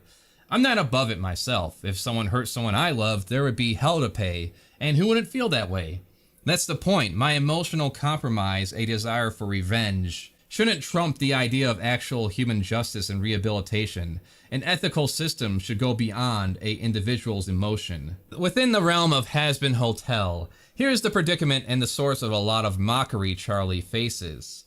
Taking in individuals who are damned to hell and trying to rehabilitate them so they can move on to a better life. What in the 9 circles makes you think a single denizen of hell would give 2 shits about becoming a better person? I think a lot of lives would be better if we started adapting that concept like other developed nations have. Because what we have right now is pretty fucked up. A good example would be the Kids for Cash documentary. The story of 2 judges that threw hundreds of kids into the prison system and received financial kickbacks for doing so. I was known for being the jokester. Eddie, he was always a fireball. We were talking about how funny it would be if we made a fake MySpace page about my vice principal. I was trying to stay out of trouble. That's when everything started. And he stuck it inside the cap. To a 10-year-old in a schoolyard fight without serious injuries after she tried to explain that she was assaulted and was defending herself. Civilrella told me there's no such thing as self-defense. To a 13-year-old cited for graffiti using a marker on a school window. When I went to the pre-hearing meeting, they said that I was not going to get placed anywhere, that I was just going to get probation. And then I was in front of Civilrella and he said he was going to make an example out of me, and then he shipped me off to Camp Adams. The people that I was housed with at Camp Adams were there for serious offenses from surrounding counties. You know, assaulting an officer, robbery, arson. And then there were people from Luzerne County that were in there for stealing a pack of M&Ms or getting into a tiff with their high school teacher. I also have some personal stories. A friend of mine, named Bob, got held up at gunpoint one night by a hooded thief. Mr. Robber took his wallet, looked inside, and after a few moths flew out, he threw it back at Bob saying, "Man, you got no fucking cash." "Of course I got no fucking cash. I'm as black as you are," Bob responds. Mr. Robber left him be and went about his day. People asked, "Why didn't you report it to the police?" "What am I going to do? Tell him a hooded black man robbed me in the poor part of town?" Really, I kind of agree. Let's be real here. If the police even dared take it seriously, oftentimes they don't, see Kansas City police leaders allegedly ordered officers to target minority neighborhoods to meet ticket quotas. Tell them to be ready to kill everybody in the car and to only respond to calls for help in white neighborhoods. Where was I? Well, oh yeah. If the police even dare to take attempted robbery seriously, they likely just pick up some local with priors who doesn't have an alibi and try to wear them down into incriminating themselves or take some plea deal. Money plays a huge factor too. I had 2 friends who got convicted for drunk driving on separate occasions within the same city. Friend 1, for his first and only DUI, got it worse than friend 2, who was on his 3rd DUI. Why? Well, friend 1 had a city attorney, and friend 2 had a paid family defense attorney. Even better, friend 2's judge ended up being a guy that would often have family barbecue hangouts with his lawyer. So while friend 1 got a hefty fine and long probation sentence with weekly checkups, friend 2 just got a ankle bracelet for a month. Speaking of uneven punishments, let's focus on the concept of hell itself. Who the fuck deserves hell? It's an eternity of suffering.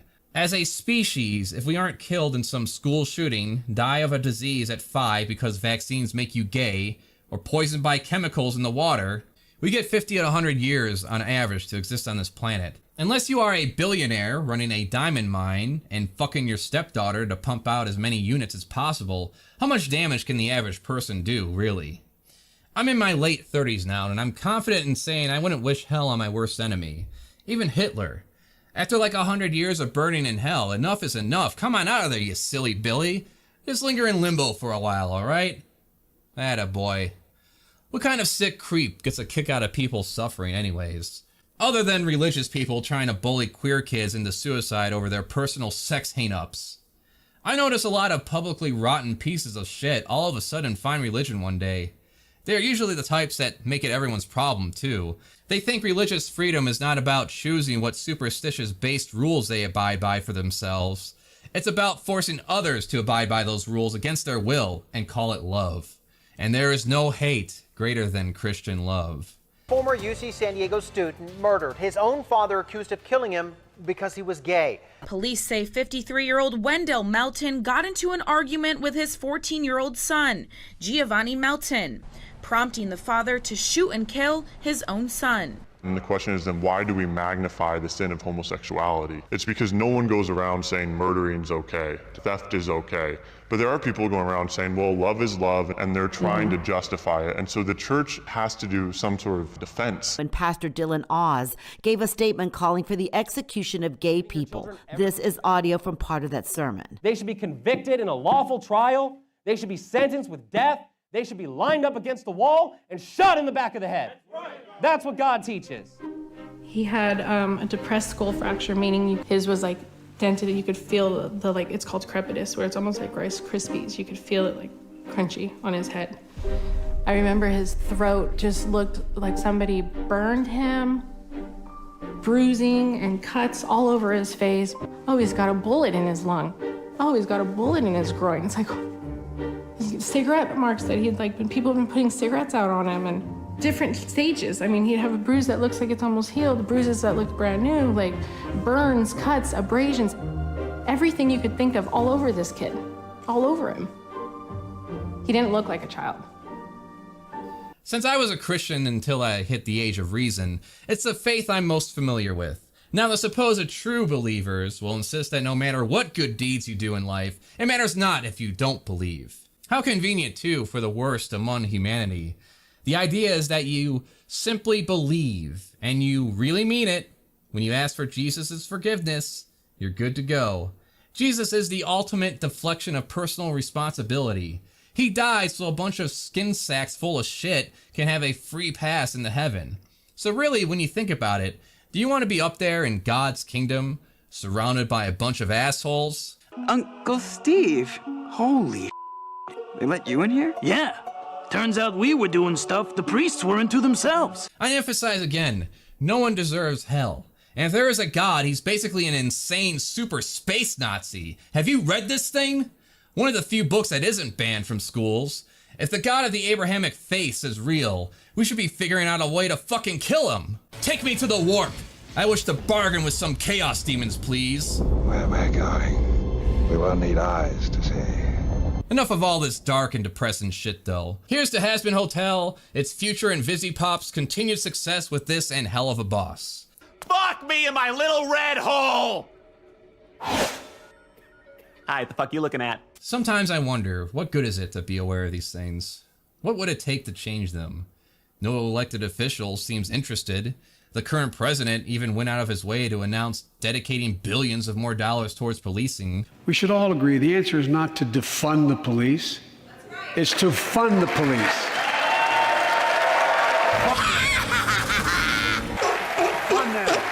We can look at other developed nations and see how they handle their prisoners compared to ours, and also find recidivism is a lot lower too, such as Scandinavia, where it's all about reintegrating a person back into society and allowing their lives to continue as normal if someone is not likely to bring harm to others. With the US and its harsh sentencing guidelines, especially mandatory minimums for drug offenses, leading to a prison as a first resort mentality. In Sweden, prison is seen as a last resort, and the Swedish Penal Code actually tries to avoid prison terms when it can. Per Swedish guidelines, offenders must present an active threat to the general public if they're to qualify for prison time, as opposed to programs such as mandatory counseling, community service, or perhaps house arrest. The majority of prisoners continue to involve non-violent drug offenses, and it's a racist focus on mainly black and brown people in regards to the war on drugs that has yet to end despite efforts to legalize drugs. But hey, what can you do?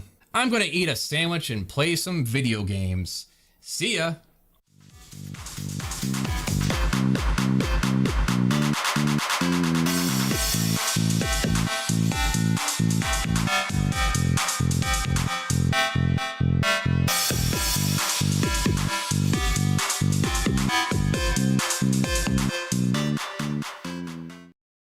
This program contains mature subject matter. It may be deemed inappropriate for our younger viewers. Viewer discretion is strongly advised. Don't let the demons take you. Don't let the demons take you. It doesn't get better unless you're pretty. It doesn't get better unless you got money. It doesn't get better, so just give up. It doesn't get better, it gets worse.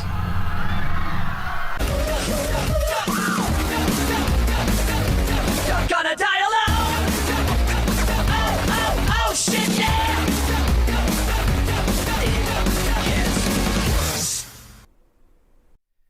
Hello, I'm CraftyAndy, and this is Crafty Arts, where we art.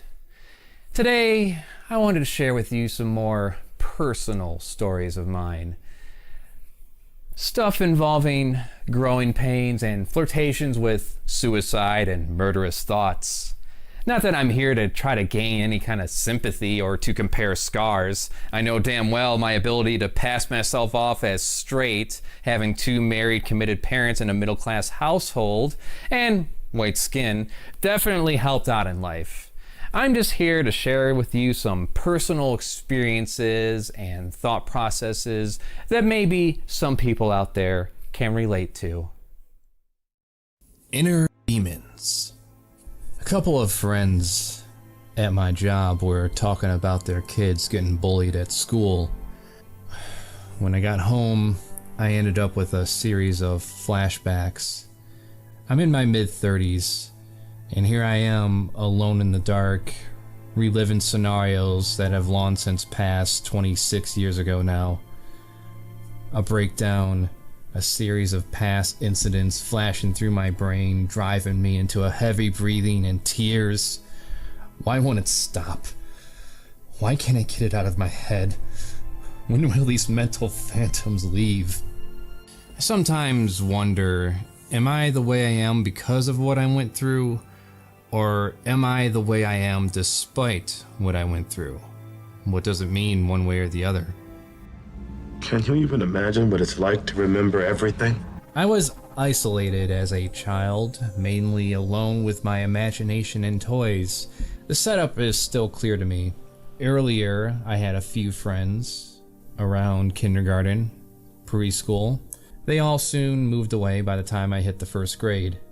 One of the kids that I would sometimes hang out with that was within my grade, I did try calling him one day to come over. I got an excuse why he couldn't hang out.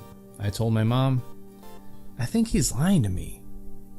She responded, well, wait for him to call you then. He never called. So really at this point I had no more real friends around me. The few friends I did make up until high school, one would be a grade behind, and the other a different school altogether. There was one other friend too, and he was also a grade behind within the same school early on. So essentially, regardless, alone in the 2nd grade, I had no friends, and my bullying experience began. I was reading a book about the stars and sharing interesting knowledge tidbits with the teacher. Nerd! And a kid didn't like that too much. Without any prior interaction, he just looked at me and started calling me stupid. You're stupid. No. You're stupid. No, I'm not. Yes, you are. You're stupid. This went off and on for a couple of years of him beating me up at the end of school. Sometimes I would try to fight back, but then he would just overpower me and put me back in my place. Sometimes I managed to get away if I ran fast enough. We grew up with these messages from various TV shows and parents that would just say, ignore them, walk away, tell a teacher, when what you should really do is wait for their back to be turned and then hit them with a heavy object and not worry about the results.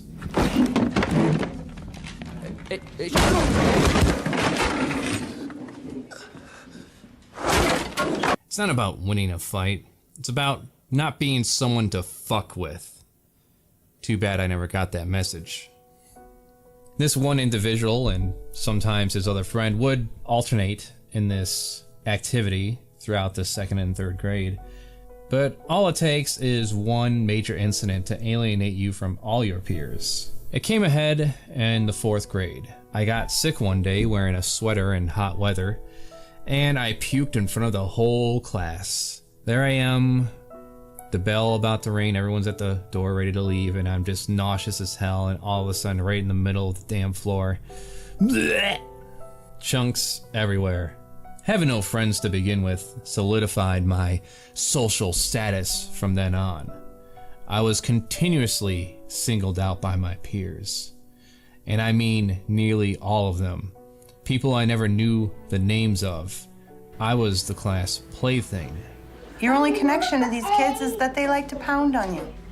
Everything I did was wrong.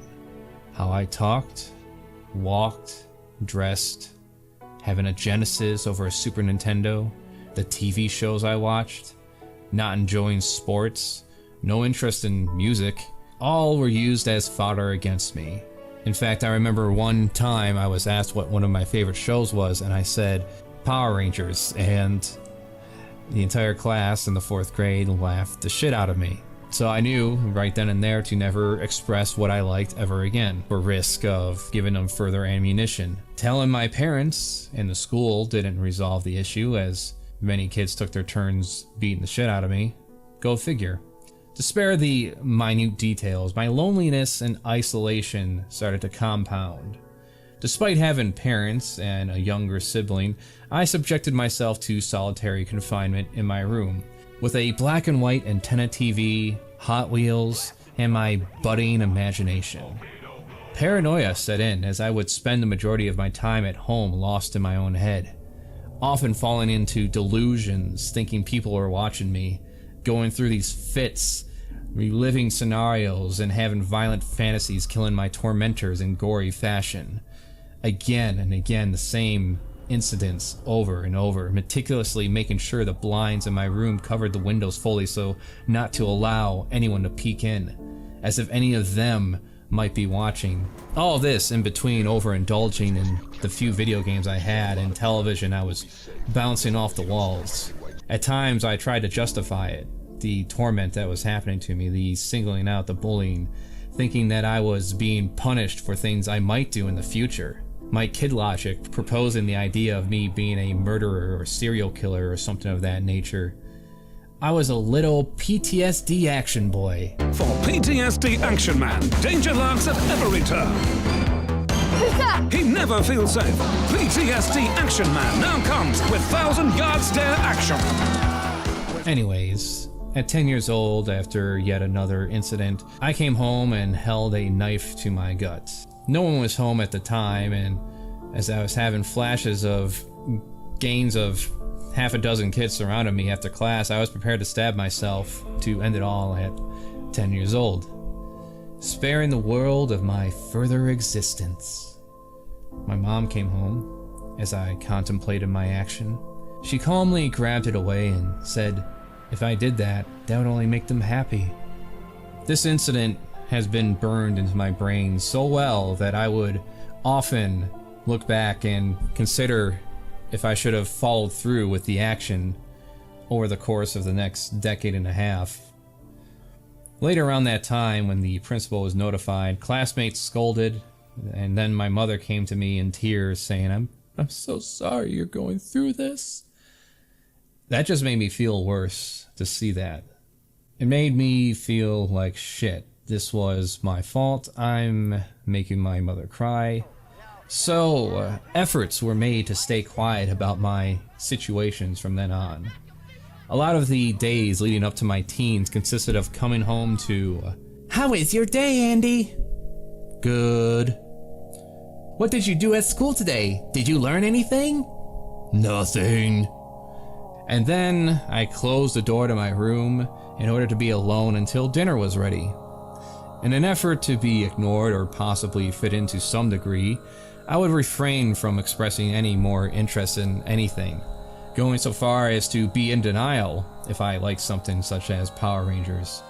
I would not even allow myself to enjoy these things when I was alone, fearing that it would somehow come back to my peers and they would have yet more ammo to use against me, whether it be my siblings witnessing it or my parents somehow being friends with the parents of my tormentors. I wasn't sure, but I just did not want any risk at all of yet more reasons to be hated. I imagine to some degree this relates to a lot of people growing up, but I would pretend to hate things I didn't hate. I would always listen and overhear and adapt to what the general consensus was in regards to pop culture and media. It was my way of sparing myself any more grief. I would also get cast I was, especially when it came to shows like Recess from Disney. Have a gang of kids all friends with each other, different shapes and sizes, different demeanors, different tastes, yet they're able to all get along as one big gang. And I can't even count myself as the local snitch Randall because I wasn't even friends with any of the fucking teachers either. One of the few reliefs I had was starting to draw in the 6th grade. I would copy images I find in magazines, primarily GamePro magazines. I would work on my ability from there, because art class in school is pretty much a joke. You're doing paper mache, photo collages, paste, glue, construction paper. It always sucked. More years went by, and thinking middle school would be some reset button, I came to the realization that there was no real end in sight, and the mental breakdown started to really take effect.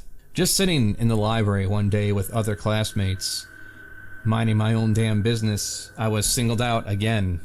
One of them pointed to me and said I was probably a faggot.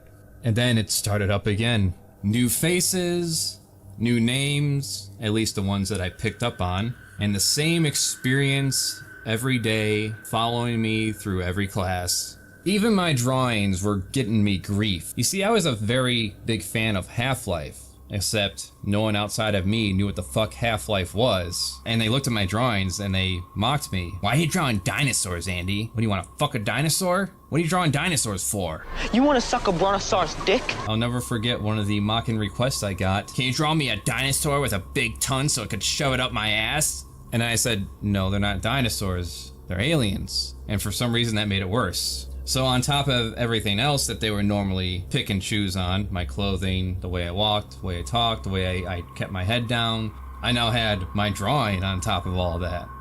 You see, when kids are picked on, it's often not with broken noses and being jumped in the locker room. It's little things to not leave much in the way of marks, shoves, like kicks, names. Kids are very smart that way, aside from not having yet to learn any empathy.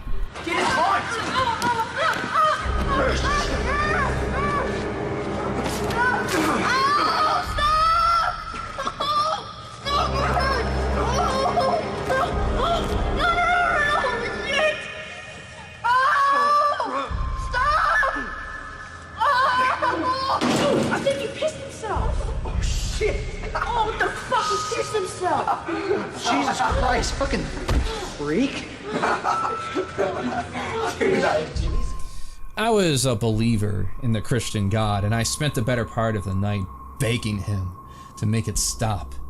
When it continued on in the 9th and 10th grade, including stolen lunches and being stabbed with pencils, I was quite a broken person at this point.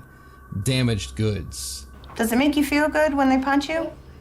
Or kick you? Or stab you? Do these things make you feel good? No. Well, I don't know.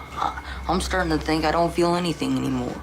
This was now in combination of my self-hatred relating to my developed sexuality.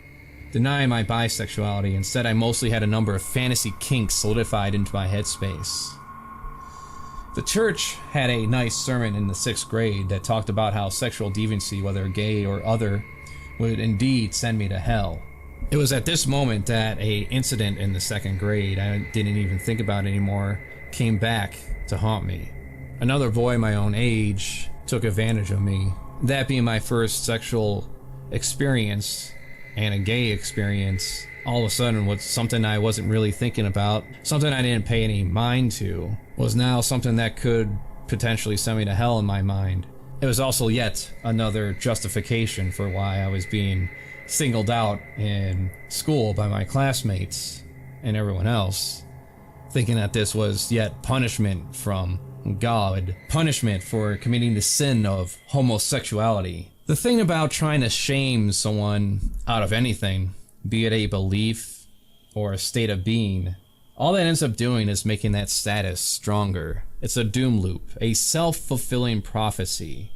You're told not to think of X, to be ashamed of X, which causes you nothing but to think of X. There was no internet for me back then, all the way up until high school, so that cannot even be pointed to as any influence. It was all me, in combination of the loneliness, the shame, the loss of my own world. As I started to develop in the 5th grade, I turned into a freak.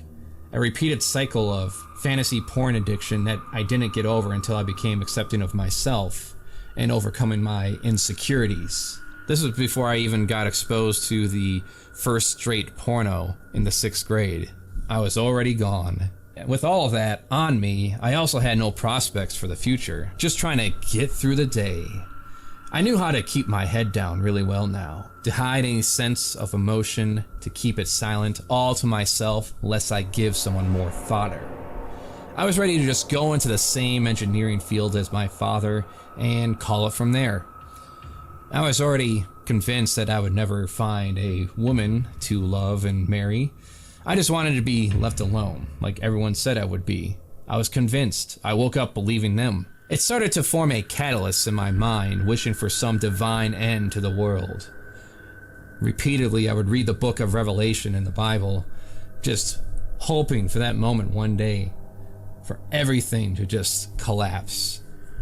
And oh, the disappointment I had when the year 2000 came and none of the disasters predicted came to be. What if they're right? Y2K the movie, NBC, November 21st. There were journals, pretentious, arrogant journals of how fucked up the world was and the question of whether or not it's worth killing anyone over. I don't know if I would have been willing to do it if I had access to any weapons or guns, but thankfully I had no such access. Since my only 2 friends were on the outside and they had no weapons themselves that I could potentially steal, but more importantly, being that they were on the outside, I never opened up to them about any of my emotions or what I was going through in my school or by myself. Reason being, previously I had a number of people throughout my school life claiming to be or pretending to be my friend, only to turn on me when pressure of our fellow peers came down on them for daring to hang out with me. And these are people that I did hang out with at their house a few times, actually, until all of a sudden they're no longer my friend and they're joining in the crowd and picking on me. So to no fault of my 2 friends, mind you, I didn't want to say anything that could risk either of them disowning me. Despite making some conversations with a few of my peers in the middle grades regarding either current video games or shows we liked, I never tried to go beyond that basic connection. Almost like I was at the same time in denial of my social status. It's hard to describe these days. Like, I had some chances to make some actual friends.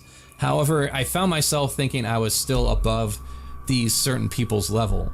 These anime, Magic the Gathering nerds. Or perhaps it was that I didn't want to risk being rejected yet again from another potential friend group. In fact, I made efforts to fit in with the crowd. Despite all the video games, television, and R-rated movies, the behavior I picked up on was by my peers, and I acted upon it accordingly. Times I sought to fit in included a few incidents in elementary school that stick out in my mind. There was this kid called Tide Boy. He was called Tide Boy because he wore a Tide hat to school one day, and that made him a target. I never saw the kid, but when his hat was being vandalized, I gladly joined in. Another involved this screeching autistic child around the same year. I assume he was autistic because he wouldn't communicate with words, just shrieks and smiles.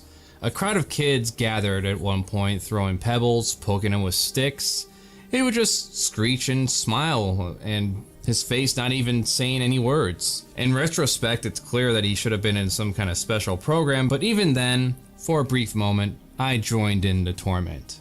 It was a good feeling fitting in for a day. Then there was my Christian church youth group. This was overall a relief from the stress at school. I was seen more of a one-liner throwing jokester there. We would play group games. No one else offered to invite me to anything outside of the youth group. I was mainly left alone and not singled out in any negative way, unlike a slightly larger kid that was there.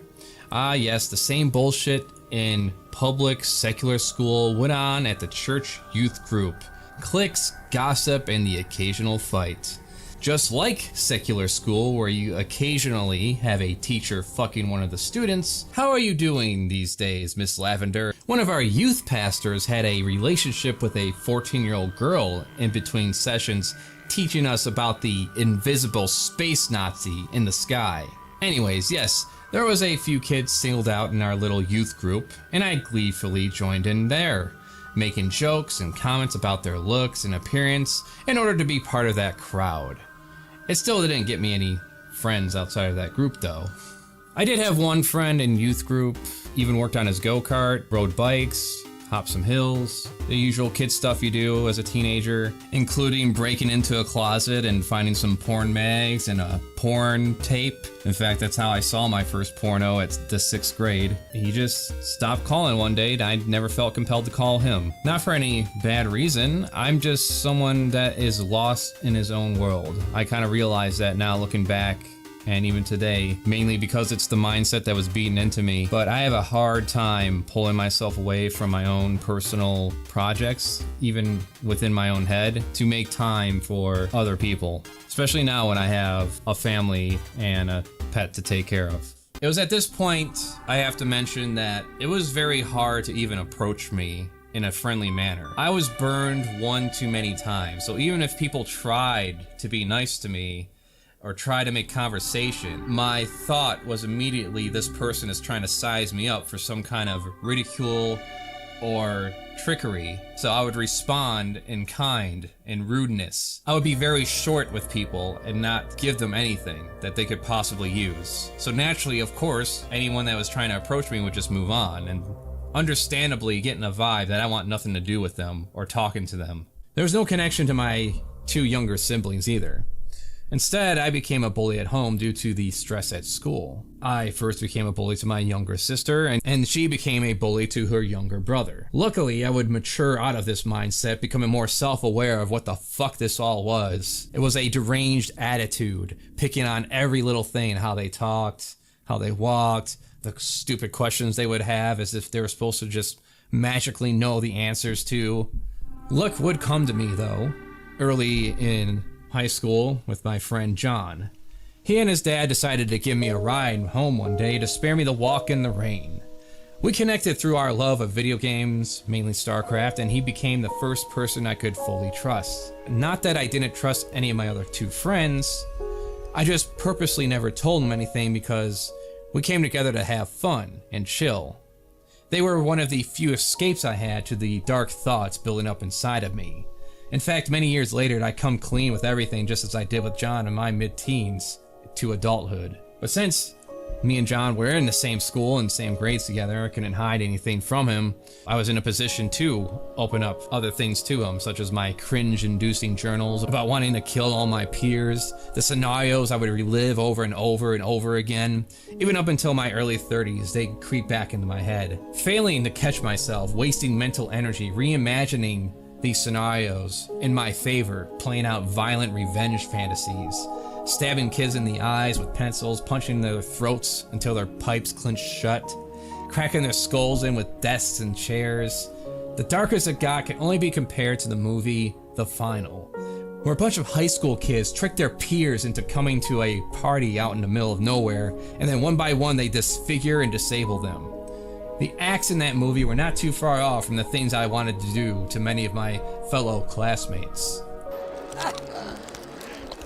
Remember biology, Crafty? Remember we learned that if somebody severed the human spinal cord, they'll become instantly paralyzed? Every time you hoist yourself into that wheelchair, I want you to think of me. Smiling. That paralyzing scene you just saw in the final clip I played, that was something I was entertaining myself in catharsis in regards to one student in my health class, who for some reason, whenever he saw me sit next to him, he would hit me in the shoulder and say, "What's up? What's up? What's up? What's up? What's up?" Until I turned to him and say nothing. And he'd be like, "Okay," and then he'd leave me alone. And this would be a routine every time we have health class. And there's moments where I just wanted to grab the pencil and stab him, but I knew I'd be the one to get into trouble then at that point, so I just told him to fuck off. You could say I knew better than to follow through with such things. Perhaps that is true. It was another movie that kind of helped, Bang Bang You're Dead. It's a 2002 film about a troubled teen that is allowed back into a school after calling a bomb threat in years ago, and takes up the lead role in a play where a school shooter is confronted with the ghosts of his victims.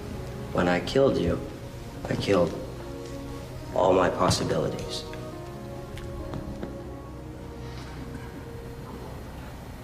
I will never have anything to look forward to.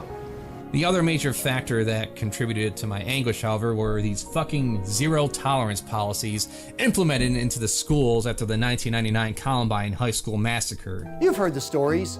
The 7-year-old who bites his Pop-Tart into the shape of a gun and gets suspended. The honor roll middle schooler who's in trouble because she used a butter knife to cut up her lunchtime apple.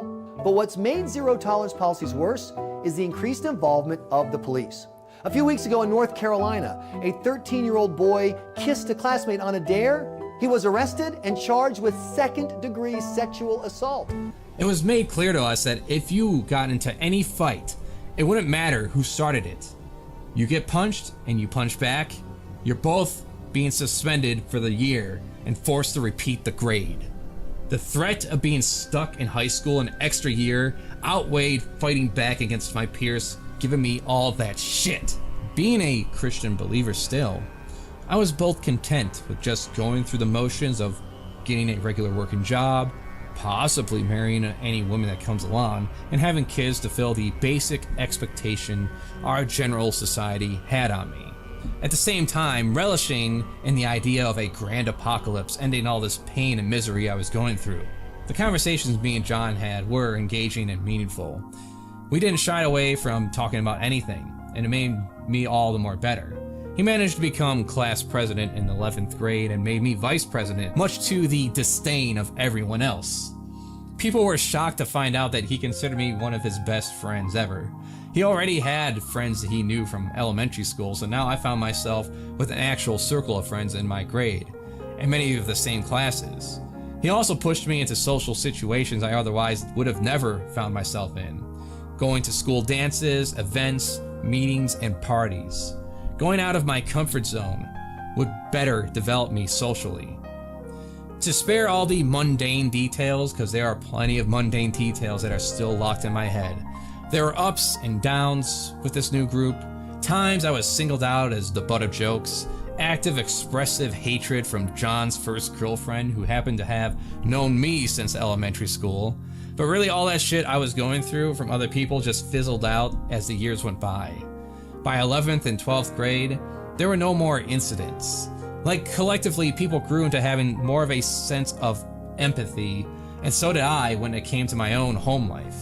Me and my younger siblings would play video games and watch movies together, and at least form some kind of connection, if at least a guarded one. Shamefully, there was never any personal moments we had. No confiding into each other over our growing pains.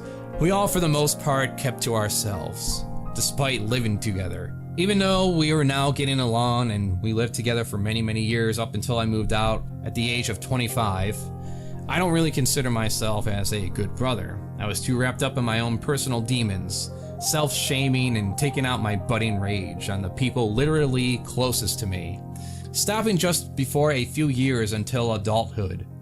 My friends from the outside, I'll just refer to as Alex and Frank, who were around me ever since elementary school, who I kept in the dark, were more of my brothers growing up.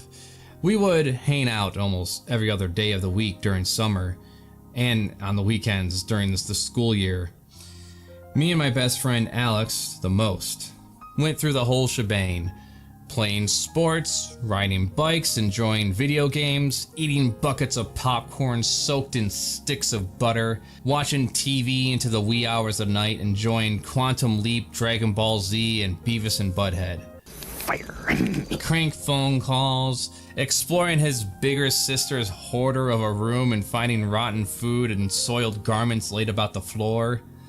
It was like Indiana Jones going through a snake pit. There are a lot of other factors that come into play, but it was because of Alex and Frank that I had a childhood growing up into high school. Something I can actually look back on before me and John became friends next. It was my junior year that I finally got my hands on some digital editing software for video. On my own and with some packaged tutorial videos, I learned how to use it. Me and my new circle of friends and various on-well-termed classmates made a slew of videos that are online to this day.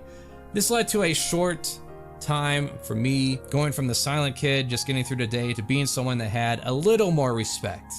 Making skits and shorts and music videos. The last 2 years compared to the 10 years before that were a breeze. All the way up until graduation.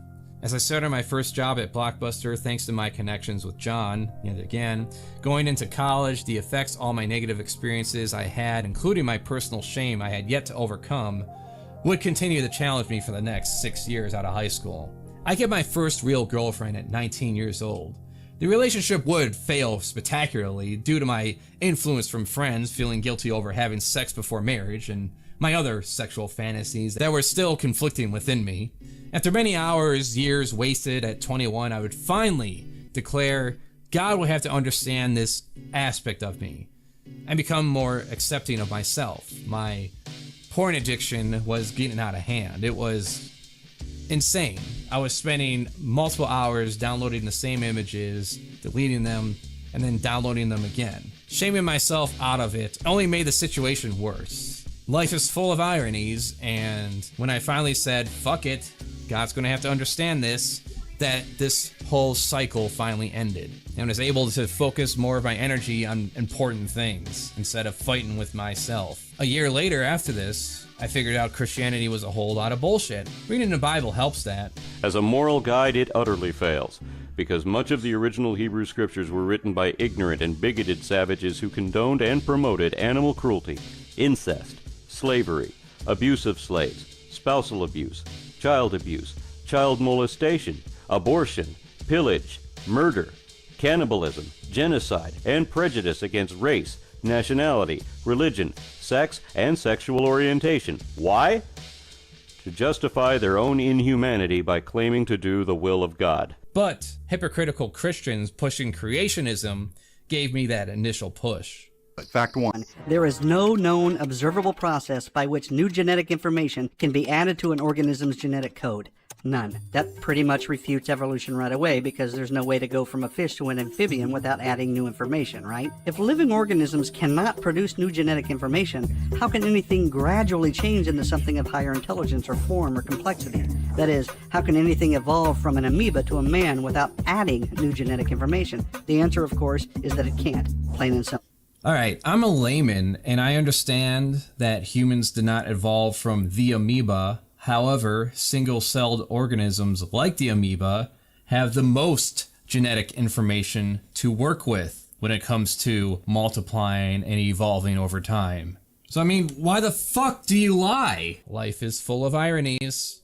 Though I would have some other insecurities to get over after leaving Christianity and accepting my sexuality. One major realization hit me in the middle of college. I was alone in the basement and I broke down, bawling my eyes out, realizing that I am everything they said I would be. I looked at what I was and realized in many ways that I conformed to these expectations set upon me, that I set upon myself, a self-fulfilling prophecy perhaps. Even though these people were no longer in my life and never would be ever again, and they wouldn't act the way I was imagining them, I knew this, but I could not help it and think, wow, Andy, where's your successful art career, Andy? Wow, Andy, why aren't you working for MTV or something right now, Andy? Look at you, weirdo, freak. How do you expect to be accepted by anyone? How do you expect the general populace to accept you in any way when you're such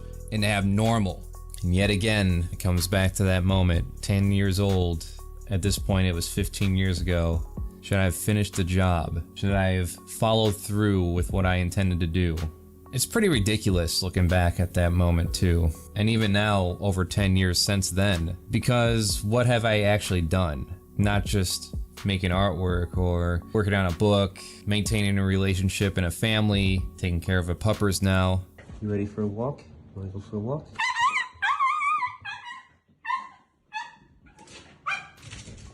What did I do to actually justify that self-loathing that I had at that time and carried with me for a few more years? It was just existing. It was just taking space. There were no dead bodies hiding in my basement. There were no string of victims from my wrath. I'm just there, not fitting into the mold of normalcy.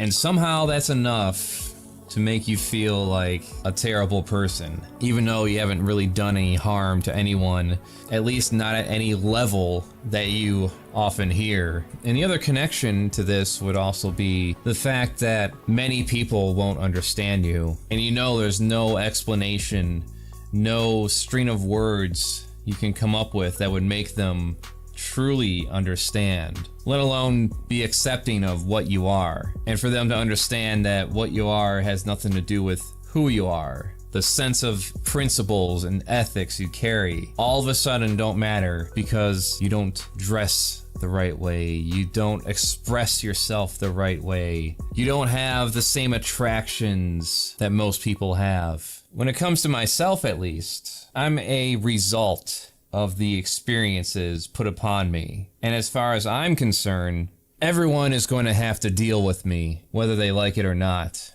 And what that will mostly entail is me running my mouth on the internet, drawing pictures, and sharing stories. Ooh, spooky, spooky. I'm such a menace to society, aren't I? And at this point, I feel there's nothing anyone could ever do to me short of ending me, ending my existence. And I'm sure as hell not going to be the one to strike first. I really do love defying the negative expectations that are assumed of me. I enjoy expressing myself in a public manner, partly due to desire, partly due to spite. Love it or hate it, there's not much you can do about it. As they say, the best revenge is living a successful life. What you determine as successful, well, that's all up to the individual. I didn't just want a normal job, I didn't want kids, and I had a lot of weird interests and ideas that I wanted to explore. And so, I did. I stepped out of my comfort zone when it came to public events, sharing my interests, overcoming my personal demons. Overall though, it involved a lot of luck. I have seen plenty of people that I would consider a reflection of what could have been if one or two factors were not met. What got me through was first having parents who at least gave a shit. Yeah, I could complain about them not pushing me for meaningful conversations to make sure I'm doing all right, but that would be nitpicking. Home life, despite the tension between me and my siblings, was overall relief at the stress at school. I had my own TV, privacy, and video games. It was having a friend I could actually confide in. One that was grounded in reality, not a believer in religion, and not lost in escapism like many kids we saw would be and through gaming and TV shows. I was able to actually express emotion to him and him vice versa, and we actually had a mutual understanding of keeping our secrets and not being judgmental. Expanding my horizons in terms of understanding other people and the world we live in gave me more of a grip on just how meaningless all this shit was. In the 9th grade, when we started, we had a pep rally, and I remember how we would just sit there and sulk, like, oh, this is so fucking pointless, I don't give a fuck. By the time the 12th grade hit, we were jumping up in the air, stomping our feet, clapping our hands, and screaming as loud and obnoxiously as we could, because we didn't give a fuck anymore. None of this shit mattered, and we knew it was all going away within the year. The music I was drawn to definitely helped. Metallica and 9 Inch Nails especially. I would be in denial over liking Marilyn Manson for the next several years, but thankfully, Trent Reznor and Metallica wasn't openly declared as anti-Christian. So I listened to songs like God That Failed and Heresy in Peace.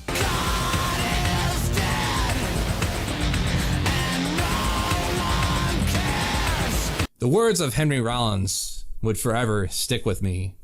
The I know you bit is something I accidentally discovered one day while legally downloading music through my 56K modem, and helped me understand that my situation was not at all unique.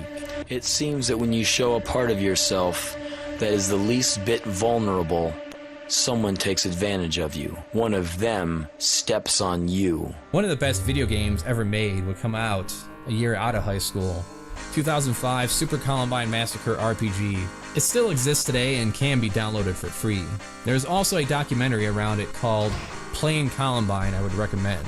The Slam Dance Festival. Now it's making news because it's just cut one video game from its program. It's not the act that gets you in trouble, but it's the cover-up. Of the development finalists, 6 of the teams pulled their games out of the festival in protest. We're just learning how to use games as an expressive medium. So our withdrawal in many ways is a teaching moment. Why should Slam Dance exist if what it's going to do when it holds its Guerrilla Game Maker competition pull out anything remotely guerrilla?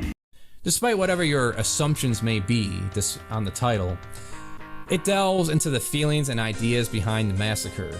It brought me to understand just how much delusion of grandeur and arrogant self-importance can grow in a person when they are isolated from the greater world around them. I definitely saw another path that I could have definitely went down on if factors were not in my favor. It's not so much that I made the right friends, but what would have happened if I made the wrong friends.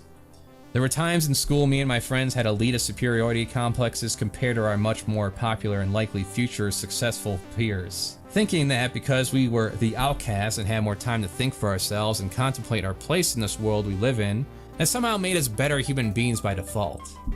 Then for me it was belief in God and having a sense of morals. Pretty easy to be all puritanical when it comes to sex and relationships when no one would date you, and you feared the thought of even trying, which leads me to the final piece that helped make me whole. Taking a risk, searching up some online forums, and being social with local people around my area, exposing myself to a range of different experiences and ideas through conventions and small get-togethers. Religious groups and churches dominate so much social influence, especially if you're raised in it like I was. It gives you the impression that it's either these people or no one else. After some effort, I ended up with new friends as our high school circle broke apart and our friendships became strained due to our differences. Later, I would end up coming to terms with my own bisexuality. What you normally get to do in high school in terms of making mistakes in the pursuit of romantic relationships and learning and exploring yourself and figuring out what kind of relationship you want. Those lost years were made up partially over the span of 2 years starting at 22. I found the first out of 2 people I would see to have as permanently part of my now polyamorous marriage. It was through that and other friendly connections I ended up with a full-time job I actually don't despise, and be in a position to do more fulfilling stuff like this in my spare time. It cannot be stressed enough how much luck was involved here. If I happened to make no friends or the wrong friends in high school, got lost in online chat rooms, being drawn to the worst kinds of people, I just as easily could have ended up as another statistic or some kind of neat, leeching off of mommy and daddy. A lot of people are talking that they have super hot basement layers where they get to knead it up. Well, I mean, basically nobody's really touching my game right now, you know, so got the primo couch bed, and I just kick this shit all over the place because I just don't give a fuck about anything, and it's a life. Instead of going outside my social comfort zones, I could have just easily stayed home and marinated in my loneliness instead. I just want to make it clear that I understand these things could have played out a lot differently if given in the right circumstances or things happening outside of my control. Many people will try to claim divine intervention or simply lie about being pure of heart as to why they are better today. That is bullshit, and likely will lead to some cult, book, or pyramid scheme to sign up for. The only thing here I'm leading up to is like, subscribe, and consider becoming a patron. Thanks. There's a book that comes to mind. It's called The Subtle Art of Not Giving a Fuck by Mark Manson. He uses an analogy of poker regarding personal responsibility. We are not responsible for the cards we are given, but we are responsible for what we do with those cards. Just as much a losing hand can turn into a winning game, just as much as a winning hand can be turned into a loss. Thing is, though, one factor is not included. We don't live in a meritocracy, so it's very important how many chips you have at the start of this game. Not everyone gets to start with the same amount, and the ability to turn things around is a matter of how long you can hold out with each hand. How many people conform to negative expectations as opposed to overcoming them? I wonder. How many had childhoods locking themselves away in isolation in their rooms or just wandering outside by themselves? Memories they have no one else to share with. How many self-destructed because they didn't have the support to keep them going? As I've gotten older, I've worked with seniors, I've seen plenty of people in college and outside of college that I've seen before, and I end up seeing a lot of myself in a lot of other people of what could have been, in both the negative and positive sense. I want to achieve a position of skill and clout, not only for the honor of those who helped me grow through the years, but to inspire others to grow themselves. Maybe I'm just average. Maybe I'm less than average. I don't care. If I don't do anything, then all this experience, all this fighting with myself and the world around me was for nothing. I can never adequately thank those who helped me get this far and kept my inner demons at bay.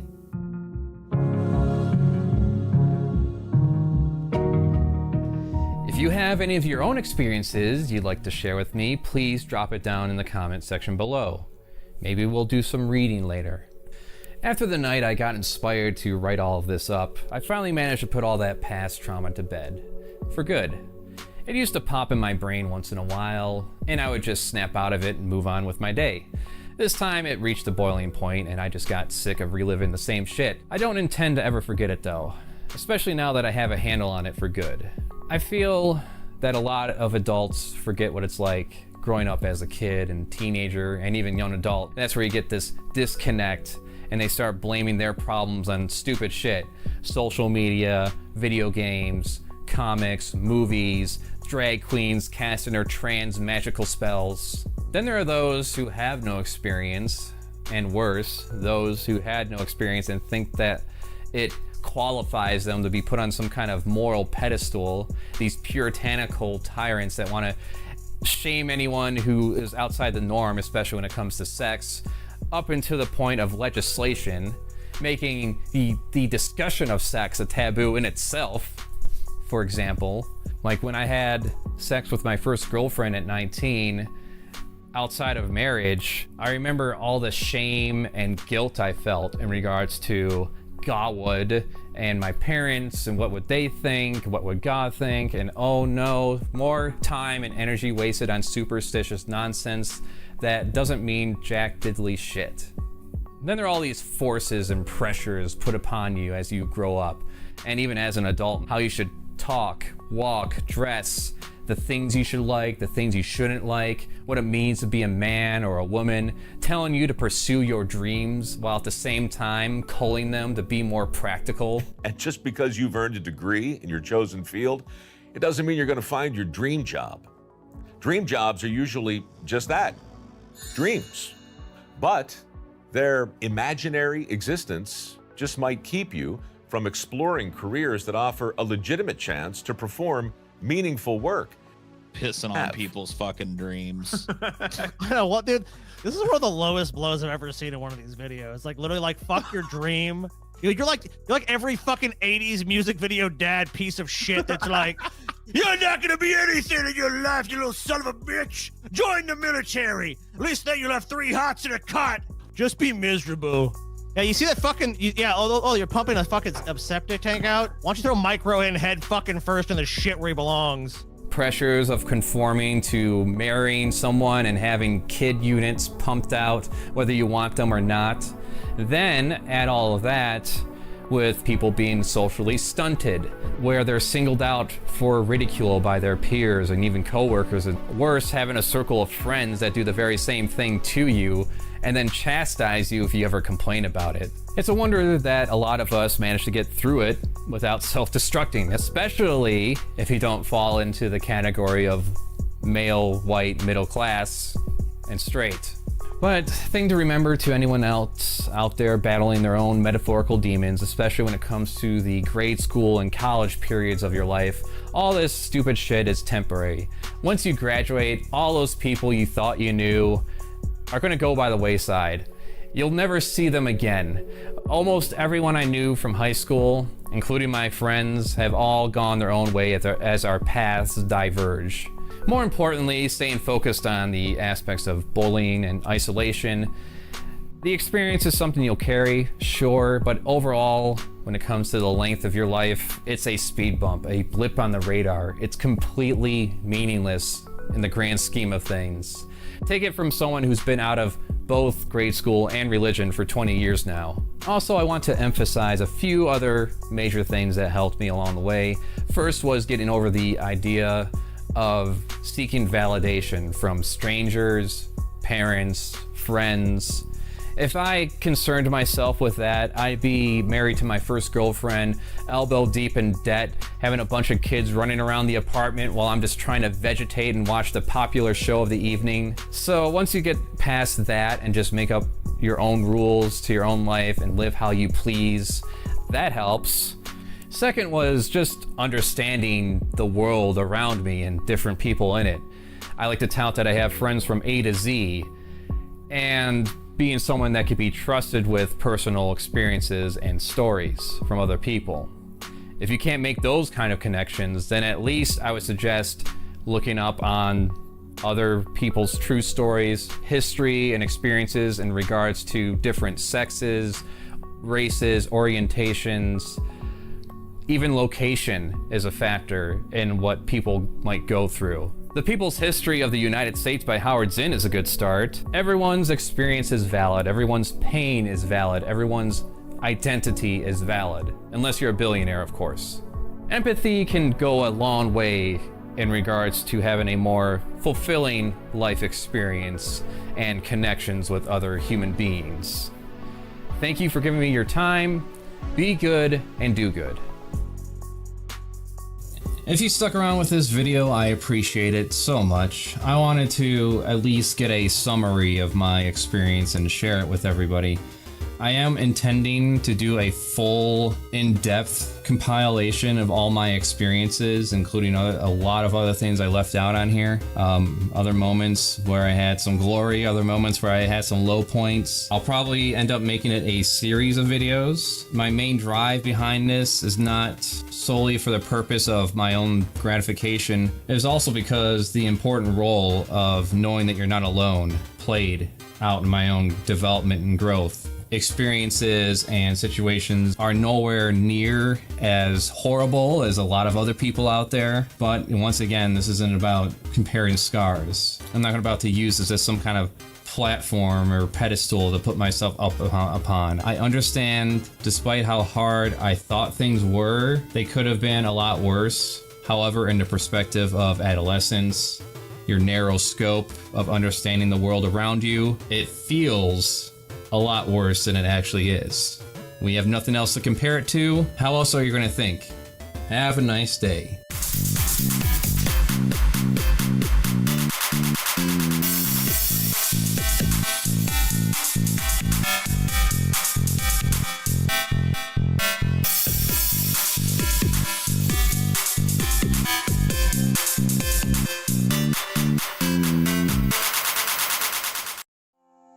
I've been selling my soul, working all day, overtime hours for bullshit pay. It seems like certain people want to just ride the attention of this song to maybe make them their own selves relevant, and that's aggravating as hell. Sorry, Anthony, I can't help myself. Hello, I'm CraftyAndy, and these are my thoughts on the song Rich Men North of Richmond by Oliver Anthony.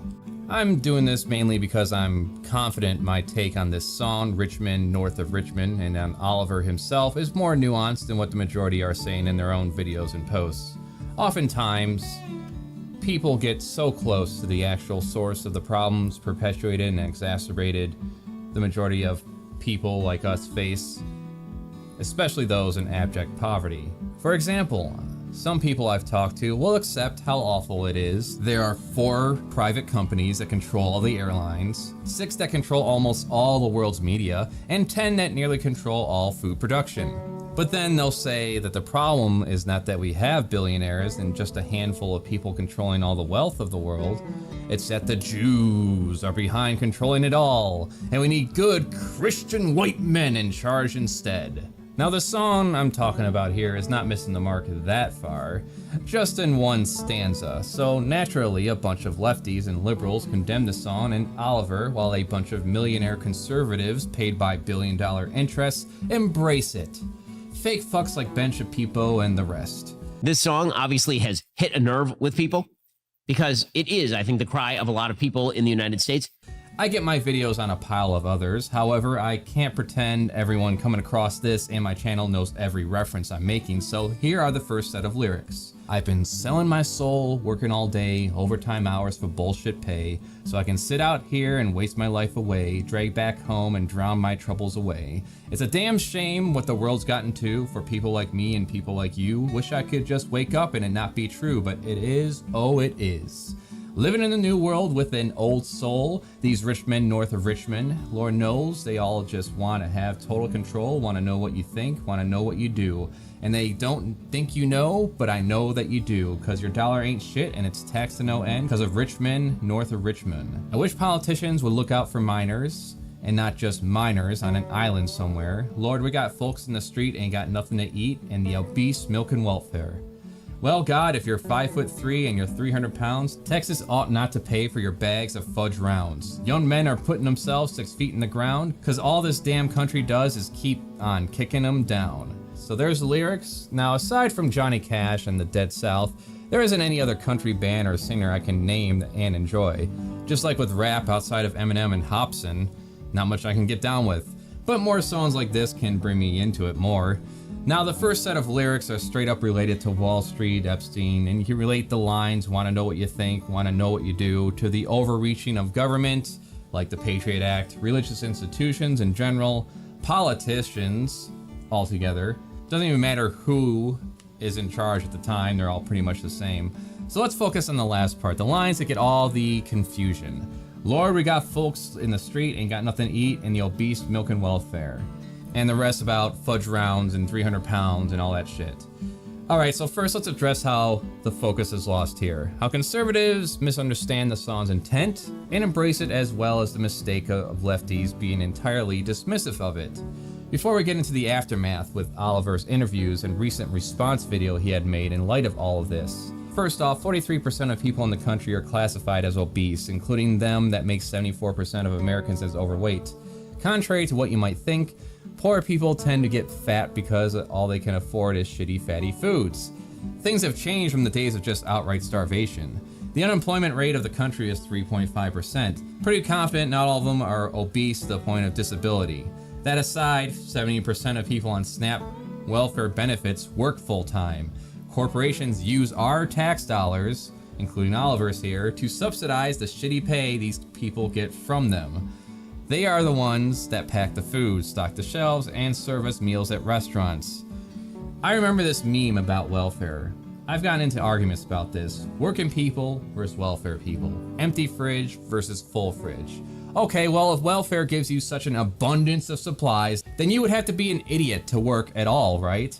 Just go on welfare then if it's so fucking great. Now with those dog whistles out of the way, there is plenty to love about the message and sentiment of this song. Overall, it's about how the majority of people like us are working our asses off in our jobs and careers, be it construction work, fast food, trucking, sanitation, doctors, and plenty more.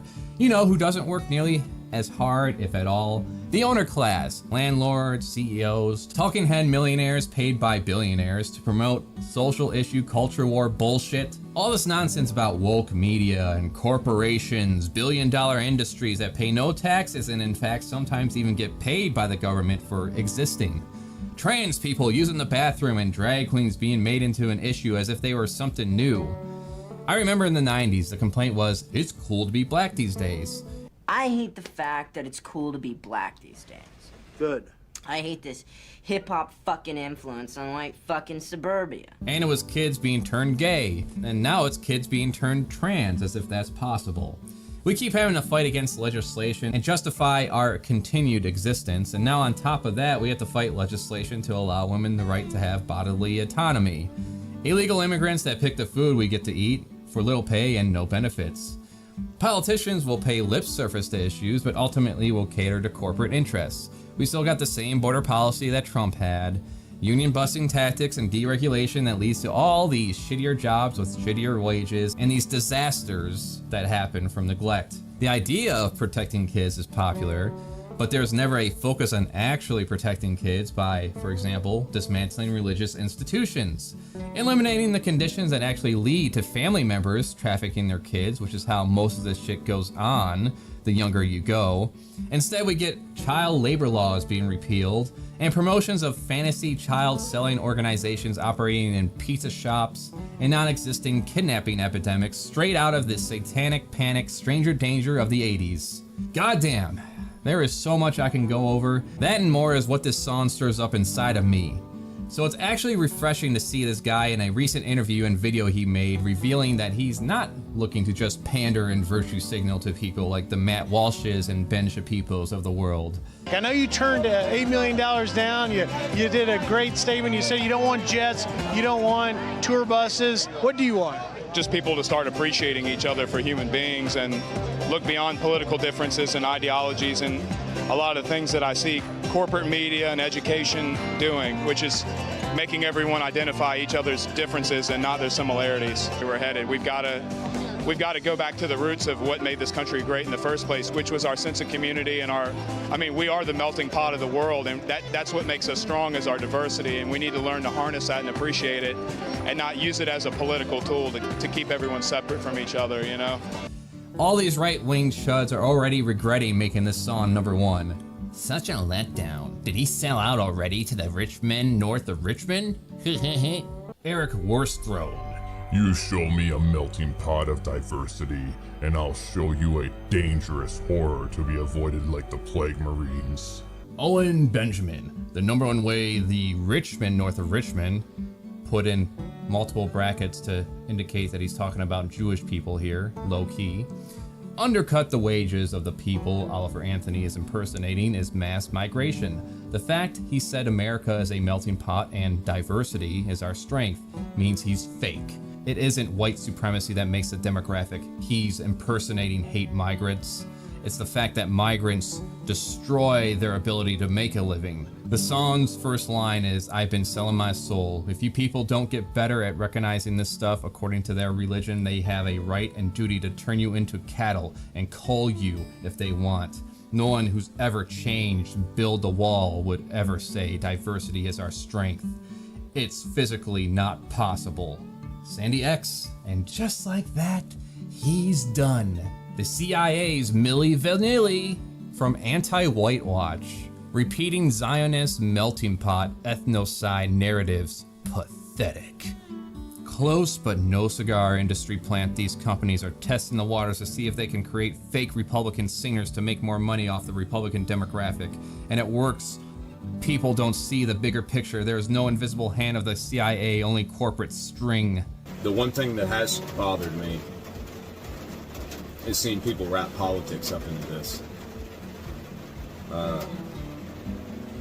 I'm disappointed to see, like, it's aggravating seeing people on conservative news try to identify with me like I'm one of them. It's aggravating seeing certain musicians and politicians act like we're buddies and act like we're fighting the same struggle here, like that we're trying to present the same message. You know, I've had a lot of people reach out to me, and I've tried to be polite to everybody, and I've talked to hundreds of people the last 2 weeks.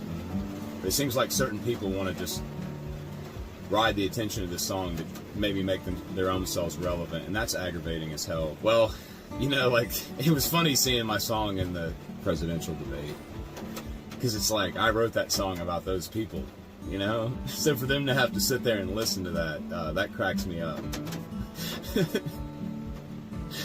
But it was funny kind of seeing the response to it. Like, that song has nothing to do with Joe Biden, you know? It's a lot bigger than Joe Biden. That song is written about the people on that stage, and a lot more too, not just them, but definitely them. You gotta love how quickly these fuckers go turncoat on one of their fellow human beings not towing the line. Oh, he doesn't low-key hate black and queer people? I'm out. It reminds me of when Trent Reznor of Nine Inch Nails, bless his name and all that is unholy, came out with the song Capital G from the Year Zero album. So many people thought it was some shallow jab at George Bush, who was president at the time, leading the farce on terror. Reality, of course, it was about greed, but that didn't stop people declaring Trent as some liberal hippie. Today, just be woke. So yeah, this gives me the impression for the most part Oliver is genuine. He doesn't need anyone's endorsement, not yours, not mine. A true creative. Now, if he comes out with a new song about kitty litter in schools and drag queens touching your kids, I'll take back all the praise and benefit of the doubt I gave him. But for now, color me interested. I want to see more class and socially conscious music that's good to listen to, whatever it takes to get people to at least be aware of how we are all being played by the true owners of this country. The ones with all the money and doomsday bunkers to boot. Think they know something we don't? The better our general consciousness is focused on the true enemies of this world, the more likely a more positive turn comes as less and less food is available, let alone affordable, at the grocery store, as opposed to lynching minorities as scapegoats and enforcing theocratic rule once again. The right just grabbed onto the song based on one part, talking about people they hate the most. Made up lazy poor people. And yes, I did say made up. They spun it hilariously, trying to act as if the rest of the lyrics don't apply to people like them. Lefties would do good to not be so dismissive of anything that isn't at 100% and use that as a springboard for some talking points. You're not going to find many people that disagree with the beginning part of this, at least. I actually talk and interact with people that are not terminally online. Anecdotes aside, never forget that the majority are live and let live. And if you are in a comfortable position, I consider it a waste to merely stew in complacency. It's how you get set up to be a puppet, used and played by the people songs like this warn you about. Surface level, fake concern over social issues and marginalized groups of people by major corporations religious organizations promoting superstitious beliefs, dividing us on the basis of an invisible God and trying to make laws that we all have to follow whether we believe in their God or not, arguments from tradition, and the attempts to gaslight you about history in order to make you a more obedient worker and nationalistic citizen. These are just my thoughts though. Comment me ideas, subscribe, Patreon for early videos and art, prints for sale at the store, streaming progress of projects at the CraftyAndy channel, Pause Off channel for gaming highlights, Weird Zors for other stuff. Squigs Weasel is live gaming on Kick under Squigs Weasel. Subscribe, like, you heard what I said, now see it done.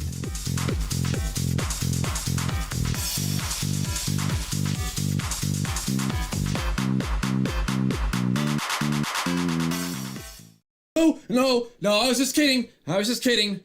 Don't film TikToks. Abolish all TikToks. You sound like a Jew. Hello, I'm your favorite faceless coward, CraftyAndy. Remember that song that came out a few weeks ago? Richmond, Cowboy Curtis. Well, anyways, the video I did on that song was a huge hit, and now Oliver Anthony is continuing his work, directing all our anger at the right targets, our owning class oligarchs. Nah, I'm just kidding. He's just making shitty talking points on Twitter. People's crying about burning coal, but not the poor souls who's digging it. I reckon there's been a many a good man in the grave trying to keep our houses lit. Down in the oil fields, the pipelines, the linemen, the coal mines, so we can sit at home and plug in newfangled bullshit. Right, because moving away from fossil fuels and pushing for things like universal health care and a fairer working wage is just a selfish, self-serving act that wouldn't help out any of the dwindling number of coal mine workers who haven't been laid off or die of black lung yet. Hey, remember when those jobs were supposed to come back 7 years ago? Well, Arby's employs more people, so maybe we should start demanding that those people also get better pay and benefits too, considering all these companies can afford it, and I'm pretty sure people like Oliver know that. Anyone watching this video knows that. It's pretty much common sense. He also went on the Joey Rogaine show. You know, like it talks in the Bible about... But I ain't going to waste my time with that shit.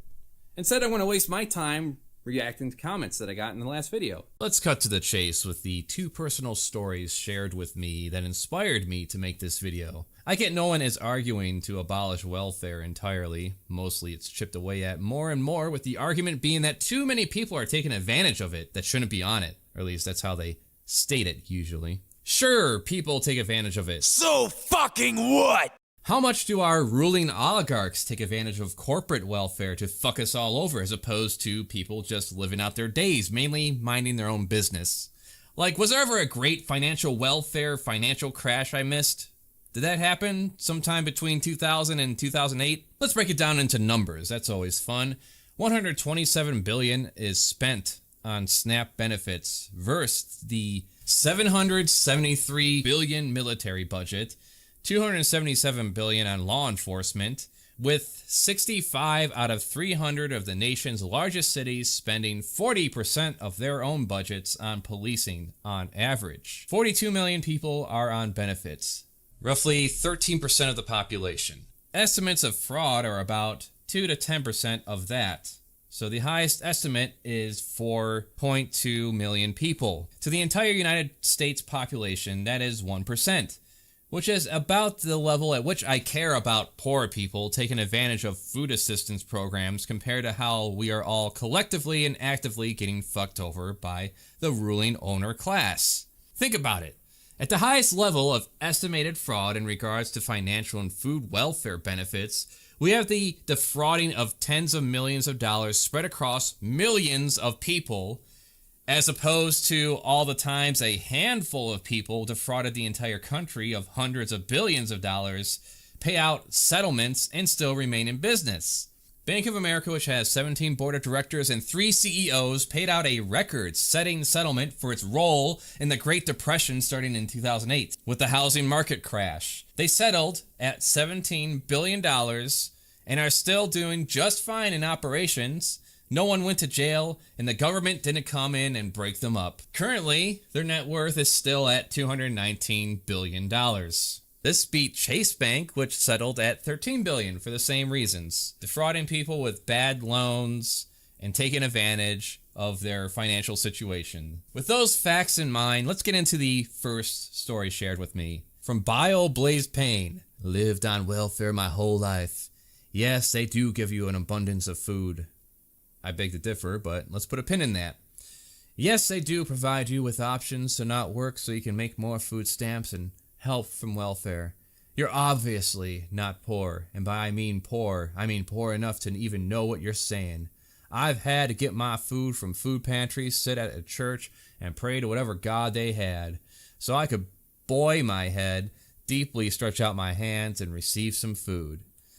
I stopped your video at 4 minutes and 52 seconds after you've sat there and just talked shit about random crap for no reason.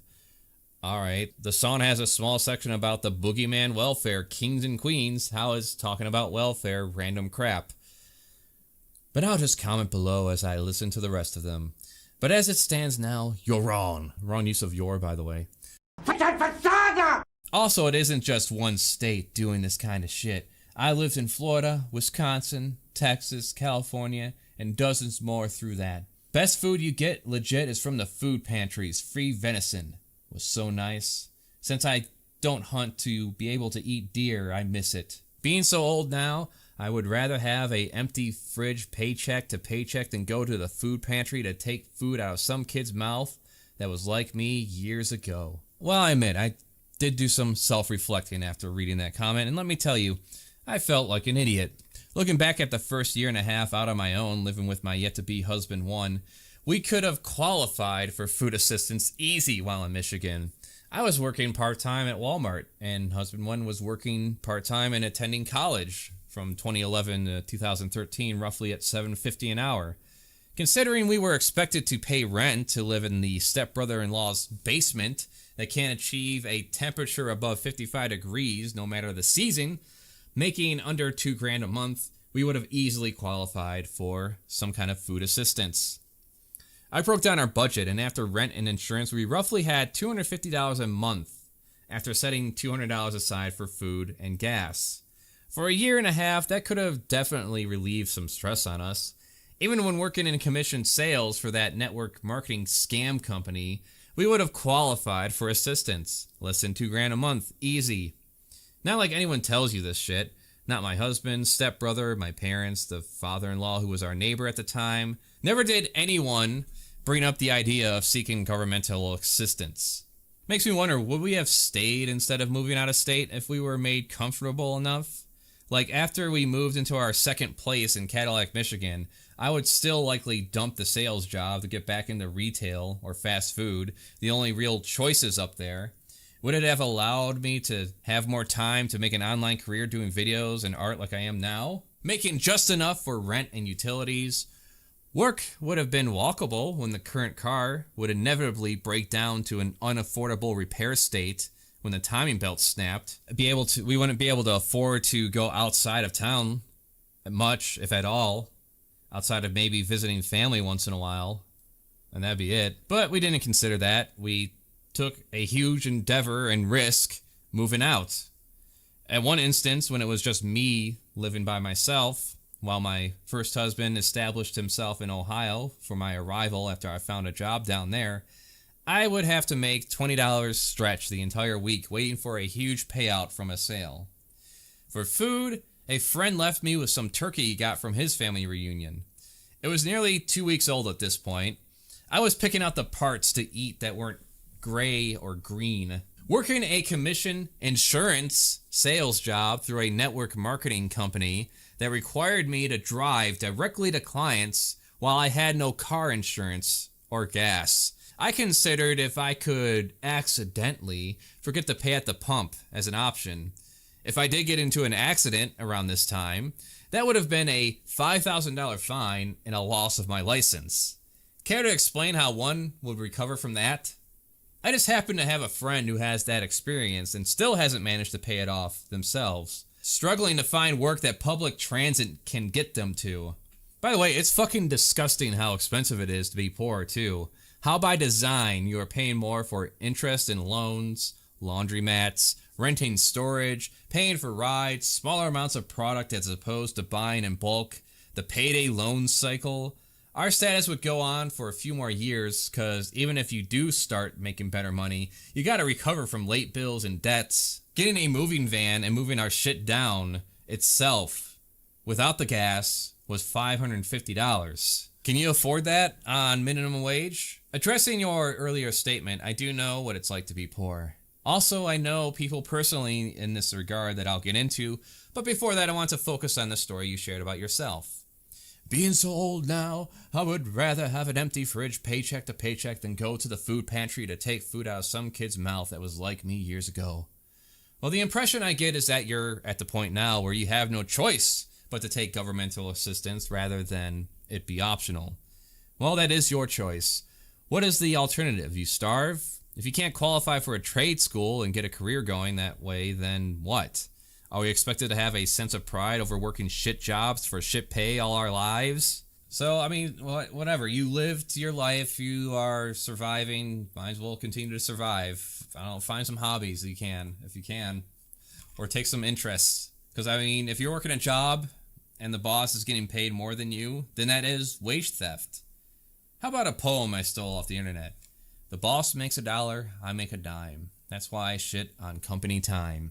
Now the boss makes 1,000 while I make a cent, and he's got employees that can't make the rent. When the CEO makes $1 million and we don't make jack, that's when we riot to take it all back. Now, Mr. Investor, if that seems extreme, I have to remind you it beats the guillotine. These ideas are not from some commie manifesto.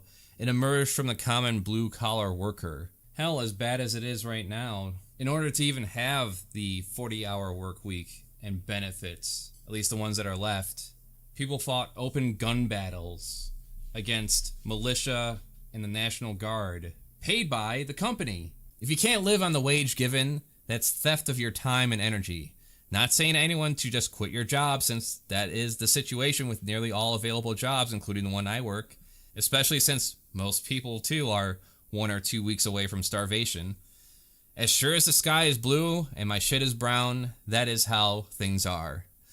There is no justification for the pyramid arrangement we have going on in work hierarchies. The only thing we get are compromises from union and governmental pressure. Not so much now, it seems, these days. Now, as far as getting an abundance of food, I'll admit my mistake is giving the impression people don't milk the system. I do understand those types of people are out there, somewhere. I just don't give a shit. I imagine most will be in agreement when I say I'm against corporate welfare. I'm pretty sure we all are. Bailing out the banks and car companies every time they fuck the economy over with bad business practices and decisions, assuming we accept the premise. Whose fault is it that these institutions are too big to fail? Until that's taken care of, I couldn't give a flying shit less that someone is exploiting the government over their monthly average of $239 a month for food assistance. If it's a couple, it's around $500 a month. Kids add a little more. Remember, at most, when it comes to fraud, it's 2 to 10%. And these people are doing it just to live. These people are not constructing leaky pipelines, making the groundwater flammable. Holy unbelievable! A river on fire! At least what groundwater is left. Lobbying the government to remove company regulations as if that's ever led to more jobs and better pay. Sorry, I'm not sold on this idea that people on welfare are on easy street. Because I know too many on it and met plenty of seniors relying on it too, even paired with their social security that they get. $500 a month is roughly what my parents spent on groceries in the late 90s and 2000s for a family of 5. I can only imagine how much you have to try and stretch that out now if on benefits alone, considering I currently am in a family of 3, that includes me, and we spend $200 to $300 every 2 weeks on groceries alone, not including the occasional fast food run. Not sure what you pictured my takeaway should be from your tale. Glad things worked out for you, and you weren't merely having to beg for handouts and rely on the fickle moods of people being charitable. Like, oh no, you could have been a dedicated McDonald's worker and get a $300 bonus after working 30 years at the company that's worth over $200 billion. Next we have the electric beard. The fact that you're willing to believe that there aren't folks milking the system means you know just enough to know how the system is supposed to work versus how it actually works. I never said no one was milking the system. I just said the suggestions people on the system are living glorious lives is a ridiculous fantasy. The problem being that the flaws actively encourage gaming of the system. I personally know 3 people that are on welfare and will have permanent access to it as long as no one turns them in for either selling their food stamps for drugs or to get their hair done because they doctor shop around to find the one that helped them get disability for anxiety, thyroid, and depression respectively. All work under the table off and on. One gets $700 a month in disability payments, one gets $1,500, and one $1,300. The one getting $1,500 is married with 3 kids, the husband doesn't work. They live with their parents and are getting $600 in food stamps, which is well beyond what folks are normally getting. The one getting $1,300 has 1 kid, married, husband works part-time jobs, they're claiming, told me and my wife to do the same when we were struggling. They're separated and he doesn't help. They get $450 in food stamps a month. The one getting $700 has no kids, lives with her parents, and is getting $200 a month. The sad thing is I know of way more people doing this. My ex-wife can no longer get food stamps since she tried getting them with a new boyfriend, who was working full-time construction and has a kid, by claiming we were still together although I had remarried already. Meanwhile, while me and the wife were struggling, we applied and qualified for $60 a month in food stamps. I made under the amount. We were told by the one girl, hey, if you want more, claim you're separated and he doesn't help you with rent or lights. You've got a kid, you'll at least get $350. I wish I were lying. The problem is the fact that if you're working and on them, if you get over $100 or $200 worth, which actually helps, you're afraid to get a raise or earn more than what you're getting because 5, 10, or 20 over one month and you're at risk for losing them completely. So many feel paralyzed and shouldn't. It's something that if folks need, by all means, use it, but too many that need it can't get it, and too many that don't need it get it.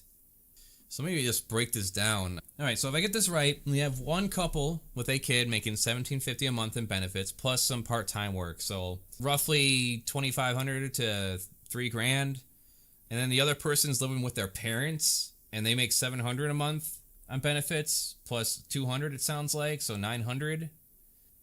Are you for fucking real? Yeah, you have enough for food, I guess. Maybe sell some off for drugs or what I call life relief. But what about anything else? I say take your friend's advice, separate, and tell them that you're not getting any help. I'm not saying a lie. No, did you see that? Did you hear me? I say actually separate and not get any help. I would never recommend defrauding the government or lying to them like that. No, that would be against TOS. And going back to those previous amounts, $900 for 3 people with the one woman living with her parents, like a NEET, okay, and then $3,000 with 2 people and a kid. Let me tell you, $1,750 is not enough to even cover the rent for the last 3 places I lived at. The cheapest being $900 a month. And really, any system in place is going to have exploits and corruption. Doesn't sound like you plan on snitching on any of them. Almost like there might be a concern of what would happen if they got cut off, were arrested, or both. There's not going to be some award for your honesty and letting yourself get fucked over like this. If a company is not paying you enough to make up the difference, then they are stealing from you. I emphasize that a boss paying more to themselves than everyone else is stealing. Hell, not paying for the miles you travel to and from work is theft too. That takes time out of your day and maintenance for your vehicle if you have to drive, right? None of my jobs ever paid that either. Again, I'm not expecting everyone to just start protesting when they are only 1 or 2 weeks away from starvation. If a wannabe business owner takes out a $100,000 loan to start a business, everyone he hires should be willing and able to take on that loan collectively and be a co-op. As far as I'm concerned, that's the only business venture I see as legitimate. The rest are essential services covered by tax dollars or should be covered, such as mail, public transport, medical, school, reforms and corrections as opposed to just punishment, prison, and college.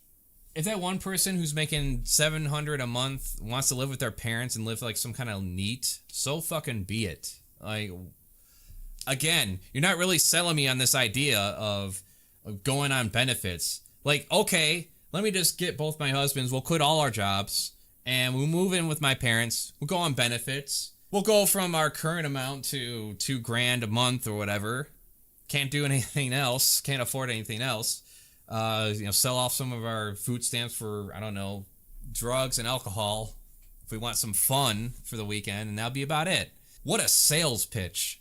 I met plenty of people on their own benefits, whether it's Medicaid, Social Security, or the traditional food stamps.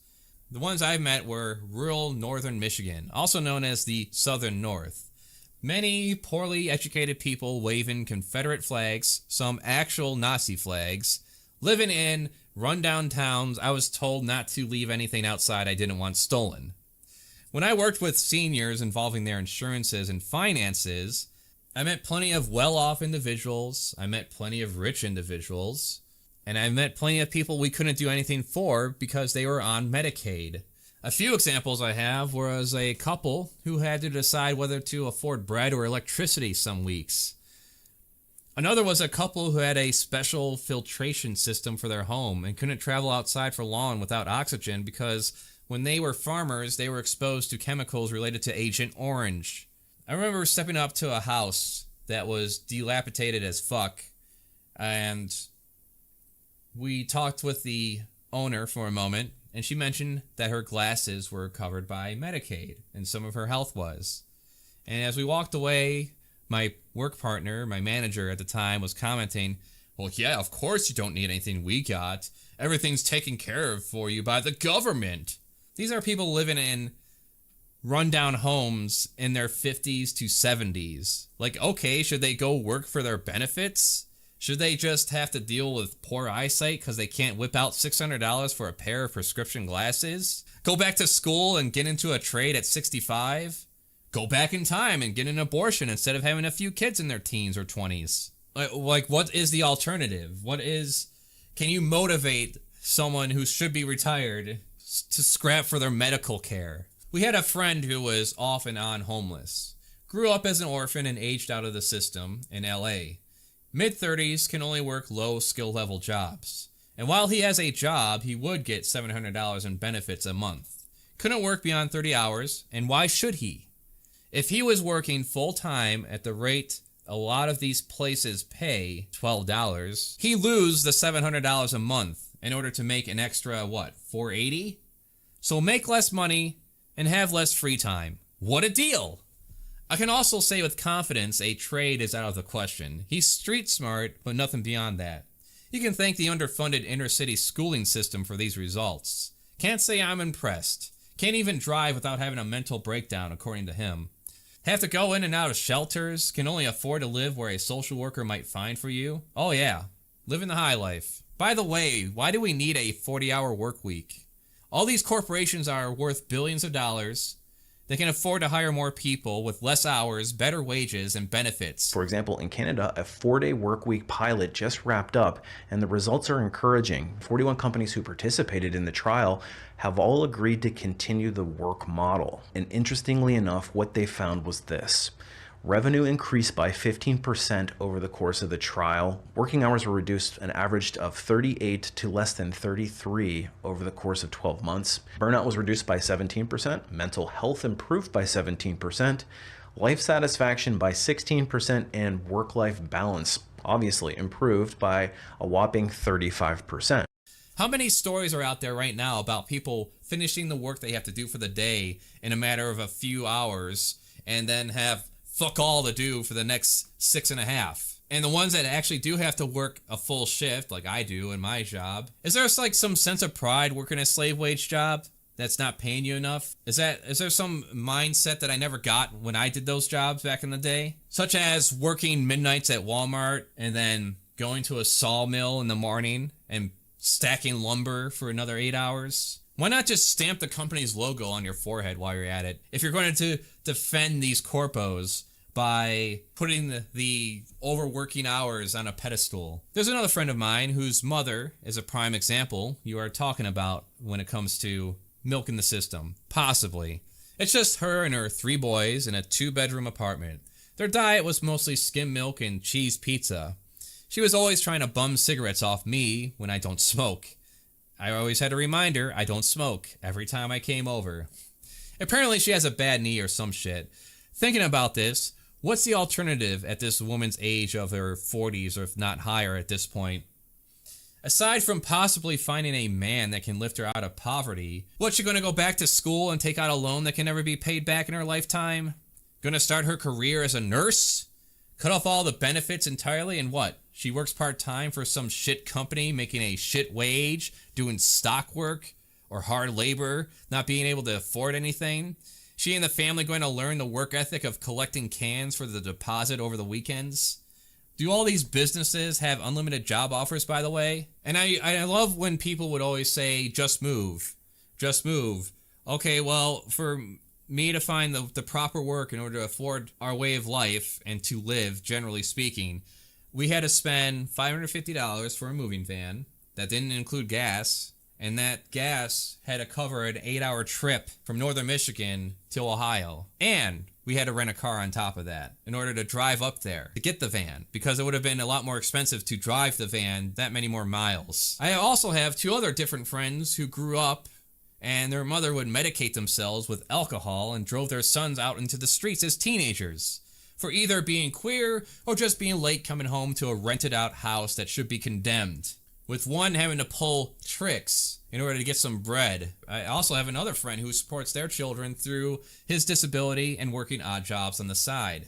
Like, if his benefits were just cut off, would he just magically find a better job? Would the pay just somehow increase?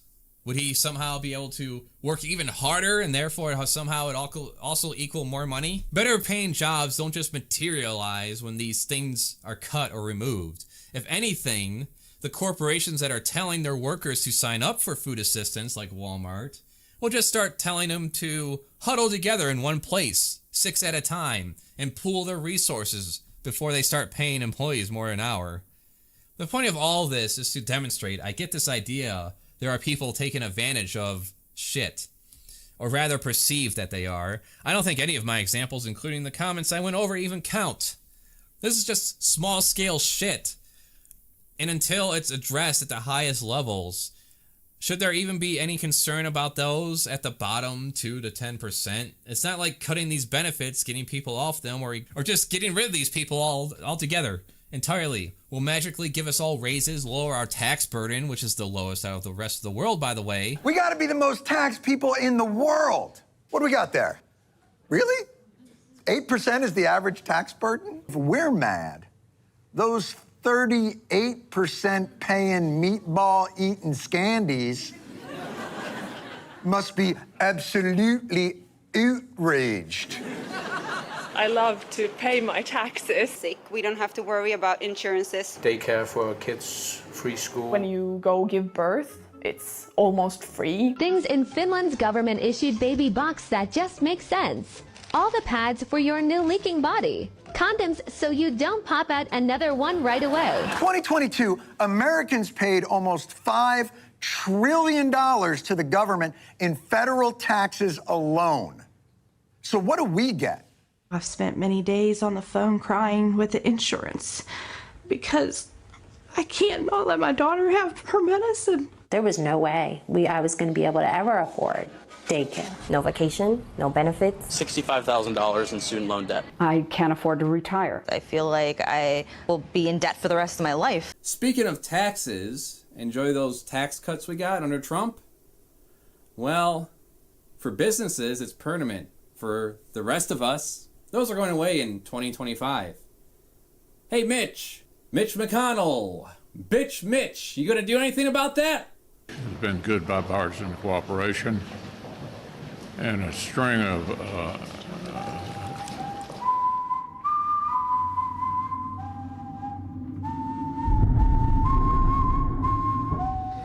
Wait a minute. Are you good? No.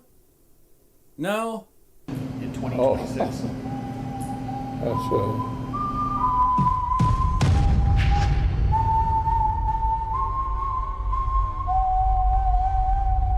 For re-election in 2026? All right, all right, you all, we're gonna need a minute. All right, Biden. Joe Sleepy alleged rapist. I said alleged. Joe Jack Biden. Are you going to do anything about that? You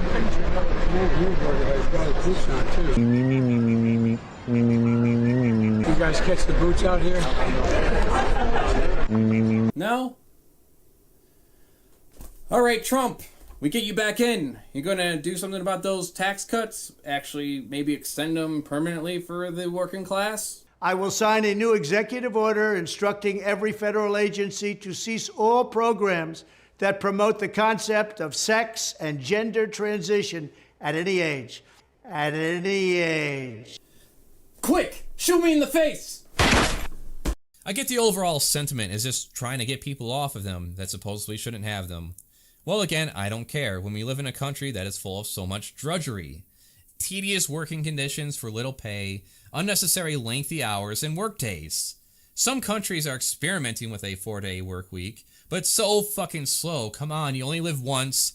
Get this shit figured out now, please. Having social programs is a good way to at least avoid having as many roaming gangs of people breaking into homes, strong-arming businesses, and pimping out kids for pocket change. Not as many as the early 1900s, at least. I am under no illusion that my current position in life could last forever. If I am ever in a position where I have to work retail and customer service again, I'm going on welfare instead, because fuck you, that's why. Double the wage it currently is, and now consider it. Compared to what the owner class is doing with not paying a fair wage and taking markets for short-term gains, it's a pebble in an ocean. If the bosses are paying themselves more than they pay everyone else, they are stealing from your labor and time. Think of the character Rico from Midnight Cowboy, talking about his father who worked as a shoe shiner in the subway. Hey, you're pretty damn good at that. I bet you could make a living at it if you tried. And I look a hunchback like my old man. You think I'm crippled? You should have caught him at the end of the day. My old man spent 14 hours a day down in that subway. He'd come home at night, $2-3 worth of change stained with shoe polish. Stupid bastard coughed his lungs out from breathing in that wax all day. Rico's father lived and died in squalor, leaving his son in squalor. Because how do you move oneself up from a shoe shiner? How often is that cycle repeated in this fucking country, I wonder? How many people grow up in poverty and then in turn their children grow up in poverty and never build themselves up out of poverty? What chance do the lot of us have, really, being born at the bottom? I can only imagine the existential dread a person can have if they ever consider the fact that they may not have anything to look forward to. Only room for one store manager there, buddy, and that role is going to the current boss's nephew. Think your movie idea will get picked up for millions? Likely not. Want to publish your book? Know someone in the industry or have a lot of money? Think today's billionaires started poor? Think elected officials do more than pander to social issues while lining their pockets with corporate donations? More of this realization is probably a reason we see such a spike in suicides on top of people burning out on drugs. Because when you have to work a bunch of shitty jobs in order to make do, and you have no time for yourself in any way, have no time to enjoy a hobby or indulge in some interest, maybe, I don't know, learn some science, learn some history, work your way towards pursuing something greater than what you have. So much is circumstance. I was raised middle class, went to a well-funded public school, had friends with some foresight when it came to our futures, which in turn led me to take risks in social situations, relationships, and work ventures. Passed as straight, was able to carry my whiteness around, and this is skimming over the fact that a lot of friends pushed me in certain situations that would improve my social capability and working position. When it came to my third serious relationship, I could have gotten myself out of that relationship easy. I could have lived off my parents easy. I just didn't want to do that, sacrificing time with friends, family, and entertainment so I could work on art projects in the form of drawings and videos while maintaining my passionate pursuits through jobs that can pay the bills. I'm just stupid that way, I guess. I envy those who can just coast by and are content with the daily grind and just lose themselves in a multiplayer online game 8 hours a day every day. For me, I figure eventually there will come a point after seeing so many movies, reading so many books, and playing so many video games, I'll be bored of all of it. And I don't want to be in my 60s looking back and asking myself, what if I actually tried? I'd rather fail pursuing my dreams than be a successful slave. It's not about making money, fame, or clout. It's about experience and perspectives and sharing those experiences and perspectives. Again, circumstance and luck play such a disgusting amount in this. Anyone saying otherwise is a fucking liar. Who knows how much more accomplished I'd be if I didn't waste time hating myself over my queerness? How much energy do I waste concerning myself with whether or not I should stick around this country when organizations are jockeying for position to fuck my right to exist away? The social conservative wish list calls for ending abortion, diversity and inclusion efforts, protections for LGBTQ people, and most importantly, banning any and all LGBTQ content. In fact, the mandate for leadership makes eradicating LGBTQ people from public life its top priority. Its #1 promise is to restore the family as the centerpiece of American life and protect our children. They are explicit in how they plan to do so. As you'll see in the paragraph below, they plan to proceed by declaring any and all LGBTQ content to be pornographic in nature. This is for, responding to comments. Well, first, I want to say thanks to all those who gave me positive feedback and others who wrote small novellas in the comment section. I'm sure they're all brilliantly written and have no errors whatsoever. The fact that anybody wants to take this man's words and twist them up just makes me think that your ulterior motives or self-centered and well self-centered. The fact that you feel that you need to degrade somebody who has made a great fucking phone just speaks to your ill intentions, and stop trying to interpret his words. Bravo. Bravo. Next Stephen King right here. I also didn't know Oliver Anthony made phones. Shout out to Mad Tracker for your efforts in dealing with some of the other commenters on the page. I appreciate the expanding of engagement. Now let's just have some fun with the rest of these. You can argue all these issues, but at the end of the day, you're either on the rich 0.001% side or the other. There's a war being waged at the middle class in America, and left and right had better wake up and stop being separated by the media and government. Smith7120, I'd say, is pretty spot on. As a great man once said, You have owners. They own you. They own everything. They want more for themselves and less for everybody else. But I'll tell you what they don't want. They don't want a population of citizens capable of critical thinking. They don't want well-informed, well-educated people capable of critical thinking. Now it's getting that. It's a big club. And you ain't in it. You and I are not in the big club. It's frustrating how close a lot of people seem to get before pointing to the wrong thing, too. It's the queers, the immigrants, the Jews, or a combination of various hidden state powers. It's not that fucking complicated. It's money interest. We live in a capitalist society, therefore money is power. It's Jeff Bezos, Elon Musk, Bill Gates, Mark Zuckerberg, the remaining Koch brother, and the rest of the 756 billionaires that exist hiding their agendas?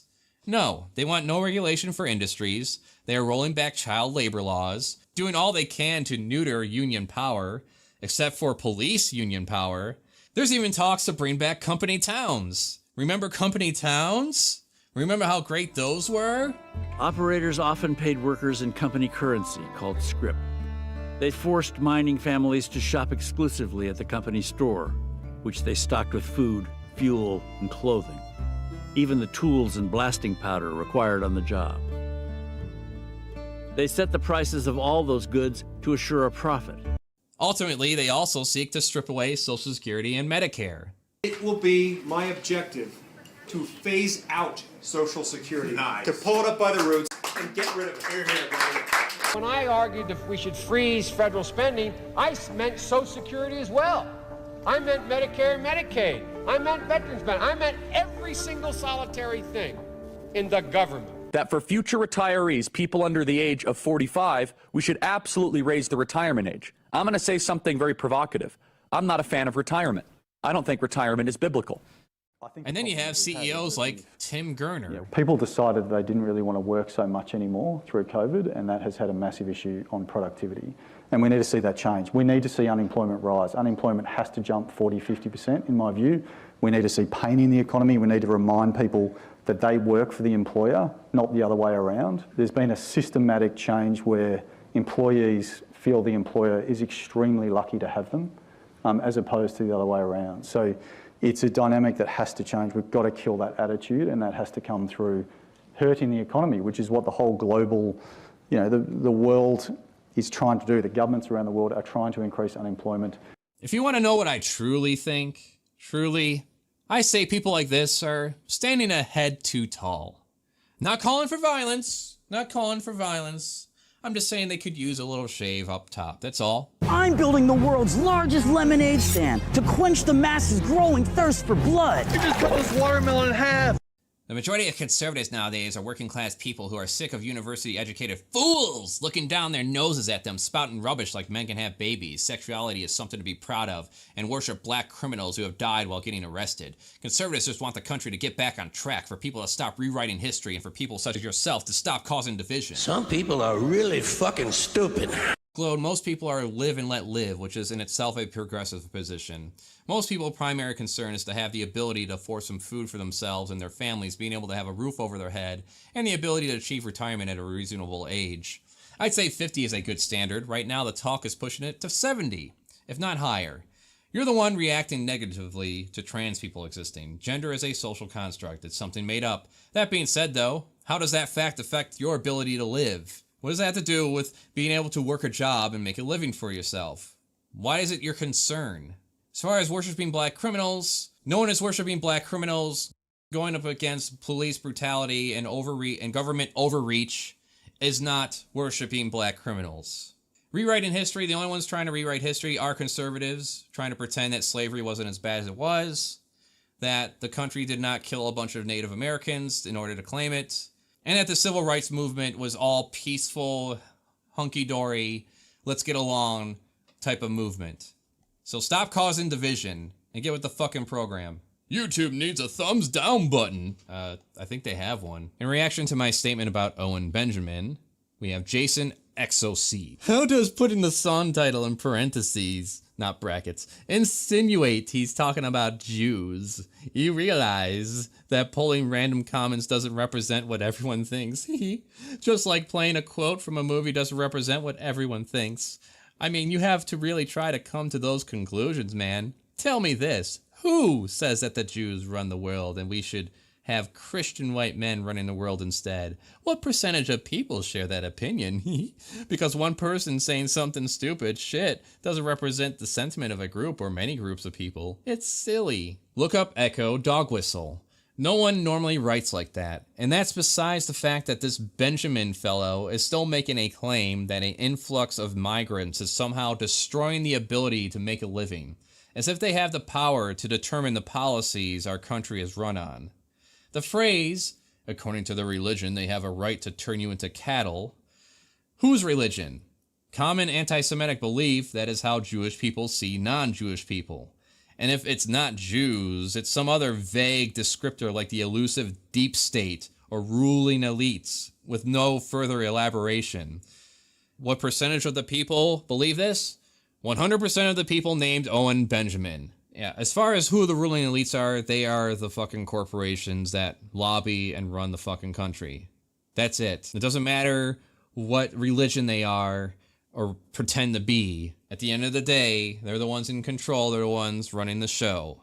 And somehow, magically getting rid of them, pretending they're all Jewish or some other group, that doesn't change how the system operates, because eventually you just be going cycling right back through. Look at how the company Ford was run in the early days. Ford was a adamant anti-Semite and worked his workers as hard as he could. The only reason he gave them shorter hours is so they could actually have time to buy cars and drive. Sam Rowland, 2816.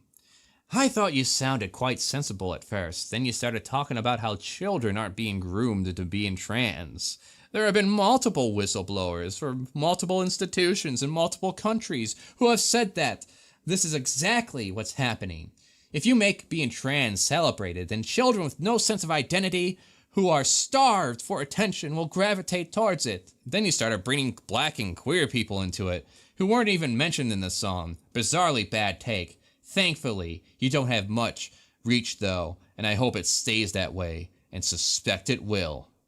Oh yeah, thanks for the motivation. Nice how they don't even bother to mention what institutions this involves. It's just the same shit we heard through the 70s, 80s, 90s, 2000s, to today, about how kids are somehow being recruited into being queer. Get your balls chopped off, you get free ice cream!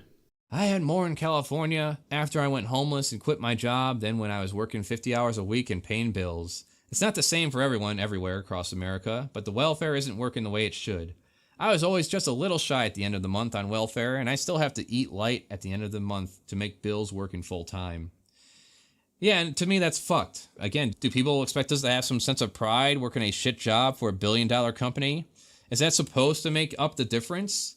It encourages people to hustle and game the system. Working a retail job and maybe becoming manager in 20 years after one dies or moves.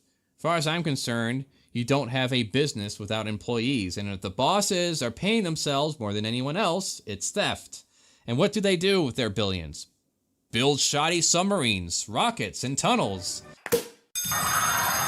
Then expect a pass because they grace some people with a little charity. We're living in the sequel to the Gilded Age. Wayne. He's such a coward, he can't even show his face. Yeah, says the person without a profile pic. Where's your face? I wasn't about to tell this dipshit that I have my face in the profile pic, the banner, and dozens of other videos on my channel. He then responded to me 5 more times without any more prompting. Thanks for the engagement, Wayne. With his last response being, see, this idiot don't care about anything because he's probably living with his mom and dad down in a basement. It doesn't even have a job. Wow, you got me. I, as in it, don't have a job, and I live in my parents' basement. My only responsibility is to wipe my own ass and put on clothes whenever I go outside. Going outside. Mom, what do I do? What do I do? The dog's jumping on me. Scared me. I'm sorry. What the fuck is this, white boy? Sounds like Richie Rich. Yep. Well, you got me. I'm worth billions. He's making 40K a da, so he has the last laugh. This is a reactionary piece of crap content piece. He can sing about anything he wants. Remember when I said this man needed to be stopped and we need a law for it? Yeah, he can sing about whatever he wants. No shit. Nothing I or anyone else says can stop him, just as much as you and I can say whatever the fuck we want about it, dumb shit. Why the fuck are you so stupid? It's sad that you can't be creative, so you try to steal fame by running down other people. How is criticizing one part of his song declaring the overall message based, and despite its flaws, it should be more about opening the door of discussion with everyone running him down? Was it the part where I said he's a true creative? And then the same person says, "You're so full of yourself, it's pathetic. Sad wannabe." Well, better to love yourself than to hate yourself. Savage Fox Design had a lot to say, but this one stuck out to me. As an independent, I don't entirely agree with your take. Like about welfare, for instance, a lot of people would rather struggle with an honest living, making too little, than to take handouts from the government. Sure, it works, and it works well for some people, but if we were being honest, we know that the system is being misused on a massive scale, at the taxpayer's expense, often those people who work 2 to 3 jobs and refuse government assistance but pay the most taxes. Alright, this sounds like a real younger version of me and my friends. There is no reward for running yourself into the ground, disregarding all your other interests over some faulty sense of pride because you didn't take any government handouts. If you're having to work multiple jobs to squeak by a living when you can instead qualify for assistance, then fucking do it. It's a lot easier than asking help from friends and family like I had to the first few times I started on my own, staring down the barrel of homelessness. Unnecessarily working more hours to help someone else become richer when there is at least an option to subsidize a better living condition is fucking stupid. Not that the people working those extra jobs and hours are stupid. They are victims who are convinced to have an instilled sense of shame when it comes to getting help. Everyone needs help at some point. Do you work to live or live to work? Because I can tell you when I was working 60 hours a week in sales, having little time to do anything other than to do the laundry every week and sleep, I can't imagine ending anywhere other than some bitter, tired old man wishing he did more with his life instead of casting aside all his passions and interests in pursuit of material wealth. Being trapped in such work cycles causes people to have little time to think for themselves, let alone others. It serves well to keep people isolated in their little bubbles and divide us, especially if they are religious on top of that, which also serves as a good mechanism to keep them in line, since the better life is waiting for them after they die, after all. So why stop and think about the system that's crushing you underfoot? You're living in squalor and have a poor education to boot? Well, there are plenty of fast-talking heads at Fox that will point you to the ones to blame for your lot in life. You've heard a lot about the great replacement theory recently. It's everywhere in the last 2 days. That's what's happening, actually. Let's just say it, that's true. I'd like to, spend more time with your family.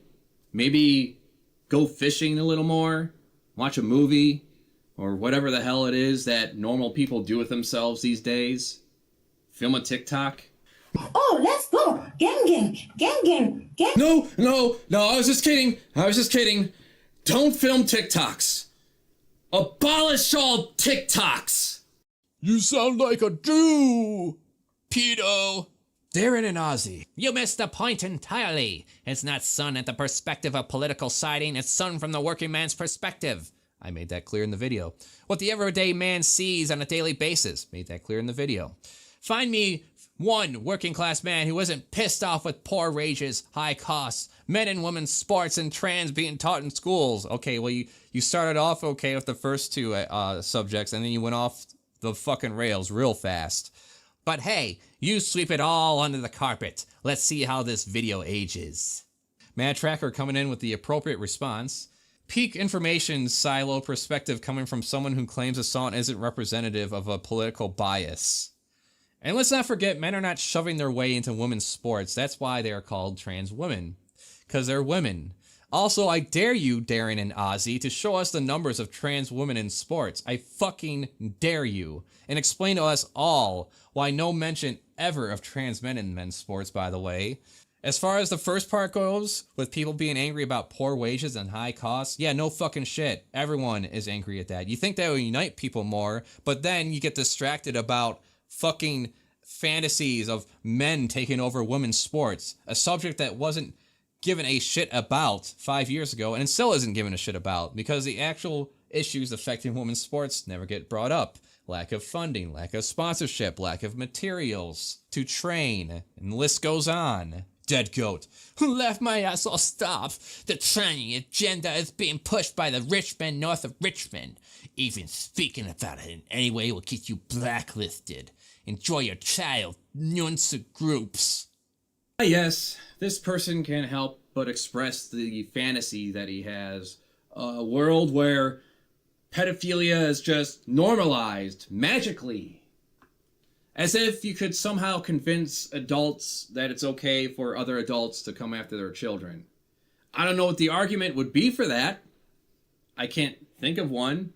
I guess this guy did. I guess, though, when it comes to the Catholic Church, they get a pass forever, right? It's funny that every day, almost, every week, all these reports come out of people who violate the innocence of children and their trust. And they're all fairly normal looking and often involved in religion. Almost like they want to pass themselves off as everyday people and not bring a lot of attention to themselves. And it was that this organization was built in a way that molesters could get in, abuse kids, and get away with it. When I first did the stories and said there were 400 cases, people told me I was making a big thing out of nothing. I'd never taken the deposition of a serial pedophile, and I didn't know what to expect. My question to him is, why did you choose the Boy Scouts? And he said, because they made it so easy. They did nothing, they did nothing to put up barriers for him. And he knew it, and he used it. I also have a question for people like this. How and when did trans people affect your ability to go about your daily life? You know, go to work, watch TV or stream, whatever, and then sleep.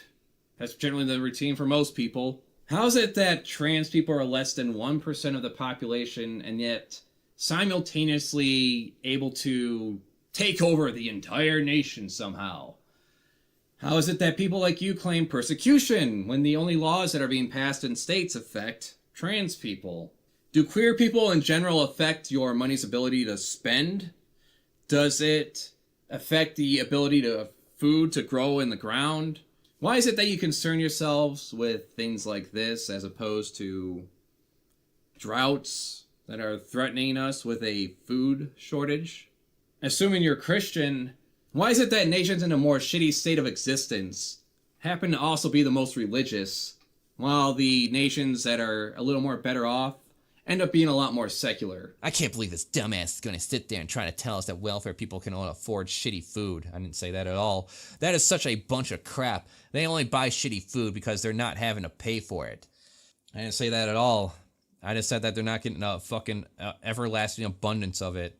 And they're too damn lazy to go home and cook a meal for the family and the Robbies because you're too damn lazy to get a job. If this asshole doesn't like the sun, he doesn't have to listen to it. Keep your head in the sand, dumbass.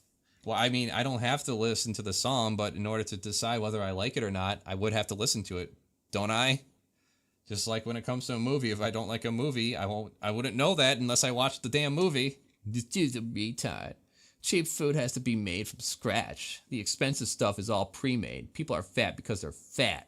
I asked the genetic expert here, King Dossoff. He knows how people become obese. It's always by choice. No one ever has a disposition to it. And then, likely, someone like this would interpret what I just said as, oh, so no one's responsible for anything.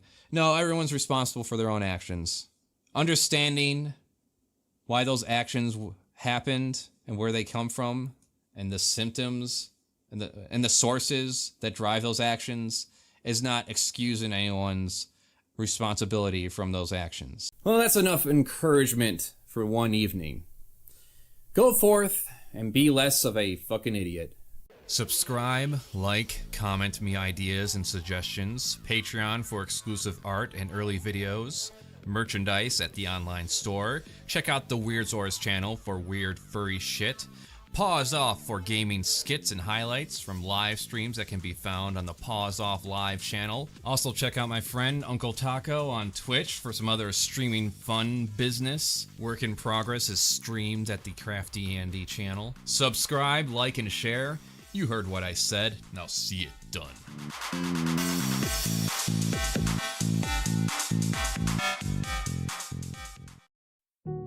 I am CraftyAndy, and these are my thoughts. It's been a wild few years watching big fraudsters and abusers get taken down. Creepshow art by Emily Artful, Dick Masterson by Maddox, Illuminati by her ex and several former collaborators, Boogie being Boogie, and then there's Internet Historian and James Somerton by H Bomber Guy. H Bomber Guy's video put me through a emotional range of sadness, anger, and catharsis. Whatever it is I'm doing, I must be doing it at least better than Illuminati and James Somerton. To sum it up for the sake of context, Illuminati and James Somerton were huge content creators that plagiarized their material from books, articles, and other people's videos. Internet Historian was implicated in this video too, along with several others, but to a much lesser degree. The main point of this was to express my thoughts on these people who I used to watch and was inspired by in the case of James Somerton, as well as do some self-reflecting on my own conduct, which is something none of these people apparently did outside of getting creative in the ways they hid their bullshit. Illuminati's never-ending lolcow series of plagiarism, lying, and threatening people with lawsuits is spread all over this site like a turd shotgun through a screen door. There is nothing I can say about this situation that hasn't already been said. My opinion on the matter is that I feel like she never gave a shit about exposing corrupt corporations and people. It's just a popular thing to do, so she jumped on it. If Blair lived in Uganda, she'd be doing daily videos exposing local gay people to the public so they could be arrested and murdered. The other impactful moment came from H-Bomber Guy's companion video on his second channel about Illuminati, where I learned that the prison Stanford experiment has had its findings debunked. The one where she brought up the Stanford prison experiment has since been taken down because it's embarrassing. She talked about it as if it was a real, legitimate study with meaningful findings. The problem is, it wasn't. It's been debunked by experts for about 400 years. And then, half a decade ago, internal documents came out proving it was objectively bullshit. Professor Zimbardo lied, basically. This was something taught to many of us in high school and college psychology courses. They even made overproduced movies about it. I'm 3 years late on this, but me and no one else I knew was up to speed. So out of everything about that bitch, I figured I'd further spread the true info on it. Look it up for yourself. There are audio tapes and interviews confirming it. One of my husbands, I think, made a good point that it indicates the negative human behavior in that experiment is actually more systemic than it being part of our nature, as the original study tried to conclude. The guards and inmates were coached on how to behave. Internet Historian made a video series called Cave Story, where he animated the 1925 cave rescue. Except it was word for word taken from an article written by Lucas Riley posted on Mental Floss.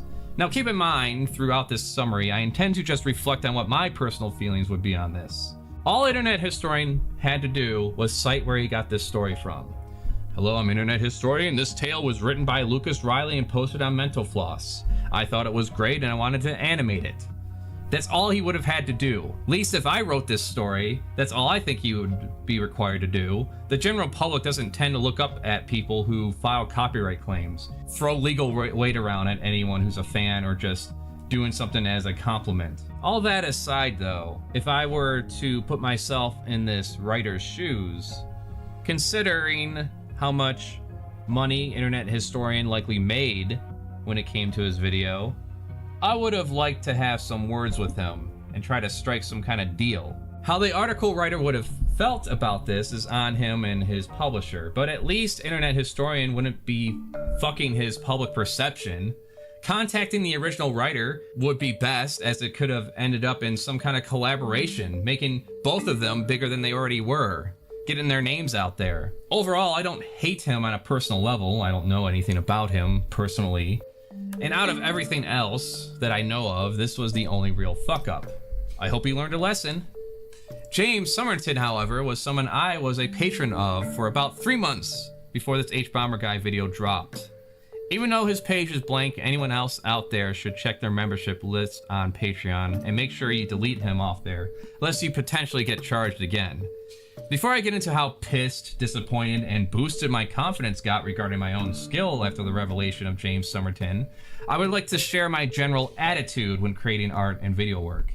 Since way back in high school in 2000 and fuck, I was always annoyed with a lot of artists' attitudes online, especially after college and learning from other professional published artists. Many online art makers are so protective and touchy with their crude work and made-up characters don't steal.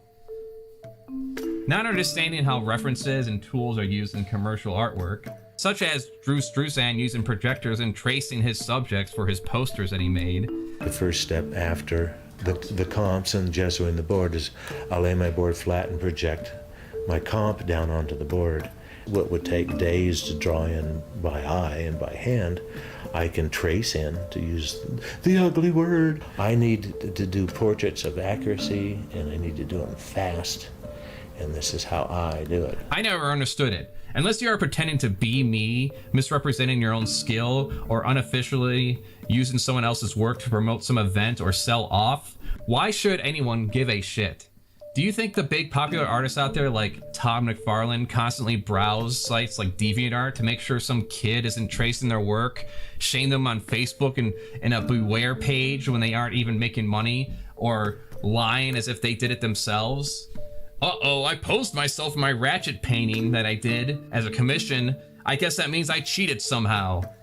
These people are so fucking stupid, they wouldn't be able to tell shit from ice cream. On my profile, I always put, please do, I do mean do, repost, trace, and recolor any of my art. Just link it back to this page and your YouTube channels. Share me your recreation. As long as you're giving credit and not trying to monetize plagiarism, why should I give a fuck? Just be honest about what you're posting. When I post a life drawing that is clearly from a picture or portrait, I just label it as practice. Some of them are actually commissions of pictures people gave to me as something to recreate as a drawn art piece. This drawing from Alex Cockburn I came across in 2009 resonated with me for all these years, so recently I decided to finally color it on my own as coloring practice. I wouldn't get mad if someone did this to one of my pieces without asking, even if I were to say no when asked. Why should that stop them? So I expect the same treatment in return, considering I'm not going to make unofficial prints or some shit of this, so who cares?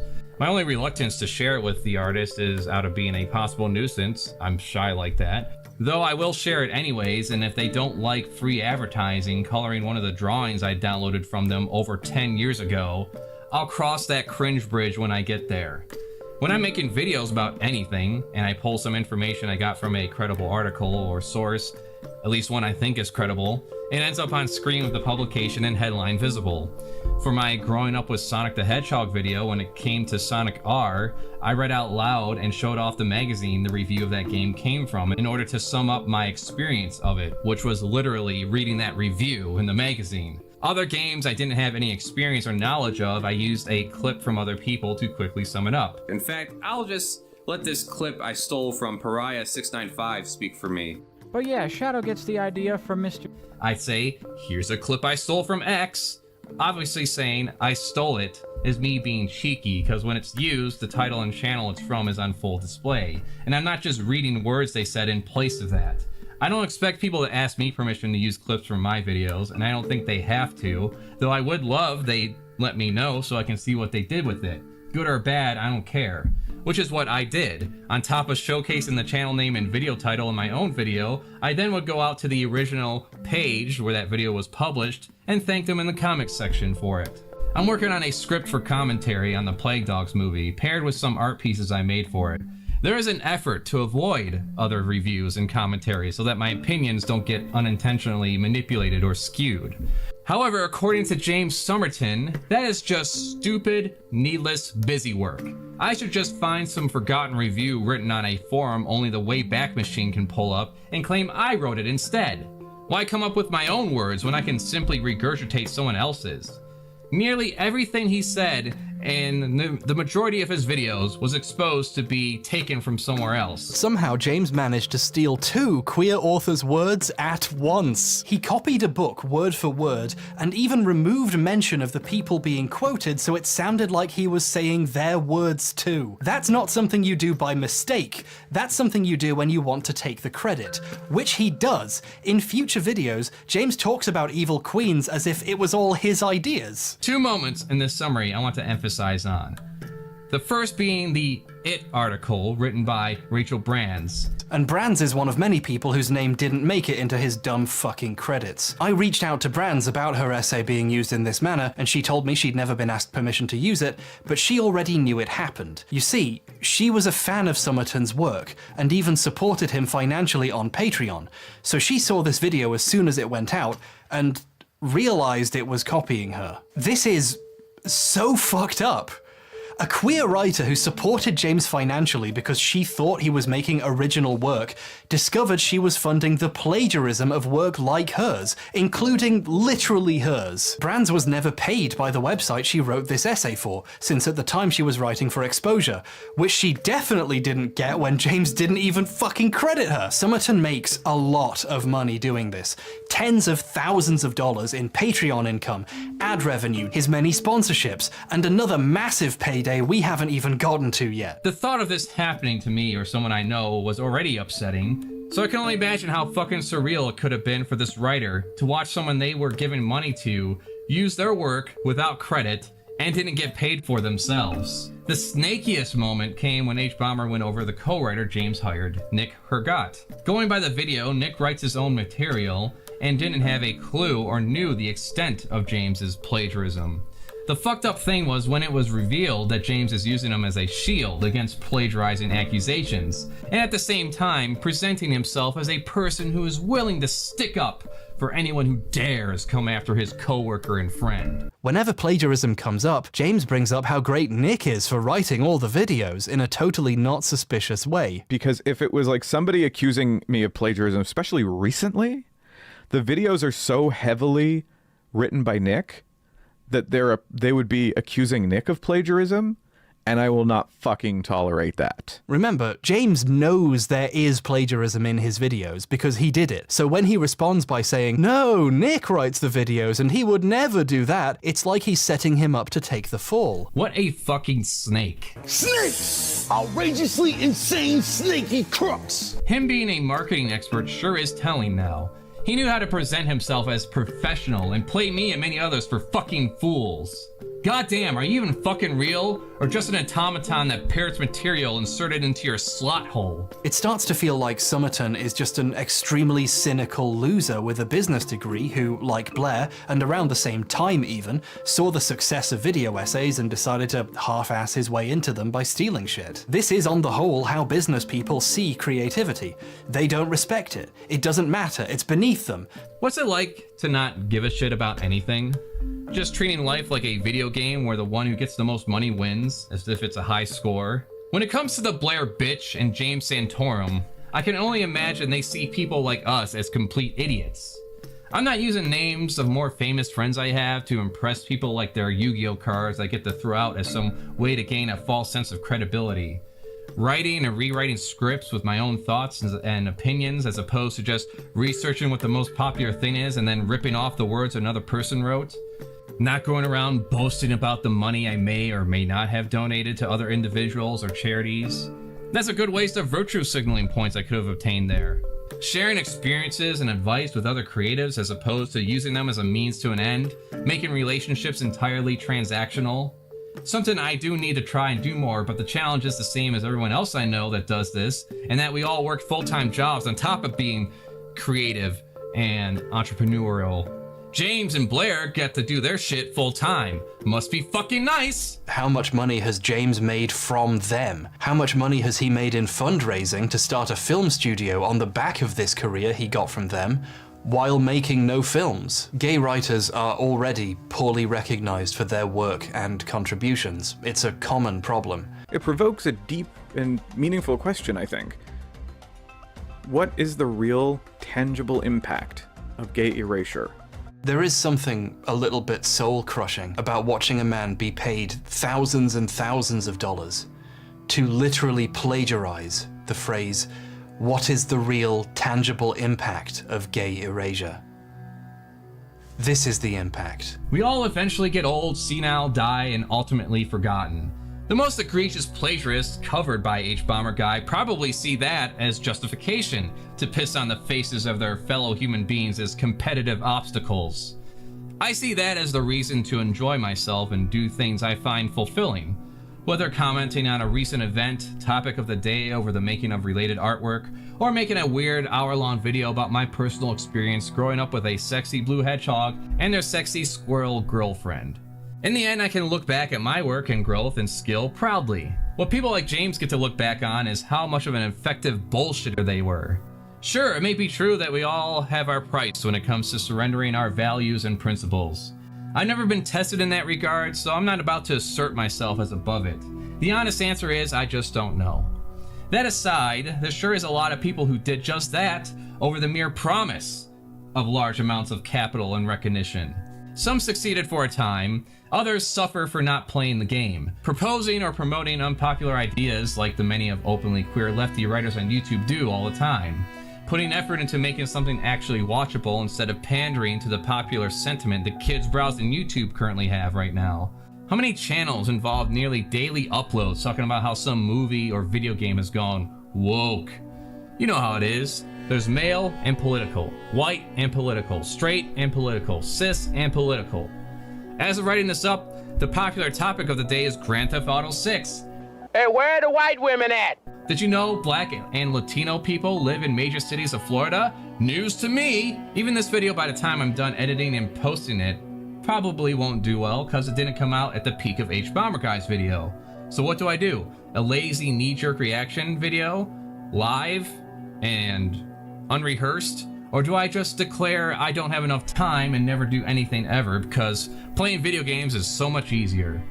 For many out there, I can see how discouraging it can be to witness plagiarists being rewarded. Well, at least in the online space, it only worked for so long, didn't it? Unless any of these people are billionaires, they ain't going to survive coasting forever. For me, it was validating and cathartic to listen to these critiques from HBomberGuy. Any other creative I think would do good to learn from this. Like Stunlocked, a video game commentator who focuses on indie games. I'm rooting for him as he tries to make this a career. Onion Nuggets, the show I edit clips for, a show for the uneducated by the uneducated, commenting on news, world events, fun topics, or just plain old bantering. My friend Uncle Taco on Twitch, who's not only streaming as much as he can, but he's also working full-time as well, entertaining and building up an audience in his own way. Whatever me or anyone else out there is doing, we can take comfort in knowing that we are doing it better than Blair, better than James Somerton, and even at our worst, we know we're at least not Brett Keane. I also do not look forward to the overabundance of self-proclaimed plagiarism experts that are going to emerge after watching maybe 10% of HBomberGuy's video and jumping on this trend. These are just my thoughts though. Subscribe, like, comment me ideas and suggestions, Patreon for exclusive art and early videos, merchandise at the online store, check out the Weirdsaurus channel for weird furry shit, Pause Off for gaming skits and highlights from live streams that can be found on the Pause Off Live channel. Also check out my friend Uncle Taco on Twitch for some other streaming fun business. Work in Progress is streamed at the CraftyAndy channel. Subscribe, like, and share. You heard what I said. Now see it done.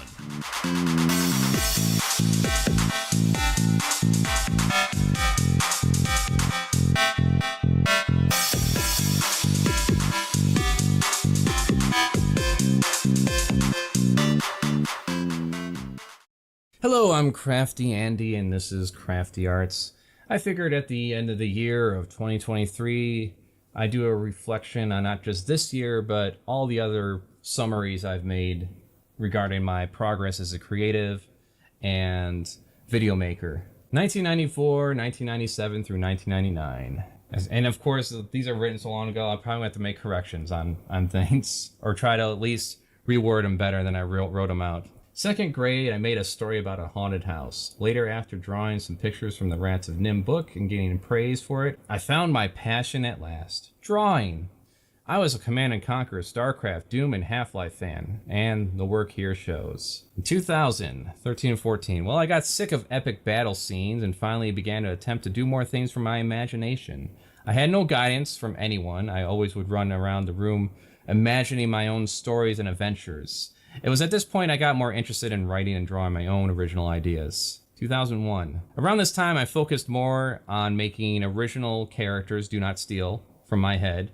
I spent a great amount of time trying to figure out good storytelling. See, I never read a book outside of class until then either. My repertoire of literature was mainly Goosebump books and like half of the Left Behind series. By that I mean the first book, and then I quit because my parents were just trying to force me to read it against my will, and I couldn't pay attention to any of it. Little did I know I had ADHD, I guess. But later on I managed to go down and get some actual books like The Hobbit, Stephen King's A Girl Who Loved Tom Gordon, about a girl that gets lost in the woods. Another one, Lord of the Clans from the Warcraft series, an adaptation of the adventure game that never happened from Blizzard, and went on from there. 2002, age 15 to 16. Even though I never had my own internet connection and copy in high school, EverQuest influenced my art further. Had a bit of a drawing gap here. I came close to giving it up altogether.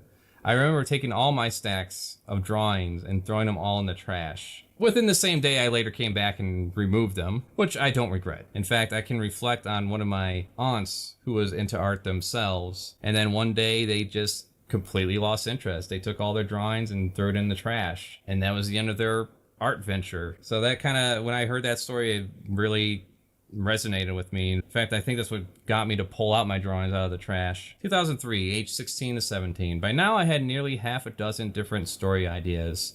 None of them will ever see the light of day. 18 years later, they have yet to. My art and writing abilities were nowhere near where they needed to be so that my efforts wouldn't be wasted. Still, I didn't let any of it stop me, and I kept on going, taking advice wherever I got it in order to improve myself. And yeah, there's a lot to be desired with these human figures. The eyes are way too fucking high, the eyebrows are way up there. He's got a chin face that belongs in, that looks like it could drive a stake in the ground. Monsters ain't too bad, but you know, you can draw monsters a lot easier than people. 2004, 17 to 18, my first attempt at digital art with a truly legal copy of Photoshop.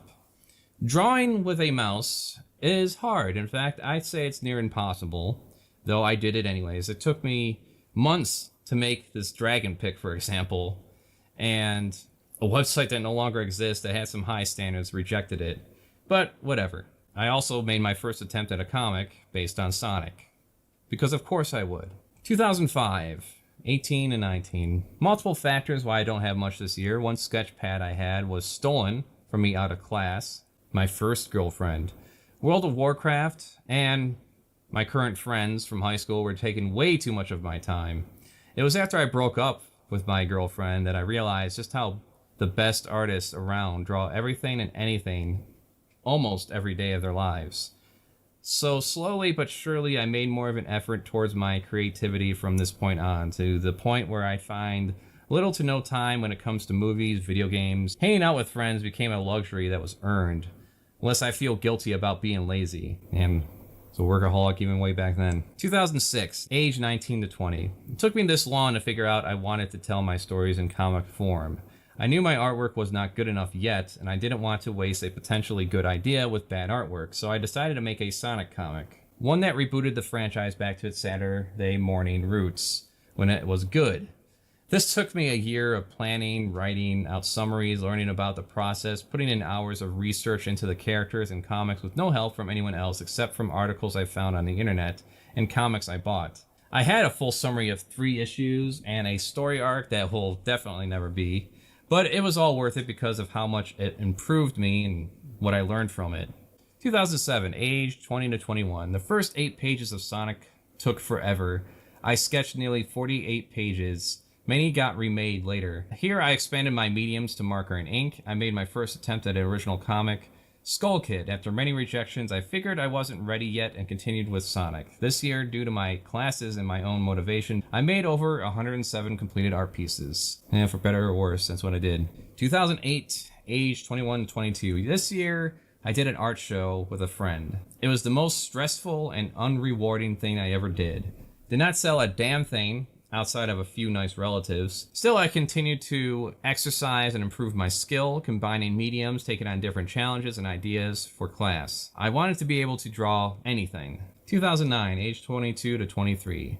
This year, my teacher Matt Bush introduced me to acrylic paints. It led me to make a few pictures depicting the stories I have laid out in my head for years now. I like to think I have good ideas. However, I know it's insane to try and do it all by myself. I feel like everyone I meet either has no interest or the motivation to help move a project forward. I often wonder if I have anything to do with it. Maybe I'm not cut out for any of this, but it is all I know how to do, so I'll keep on practicing and coming up with ideas until I can't hold a pencil anymore. Maybe the thing holding me back the most is focus and guidance. Hope I can find some. So at this point, from 2009 on, I'm well into the furry scene in a public way. 2010, age 23 to 24. Well, reflecting on my art this year, it turns out I did so a lot more than it feels like I did. 73 to 72 last year. However, I am nowhere near where I want to be. Until my skill level reaches the artist that I admire, I will not be satisfied. Practice, practice, and practice until I break. 2011, age 24 to 25. Experimentation is a good way to describe this year. More videos than art pieces. Trying at multiple web shows involving movie reviews and failing in both views and entertainment value, it seems. Or was I not promoting them well enough? Really, not enough people watch them to even give me proper feedback. I enjoy having a show about anything, Crafty Talk. I'm content with expressing my mind on opinions and ideas, and I hope to do some things that are a little more meaningful. Discovery is another word to describe this year. For better or for worse, I'm sticking to just doing furry content. Yeah, that didn't fucking happen. with the exception of some web shows, because I enjoy it. It's the most popular thing I do. This reasoning came to be when I finished drawing up a preview for the comic I wish to make, called I Am, only for all my willpower to be drained and washed away at the idea of drawing generic people and animals for the entire duration of the project that will surely take a great amount of time.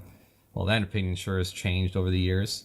So now I've decided to go full furry in terms of art and storytelling. I love fantasy mainly because all the same stories have been told countless times. You might as well find new interesting ways to tell them. The weirder the better. What I feel is most important yet again is work harder in promoting myself or find someone willing to help me in that area. Give myself a distinct identity. Get projects done on deadlines as I set for myself and get more people actively involved in projects we can all enjoy making. 2012 to 2013. Yeah, I skipped an entire year. Probably best I did this now than in 2012 because, damn, that would have been depressing. Talk about a sign I may no longer be an artist. There it was. 2012. Life got in the way and I was living by circumstance rather than design. Ah yes, this is when I started a sales job. I was fucking with my brain wiring. Never again. 2013, I found the work ethic I didn't know I needed. A work ethic I got as a senior-focused insurance and investment salesman. A place I never thought I'd get it. To understand where I'm coming from, I got more out of that business in a year than I did from all the advice I got from successful people in the creative fields. My instructor's advices were solid, mind you, but there is one thing you can't teach, and that is work ethic. Despite my long work hours, I was still finding time to get things done, knowing what it takes now. If I have to work 40 hours a week on top of a 40-hour job to achieve my goals, then so be it. Short and simple. At this point, I was out of the sales job. 2014, age 27 to 28. I think the time has come to say I am surely done experimenting. The planning is in place. A lot has happened to me this year that made things take longer than expected. 2 moves within the year, not having a vehicle from July to November and having to walk 2 hours to work and 2 hours back. I'm happy to see all that is behind me now, and regardless of what happens next, I persevere and the work does not stop. A new vision, a new direction. Really, it's as if I have come full circle back to my own artistic roots. At this point, I have a children's book written and ready to be drawn up. No, I don't. At least I thought I did. A graphic novel in its second draft. 2 new YouTube channels, with one being furry focused and the other art focused. I intend this to bring more consistent viewership. The drive is there now, it just needs to be focused and needs to have the right ambitions behind it. To put it simply, work hard but work smart. 2015, age 28 to 29. Progress is a good word to use for this year. Progress, personally, financially, and in skill. For my art, I finally have found a way I wish to express myself. Thanks to the help of friends, and especially my husband, it can be made a possibility. An internet show I've always wanted to see and make, my goal to entertain, pure and simple. Becoming more focused on my ideas, where I want to see myself 10 years from now. I have found the path I want to be on. There have been and will be more sacrifices to see this made. Anything less would be a disappointment to me and those who have helped me get by. I carry those memories, I don't forget. I want this show to be entertaining, to help me grow as an artist, to give me the platform to express myself. I understand that I am someone who has a long way to go in terms of skill level, and I think that will add to this. Putting any sense of analytics out of my mind, it doesn't matter if I have a few or 10,000 views. What matters is I am doing what I want to be doing. And if this show makes people happy in turn, then it's all the better. Here's to another year of growth and progress. Cheers. 2016, age 29 to 30. What a year. This is the most focused I have been. More artwork and video projects have been done this year than the last 3. Finally, me and my 2 mates are in a position where this can be a primary focus. By the end of the year, I anticipate having a full season of my show, Crafty Arts, done. Close. An art portfolio and a book. Well, neither of those happened yet. I am in such a happy place right now, it cannot be expressed in words. More coming at you from CraftyAndy. Goals this year, 12 episodes of Crafty Arts, at least 1,000 subscribers, and $100 a month from Patreon. And pitch my book for publishing. Well, 2017, age 30 to 31. 2017 was a year of building, once again poking around the masses and seeing what I think will work best. Progress is slower than expected, but with me getting a grasp of what I'm capable of, what I can get done at a given time, and focused, I can build it up from there. Now there are more people involved than just my husbands and I. Not anymore. There are new friends involved in this mix, and I am looking forward to growing the numbers of our audience. This is the show and channel that will be built upon.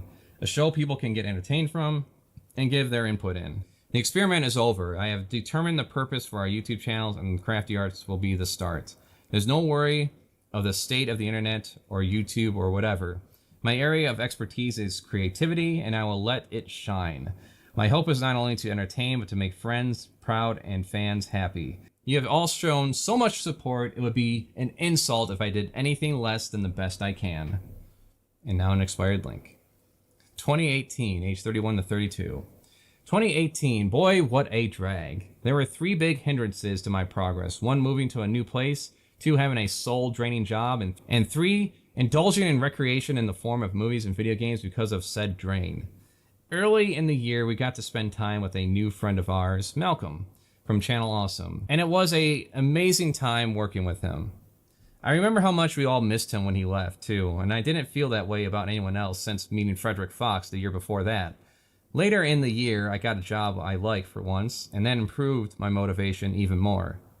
The ambition and positive outlook is inspiring, to say the least. I reluctantly even write their names as if I am using them to impress people. It's more about their impact they had on me, getting to know them and what they built for themselves. Nothing has changed when it comes to my focus. The Weird Zors YouTube channel reached over 1,000 subs and got monetized, and now it's time for the Crafty Art Show to shine next.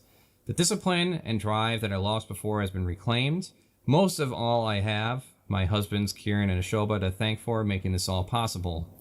Our local friends, Tonto, Max, have proven to be a big help with ideas as well. I love the idea of building something great together, and I want that to be now. 2019, age 32 to 33. Patience. I have a career I enjoy, and it has helped me get my mind back. I look forward to gathering up content for Crafty Arts and Weird Zors and just putting on a show of entertainment. It can be overwhelming with so many things I could do. It became a matter of focusing on what I would consider the most important thing for my own legacy. Assuming no tragedy happens, I got about another 45 years to go. Time is running out. I got nothing to lose from trying. I want a successful business, making art, commentary, and sketch comedy, philosophizing, analyzing, and self-reflection. Let's go. I am not going to scream that. 2020, age 33 to 34. It's been quite the journey this year, finding a permanent residence, securing a art and gaming room. The pandemic this year hit hard for a lot of people. It was luck for our family. That's it. We still have time when it can indeed still happen. Whatever though. Still have the Crafty Arts and Weird Zors YouTube channels to manage. Plenty of art ideas, scripts, and topics to cover. There isn't much to say for this year. Progress has been slow as always. However, I am now finding ways to streamline production. I just need a time when I can pile on the finished works and release them. But until then, thank you for those who have remained my friends despite us not getting to see each other that much. And thank you for those who support me in one way or another. 2021, age 34 to 35. What can I say? I could complain about not being a full-time creator, but it's trivial in comparison to how bad things could be. The learning never stops. I want to be a better artist and writer. There is no way to turn this off. I go crazy if there is no time for creativity. That being said, it helps having a job that I at least enjoy to an extent. The most drained I ever felt was being negative about my position in life. Ironically, it's what kept me from getting a lot done. That's what it comes down to. So many ideas, and the only way to see them realized is to just do it. Pick and choose what are the most important projects to me. I create because I have to. It's everything I am and do, and I hope it brings some entertainment to others that come across it. Then 2022, age 35 to 36. The years have become a blur. Even before the COVID pandemic, the days overall felt like they come and go with little to remember them by. Really, it's because the current state of things and occurrence with my life is pretty good. In comparison, at our lowest financially and emotionally, the year would be a lengthy series of unfortunate events. Something breaking or needing repair would be an upset. We could never enjoy ourselves without the upcoming workday casting a dreading shadow over us. If my current state of things is the peak, then already I can go forward satisfied that I accomplished more than what was expected of me by the culture of the U.S. society, religious teachings, and peers. Currently, I have one rather large Ratchet & Clank commission to finish, and then it's mostly strict focus on the kids' book. Somewhat. I'll be documenting the progress as much as I can. Throughout the year, I managed to put together a series of videos to try and advertise my Crafty Arts channel more. I want to do more focused scripted commentary for my Weird Zors channel. Still working on it. In fact, I recently wrote up a script for Furry Puritans that is getting reworked in order to be more humorous than lecturing. Still working on that. I'd rather attempt something more challenging and be seen as a failure than to play things safe and easy. Having a full-time job remains the main barrier to getting projects done. Gotta balance the work life, family, and interest accordingly. It is painful, but it does mean some aspirations get set on the back burner permanently, unfinished, and never see the light of day. I have so many scripts and videos that if they were in physical form, could sit on a shelf to gather dust. I itch and scratch with anxiety over wanting to see ideas made and done. However, I am in no position to have someone do work for me with merely a promise of future payment. I suppose the idea would be then to sell myself in current skill. How? I don't know. We'll start by seeing how this self-promotional push goes once it's complete. This is all just a mere venting. By all accounts, things are getting better than I could ever hope for thanks to my husbands and their efforts to keep me social and grounded in reality, and have a grasp on the bigger picture. They understand none of this was ever for simply money or fame, but creation for creation's sake, and giving meaning to my life. Maybe I am the living example of why you should have a backup plan in case your plan of doing entertainment or any other form of entertainment as a living doesn't work out. So be it. How many potential creators have we all seen drop off, give up, or cost themselves a career over poor judgment? All lack of recognition aside, I feel pretty damn accomplished right now because fame and fortune was never the goal I was aiming for. Thank you for my supporters, family, and friends. Without them around, I wouldn't find much passion in what I do either. Good luck in this year, everybody, and onwards on to 2023. 2023, age 36 to 37. At this point, all of my problems stem from having to work a full-time job to support my passions, which is a pretty damn good position compared to a lot of people. Most people are stuck with jobs they hate and don't get to do the things they want to do. I managed to luck out my way to doing just that in spite of online entertainment still being in hobby level status. I can whine and moan about not being at the level I wish I was, but that never helped me grow, let alone my mental state, like when I worked at a call center.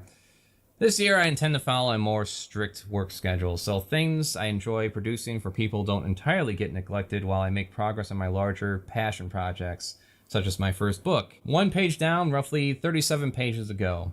And that was 4 months ago. In fact, at this point I even have a editing gig with Onion Nuggets, a show by the uneducated for the uneducated, going over news and memes and random videos from horrible people, and I get to edit it and post highlight clips of it. It's great. As far as breaks go, I get about 4 hours a week to break and play some video games. Most TV shows and movies end up having to be enjoyed either on the job or while I'm working on an art piece or video piece. Those are small sacrifices, really. It would either be that or neglect our family. Speaking of family, our new addition is a doggo we got back in December of 2022. I never thought I would ever have time for a pet, and yet I found a way, and he's just a fluff ball of joy here. I have things no other way right now, except getting more projects done and achieving full-time entertainment and creator. So, with that goal in mind, here's the 2024. Subscribe, like, comment me ideas and suggestions, Patreon for exclusive art and early videos, merchandise at the online store, check out the Weirdsaurus channel for weird furry shit, Pause Off for gaming skits and highlights from live streams that can be found on the Pause Off Live channel. Work in Progress is streamed at the CraftyAndy channel. You heard what I said, now see it done.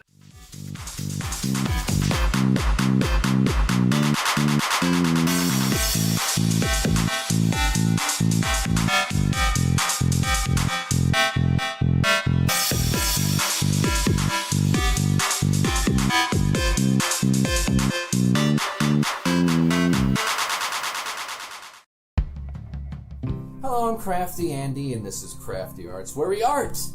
I figured with these 2 furry themed commissions I got, now would be a good time to share with you the impact of being a furry dad on me. This is not a video about furries as much as it is about not being a complete pansy when it comes to, at the very least, being accepting of your weird, out-of-place self, and at best, being unapologetically, expressively loud about your weird self. We're always told growing up, be yourself. You should be yourself. Just be yourself. When in reality, there is a lot of pressure to be an ideal self. You try and go outside the box of creativity, for example, and next thing you know, you got an army of people coming at you calling you degenerate, and another side of people coming at you calling you problematic. Be yourself, as in just be like everybody else. In case you have some misguided impressions, as far as definitions go, furry is someone who is a fan of non-human animal aesthetics, in whatever form that comes. How mundane, extreme, or erotic it gets from there is up to the individual. That's it. Before I publicly got involved with furries, I was making artwork and making internet videos. At 20 years old, living with my parents, and almost all of my high school friends have disbanded and moved on with their lives. The one I still had, I'll call Frank, was a severe alcoholic. We were trying to do a YouTube show called Straight to DVD, and he would get so blackout drunk that we couldn't even finish the damn movie, let alone talk about it. And then he would sink into some depression and talk about how we will never be as big as some of the other people around that time, like the Spoony one or whatever. I don't want to put all the onus on him. Though I wasn't paying for his booze, I was allowing him to obtain it, and I wasn't slapping the drink out of his hand. Though I never dealt with an alcoholic my entire life until that point, so, hindsight is 20/20. As far as me, there wasn't much going on. I was comfortable, but withdrawn. Outside of that, though, away from prying eyes, I was making artwork of the naughty variety. Of the furry naughty variety. I know this is a sore spot for a lot of furries and why they like to keep things hidden, because it's very awkward and cringy to try to explain that to people. Mainly because of that tinge of shame they have for it, I imagine, that's instilled into them. Or maybe it's just a matter of learning to not give a shit. Unless you're trying to show off your collection of drawings involving dog animal people fucking ostriches. No one's going to give a shit about what you do in your spare time. It's easy to make fun of, but that's just something you're going to have to learn to live with, because anyone can be made fun of about anything. If you dig into anyone's closet, you'll find that we're all fucked up in our own way. It's so ridiculous thinking back on this now, like, why was it such a big deal to me? Why did I concern myself with validation from my immediate family and strangers? Perhaps it was the leftovers from grade school. The experience made me an expert on being silent and parroting popular opinions on things. There were large house parties I would get invited to with my dwindling number of friends and just wander aimlessly, not talking to anyone. What I would consider my dead years was between 18 to 21 years of age. My friends would drag me over to Windsor, Canada, because the drinking age there was 19, and you didn't need a passport to cross the border from Detroit to Windsor, Canada back then. The nights would consist most of the time of my couple of friends that would come with me getting drunk to the point of blacking out. Hence why I wouldn't drink, because that's the only thing I would ever witness from my friends, was getting so drunk they would get kicked out of bars, puking, not making any sense, not remembering half the night the day after. And so when you have friends behaving that way and essentially getting lost in a fucking city in a foreign country, you feel guilty at the idea of possibly losing them or something happening to them, so I stayed sober as much as I could. A lot of times, though, I would just sit in the fucking car and sketch away in my book while they went off to drink and then come back later.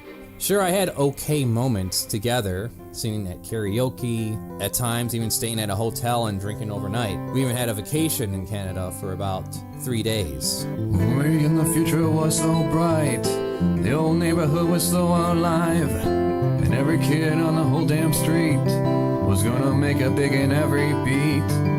Now the neighborhood's cracked and torn, the kids are grown up but their lives are worn. How can one little street swallow so many lives? I kind of already made the conclusion in my mind that there was no bright future for me, and I just thought I was just some kind of like damaged goods freak that had nothing to look forward to.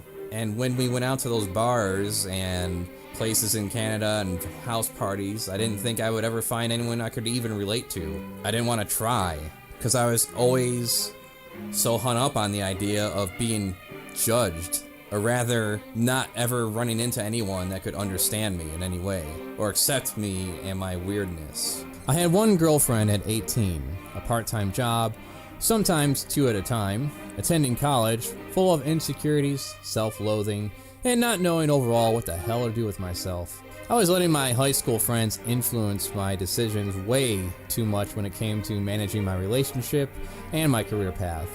Within the first year of being with my girlfriend, we would break it off. I was too flaky with my emotions, going back and forth of guilt of having sex before marriage. Premarital sex is a sin. Have fun rotting in hell, Beth. And then the furry eroticism, still. Because this kind of gets to the heart of something that you've brought up a number of times, that these furries are all in denial about the sexual side. Isn't there a sexual side to all this? I'll tell you exactly what, that, then yes. Yes, there is. I'll tell you exactly what's happening. He's going to say, oh, there are certain people that are into that, but most of us aren't, and we know how to be family friendly and stuff, and it is not, you don't have to worry about that, basically. He's gonna gloss over the obvious sexual undertones and overtones of the furry fandom. And I don't care. I'm not here to kink shame, but I think you need to call a kink a kink. That's all there is to it. A lot of shit that people have the opportunity to get over in high school, I was learning late in my early adult years, being that I never had much social life within high school settings. My career paths went from animator, designer, cop, to commercial artist. I should have given myself some time out of high school to figure out what the fuck I really wanted to do, instead of jumping right into college right after. Yeah, I learned a lot of shit I otherwise wouldn't at the time, but a lot of wasted time in classes that had absolutely no impact on me. Surprisingly, the intro police courses were not one of them, with all the stories and scenarios we would go over about police fucking up or getting fucked up. I was still a believer in God, and I would have these back and forths all the time over doing what I'm supposed to do, getting a wife, having kids, working a job that makes enough money to pay for those things, and I didn't fit that. There was a day I spent hours looking up porn. After realizing just how much time I was wasting versus drawing and writing, I had a breaking moment. I was just sick and tired of hating myself, my bi tendencies, my erotic fantasies, religious guilt. Though I would continue to be in denial of my own queerness, the other aspects I reconciled over with myself and said, God will have to understand this about me. He's God after all. God will understand, my lord, and if he doesn't, then he is not God. And we need not worry.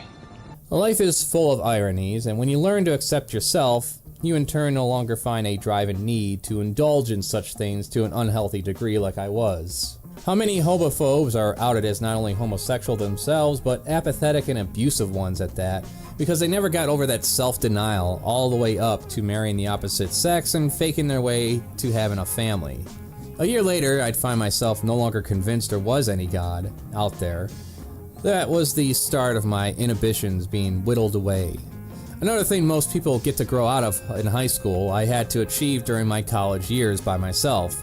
Considering there was so much tied to having faith in a God, monogamy, marriage, the gays, and well, almost anything else you can think of that involves personal freedom while doing no harm to others. If you're happy and you know it, that's a sin.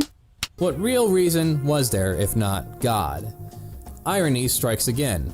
I wouldn't be as much of a queer, furry anti-theist if it wasn't for the first 20 decades of my life being raised a Christian and the strong, loud push for creationism being taught in schools around that 2008 to 2009 period. Proponents of intelligent design claim that many features of living organisms are too complex to have evolved entirely through the natural process of evolution.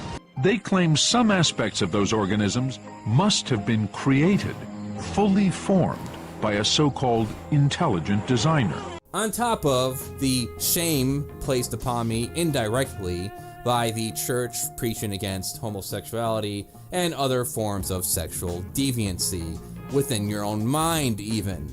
So your thoughts were enough to send you to hell.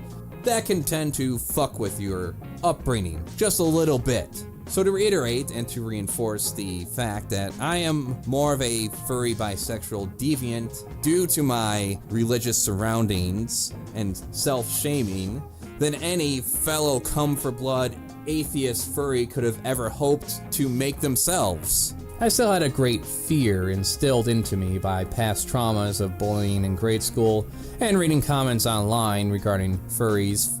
Fear of my erotic tendencies being found out and used against me like I was living in a perpetual middle school environment. Fear of losing my job, career aspects, friends, family. So much energy and time wasted over inconsequential concerns. I allowed myself to be more curious of the public scene, keeping it on the down low as I still lived with my immediate family members and couldn't self-sustain economically. I was surprised to see a number of videos online showing them just hanging out in public, outside, dressed up, being cringy, and not giving a shit. Then I came across a local convention, Furry Connection North, happening in Novi, Michigan. 2009 was the event. They were having Tracy Butler as their guest of honor. Tracy Butler is a published author and artist of the Lackadaisy comic book series, later to be turned into an animated show entirely fan-supported in 2023. Here they are, being hosted by a furry convention of all things. While this person obviously isn't fearful for their future career prospects and becoming a living human pariah, maybe there is more to this sort of thing. There were some reservations in going still. I already had 10 years of bad experiences involving my peers in grade school, and I didn't want to risk having that paired with the amplification of the internet. I almost never interacted with strangers on forums and chat rooms. In fact, not a single person I interacted online was a person I hadn't met beforehand in the flesh.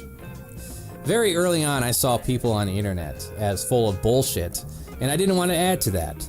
So with the very little presence I had, quietly posting artwork on DeviantArt and Fur Affinity, I made sure to not put myself in any position to lie or cover my own ass.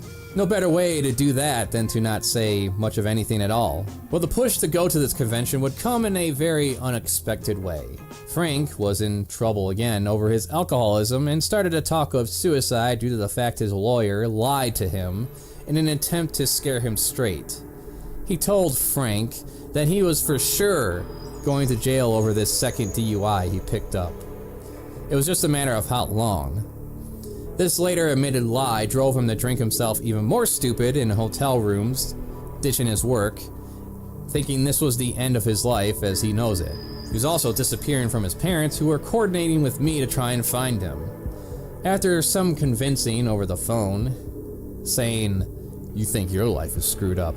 I got something to show you," I got Frank to tell me where he was. The hilarious and hyperbolic shame that I carried with me over the years involving drawing sexy animal cartoon people was going to be brought to his doorstep.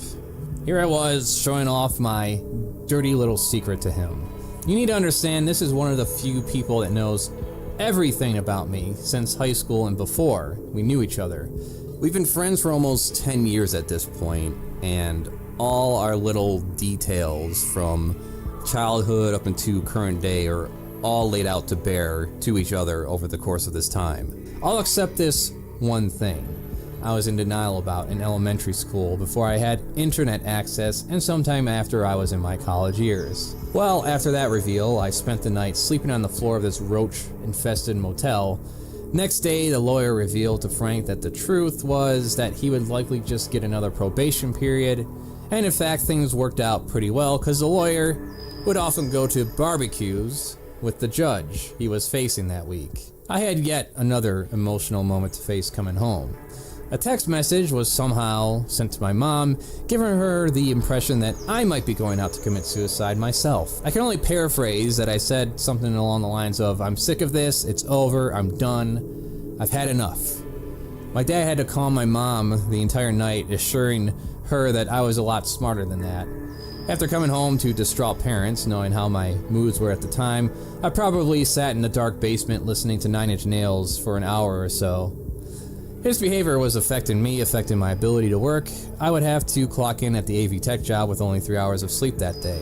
Later, this normie friend of mine would insist that we go to this convention. I told one of my coworkers a few weeks later that I was going to this, and this is how the conversation played out. Aren't those people that dress up in animal costumes and dry hump each other? Feels kind of amazing. Yep. Aw, hell no, Andy. Aw, hell no. Andy, no. No! No one better than to openly express it. My excuse was that I was going there just to film video for the internet. This was true. I had no angle, though. I just wanted to capture some moments and talk to people while wearing the veneer of an undercover independent journalist for those looking from the outside. Mainly because I was still worried about the stigmatization from strangers. What if I run into someone that knows me? Or someone sees me and outs me to my family? What if they see what I recorded? Don't make fun of me. Don't make fun of me. When people make fun of me. Church. Frank went on medication to keep himself sober for the next 6 months, cleaned up a bunch, and then the convention came. After registering for a day pass, we later got an entire weekend pass, sold on the convention offer of free beer. We were at first mistaken as radio DJs undercover, which was very amusing. Previously, there were attempts of some local radio jockeys trying to get on the street interviews who were ejected from the event, so a couple of mildly out-of-shape guys with button-down shirts fit the description, I guess. After we upgraded our passes, one of the operational managers came out and apologized for their assumption, to which we didn't even have a clue. Frank decided this would be a great time to break his sobriety and took advantage of the local bar and free beer. My experience handling a camera for projects I did in high school and college, as well as filming events for my dad's band, Animals of the Night, allowed me to have confidence filming events and interviewing artists. Even got to interview one of the prominent figures at the time we heard of the day before, to the Ranting Griffin, who was a stage comedian. Frank had fun. A little too much fun. He got so wasted he was kicked out the first night and had his badge revoked. Yo, here you go. Go fuck yourself. I'm king of ants. I'm king of bitches. Okay? That's my title. Here you go. The ruse of just making a video pretending this wasn't my scene was dropped roughly within that first day, too. First revelation was just how tame things were compared to what I expected. I was thinking there would be more kinky shit running around. Instead, it's somehow less extreme than most gaming and anime conventions you can go to. This is another thing I look back on in retrospect. This is a standard at conventions, having a strict conduct when it comes to revealing attire, or attire that may provoke more sexualization in the mind. There really shouldn't be this much restriction on people, actually. My resistance of going was not because of kinky sexually flaunting individuals. It was the stigma that is placed upon kinky sexually flaunting individuals. A trait that clearly included me. A stigma that shouldn't fucking exist. Which, having complete apathy towards strangers' critiques of you is a good step forward. And this is one of those things where a lot of furries will try to virtue signal about, comparing themselves to others in order to find appeasement to those who would likely never accept them on a general level. A majority of furries are not interested in the sexual side. There are the few that are. However, there is nothing wrong with that. See, that's just lying. Why do you see? This is my problem that I have with. Why are you lying to people about what their kids are getting into? See, that's what bothers me. It's like not. Look, dude. At this point, you're past like whether or not you believe that most people are into the kink or whatever. Like you're giving you're literally saying, "Hey, parents, I'm the guy to look at if your kid becomes a furry," and then telling them it's not a fucking sex dungeon. Like, you don't think parents need to, oh yeah, there are some people who are into it. Or no, he just said, he even used even more qualifying language. There's a few, bro. Come on. There's a couple people might stumble in there and be like, you know what? It's like, just be what you are, but don't lie to people about it. Like, don't do that. That's just scummy. I think there are furries that are somehow desperate to be like accepted on a level they're never going to get accepted anyway. It's like, what are you going after, the Christian conservatives? they're not gonna think about it. they're never going to be on your side anyway, dude. And you've already got the rest of us. Like, I'll make fun of you to my heart's content, but I ain't going to stand out and protest against you Yeah, getting we're together not all for showing Youth up at- Fest. Yeah, that's way too much work. In We're fact, not sending the goons to Anthrocon to fucking bust kneecaps. if anything, Like, we're don't starting to give a think fuck. we're starting to think like, man, can we like make some money off these people? You want a safe space where you don't have to worry about seeing a guy wearing a leather pup hood and a disgusting looking but clean diaper. Alright, stay home then. Find a babysitter for your kids too. Let adults be adults, even if that involves dressing up as Renamon and fucking your dad in the ass after the fursuit parade. Thank you. Second revelation was there was a lot of gay people here. Up until this point, the only gay people I saw were very flamboyant, and the others I saw were on TV. Tell me about it, you feisty little shih tzu. It certainly didn't lead up to anything else, and I don't know why you think it would. I was already experienced with Adobe Premiere thanks to my dad getting a specialized rig for himself back in 2003. Wielding that privilege, I got myself some attention with convention videos, memes, and artwork I was doing for people. I was invigorated. Some of my final projects in college and my video and art classes were just unapologetically furry-based. Some searching on the internet helped me come across a forum for local Michigan furs, which led to me attending some fur meets. Before I knew it, I had an actual circle of friends, general respect, and the ability to make up for all those years of growth you normally would get in grade school. Got into my first poly relationship with a girl, later figured out my bisexuality, leading to my first boyfriend, and then overcoming my last remaining insecurities I had holding me back as I found more new people I could be fully honest and open around. The next 2 years were a rush of partying, convention attending, and video making. Get down, you little flower, the fool in the sense tonight, kimochi.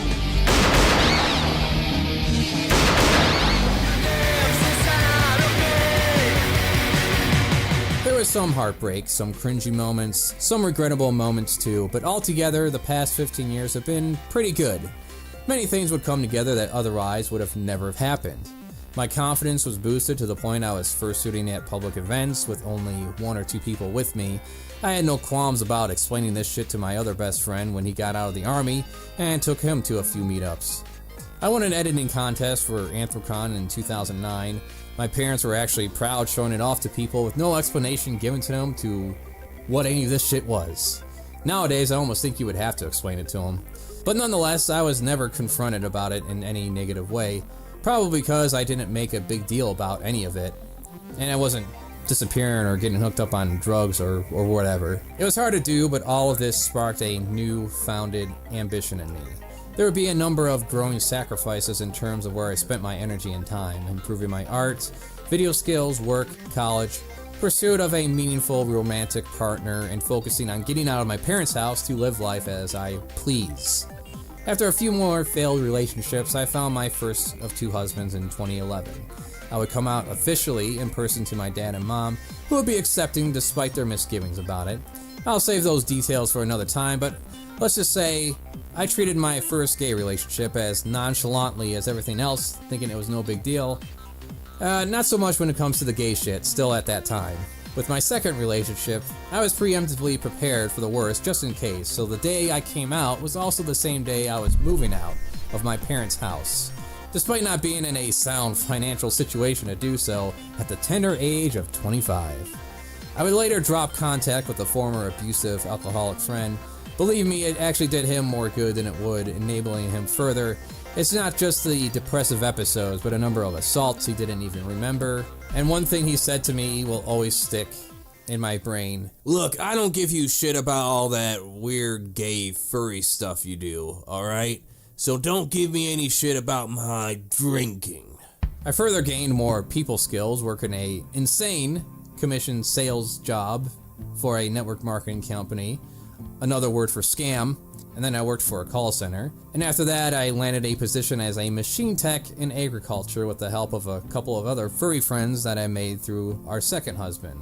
And throughout this time, I got to meet a lot of interesting people because of my first husband, people I never would have interacted with otherwise. All of this effort and heartache and pain, including hooking up with other individuals that led to better career opportunities for himself and then later myself. put us into a better place that ultimately allowed us to help elevate other friends as well.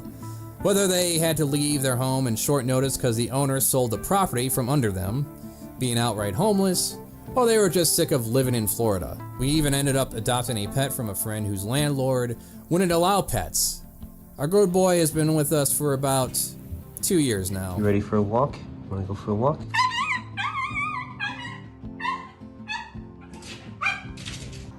Come here. Car ride. Yeah. It's time to go for a ride. We're gonna go hike. Yeah.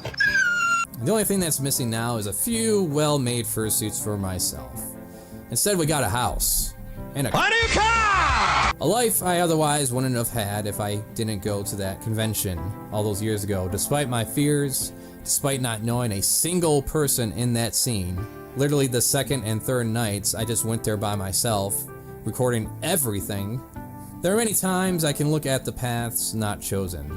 I could have easily married the first woman I was with and gone down the path of denial and practicality. To me, I see it as nothing other than that. How much of a bitter, sad life would it have been? I can thankfully say we will never know. Summing all of this up, what is this ultimately about? Many moments stepping out of my comfort zone led me to a better place. In grade school, it was the dances and parties my best friends brought me to despite my protests. I was basically dragged there, kicking and screaming to social events. As a young adult, it was going to that freaky, deaky, furry convention. My fears of outside judgments were unfounded. I ended up meeting and being part of things I will never forget. Relationships with people that were involved in building each other up and reaching a better place. Ended up working with people who served as a great inspiration to my own drive over the years. Now, despite my numbers on this mess of an online entertainment scene, I am able to pursue this passion full time. Fuck you, Mike Rowe. You got to live your dream as an actor and host of a long-running TV show, but apparently no one else should, right? Dream jobs are usually just that. Dreams. Prager, you sellout motherfucker. Yes, a lot of it was luck, some of it was privilege, and some of it was hard work. To make it clear, I am under no illusion that this doesn't happen to a lot of people.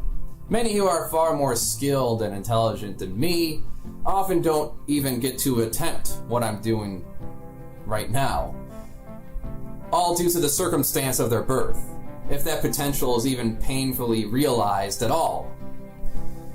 How many of us are trapped in drudgery to the point our brains just rewire itself to be an autopilot, going through the same routines and in order every day, just for the sake of mere survival? We could have just as easily ended up in a similar position at many key points of our lives. But that's a story for another time. I know, right now, this could be a peak before a sudden downward spiral into the gutter. If this is a peak, it's a pretty good peak. And none of it would have ever happened if I didn't go the fuck outside and touch some grass. Subscribe to the damn channel and share it around. I got a store for art and other creations of mine. Patreon to get some extra perks while helping me feed myself. Paws Off gaming channel with a talking weasel. And Weird Source for cringe furry shit you love.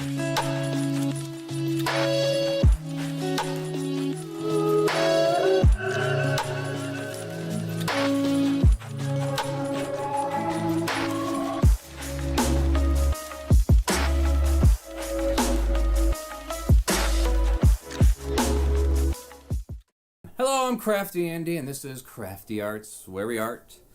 The piece that you are going to witness today comes with a story of personal struggles that me and my first husband went through before coming across our second. As I share the experience with you, it should be pretty obvious the moments where a lot of luck was involved and on our side. This is not a I can do it and so can you kind of story. This is not a call for sympathy or a competition of scars. This is just me sharing some experience. A time of struggle, in fact, in many ways, still a struggle. However, this period of our lives was particularly impactful. Our years of hell. This piece of art you are witnessing is a representation of going through struggles. It all started for us when we moved in together. It was me and my later-to-be first husband, Neshoba, living in a cold basement of his stepbrother's house in a small village up north in Michigan. Leroy, Michigan. Just me and Neshoba freezing our asses off during the day and night, in summer and winter. He was attending college and working there while I was working midnights at Walmart, picking up a second job whenever I could. With both of our incomes and our average pay of minimum wage at the time, which was about $7, I figured we only had about $200 a month after trying to budget for things like gas and food. So you can figure that if anything happened, a car breaking down, a medical event, we certainly didn't have the cash for it, and we didn't have the credit for it either. My first crash out would come one day when I was doing a double shift. See, at one point I was working a sawmill in the morning at 8 a.m. to 2, and then I would get about 4 to 5 hours and then have to go into Walmart and work until morning there from 10 p.m. to 6. So the majority of days during the week were just eaten up by me sleeping for some hours and then working, and that was it. Already, I was feeling sucked dry from the grind, not being able to have any time to draw or make videos or have just leisure time. I was also in the process of consolidating a bunch of credit card debt that I obtained through food, college books, and just dumb spending. My future husband comes home one day after going to school and work, and I'm just here bawling my eyes out, wanting my life back, and him feeling responsible for it. On top of the hours I was working, I was seeing a lot of the money that we're making just being sucked up by the debt consolidation. We were paying about $300 a month for that, and so I decided this isn't worth it, and I'm going to cancel it and just ignore the credit cards. And so I did.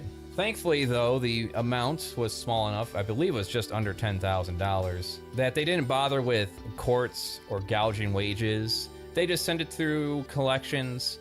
I got hounded with things in the mail for about 8 years or so, and then they just went away.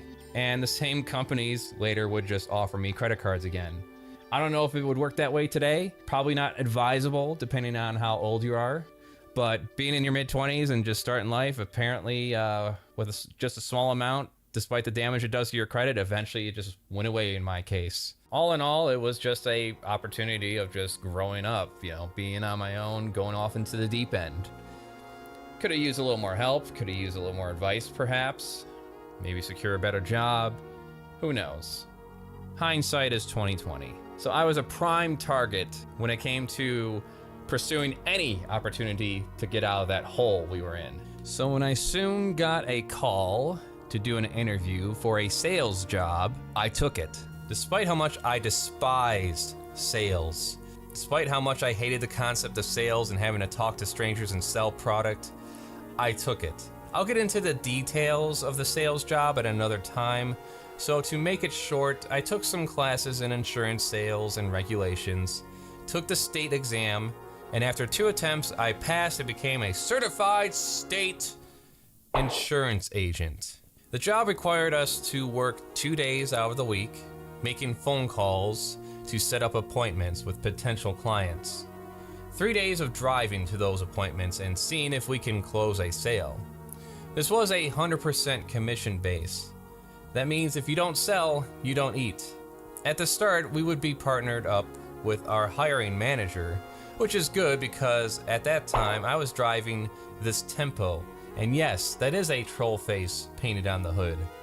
It doesn't take much brain power to figure out in a professional suit-wearing sales business that would not fly, especially since the work focused on seniors of 55 to 75 years of age. Are you fucking kidding? I can only imagine what the looks would have been. I made sure to park that thing in a dark corner of the parking lot so my boss didn't comment on it. It was a struggle from the start, having to survive on $250 a week. But after a little negotiating with our landlord, I managed to hold out and start getting some sizable commissions paid out. Thing is, it was around when my troll car died. Fuel pump failed. It wasn't getting gas, so with no money to fix it, I turned it over and now we only have one vehicle between me and my husband. So this is our routine. Tuesdays and Fridays. Get up, 5 a.m. Get my husband 28 miles south to the college, 30-minute drive.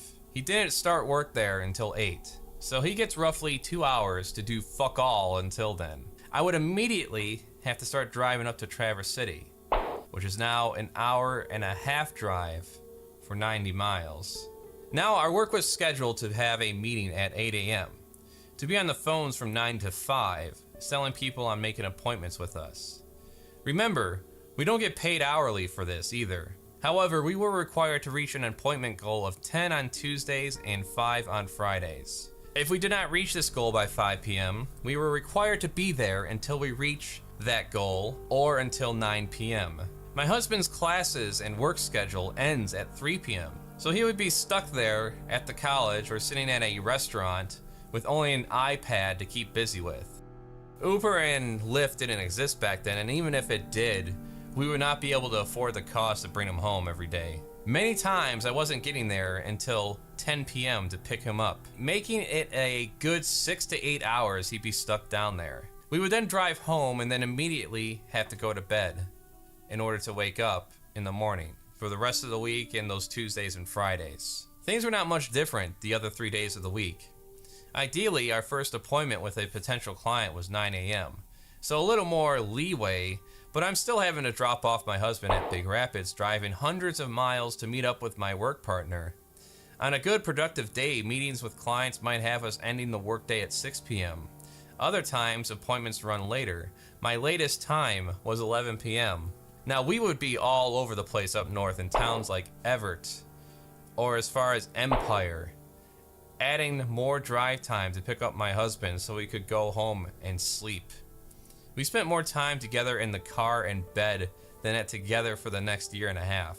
We managed to scrounge up funds and move out of the house into our own place in Cadillac, Michigan, with the help of my husband's dad. I got a new setup and got a wonderful new house. Look at this. Look at this setup. Oh yeah. Oh yeah. Oh yeah. Hi, honey. Oh yeah, look at that. Oh wow. Money overall was a constant struggle still. Some weeks I got $800. Some weeks it was $50, and many other weeks it was $0. Appearances had to be kept up. Hygiene and keeping the clothes clean at the laundromats took more free time. If I failed to reach an appointment goal on Friday, I was required to drive into the office on Saturday to try and reach it, making it a 6-day work week for only the potential of making money from sales. Oh, and I almost forgot. Every month, to help cover the bills of the lease, regarding the office that we worked at, the materials and applications, all insurance agents and managers were required to pay a $250 office expense fee to our vice and president of our place of work. I had no time to whine or complain. We ended up selling our Wii U, thank God we got rid of that while it was still hot, our graphics cards, some McFarlane Dragons I had before I moved up, keeping up with the overdrawn bank accounts, late bills. It was getting all kinds of ugly. During this entire period, if there was any major issues with our car, we would have been fucked. And there was a few that almost did. We were driving that Kia to the point where the tires were starting to bald. And we had an incident where we took it to the only reliable auto shop in the city. They offered me to either get 4 used tires for less money or 2 new tires. And I figured, well, it makes more sense to get the 2 new tires to start, even though they're more money because they'll last longer in the long run. Well, turns out that was a mistake, as my husband brought it up, that all those tires were balding, and they were balding. Like, you could start seeing the metal coming out from the treads. They were just completely gone. So I left a message with the mechanic telling him to just put the used tires on. They did not. And I had to work that day, so I signed off on it. We would spend the entire night arguing and going over how I was going to confront the mechanic that next morning about putting the used tires on there like we wanted, because they would not take back the 2 new tires since I drove off and drove on them already. And the reason I signed off on it was because I didn't want to have another day where I was possibly not making any money. So ultimately, we ended up taking the hour trip to Traverse City and having a different tire shop replace the balding tires with 2 used ones. This was all coordinated throughout the workday with my work partner that time, in between appointments. It's just incredible to me how a relationship can be so strained because of the anxiety of your finances. But when you live in a country where it's either work or die, I guess it fits. If I were to put a number on it, I'd say 90% of the stress involving our early years in our relationship was just financial related. And off the cuff, I don't know what to make of that. I just think it's kind of fucked up. But I guess everything else is how we're able to overcome it in the long run and move on from it. Because as my parents put it, who have been together for over 40 years now, when you marry someone, or marry more than one someone in my case, you're marrying your best friend. During one of my first relationships, my mom told me one night that she sees my dad as her best friend and my dad sees her as his best friend. And it makes total sense to me, because you're living with this. If you're going to be married to someone and living with them forever, it better be someone that you relate to in terms of taste, values, and just being able to trust each other enough to communicate fully with the other person. As I've seen a lot of relationships fail, the key factor in a lot of it is just the partner hiding things or just being dismissive or unable to empathize with the other person when they're having a bad time. But coming from there, we started to reach a little bit more of a higher point. And I remember the day the next incident happened, I was thinking, yeah, things are looking good now. Things are going great. And then I got a phone call 2 minutes later as my husband went to Big Rapids to go to work. The hood latch failed and the windshield was smashed and roof dented in. Our poor Kia, the cup holders would fill up with rainwater from then on. The deductible on our insurance was way too high because, again, money problems. So we just ended up paying it out of pocket. Even after the windshield got fixed, the dent on the roof was still there, so the car continued to leak anytime it rained. Don't even get me started on snow and ice. And having no vehicle for several days, relying on coworkers to come take me to the office. Still, within the week, we recovered, and we were back to our normal routine of getting up at 5 a.m., driving down to Big Rapids to drop Neshoba off, and then me driving an hour and a half up to Traverse City. And this went on for about 9 months, up until Neshoba graduated college with his psychology degree, before he quit the job there to join me in this venture in insurance commission sales. He passed the exam first try, and we started to make very little headway still. Because of course we did. This is a network marketing company relying on sales and draining every dime you have, with only the ones on top making bank and a lucky few below them. The only difference between this and many other network marketing companies was that this did not focus on recruitment. In fact, you could not even recruit other agents on your team until you survived on your own for at least a year, working with other agents as partners and under your training manager, who also paid to have you on their team. My husband was always more social with people, and he was keeping in touch with friends that we had and making new ones all the time. Through that kind of networking, he managed to find someone that could help him get an actual job in the tech field, something he initially was interested in before psychology. The catch was that it was in Ohio. I told him to take it. This could be our way out of this poor area with no real opportunities in sight. Aside from this sales job, our only other options was either retail, restaurant duty, or some other odd job, contract-based job that involves a lot of heavy lifting or machine working. After getting him down there in Ohio, I was now on my own in Cadillac, Michigan. I didn't want to move everything down there with no job of my own yet. There was a really big payout happening that month too. Because I was able to help close a deal where we rolled a senior's assets out of the market into a indexed annuity fund, guaranteeing them some kind of return every year and no losses when the market has a downturn, I earned my little golf shirt. Isn't that nice? Look at it. I still hang on to it for that sentimental value and the memories of possibly the best worst job I've ever had. The commission sale totaled out to about $13,000. Except it would take 3 weeks to pay out, and I had next to no other business lined up. There was absolutely no fucking money left. Our bank account was so overdrawn, it got closed out that week I was expecting the payout. And so I had to scramble and open up a new bank account, leaving me with $20 to live on. I was just done asking for help. I felt like a loser. In fact, I consider myself a loser at that point.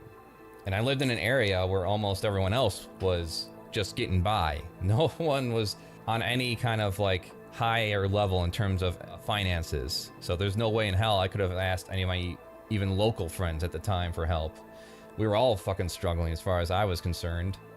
I should also mention that up until this point, there was a number of occasions that one of my best friends lent out some money to me in order to save my ass. And so did my parents early on when I moved out. Thing is though, it's extremely hard for me to ask for help in that way. And I got sick of doing it.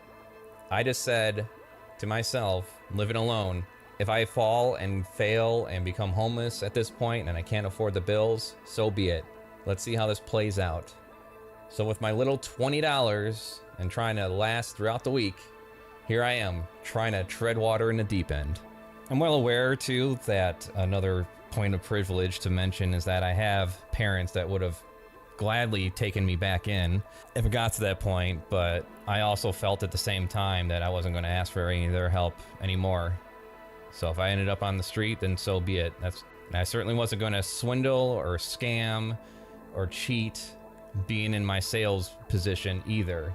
I told my manager one day when she was sharing stories with me about agents who try to cut corners or lie, and I just said, why not just quit then? If you're gonna, I'd rather just quit than to start going down that path. So I mentioned again, sink or swim. This was it.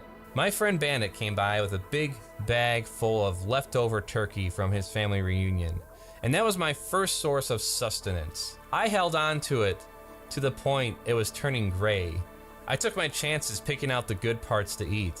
When I no longer felt I could take the risk, I had to ration out progressive soups as my meals and a gallon of milk. It was a particularly dark period for us both. The friend Nash was staying with had a rather strong verbal temper, and you see, the dark fact was, when my husband moved down there in Ohio, there was no job waiting for him like he thought there was. The person that took him in was also just in the middle of contracts. He did eventually get a job, but for 2 weeks he had no work, and I didn't find out until later because he was embarrassed over this fact. The person that took us in, we'll just call him Bob, was under the impression that Neshoba was going to be a potential boyfriend, and when he made it clear that wasn't going to happen, that's when the sparks started coming out of Bob. Very short-tempered, very fly off the handle, verbally abusive. At the same time, very lenient on rent when we moved in.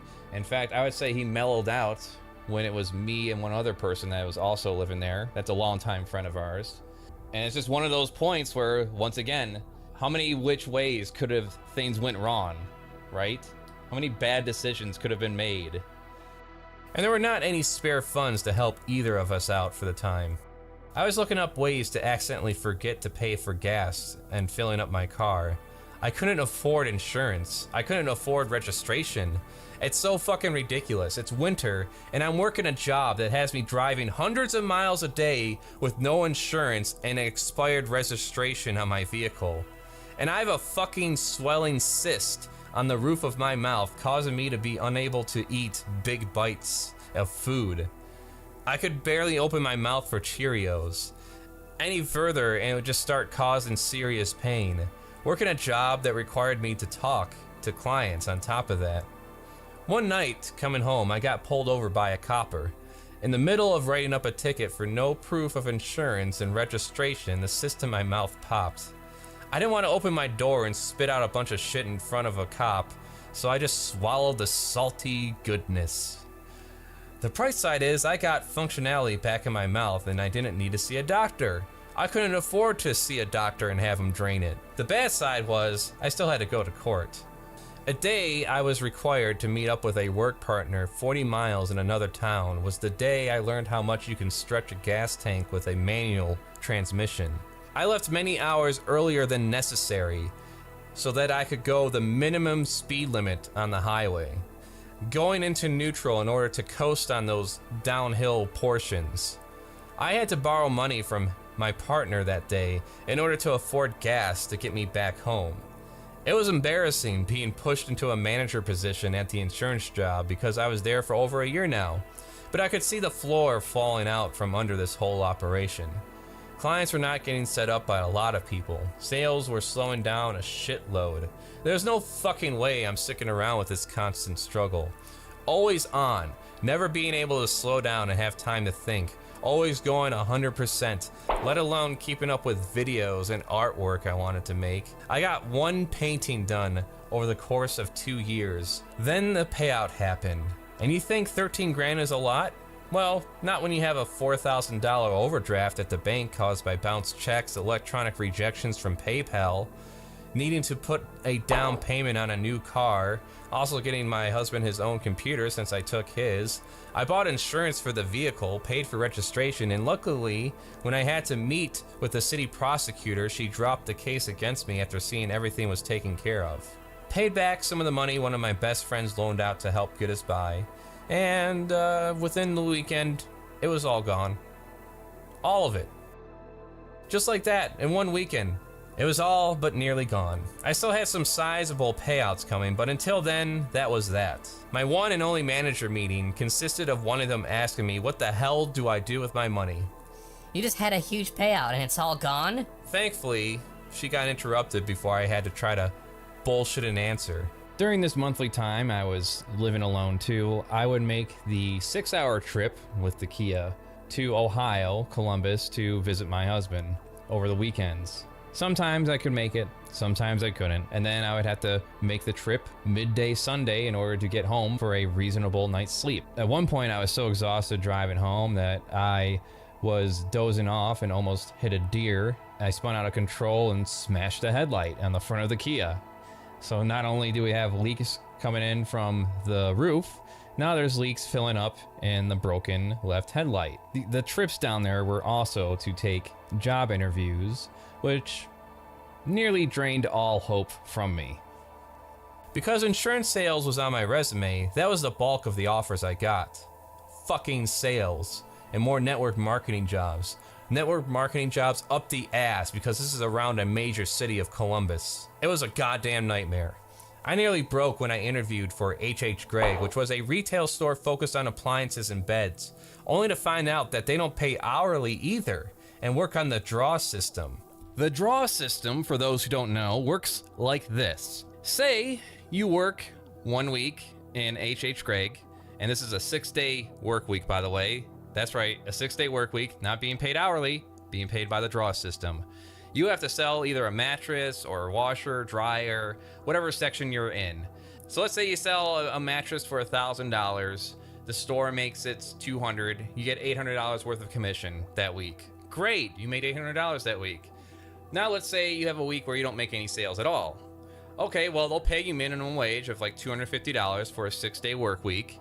And then let's say the next week you make another $1,000 sale. $800 commission. Well, thing is, that $250 that they paid you the week you didn't make any sales, that was not for free. You have to pay that back. In fact, if you quit the job before paying that back, they would actually go after you through collections to get that back too. So you have to pay that back, and instead, you make $550 instead of your $800. Isn't that wonderful? Isn't that fantastic? I left that interview thinking to myself, this is hell. This is fucking hell. I'm never going to escape this fucking weird commission sales bullshit that just does nothing but drain all your energy and ultimately just makes you constantly either on the verge of famine or feast. Needless to say, after I made the 6-hour trip home that day, I was kind of miserable. With few exceptions, every job interview I did involved either door-to-door sales, selling businesses private electricity, however the fuck that would work, air conditionings, or filters, or sales packages, you name it. There were nights I was looking up ways to fucking kill myself. I wasn't talking to anyone about our current struggles either. Me and my husband, Neshoba, were both stressed out to the point we couldn't share our grievances with each other. The relationship was going to be strained for a while during this transition period. We got lucky once again though. A call center was looking for workers and I got the position there, working at the same call center bank that closed my account for overdraft. The next day I walked into the insurance office the last time and told them straight to my manager and the branch president and his vice that I'm leaving. It is ironic that just a month prior I said this is what I want to do. I meant it then, but seeing a way out, being asked, can I picture myself doing this insurance sales job for another 5 to 10 years? And the answer was no. It was the only time I broke down after leaving a job. It was like getting out of an intense, abusive relationship. All the stress that comes with not knowing if you are going to make money that week, if your car is going to hold out, if your health is going to stay together. All those times I had to keep face and pretend everything was fine when I talked to my coworkers and clients, and that we were all doing fine. All that veneer that I had to put over myself was gone. I could finally get back to an hourly paid work schedule that was above minimum wage. There was finally time to think again. I used to joke that a nuke could go off in Detroit and I likely wouldn't know about it. I do follow some of the former co-workers I had there, including the vice president. And since I left over 10 years ago now, they've changed the company name at least 2 times that I'm aware of. So who knows how much they've had to pivot and change the business focus in order to just keep that hustle going. I know a lot of the business that we are dealing in had residuals, but ultimately, unless you are on the tippy top of that type of business, they even told us 9 out of 10 people will fail. And so of course that just motivates people to throw everything they have at it to try to be that 1 out of 10 person, despite those odds. But enough about that. I'll save all the major details for future stories. With the remaining funds, I used that to pay for a moving van and storage. So the entrance to this storage unit was on a steep incline, and I had to take this Kia and pull a trailer up there full of shit, spinning my wheels the whole time in 3rd gear, fully tense, knowing that I would be jacking this thing if I slid backwards, but we did it. And we went off to Ohio, where it seemed things would be getting better. Seemed. Really, this was all just a brief moment of respite, if you can call it that. We had a small room within a friend's house who was very lenient on rent, so we could try to make some financial straights. I had 3 months before my call center job began, so I settled for a network marketing scheme to fill a gap. That involved door-to-door sales for AT&T Uverse. Looping around neighborhoods all day, knocking on doors until you are either cleared the neighborhood or worked for 8 hours, for no hourly pay, of course. It was either that or nothing, so fuck it, I did it. And I kinda wish I hadn't, but at the same time, it was the only way I got a little extra cash for us. But in retrospect, I wish I didn't. I should have just concentrated on making videos. I would have probably came out just as much richer. Thing is, we were in recovery mode, and I went full on into making videos and art again, on top of working a full-time job with it. The problem ended up being that I was trying to do everything. I was trying to do weekly videos for multiple ideas and not getting any viewership. I was all rose-tinted glasses regarding the experience I had with the insurance job. There was the work ethic, but not the focus behind it. It's almost like a fever dream at this point. A lot of ramen, peanut butter and tuna sandwiches, not at the same time. All of it just comes back to getting a handle on money. Catching up with credit card payments, rent, gas, insurance, car payment. It's incredibly embarrassing to hand off a rent check and then realize the next day you have no funds to cover it, and then you have to stop it. Truth was, one income was not enough to survive on. Even though we had 2 jobs, I was only pulling a few hundred a week. My husband was making a lot better money, but only barely at a livable wage of $20 an hour. I would have been better off getting a part-time job for 3 months instead. There's a lot to skip over. Petty disputes over money we lent to supposed friends, not being able to travel anywhere, making the shittiest videos I have ever made, spreading across 5 different YouTube channels. The next problem was one of our cars died, again. So now we were left with 1 vehicle, again. It was at this point I got to discover the joys that are the public transportation system. What would take a car around 15 minutes took a bus 2 hours. I couldn't even draw on the bus because strangers would bother the fuck out of me when it came to what I was drawing. Or could I draw this? Could you draw Mickey Mouse? Could I draw Mickey Mouse? Fuck your Mickey Mouse. Mickey Mouse gets fucked in the ass. You don't want to be rude, so I just sat there and often played a game or wrote some script for a video that may or may not get made. Had to pay attention though, else I would miss my stop. By the time I got home from work, with another 2-hour plus ride, it was past midnight, so it was off to bed. One of the worst moments though I had at the bus was forgetting to go on the right one. How it worked was that at 10 p.m. when I got out of work, I had to immediately get to the bus stop to not miss the last bus arriving to Columbus. I had no time to dilly-dally. I had to get there right away to catch it.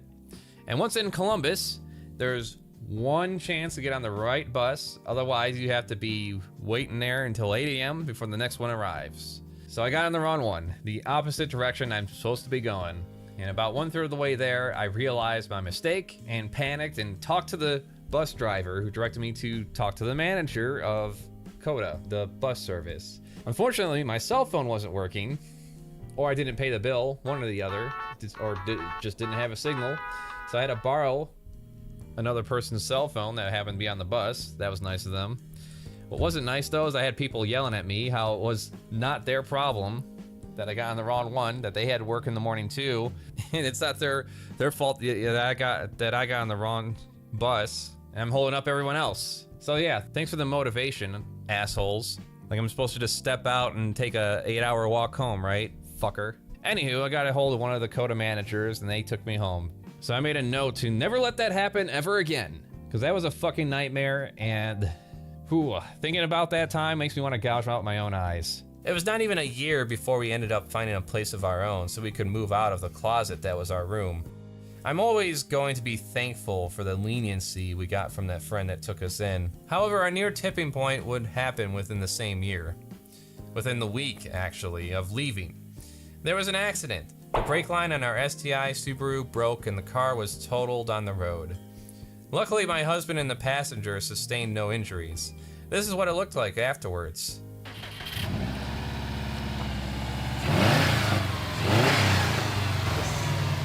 Nonetheless, we already paid for the apartment lease and took what little stuff we brought down to the new home where the buses don't run. It was also the same week we were going to Anthrocon, and people were relying on us to pay for a room share. So the hotel share was already paid for. It's not like we can cancel it and screw over our friends at the same time. We figured that afterwards we could recover, get a new car loan in my name, and start building up from there. Husband even had a new contract. Our new place was a 1-bedroom apartment. All of our furniture was in storage, so the only thing we had was an air mattress, some silverware, and our computers sitting on top of boxes. This would be life for the next 1.5 years. I had these since 1997. 17 years old now, and they still fucking work. Neshoba was on contract jobs during one week when he clocked out to catch the bus home. They told him that he was doing good, and that there may be a permanent position opened up for him. Funny thing is, they all say that. That same week, his contract was ended early, abruptly. They said it wasn't working out, he wasn't a good fit. After he left. After a day before, they said he was doing fine. They cut him loose. I get what I'm about to say is just a feeling, but I'm pretty sure it's because he was taking the bus home and we didn't have a permanent vehicle yet. They knew he was taking the bus. And the reasoning comes from the fact that when I worked at Blockbuster, if there was a potential employee who took the bus to work, no hire, straight in the trash for that application. This is one of those things where the employer would definitely not say it out loud because that would make them liable. But being that his hours had to be negotiated and tied around the bus route because there was only one time the bus would come by to take him home, I just get the strange feeling that they cut him loose so early, mainly because of that factor. But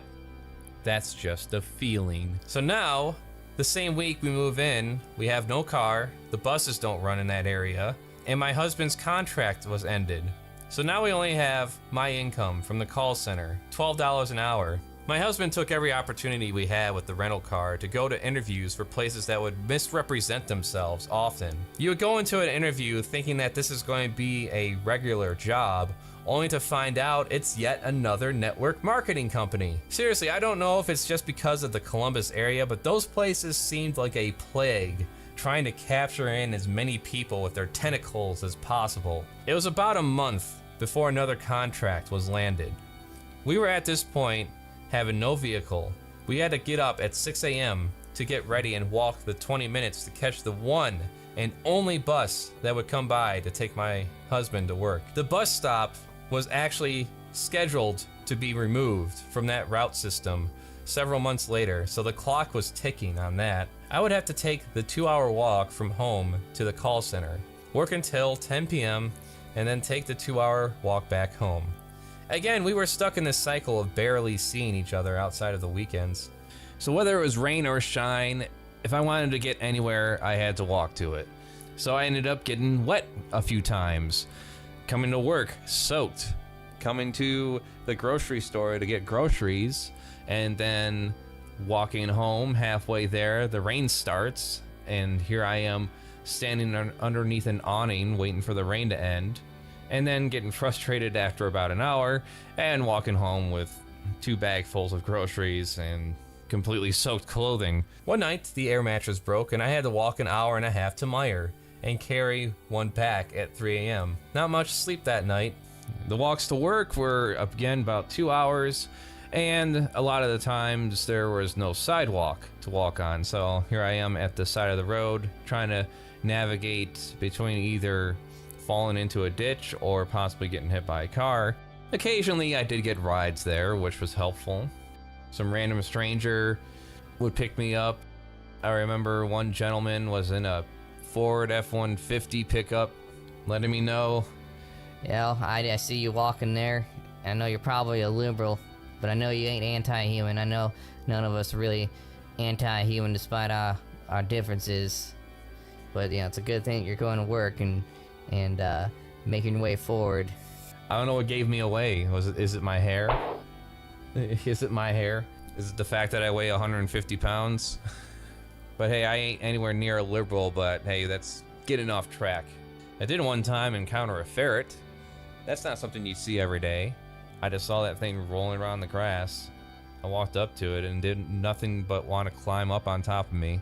I was right in front of a nature park, so I just had to hand it off to the manager there, or one of the managers there. Wish I could have afforded to take him home and take care of him, but that's just how it goes. I also did get a free winter coat. I was at a intersection and this lady rolls down her window. Hey, sweetie, I see you walking every day here. Can I bless you with this coat? That's kind of how she sounded, yeah. I'm like, yeah! And I took the coat and I got a free winter coat. It was a little big, but it's warm, so I don't care. There were so many times that I came in late to work before and during this because the bus would either break down, or I slept in too late, or I had to take time off in order to cash in my check and prevent overdraft fees, that I could have gotten fired. I was late so many times that they had the option to fire me. I knew that my face must have turned white as a ghost when my current manager threw down my attendance record with the phrase termination on top of the paper. The only thing I could do was promise that it would stop and that would make up for this. Luckily, I didn't have to travel far anymore to cash in my paychecks, and the time we got up gave me plenty of time to ensure I was no longer late. So many things in place to keep you down when you are poor. The call center cafeteria was extremely overpriced. Snacks were a luxury. We had 2 incomes again, but our hole was still pretty deep to climb out of. There was a cycle of payday loans. Take out $500 for 2 weeks, come back, pay $530 back to take out another $500 loan. One night our meal was bread and some tomato paste we happened to have hung on for a while. The contract my husband was working had management that would find joy reminding him and other contractors how easily they could be cut off if they were late or call in sick. You had no options for days off. You had to practically beg for that. The one time I interacted directly with one of my husband's managers was when he was early in the contracting phase and participating in the team building bullshit that they encourage you to participate in order to worm your way into a permanent position. Going to little work meetings and work events after the work hour, like the bar. So he went to the bar and my husband's manager sees me, I introduce myself, and then he turns to my husband and says, "Wow, I thought you were being gay just for attention." That statement just boggles me. You're just pretending to be gay for attention? When does that happen? How does that happen? Who's ever done that? Was it him? Was this projection? Is he just bisexual in denial and decided he was just going to pretend to be gay one day, according to him, in his own view? I don't know. It just seems like a weird fucking thing to say to someone, right? It's a weird fucking thing to think. But you know, if me and my husband reacted poorly around that time he said that, that would just prime him to cancel the contract outright. You can do that. And then, word would get back to the contracting company, and it would just be that much harder to find any kind of work. We were also paying a friend to take my husband home from the job, $30 a week, because walking was out of the question, making it over 4 hours. There was very little time to do anything we wanted. Walking was the only way to get anywhere. Ubering or lifting our way there and back would have just added up too much. We managed to scrounge up enough funds for a Honda Accord at $1,200. I still don't manage how we did it. We were completely broke right afterwards. That car is a story in itself, but to cover it quickly, the transmission failed within the first week. We paid the seller to get a new one for $200, but that one got stolen. I seriously doubt it, but in my position, can't really call him out as a liar. Paid for another one and got the car operating right before the heavy winter storms hit. The walking would happen off and on. There were many times my husband would get overtime, but then came the time to finally get our stuff.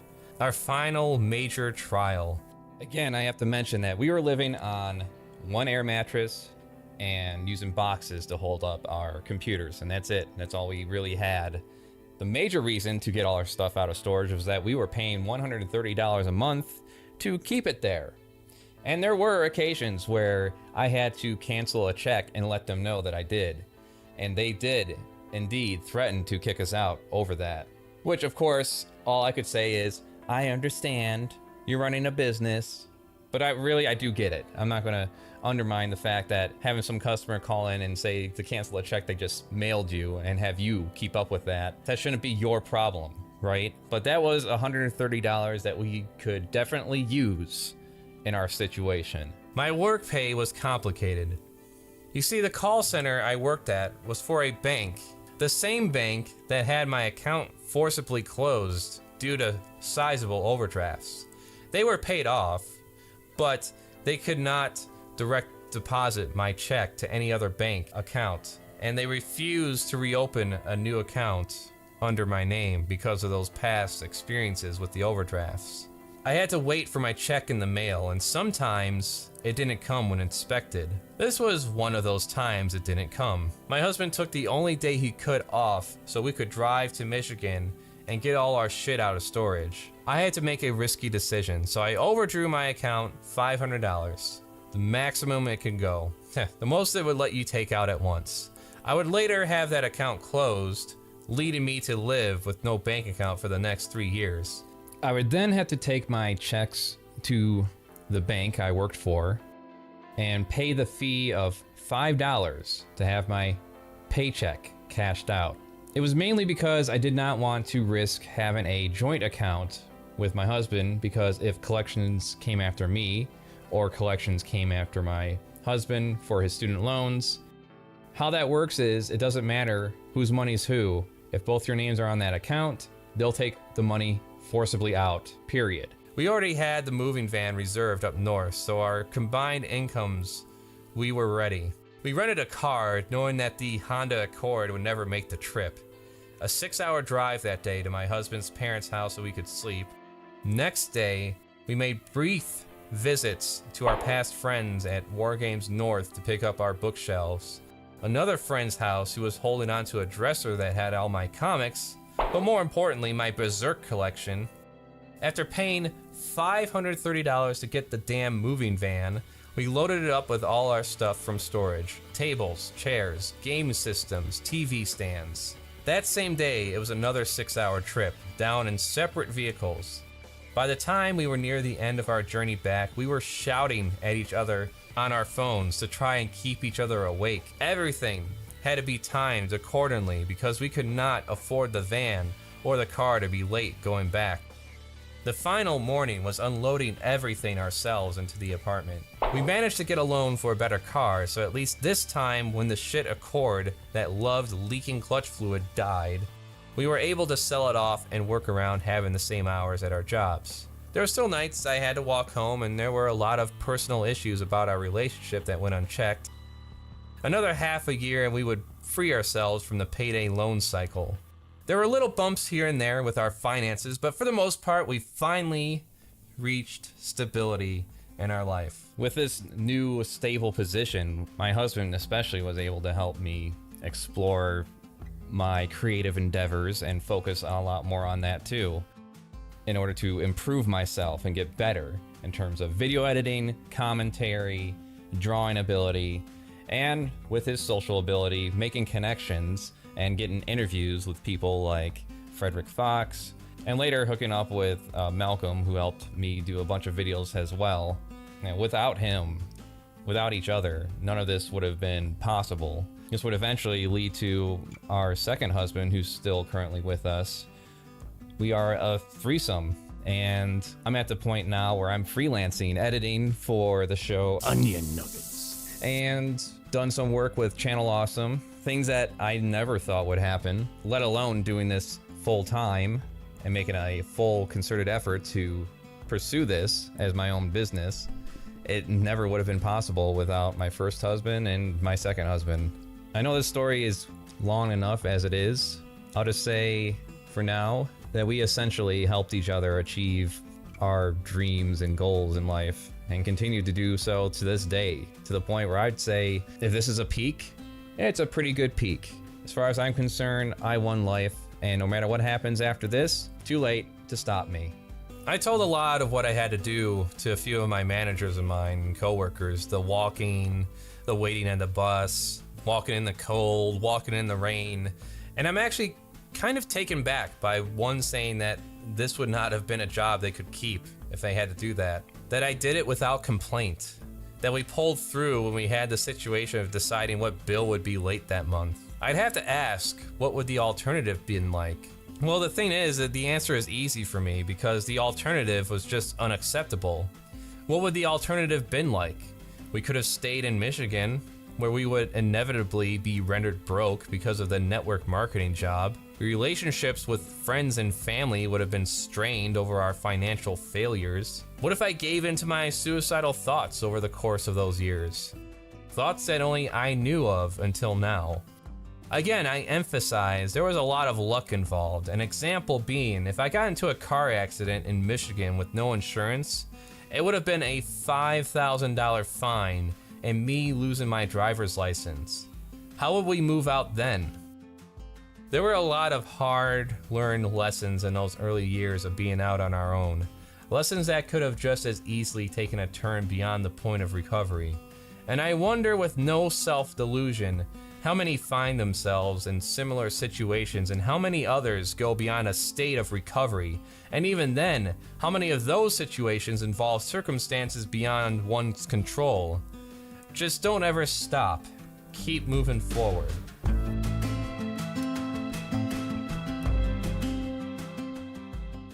I know with this story, I'm not likely to reach a lot of people.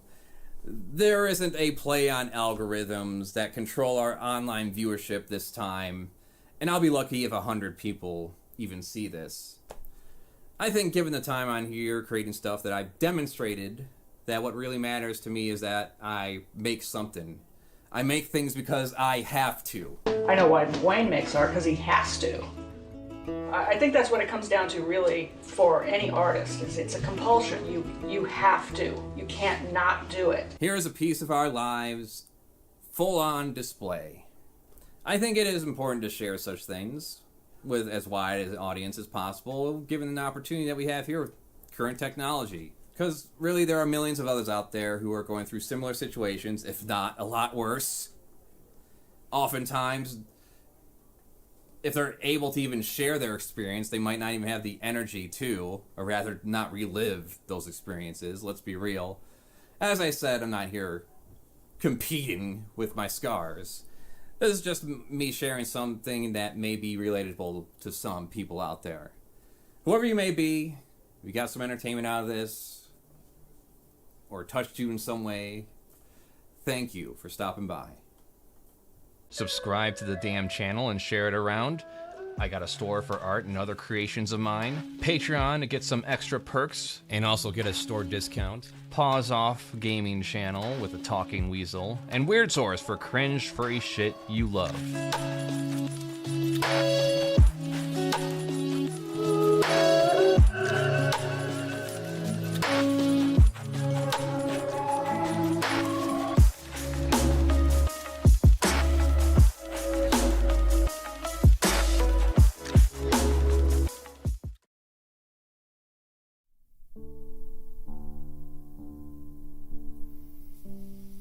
I know you. You were too short. You had bad skin. You couldn't talk to them very well. Words didn't seem to work. They lied when they came out of your mouth. You tried so hard to understand them. You wanted to be part of what was happening, and you saw them having fun, and it seemed like such a mystery, almost magic. Made you think that there was something wrong with you. You look in the mirror trying to find it. You thought you were ugly, and that everyone was looking at you. So you learned to be invisible, to look down, to avoid conversation. The hours, days, weekends. The weekend nights alone. Where were you? In the basement? In the attic? In your room? Working some job? Just to have something to do? Just to have a place to put yourself? Just to have a way to get away from them? Away from the ones that made you feel so strange and ill at ease inside yourself? Did you ever get invited to one of their parties? You sat and wondered if you'd go or not. For hours, you imagined the scenarios that may transpire. If they laugh at you, if you know what to do, if you have the right things on, if they notice that you came from a different planet. Did you get all brave in your thoughts, like you were going to be able to go in there and deal with it and have a great time? Did you think that you might be the life of the party, and that all these people are going to talk to you, and you realized that you were wrong, that you had a lot of friends, and you weren't so strange after all? Did you end up going? Did they mess with you? Did they single you out? Did you find out that you were invited because they thought you were so weird? Yeah, I think I know you. You spent a lot of time full of hate. A hate as pure as sunshine. A hate that saw for miles. A hate that kept you up at night. A hate that filled your every waking moment. A hate that carried you for a long time. Yes, I think I know you. You couldn't figure out what they saw in the way they lived. Home was not home. Your room was home. A corner was home. The place they weren't, that was home. I know you. You're sensitive, and you hide it because you fear getting stepped on one more time. It seems that when you show a part of yourself that is the least bit vulnerable, someone takes advantage of you. One of them steps on you. They mistake kindness for weakness, but you know the difference. You've been the brunt of their weakness for years, and strength is something you know a bit about because you had to be strong to keep yourself alive. You know yourself very well now, and you don't trust people. You know them too well. You try to find that special person, someone you can be with, someone you can touch, someone you can talk to, someone you won't feel so strange around. And you found that they don't really exist. You feel closer to people on movie screens. Yeah, I think I know you. You spend a lot of time daydreaming, and people have made comment to that effect, telling you that you're self-involved and self-centered. But they don't know, do they? About the long night shifts alone, about the years of keeping yourself company. All those nights you wrapped your arms around yourself so you can imagine someone holding you. The hours of indecision, self-doubt, the intense depression, the blinding hate, the rage that made you stagger, the devastation of rejection. Well, maybe they do know. But if they do, they sure do a good job of hiding it. It astounds you how they can be so smooth. How they seem to pass through life as if life itself was some divine gift. And it infuriates you to watch yourself with your apparent skill in finding every way possible to fuck it up. For you, life is a long trip, terrifying and wonderful. Birds sing to you at night. The rain and the sun, the changing seasons, are true friends. Solitude is a hard-won ally, faithful and patient. Yeah, I think I know you.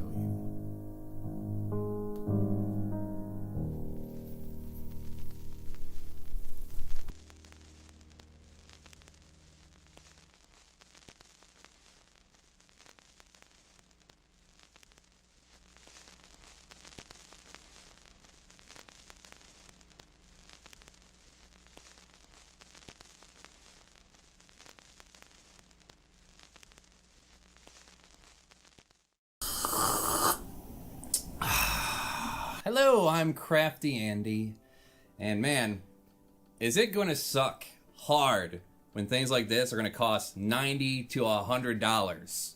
You don't even get the goddamn game in there. You just get a code to download the game to whatever stupid system you decided to buy. But we're not here to talk about that shit.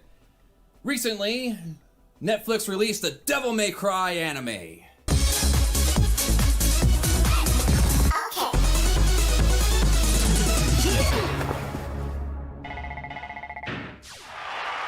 Game over!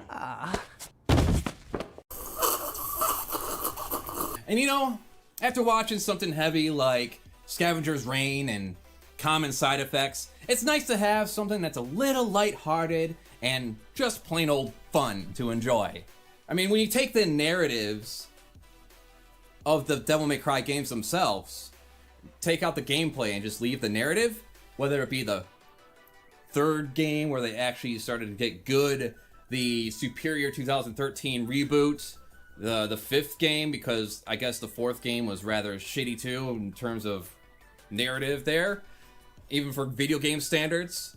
Overall, what is the plot of these games? Giant big bad guy want power, and then good guy smash bad guy because human special because they cry. Okay, yeah, their bodies lack the physical ability of a demon. But humans possess something that demons don't. What? What is it the demons lack? Please, for the sake of my research, please tell me. Right? I mean, there isn't some crowd of weirdos in the Twitterverse or social media trying to elevate these things on some kind of pedestal that, like, they're untouchable, sacred garbage, right? Right? Anyways, the Devil May Cry anime is fucking awesome. just got done watching the Devil May Cry anime on Netflix, and then in turn watching playthroughs of all the original games for further research on this and comparison. Summary of the anime. Doesn't take itself too seriously when it doesn't have to. Gives us great characters that are as eccentric to a level of 11 at times. I can picture something like this fitting in with a crossover of Bayonetta someday.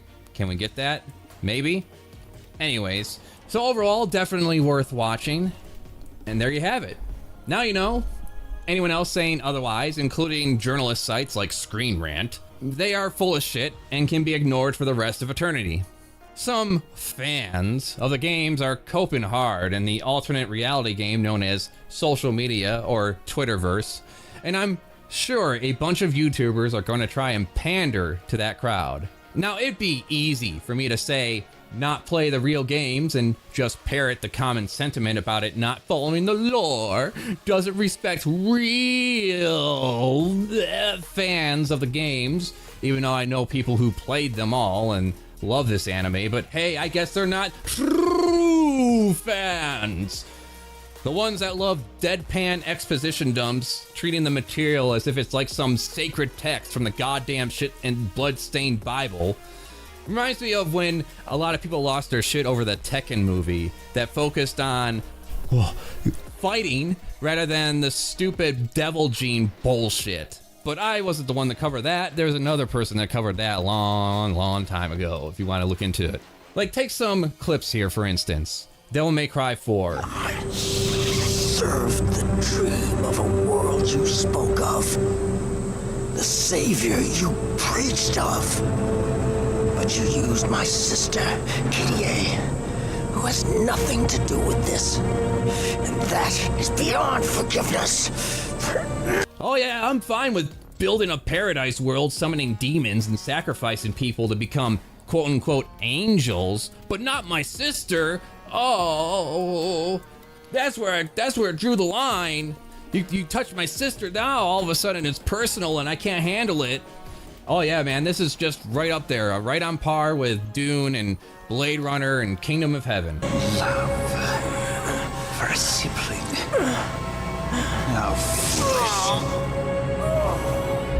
Oh man, look at that. The big daddy can't comprehend love for another because he's so evil. I mean, I at least went through the trouble of looking into the playthroughs of 1 through 5, actually, and personally played through the superior 2013 Devil May Cry game. I can understand nostalgia. I enjoyed the Resident Evil games and the remakes too. In fact, I played through some of them recently. Take away the gameplay, the characters all have the personality about as complex as a sheet of paper with a shade of beige. Now I can see when it comes to Devil May Cry, Dante is one of the few people around those times that actually had a personality, which is how I imagine the games endured those first 2 shitty games, and then the sequels and prequels and reimaginings and everything else. Trish, devils never cry. These tears are a gift only humans have. Oh yeah, tears are a gift only humans have. Okay, do they also have the power of love and friendship on their side too? Just because you put fancy music behind it and make that a repeat through the series doesn't make it some kind of profound special statement, all right? Humans are not special, they're just another form of ape. And I think a lot of these people crying over Devil May Cry, of course, are a certain demographic that hang around Twitter, who would just have those nostalgia goggles on just a little too tight, to the point it's starting to cut off the circulation to their brain. I should have saved you. I should have been the one to fill your dark soul with light! I was surprised to even see a third game come out at that time. It did, after reviews of the second game kept me away from it entirely. It was funny seeing people bitch and moan over DMC 2013, which was the first game that I played. I guess you could say I was tainted, but really, he's not much different personality-wise from what I've seen in other games. Making clips with the bosses, over-the-top action, very simple story of ultimate evil being destroyed by the good guy. You can't kill me. I'm 1,200 years old. You don't look a day over 12,000. Fuck you. Fuck you. Fuck you. The opening of Devil May Cry 5 was just like the opening we got in DMC 1, as I like to call it. What was the character motivations? Ultimately, bad guy evil take over world, good guy stop him. There's a reason when you just strip away the gameplay, what you get is a movie you can watch in the corner of your eye while you do some drawing, looking up at the action scenes. So thank you, Mr. Shankar, for making something worth putting down my drawing pad and actually watching.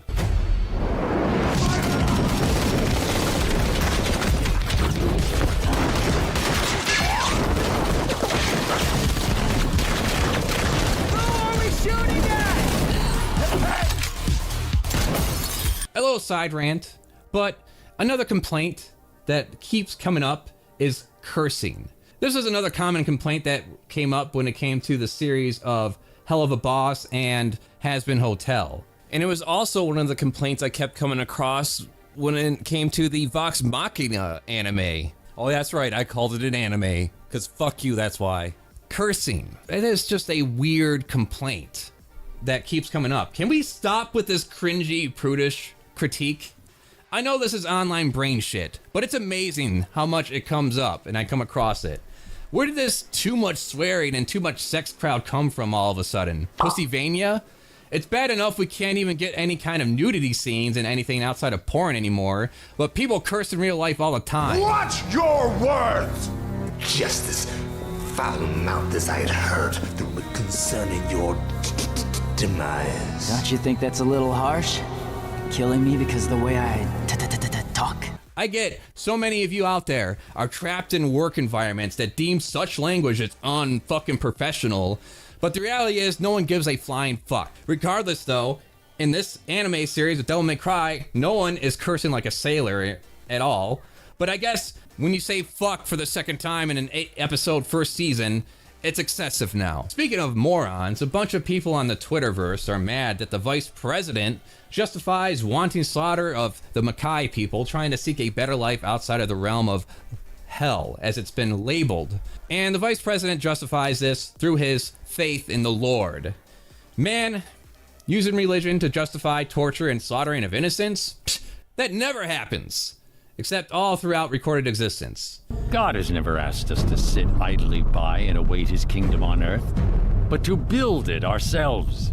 Where even if the absence of a proclaimed God is then replaced by a belief of some kind of force that convinces the people in power that they're serving some greater good overall through their heinous actions. It was a running joke for the longest time when it came to JRPGs and fantasy animes to have the ultimate goal of killing God in the end, so why the fuck is it all of a sudden surprising now? Why? Because it has American flags on it? It's not some completely made up religion like it was in Devil May Cry 4. Now that it's tied to, obviously, Christianity to be more relatable to the real world, now it's all of a sudden a problem? Now you're gonna have a fucking contention with it? Give me a fucking break. It's only when it comes to the online brain mentally crippled people who live only in the world of safe spaces like the Twitterverse, YouTube, and every other social media platform that can't handle narratives that reflect the real world that we live in. I didn't have a choice! He was watching my daughters! If I didn't do what he said, he would have... So, you agreed to help him unleash hell on Earth. You think hell on Earth would be that different from my life now?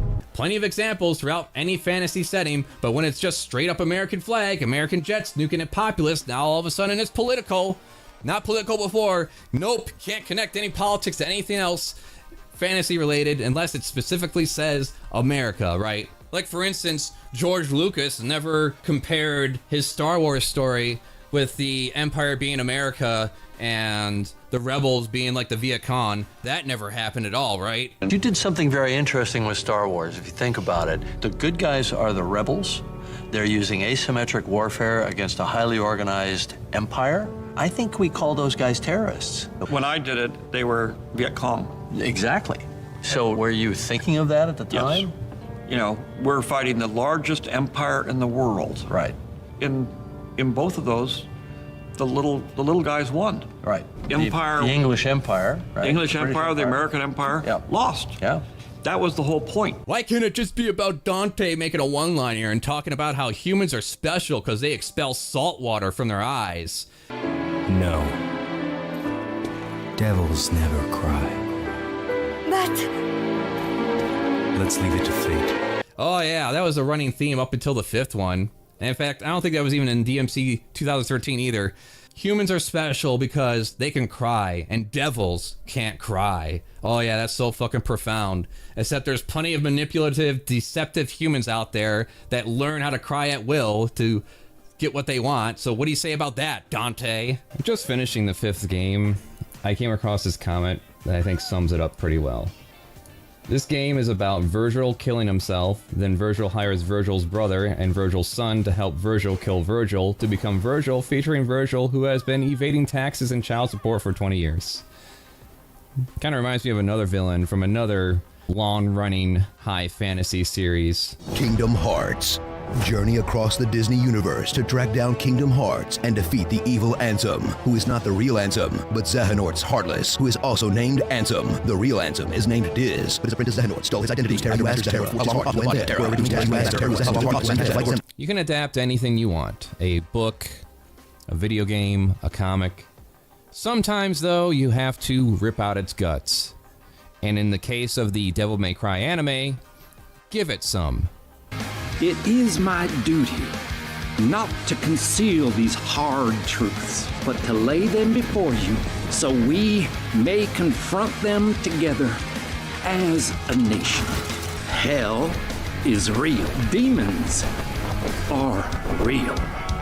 And in the end, hate to break it to you, but there are no gods, there are no demons, there are no angels, and there's no Santa Claus either. So you can do whatever you want with it. But those are just my thoughts. I definitely wanted to keep some mention of this at the very end because most people are either going to respond to the title itself or skip around and just leave a comment just to express their feelings towards me. Ultimately, I don't give a shit whether people like it or hate it. It could be canceled tomorrow and I'd be like, well, that sucks. What else is out there? I'm fairly certain me or anyone else in our little discussions online, whatever, when it comes to an anime, are losing any sleep over this. It's pretty low fucking stakes in a world on fire. I just wanted to do something a little more fun and cathartic, which is make fun of a bunch of people who hate a show that I like. That's it. You know, there are people who exist that like that thing. We will not be silenced, you fucking son of a bitch! Subscribe to the damn channel and share it around. I got a store for art and other creations of mine. Patreon to get some extra perks and also get a store discount. Pause Off gaming channel with a talking weasel. And Weird Source for cringe-free shit you love.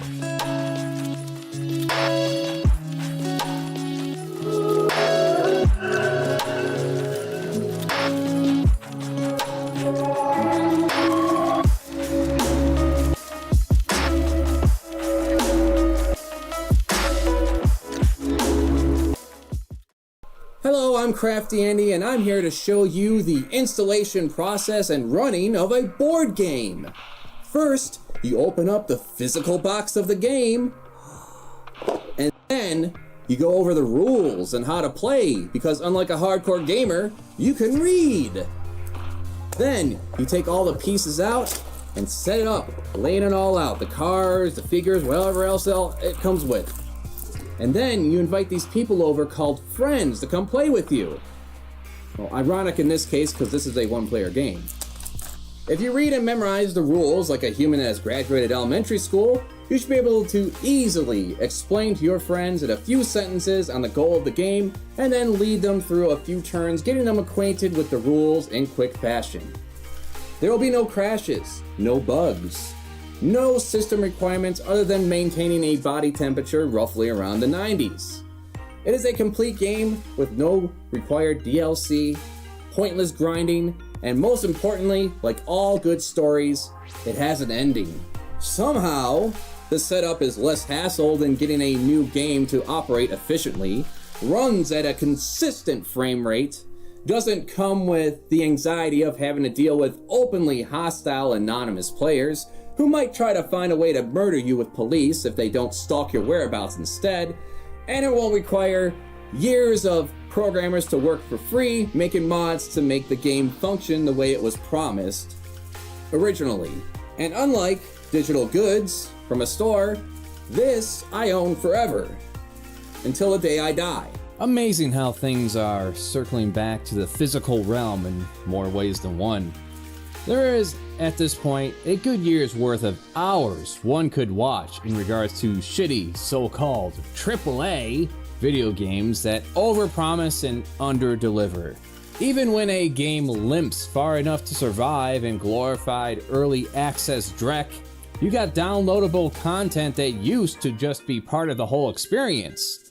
Instead, it's dribbled out little by little, and quite frankly, I'm confused why these companies have still been able to grow and merge into an abominable, monopolized behemoth instead of crashing and burning.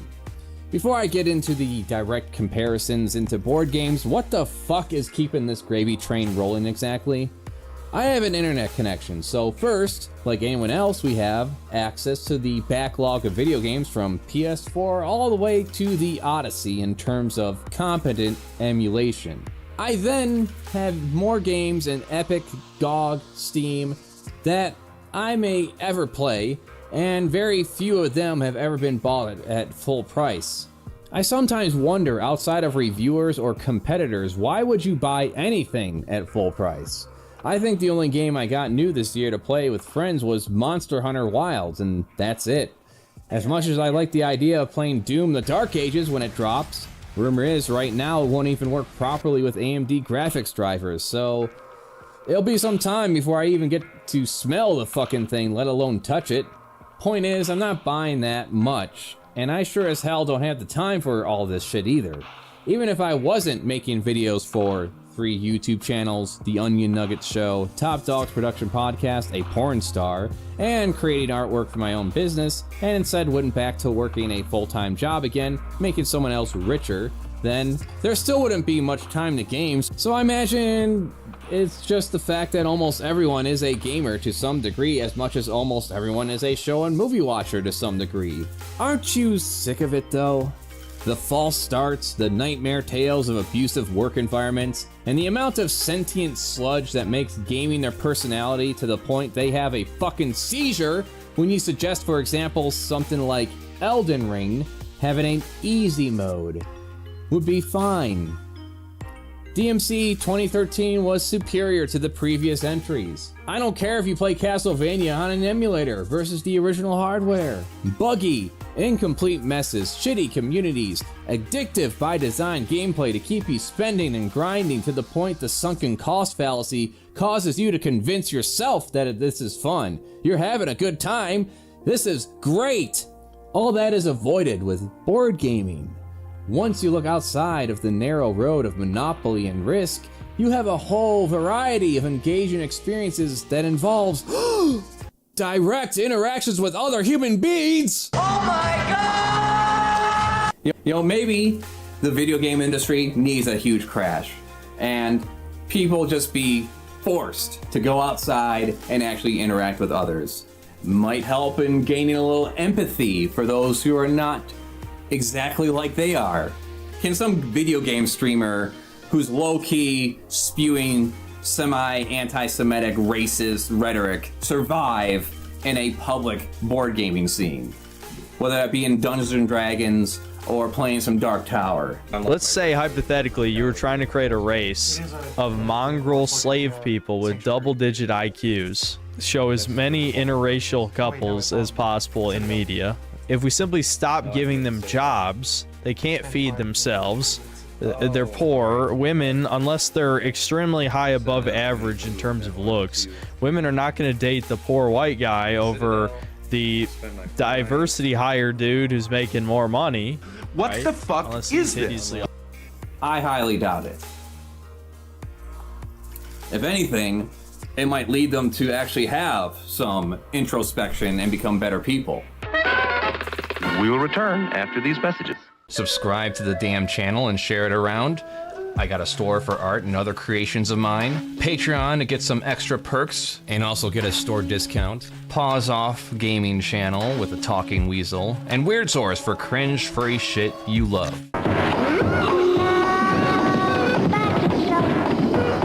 I'm going to introduce to you some that we've played with brief descriptions.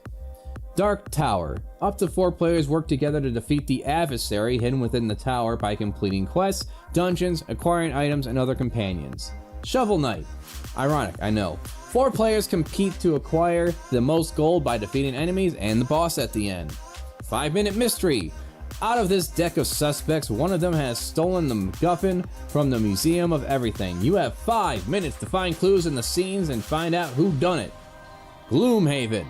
Up to 4 people can quest through a campaign of over 100 scenarios with an overarching story with multiple paths to choose from, 17 to 28 different classes to choose from as well. Wonderbook. Up to 4 players quest through a literal pop-up adventure fighting monsters and completing quests.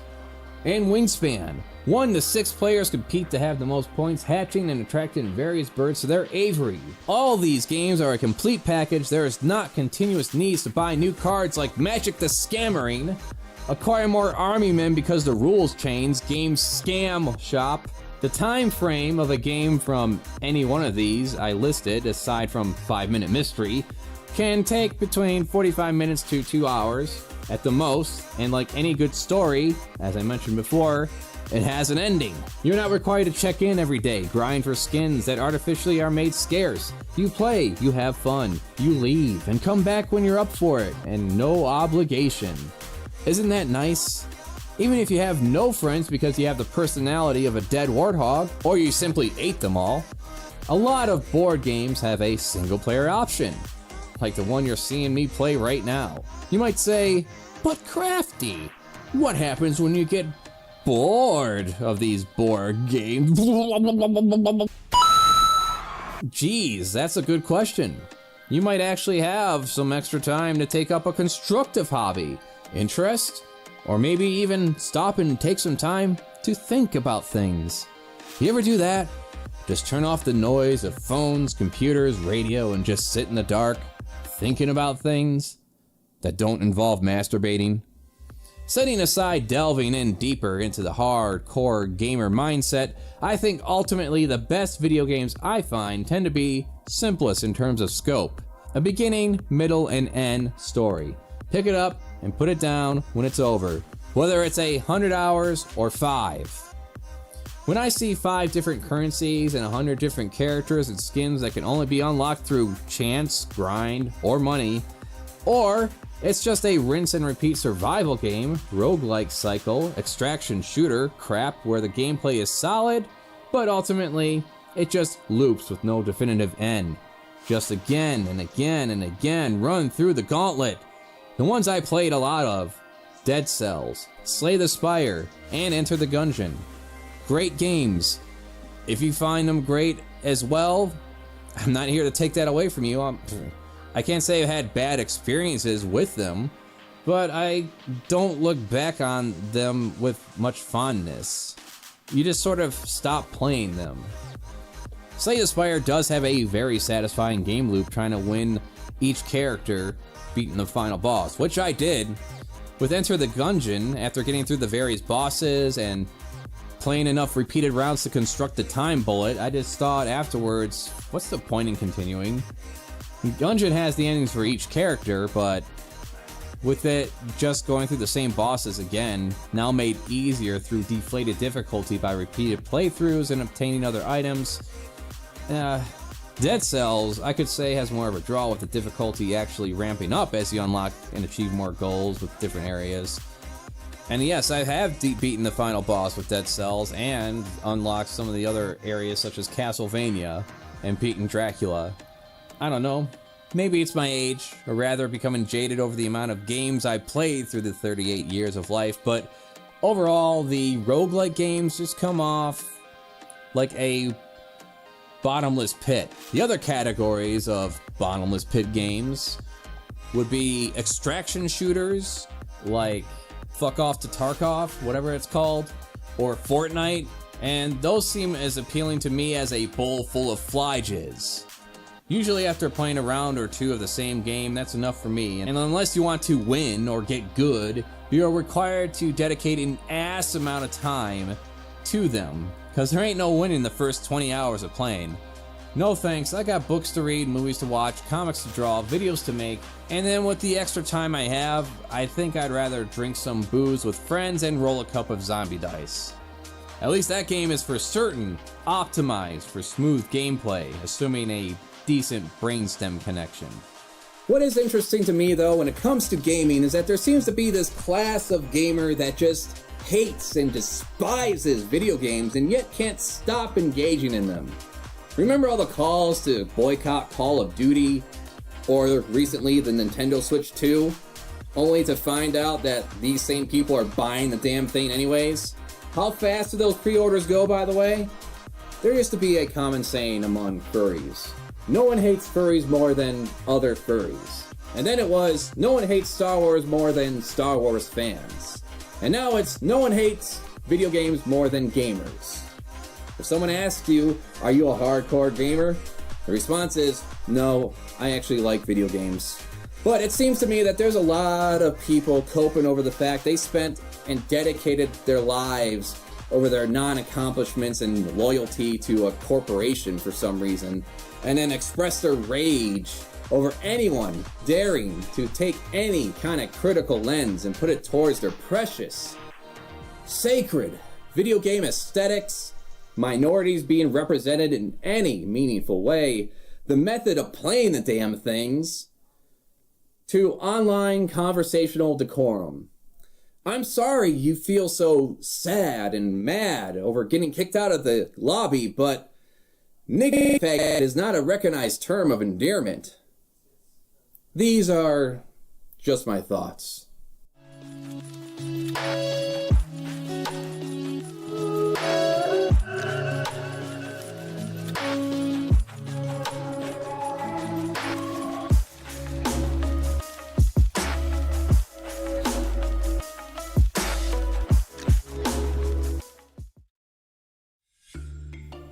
Hello, I'm CraftyAndy. And before I begin today's subject, which is about media critique involving video games, movies, and the like, as a boy growing up, I used to read a lot of gaming magazines. I mean, when you don't have a lot of video games to play, you tend to read about gaming a lot more than you actually play them. So I had a lot of GamePro and Computer Gaming World magazines. Thing is, as much as I like to read about the new and interesting video games that are out there that are good, the ones that drew my attention the most are, of course, the reviews of bad video games. Like this one, for instance, from Computer Gaming World, June 1998, Star Trek Pinball to Boldly Blow by Jeff Green. Star Trek Pinball. Just the thought of it gets your Vulcan blood boiling, doesn't it? Yeah, me neither. But Interplay, apparently on a mission, I hope it's not a 5-year one, to boldly milk a franchise as it's never been milked before. Maybe they're figuring that all 5 people who thought their Waterworld game was a good idea will buy this one too. Appeal. People who speak fluent Klingon. Pros. One of the bumpers says, "Aye, Captain!" in Scotty's voice when you hit it. Cons, uninspired tables, unimplemented multiplayer support, shameless milking of a franchise, 1.5 stars. On top of Mystery Science Theater 3000 for riffing on movies, we would have X-Play, which of course the most entertaining reviews that Adam Sessler and Morgan Webb would do would be involving the bad video games, because that's where all the most entertaining jokes would come from, as well as hilarious bugs and other bad gameplay. I have to warn you, this part may make your eyes bleed. I'm not sure what I like better, the fact that the water behaves like a solid sheet of fabric, or the way it occasionally clips through the nearby ground. There's one thing though, when it came to magazines, TV, early days of the internet, things were strictly professional. You wouldn't swear, you wouldn't be too crude with your jokes, you wouldn't exaggerate how terrible something was for entertainment value. Things were pretty reined in and dry. Until Angry Video Game Nerd and Nostalgia Critic came along. Now here were a couple of guys talking the way we would with our friends. Cursing up a storm, screaming at the fucking video game for being unfair. Look at this pandemonium. There's a fucking ceiling waiting to come down and kill me. There's a guy throwing an oil drum. If I try to get out of the way, I get hit by these rotating blades and shit. I take the guy down and then I try to set off the ceiling trap and I'm dead. Shut up! Fuck you, motherfucker! Laying into the more ridiculous aspects of certain movies that disappointed us growing up. That could have gone better. Mr. Critic, is that what happens when Pepe Le Pew makes Whoopi with Ronald McDonald? Yes, yes it is. Now, yes, they were exaggerated performances, but there was a sincerity to their sentiment when it came to the quality of the media that they were reviewing. They didn't take themselves too seriously. Unlike today, where a bad game is somehow a call to action for a lot of people to find out where the developers live and directly involve themselves in their lives and harass them, send them threats, and act like the fucking fandom police. When did this shit get so fucking serious? The saying goes, take your business seriously and yourself less so. I am CraftyAndy and these are my thoughts. I've noticed, along with many other people, that media critique in terms of entertainment media, movies, video games, books, I imagine even board games at this point, it's all been taken way too seriously up until the point where it's just sucked all the joy and fun out of the scene entirely. This shit right here, Critical Drinkers The Boys Season 4 review, represents perfectly in quick fashion why I fucking hate discussions around these things so much now. Now, yes, it's a bit of an exaggeration, but I get fed this kind of bullshit all the time. And there are plenty of good commentators out there, like Your Movie Sucks, Angry Nerd, Nostalgia Critic, the rest. I particularly like this one I saw recently about my favorite anime of all time, Attack on Titan, called Who Was Right About Attack on Titan? By A Man of Many Cats. It's around the discourse of whether Attack on Titan is pro-fascist or not. It's not. Well, I guess it's up to the viewer to determine that. But my god, does a show need to stop and say explicitly what you should think of the main character and their actions in order for them to be bad or good? Really, the point I want to focus on here in regards to this video is that Cats makes it clear that if you enjoy the show, it doesn't make you a bad person, or you're pro-fascist, or that media you consume must be put through the purity filter as if you're some weak-minded individual that can be influenced in a bad way. In other words, neither he nor anyone I put on screen go out of their way to moralize whether he should enjoy or not enjoy a piece of media, unlike the many more numerous and in some cases more financially successful supposed critics out there. Thing is about these people, at least for certain, AVGN and Nostalgia Critic, they never take themselves too seriously. Even with the vulgarity of Paul's ego and TJ Kirk on Onion Nuggets, who get very passionate in regards to the things they love or hate in regards to entertainment, none of it's personal or put through the lens of being part of some bullshit made-up culture war. For the more in-depth analysis of something like you'd find from Pop Culture Detective, specifically a great piece on observing the normalization of sexual assault happening to men as something to be laughed at. Wait a minute. Was that a rape joke? I'm gonna slather you up in Navi and jelly.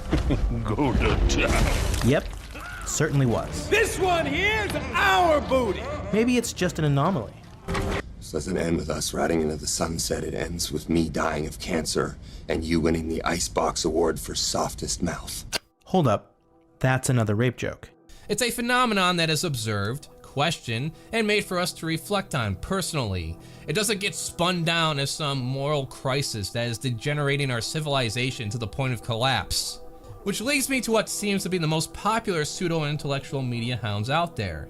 Geeks and gamers, look at this fucking normie freak with that plain hoodie and hat. Let's hear what you have to say about Last Jedi again. I love The Last Jedi, and I think it did a damn good job for being what it needed to be for Star Wars. Funny how that changes on a whim over the reaction of your audience. Are you just some NPC that reacts to dialogue inputs from internet strangers? When was the last Jedi video you made? Yesterday. Yesterday, literally yesterday. Welcome to every video we make. We use one little thing and then we build the narrative out of it. Don't act like that's not what we do. I don't build a narrative. I give You're my an absolute opinion. fucking. You are What we do. You've made the same fucking video on the same topic at least 7 times a week, Ryan. And you're gonna act like we don't do that. I talk about I talk about says one fucking thing and we make a whole video out of it. That's what we do. Recently, this game came out that we pre-ordered, by the way, Black Myth Wukong. And apparently I need to turn in my leftist card back into George Soros because there is a call to boycott this game. Just more evidence Twitter is some alternate reality game. A bunch of chuds were stroking themselves over this gay, furry digital toy based on Chinese folklore, thinking this was some kind of own. What was the evidence when I asked for it? A 3 out of 5 star review that mentioned a con being lack of diversity and inclusion. Whatever the fuck that means in this context, considering it's a game full of anthro animals and demons. So out of curiosity, I'll actually read the fucking review. Here is the concerning excerpt. As far as chapters 1 and 2, while characters are clearly fictitious and fantastical creatures, there are no female or feminine NPCs, enemies, or bosses present. The only exception, if you can call it female, is a boss named Mother of Stones in chapter 2, which is nothing more than a still glowing rock with no abilities, being guarded by other enemies. Okay, is that true? Did she say anything wrong here? The lack of diversity and inclusivity resonates with the misogynistic comments reported to have been made by developers, which express disdain for women playing their games. Although Black Myth Wukong does have truly enjoyable moments, the underlying feeling that women weren't welcome in this world felt present throughout my gameplay experience. Is there anything I have to refute? I mean, this is their personal experience. I want someone to explain to me how this translates into a boycott of the game and that I shouldn't play it and that you're bad for playing it. How does this translate into that? It's worth noting the game is based on the novel Journey to the West, which does consist of a few important female characters. To not include any women or to only include a few in an adaptation meant for a modern audience is quite disconcerting. While this doesn't take away from the exhilarating and fun of boss fights themselves, women fans of Souls-like games may have a different perspective. Wow, it's almost like being a woman and living in the planet Earth gives you a different perspective on life, and you might have a different experience to life as opposed to being born with a penis and identifying as male. Wow, fascinating! Especially given that, according to reports, the developer also suggested that women aren't capable of enjoying or being skilled at these types of games. That's a real call for a boycott if I ever heard one. This in turn led me to dive deeper to the linked IGN article regarding some of the environments female staff had to deal with. I don't give a shit about crude comments like this one here. The snake spirit is different from what I imagined, but if I cover the bottom half with my hand, it's still possible to jerk off. Because I say crude shit all the time. Probably within this commentary too. That aside, when it comes to the working and growing up experience, I wasn't born with a vagina and assigned female at birth, so I don't know what it's like. Though there is this thing I have called empathy, and there are some pretty fucked up stories when it comes to working in these companies as a woman and being a female gamer in general. And what I found particularly curious was, even though the entrance, the hallway to get past her, to get to our department was in this direction, and her boss's office was here, it was kind of like the end, it was like the dead end, was the big head of the studio's office. Her desk was oriented towards his office, which is kind of bizarre because the door was behind her. So anybody walking in to meet the boss would be greeted by the secretary's back, which is, she's usually there to greet people when they walk in and set appointments and stuff like that. So why the hell was she faced back? I always found it a little bit curious. She started to open up to me about how uncomfortable she was about the big boss, her direct superior. Because one of the things was, number one, the reason he oriented her desk towards him is because he had a glass wall. I couldn't see it from my vantage point. I could see it once I entered the office, once I went around and checked it out. But he oriented her desk towards her, and there was no back to the desk, so he could see straight under her desk. And She said every single time I tried to cross my legs, because your legs go numb if you keep them crossed in a particular position, especially when you're doing it for 8 hours a day, his eyes would immediately glance over. He was waiting for an opportunity to be able to check it out. Not only that, he also dictated what she wore. He said, it's a gaming studio, we want to look a little bit more young and hip and stuff like that, so you don't want to go with the long skirts and slacks. Some nice skirt would be really nice, and dress flatteringly, basically. I don't know how we worded it. I barely ever spoke to the guy, but what gives somebody a right to dictate a person's attire? Furthermore, very obviously dictating a more revealing, more upskirt type of attire, right? And that's exactly what he was doing. Not only that, but she was also oriented, so anybody who worked in a management position, all the art directors had offices around that same place and could also get a nice view underneath her desk as well. It used to make her feel terribly uncomfortable. And I said, well, have you ever spoken to him about it? Do you ever bring it up? She goes, yeah, dozens of times. I said, what does he have to say? He goes, no, it's better that way. She said, well, I don't feel comfortable with people looking underneath my desk and staring at my skirt. And he go, yeah, no, but we prefer to have it in this direction. Even though it was completely nonsensical to have it in that position in the first place. Overall, there's no attempt to moralize whether or not you are somehow a bad person for engaging in this pastime regarding this specific digital toy, but you're not allowed to share your thoughts and experiences related to your personhood if it's female or queer related. So all this person did really was just screenshot the final analysis and act like a victim on Twitter instead. And then say, look at how these leftists attack me by pointing out inconsistencies and contradictions to my narrative I want to spin. No one is stopping you from playing with your little digital toy about gay furries smacking each other around with their rods. Leftist concerns, at least when it comes to me, tend to be related to quality of life involving things like healthcare, fair wages, equal opportunities to economically elevate oneself in society. Not so much what video games you're slapping your furry and denial dick to, dipshit, or the Axeman using the word retard to describe retarded individuals like Andy Pants Gaming. Are you retarded, Andy? You're not retarded. There's no way you can make this possible connection through any logical means and actually believe it. Dude, your friends that go to the Pride Parade are gonna hate that you said retard right now. They're gonna hate. I don't give a shit. Ah, yes. I am on a quest to dismantle the capitalist system that rules us all. But first, we got to kill the Act Man because he said the word retard. I got Bammy and Whammy, and we're gonna get spammy on that Act Man asshole. Are you ready, kids? Let's go! Another hysterical point is the number of people celebrating this game, because when it came to allowing streamers to play it, some of the stipulations included not mentioning feminism, which says a lot about the director of this game, about a furry monkey beating other furry creatures with his rod. Why would feminism being mentioned be a concern of his, considering nothing is promoting anyone to comment on feminism in the game itself? Almost like there is a exclusive way women developers, artists, and actors might be treated in their studio than the men are generally in their society. When you preemptively put in a stipulation against a subject matter that is generally unrelated to your product, it just creates curiosity, as in, what are you afraid of? Are you trying to tell us something about yourself that someone might find unsavory? Makes you think. Back to what really got me on putting this together though. The Critical Drinker's non-review of The Boys Season 4. When it comes to this review, he doesn't even watch it to judge for himself. He just scans some of the chud flakes triggered in the Rotten Tomatoes review section, and then panders to their sentiment. The show seems to have sacrificed writing quality and smart characterization in favor of simplistic shock value and cheap political point scoring. Apparently it took 4 seasons and a spin-off to realize it's making fun of people like them.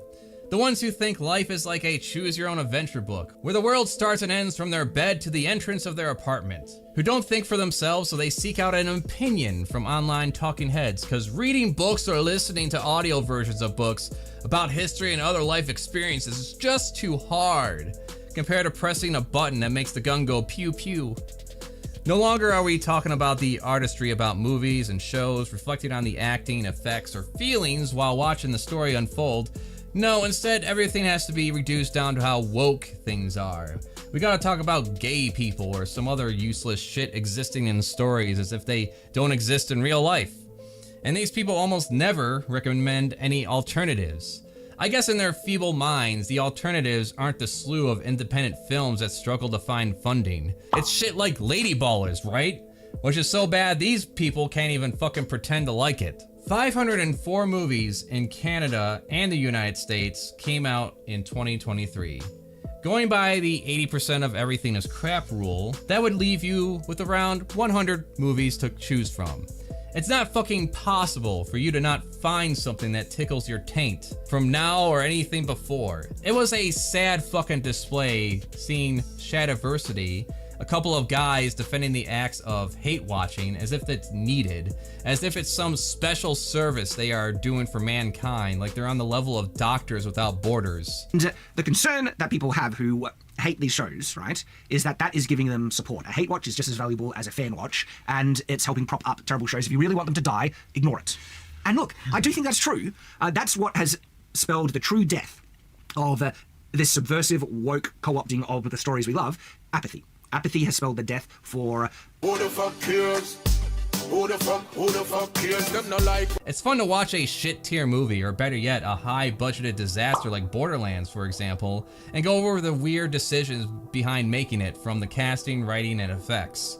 What sucks all the fun out of that is a crowd of people who take it way too seriously, like the movie just fucked their ass with a cactus, and insist on spinning it in relation to diversity, equity, and inclusion efforts. As if the inclusion of different types of people affect the movie quality. By that logic, Blade Runner 2049 and the 2020's Dune are the worst movies ever fucking made. No matter how hard you try, morons, this shit isn't that important. And the desired outcomes, whatever messaging is there, will not lead to the end of civilization, or revolution for that matter. You want to talk about undesirables invading spaces? Well, we actually have people infiltrating government. You know, the people that decide laws and policies, everyday people that have to abide by through things like the Heritage Foundation, the family, and the Institute and Basic Life Principles, which all have their own little documentaries at this point, like Shiny Happy People, revealing an active motive of these cults to have as many kids as possible, brainwash them with superstitious nonsense like Garwood, and then encourage active political focused ambitions to enact policies like a federal ban on abortion, trans healthcare, and reversing equal marriage rights altogether. These are also the same people that don't like excessive sex or violence in their media either, let alone black people that don't talk like Uncle Ruckus or Aunt Jemima, or gays that don't spew rainbows and shit dildos. As far as agendas go, it's for corpo to make money, that's it. Can tokenism be used as a selling point? Yeah, like the live-action Little Mermaid. Let's put less effort into making something and then push the inclusion of a black actor as a goddamn gimmick. The agenda of writer, director, actor is to make entertainment they want to see, and is also sellable to audiences. That's it. Sometimes studios interferes with artistic vision, which almost always involves budget concerns and focus groups on how the story plays out, and when they can undermine a minority existing in a franchise, they'll do it. Remember the incredible shrinking Finn on the Star Wars posters? Or how Nimona nearly didn't get released after Disney bought Fox and shut down Blue Sky Studios? There isn't a gay person or black person or woman that can be allowed to exist in a movie or video game that won't immediately be labeled as forced. Hell, even flags get these chud flakes in a tism. Instead of doing some self-reflection on why a rainbow flag triggers them so much, they rather take the effort to mod it out of the game, which is a totally normal thing to do, fucking weirdo freakazoid winker worm fuckers. I remember for myself, this turn started years ago. I think with Ciri from the fantasy series The Witcher being played by a black actor. There were complaints all over the fucking place, and as I decided to have my own take on it, I asked myself, why does it matter either way? If the showrunners want to specifically find a black actor, okay, it's their fucking show. Explain how that affects quality, or affects you directly. Then there are other things to consider like gatekeeping, systemic bigotry, and glass ceilings. But that shit is too complicated to explain. That shit be hard like algebra. Might actually have to read a few books to understand it, which unlike a hardcore gamer, I can do. Here are some of the books I got through over the year: Transgender History, People's History of the United States, Atomic Habits, Extremely Online, Manufacturing Consent, The End of Policing, White Flight, Dying of Whiteness. I'm not some genius, I just read some shit that's sourced and has examples within real life and not a movie or a TV show. So I don't end up something like Synthetic Man. Do you read? Not really, I'll be honest. No. I have a very low attention span. I've thought about it. I've thought about it. I've thought about reading. I've thought about reading like it's rock climbing. Much easier to say woke bad and make money off being a reactionary little crybaby and do 20 videos on one show I claim to hate, covering every little tweet and article. So yeah, fuck Disney. I mean, fuck these grifters, fake outrage, chuds and the chud flake audience that only seeks to be pandered to. And also fuck Disney. But at this point, if a show, game interests me, I'll engage and judge the quality for myself. If I want to talk such things, it's going to be in the form of commentary on the artistry that elevates or sinks the work. If I want to discuss these things further, it's going to be with friends and not some anonymous chat room. If it's going to involve watching online critics, it'll be ones making me aware of things I may never have considered or heard of otherwise. And I don't take it personal in regards to people who are able to take a critical eye towards the themes, ideas, and tropes found in media in relation to social issues and human experiences. That gives us something to actually think about. In other words, lighten the fuck up. It's only entertainment at the end of the day. The greatest sin a lot of these chudflake commentators make is just how fucking boring they are. Have you ever tried watching any of their videos? The quarterings or the neurotics out there? It's like watching flies fuck. There's no personality behind them. All they do is just pander to some fan perceived perspective they have on a piece of popular media or an actor or video game company. And for the last decade, it seems it's all just been reduced to how many minorities are in a certain property. Somehow, looking beyond different people outside of a white, cis, straight male, that's somehow bad and takes away from the story, whatever the fuck that is. And it's to the point where they don't even give a shit about actually engaging with the media they supposedly care about. Remember how everyone was supposedly angry at the new Silent Hill 2 remake because the rape victim wasn't sexy enough for them? And I always love this perceived idea of beauty, which beauty standards do change over time. Look beyond, I don't know, 100 years or so, and people were in powdered wigs and wearing high heels as a man. Plump women were considered sexy. So when it comes to standards and appearance, a guy can look like he just crawled out of a fucking sewer and took a shit bath. That's fine. But a woman looking anything other than a inhuman supermodel is somehow an agenda. It's somehow degenerating our society, depending on who you talk to. And this is something we're supposed to give a shit about, that we're supposed to care about. When, if you go outside your little online bubbles, your Twitters, YouTubes, whatever, most people don't really give a shit. You talk to anyone else outside of the fucking internet, most people aren't even aware this sort of discourse is even fucking going on. I got some extra time, maybe I'll do some videos diving into some movies and video games of the past and applying their stupid logic to it, turning it on its head. Because overall it's just fucking pathetic. And I love to mock the shit out of it. But those are just my thoughts. Got any of your own? Subscribe to the damn channel and share it around.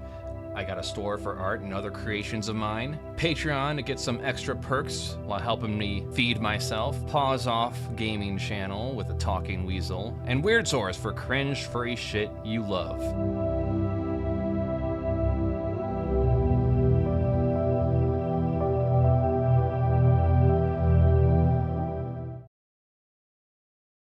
In the fields, the horse worked the hardest, but in the end, he never became the farm owner. Hello, I'm CraftyAndy, and these are my thoughts. Not financial advice. This is not financial advice. Not financial advice. Now, let's talk about how to make money. We live in a world dominated by the pursuit of capital gains. Your worth and leverage of power as a human being is determined by how much money you have. The main key is to simply pursue the correct fields in order to do so. Any other choice makes you a sucker. You don't want to be a sucker, do you? First is the degree you pursue in college. Despite what you may think or be told, keep in mind, according to sources like Coursera.org, the top 10 degrees are as follows.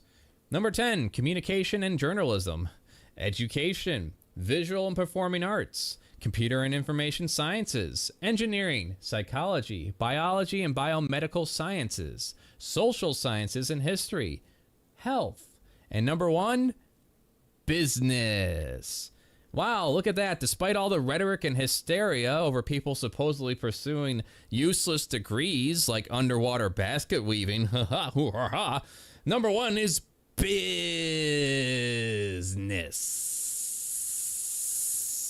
1/5 of all bachelor degrees are business related.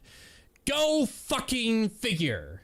So with that business degree, do you start a business? No, you fucking idiot. You don't start a business. You inherit one from your dad or uncle. Who cares if you have any expertise in the related field? That's for all those lowly workers below you as dictator. Boss. Yeah, it's up to those people under you as boss to figure out.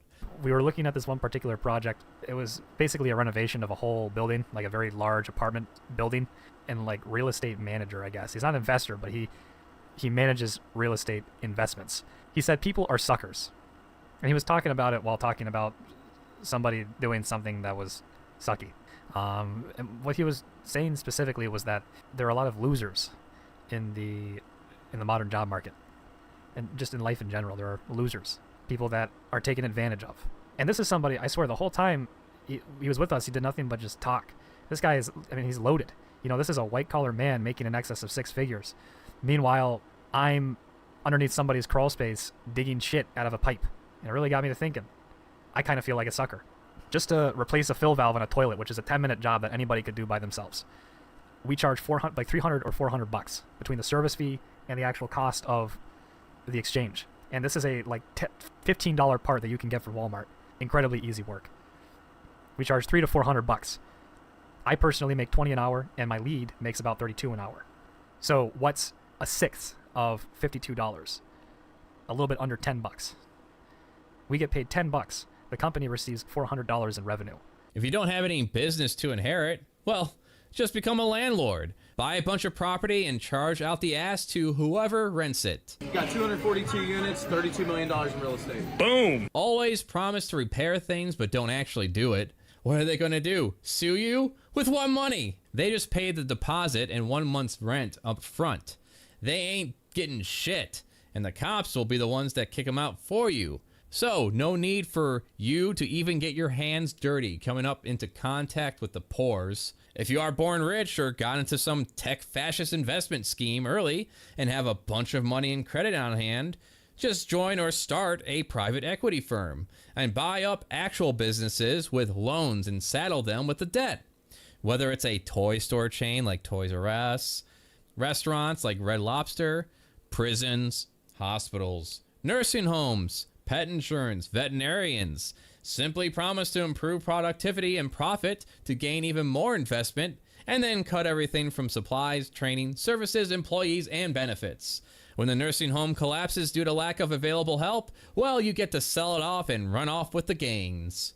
There are institutions operating in America today that are responsible for over 20,000 premature deaths, all in the name of profit. They make their money by housing vulnerable people and cutting costs wherever they can, often breaking the law in the process. These might sound like for-profit prisons, but I am actually talking about nursing homes. Although maybe that's no coincidence, because a lot of these places are owned and operated by the same people. Prisons? Keep them locked up as much as possible, and then set them up to go right back there once they get out. This industry enters into contracts with the government agencies to make as much money as they can by locking up as many human beings as they can in cages.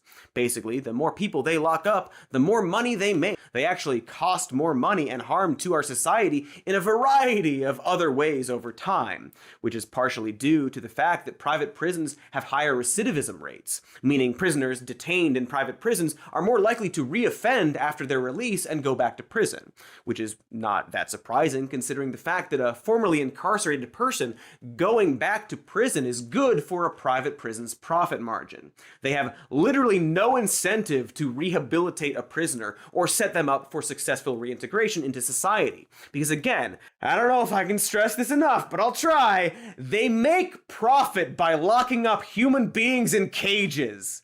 We don't deal in redemption. There's no profit in it. Punishment. Now that's where crime truly pays. The trades. Learn a trade? Yeah, maybe if you're the type of person who wants to be a disposable peon. No, you get into a contracting company for that. As in, working for the contract company, or better yet, owning the contract company.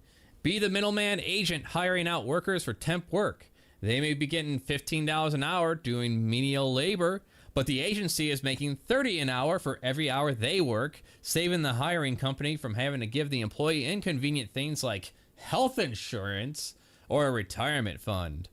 Do you work in an apprenticeship? No. You become the owner and underpay a group of people to do the work for you, even if they are not even certified. Be the top of the pyramid scheme.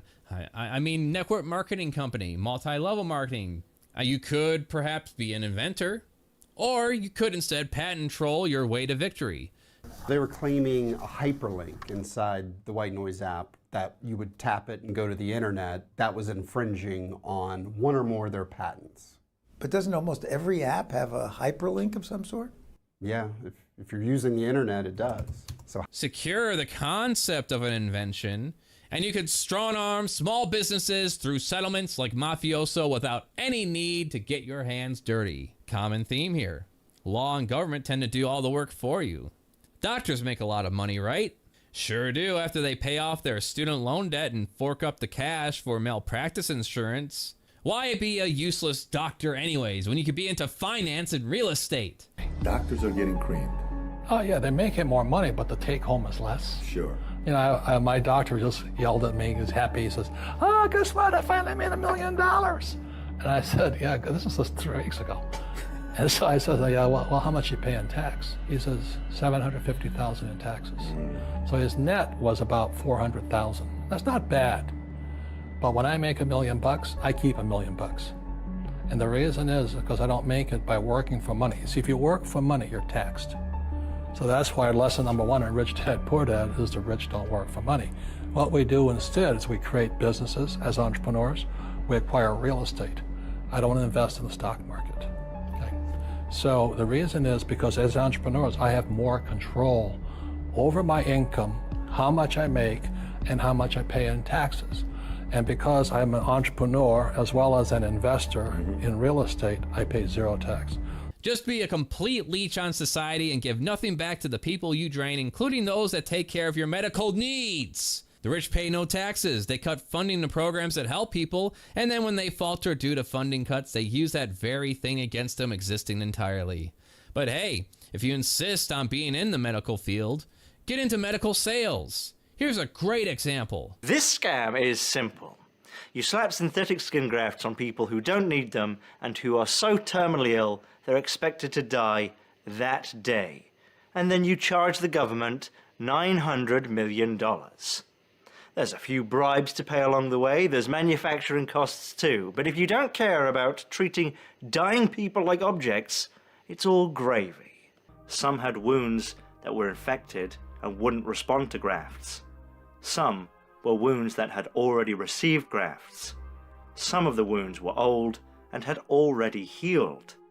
And still, others were applied to people who were terminally ill in palliative care.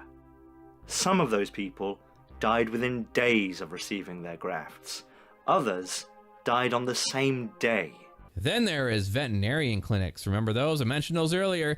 They take advantage of people's love for their family members, I mean living property, and charge them out the ass for unnecessary medications and procedures. Nothing will get a person to open up their wallet more than being under the threat of euthanasia. Please, doctor, I'll do anything to save my fuzzy buddy. Take all the money, all of it. This year, when my pet insurance renewed, the yearly premium increased by $300. I had to increase my deductible to the point it is effectively useless unless it involves an actual emergency that would range in the tens of thousands of dollars. And yes, I did look around, and all the pet insurance companies are effectively just as expensive, if not more, than mine now. Almost like they're in cahoots. And when it came to my own dog recently, I had to go out of my way to find a private veterinarian so I wouldn't risk getting gouged when I took him in for a possible skin infection. Of course, that's nothing compared to Scotty from the show I work for. Onion nuggets. Getting nearly $14,000 worth of fees and surgery costs to get his dog taken care of, going through multiple vets, crossing multiple states for a proper diagnosis and care not long after putting down one of their own cats. To make a cut in order to basically get through that thick wall that his gallbladder, that other cells had made. That was what they said was the most tedious part, was dissecting the gallbladder because of how thick it was. But like anywhere but a veterinary school or one of the best animal hospitals in the country, I don't think he would have made it through the surgery. Because me and Taylor had spent so much money, I had to ask my mom at that point to pay for a surgery, which, mind you, this is 3:30 in the morning. Like, it's between $4,000 and $10,000. I'm just like, just let me sign my life away. I'm like, because, at this point, I'm like, if there's a way to help you, Jiro, I just want to do it. It's just yet another racket. In my case, I don't think my family will ever be able to have a pet again after this one.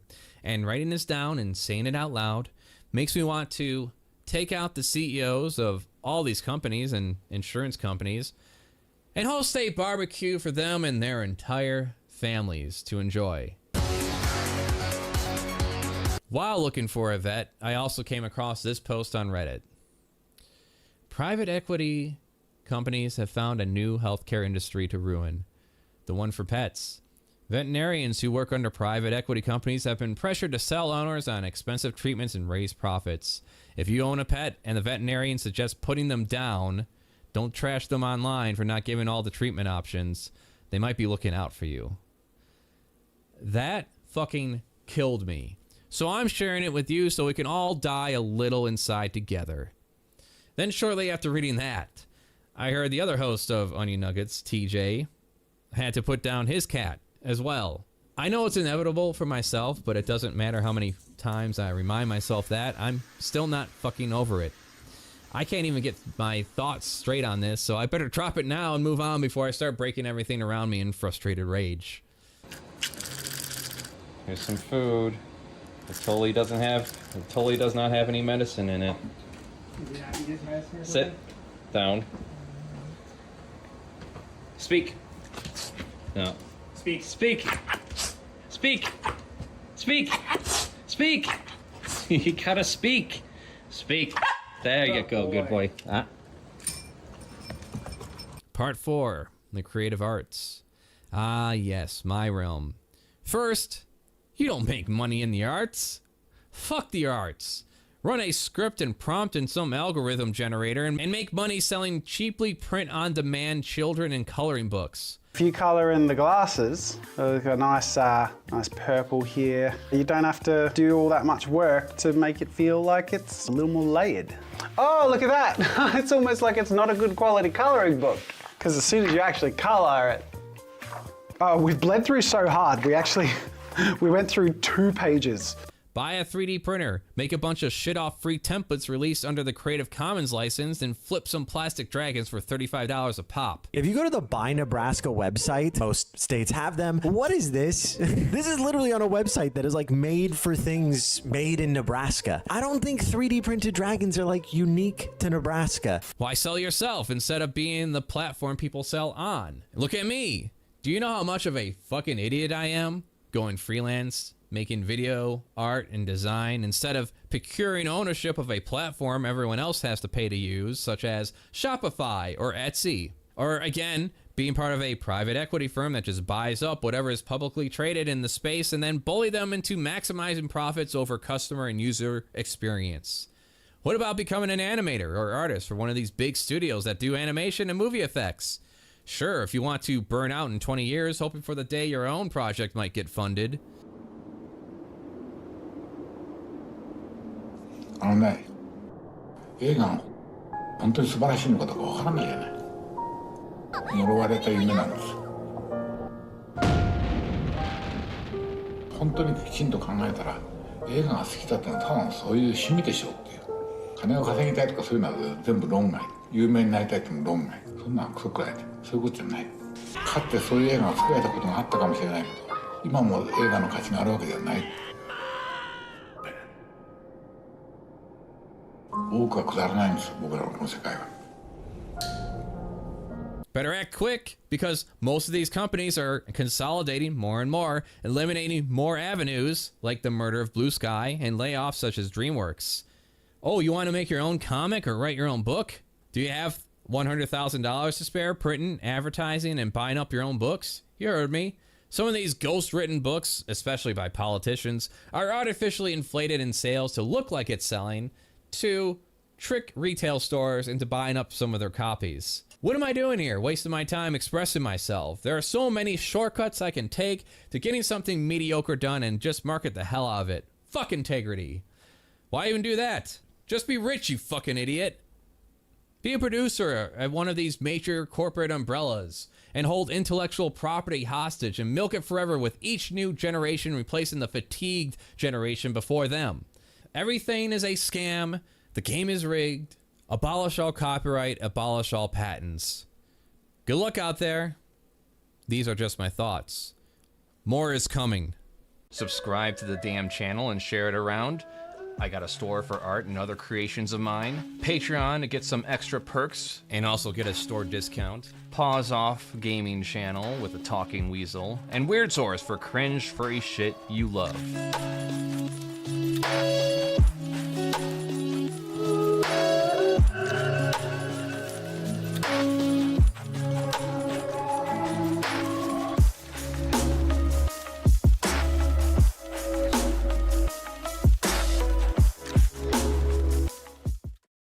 I do not condone violence in any shape or form. I do not take any calls of action. These statements are all opinion and alleged. I do not establish any of these things as fact. Covering all my legal assets. Please don't kill me. United Healthcare or Blue Cross or any other health organizations out there. Okay, all right. Am I covered? All right, covered. Yeah. Probably not anymore. Hello, I am CraftyAndy. And I figure today, before I get into the topic at hand, I establish some commonality between me and the potential viewers out there.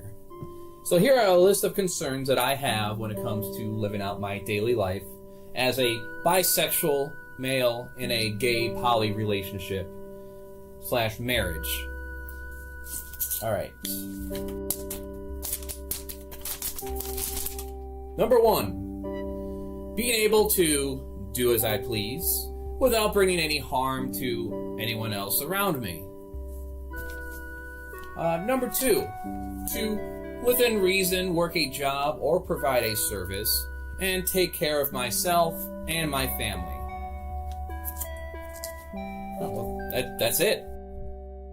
I'm confident in thinking that you probably relate to that more so than any kind of billionaire concern who's just mainly focused on making as much money as possible, consequences be damned. I'm glad I was able to destroy the artificial divide that was wedged between us as a people, and we can unite as one species of humanity and start making things better for everybody else. Alright, well that's it. Oh wait, or maybe I could get into the actual topic at hand, which is a story about two shooters, Luigi Mangione and Dylan Roof. Dylan Roof walked into the Charleston church in South Carolina.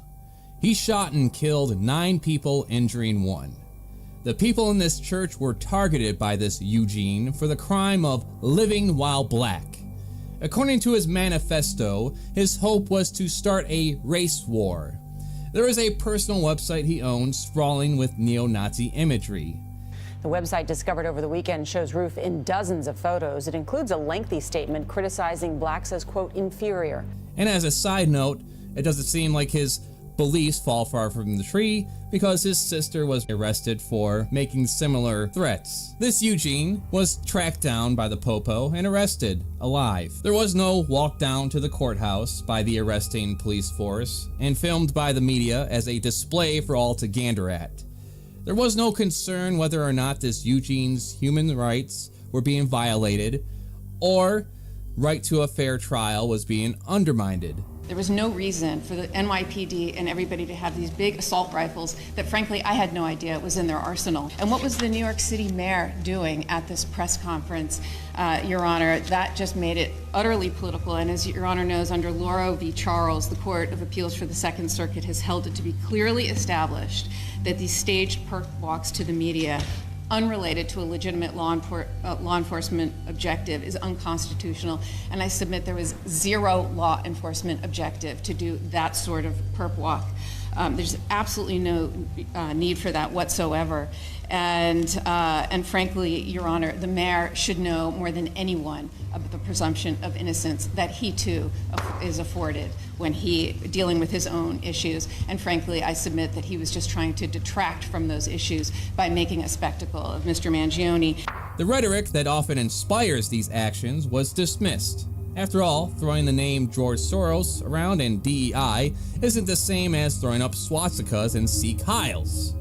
I'm sure they'll eventually switch to Bill Gates and America First chants instead, but I digress. Despite discussions, this Eugene was charged for hate crimes but was not charged as a terrorist. There may have been talks, but never any effort to propose funding to, say, mental health programs, education, gun reform, discussions regarding the perpetuated made-up idea of race. That was nice, but we instead ultimately get distractions after a quick dismissal of this person being a lone wolf. Like there wasn't a number of people who cheer this on within their own little echo chambers on the net. There would be many other bigoted, motivated shootings that happen, but in the end, what legislation do we see effectively get passed in the states though? Anti-trans laws, and just flat out anti-queer laws wearing the disguise of child protection. As if it's so hard for a parent to control what their child sees on the internet. The trans people are coming to trans your kids with their ideology and cutting them up. What ideology? What kids are being cut up? So a force comprising of less than 1% of the population and no legislative power is just magically turning kids trans. Almost similar to what they used to say about gay people turning kids gay. I am convinced most self-proclaimed conservatives don't give a shit nor believe this shit, despite how loud it may seem on the internet. But those are just vibes. The point of this is to lay out the groundwork on how this all played out compared to Luigi Mangione. And one person every minute and a half is dying in this country because they're being held hostage by the health insurers. Every person that dies does not just die. They are killed by the health insurance system. They are assassinated. They are executed by the capitalist system for profit. When the state failed to arrest and prosecute the alleged, in my opinion, mass murderers who run the billion-dollar healthcare industry that primarily makes its money by denying life-saving procedures or leaves their clients with a massive bill, sentencing them to a slow death of poverty. Myself, I'm about to be homeless. Like, I lost everything. I was making about $114K a year, and now I'm down to nothing. When I went to the disability office and everything, I did that over a year and a half ago, and I'm still pending in the courts. I haven't had a first court date. Luigi Mangione committed an act of self-defense, in my opinion, on behalf of the victims of people like Brian Thompson, David Cordani, Gail Bordeaux, Karen S. Lynch, Andrew Whitty, Bruce Broussard, Joseph M. Zubretsky, Sarah M. London, John Kao. They all took charge of an operation that over the course of decades murdered hundreds of thousands of people. And the ones who came before them, starting with the Nixon administration, which allowed healthcare companies to put profit over giving people a fair chance at a comfortable life. Allegedly, my opinion. And I went into it with some depth. All of the incentives are toward less medical care because the less care they give them, the more money they make. And the incentives are in the right way. I I am proposing today a new national health strategy. I want America to have the finest health care in the world. The plan hatched between Nixon and Edgar Kaiser worked. In the ensuing years, patients were given less and less care. Bigger log jams at the nearby public hospital and less quality medical care. Been in by 18 hours. While the health insurance companies became wealthy, the system was broken. 37 million Americans are without protection against catastrophic illness. The losers are the poor, who may now postpone urgently needed health care until it's too late. These allegedly mass murderers, who made themselves millionaires through the lives they stole, are allowed to walk free despite their crimes. Is this the world you want to live in, where if you have enough money by virtue of being rich, you receive legal leniency by the state to the point of being able to commit murder through the stroke of a pen? Ooh, they have families? Well, so did a lot of the Nazis. So did Osama bin Laden. Should we not have stopped Osama bin Laden because he had a family? Luigi Mangione was charged as a terrorist. He was paraded around the city like a Gotham City villain. There are talks of setting up a hotline exclusively for executives and CEOs to call for support. In the fallout from the murder investigation of United Healthcare CEO Brian Thompson, the office of New York Governor Kathy Hochul is convening a safety summit tomorrow between nervous business leaders and law enforcement. CNN has learned the safety concerns among executives are so widespread, New York State may create a special hotline just for CEOs to call in threats.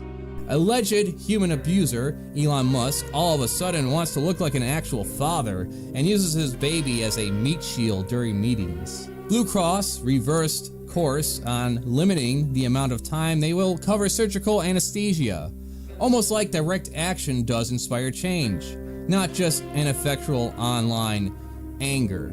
The message is clear with how the media reacts to Brian Thompson's death compared to all the other mass shootings that include thousands of dead people and business practices that murder more people a month than the Twin Towers falling after a terrorist attack that was also a result of foreign United States policy. How many times do we look back at mass shooters and see all the warning signs? Yet all of a sudden we are locking up mothers who repeat the words deny, depose, defend over the phone. Seems a little inconsistent. Seems like there's a imbalance when it comes to priorities. Look, the reason most people don't take direct action, let's be real, it's because we got too much to lose still. Who knows at what level it has to get before people actually take action? Up until this point, when it was racists and other weirdo bigots terrorizing people for doing drag shows, or their god emperor lost a fair election, it was all fun and games for those who in charge to watch. I think one can make a whole comparison to the reaction to Wall Street protesters to supremacist rallies. I'm talking about the real owners now. The wealthy business interests that control things and make all the important decisions. They don't want a population of citizens capable of critical thinking. Now they're coming for your Social Security money. They want your fucking retirement money. They want it back so they can give it to their criminal friends on Wall Street. The thing the owners don't want us to realize is that we are the running man. We are the Squid Game contestants. We are the point system in Death Race 2000. We are in the Hunger Games. We are to be a good shoe and provide obedient, ignorant workers. Know your place. Keep your place. Be a shoe. The real owners of this country and world at this point are fine with the idea of us killing each other over superstitious nonsense, immigrant status, color of our skin, but when it's aimed at those who run the system, all of a sudden violence is never the answer. Baba Shakti today held a public prayer for victims of the ongoing land disputes, advocating that violence is never the answer. Violence is never the answer is a privileged statement by those who never had to fight for the right to exist. The great God Emperor is president again. An octogenarian is going to run our country with co-president Elon by his side. Think we'll get some healthcare reform? Think there won't be taxes on tips? How about we abolish the tip system and put in place the living wage of $20 an hour at least? Think we'll get that? How about Roe v. Wade being returned? Instead, what we'll get is a bunch of more rhetoric, demonizing immigrants, and trans and queer people in general. There's a quote from Lyndon B. Johnson I think resonates pretty well today. If you could convince the lowest white man he's better than the best colored man, he won't notice you're picking his pocket. Hell, give him somebody to look down on, and he'll empty his pockets for you. It applied when he said it, and it applies today. While we're all distracted and fighting over each other in regards to superficial differences, queer, straight, cis, trans, immigrant, legal and illegal, the owner class are just making off with the coffers. Now, there are many laws and rules in place that do make sense, like calls for violence are not acceptable, especially if it's against a vulnerable type of person. A state that takes care of its citizens would recognize this and apply a response accordingly. It's also a hefty fine for dumping oil down a sewage drain for many good reasons. For any billionaire, though, human rights violations and fines are just the cost of doing business. And promised to use it as a non-hazardous landfill. But instead, they dumped PFOA byproduct straight into the Lands Creek, which led into the Ohio River. He started a class action suit against DuPont, representing around 80,000 people in the Ohio Mid-Valley area. In 2005, the EPA settled with DuPont for $16.5 million for withholding information, which is something like 0.1% of its revenue. At the same time, this was the largest fine in the agency's history. Now that we are aware of how much we have in common, we can ignore and look past all the fake fear-mongering promoted by media and leaders in regards to immigrants, queers, atheists, Jews, blacks, Palestinians, religious people, as in, it doesn't fucking matter what you believe in as much as the why, and if it influences your viewpoints on governing policy. Alright, so now that we put that aside, I think maybe we could say enforcing some of our monopoly laws, break up the 10 companies that control almost all our food, and the 6 companies that control the majority of our media. I mean, are we all okay with that? As I opened this video up, I imagine the poorest illegal immigrant, poorest white, black, to the average middle class person, and even some of the lucky millionaires falls in line with nearly all of that. Maintaining the present and seeking a better future. Everything else is just superficial nonsense, like, oh, I hope this new video game isn't a flaming pile of buffalo diarrhea. When it comes to ants like us, the owners will always have the same kind of fear. All throughout history there are examples. Indentured servants and slaves uniting and fighting back against their oppressors. Blacks and whites joining together in meetings when it was illegal to fight for better working conditions. And so on. Instead of getting angry over some song lyrics regarding fudge rounds or letting yourself believe in conspiracies that have no evidence outside of a biased source with a conflict of interest too lengthy to list off here, maybe keep in mind that at the end of the day, the working class have a lot more in common and there isn't a billionaire who would piss on you if you were on fire. We are all part of the working class, cogs in the system, blue collar, white collar, black, white, queer, straight, cis, and trans. What are the owners without their workers? What kind of society will we have with no artists, entertainers, doctors, teachers, laborers, farmers, tradesmen, garbage detail, sewage maintenance? They convinced us janitorial work is paid what it is because anyone can do it. Can you do it? Can you physically get on your knees, scrub shit off toilets, and carry garbage all day for 40 hours a week?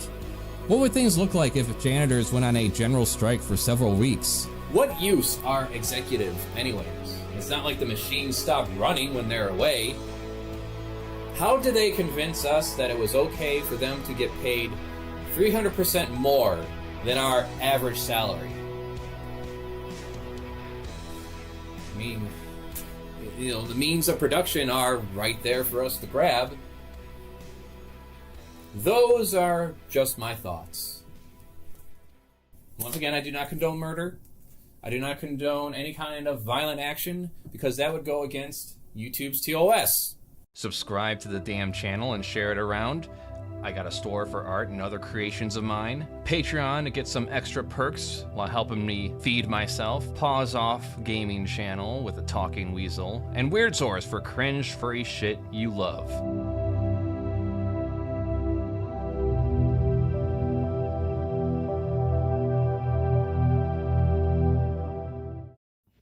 Hello, I am CraftyAndy, and these are my thoughts.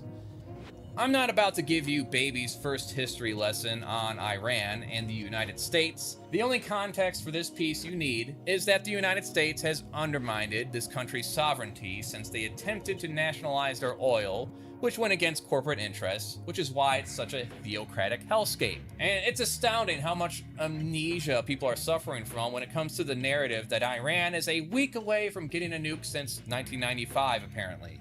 If not stopped, Iran could produce a nuclear weapon in a very short time. It could be a year, it could be within a few months.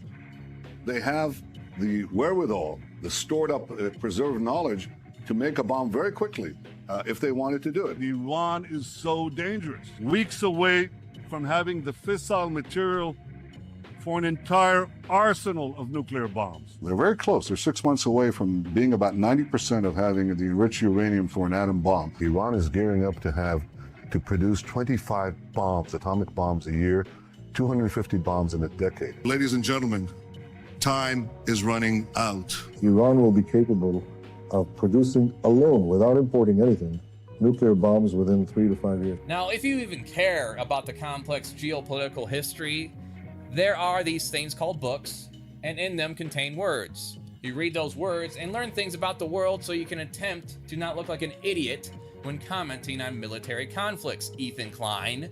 But today we got a lot to talk about. For example, chiefly war. What is it good for? Absolutely nothing. Well, deposing tyrannical... That's not exactly true, though, is it? Deposing tyrannical governments, right? I mean, that's a good use. That's been historically a pretty good use for it. You know what comes after war? More war. Peace and love. The only thing I have right now to add to this are questions. Give me your well thought out, big brain responses only, high caliber. Assuming the disdain for the current regime in Iran is as big as it is being portrayed on the mainstream media, and that also includes Joe Rogan and Tim Pool, does dropping bombs on their buildings in general make them feel liberated, let alone bombing their schools and killing their children? When it comes to those black clouds and rain that's happening right now, are they breathing in the fumes of freedom? The black rain and the acidic rain coming with it is indeed a danger for the population. Respiratory Iranian authorities have issued an alert advising people to stay indoors, even in light of the attacks on oil warehouses especially. If you hate the current administration in the United States as it is right now, or before with Biden, or any other time period, would you feel like we are in the process of being liberated if China, Russia, or hell, fuck it, Great Britain, one of those countries come in, kill our current leaders, and plant their own more favorable leader in its place? Would you think, overall, the American workers here would feel like they're being liberated? Would you feel like we're being liberated in some fashion towards a more free society? Now, involving the other actions of the United States, the embargo on Cuba, from when it started up until now, how has that elevated the American working class here exactly, let alone the current blockade that's going on right now? As I mentioned, how have we been elevated as a class of people? I'll wait. Speaking of material gains, what have we seen after the wars in Vietnam, Iraq, the numerous proxy wars, too numerous to memorize, Iran, Iraq again, Afghanistan, Venezuela, and Iran again? What are the material benefits we've gained for that? As individuals, as working class people, you and me, working full-time, what have we gained? Our country is winning again. In fact, we're winning so much that we really don't know what to do about it. People are asking me, please, please, please, Mr. President, we're winning too much. We can't take it anymore. We're not used to winning in our country. Until you came along, we're just always losing, but now we're winning too much. And I say, no, no, no, you're going to win again. What are we winning exactly? What have we won? Is it in my investment portfolio? I do have one of those. Is it in there? Is it in my bank account somewhere? Is it in my paycheck? Is it in my business? Can I find it in my business that I'm running? What are we winning? Pretty sure when this is all said and done, when it comes to Iran and whatever other forever war we get thrown into, The working class, us, will all see as much benefits as the Italians did after Columbus's raping and pillaging, as much as the working class saw after the raping and pillaging of the natives. That is zero, by the way. Nothing. Nada. Zilch. Even the American Revolution was a mere power grab by those who were in charge of the territories. Sorry, after the American Revolution, all those benefits went to rich, land-owning honkies. It would take years of slave and indentured uprisings, a civil war, workers' strikes, all-out clashes with police, National Guard, and even armed conflicts against corporate-owned private military for us to get a piece of those benefits over the years. And yet, it took another string of riots and marches for black and queer people to get some of those rights too. Rights that have been clawed away from us steadily since the Nixon administration. It's funny too, once black people were included in those social programs that helped uplift our grandparents and parents, all of a sudden, those social programs are a problem. We have to get rid of those. You want universal health care? Fuck you, here's ICE. A standardized living wage? Fuck you, we're going to Venezuela. Free college? Like Israel gets? Fuck you, we're going to Iran. As far as the people who believe this conflict in Iran is ushering the Christian Revelation end times, Clash Report says, U.S. commanders across more than 30 military bases told troops the Iran war is part of God's plan and linked to Armageddon. A commander said Trump was, quote, anointed by Jesus to light the signal fire in Iran to cause Armageddon.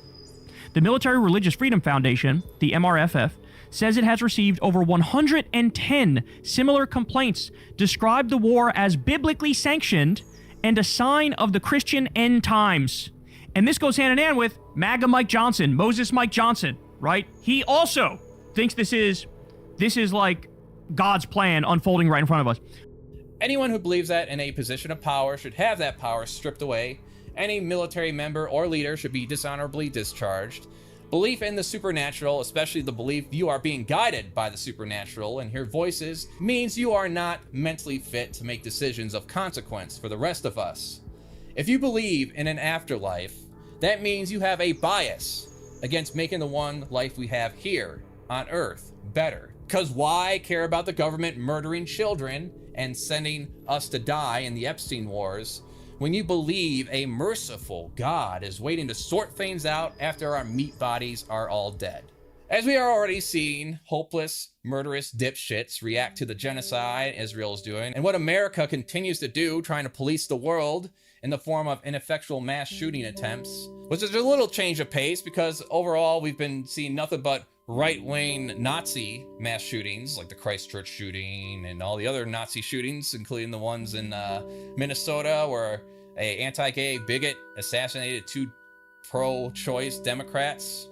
But instead of getting all hot and bothered and repeating myself and likely repeating a bunch of things that have already been said by much more experienced and educated, qualified people, I'm just going to read out the words from Robert Bowman.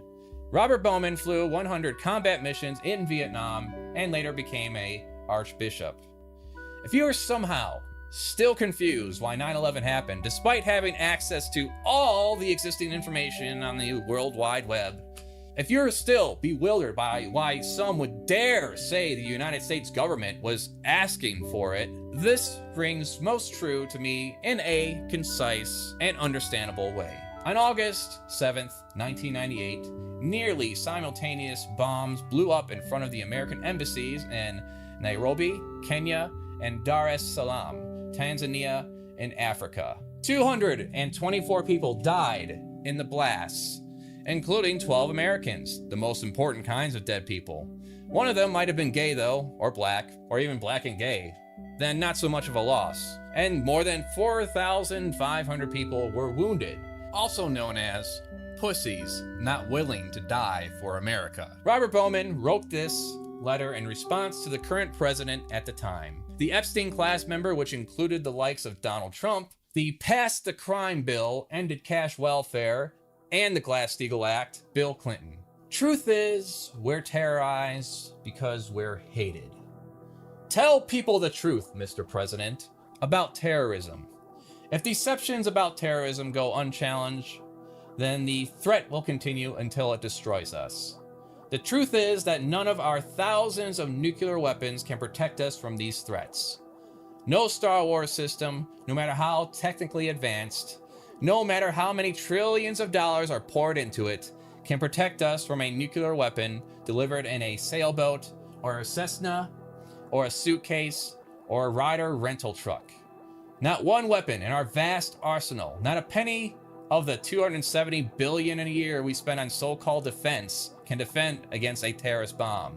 That is a military fact. Another military fact is that $270 billion a year is almost, over $500 billion now? As a retired lieutenant colonel and a frequent lecturer on national security issues, I have often quoted Psalm 33, everyone's favorite theatrical prop, the Bible. A king is not saved by his mighty army. A warrior is not saved by his great strength. The obvious reaction is, then what can we do? Is there nothing we can do to provide security for our people? There is, but to understand it requires that we know the truth about the threat, Mr. President. You did not tell the American people the truth about why we are the targets of terrorism when you explained why we bombed Afghanistan and Sudan. You said that we are a target because we stand for democracy, freedom, and human rights in the world. Nonsense! We are the target of terrorists because in much of the world, our government stands for dictatorship, bondage, and human exploitation. We are the target of terrorists because we are hated, and we are hated because our government has done hateful things. In how many countries have agents of our government deposed popularly elected leaders and replaced them with puppet military dictators who are willing to sell out their own people to American multinational corporations? We did it in Iran when the US Marines and the CIA deposed Mossadegh because he wanted to nationalize the oil industry. We replaced him with the Shah, an armed, trained, and paid his hated Savak National Guard, which enslaved and brutalized the people of Iran. All to protect the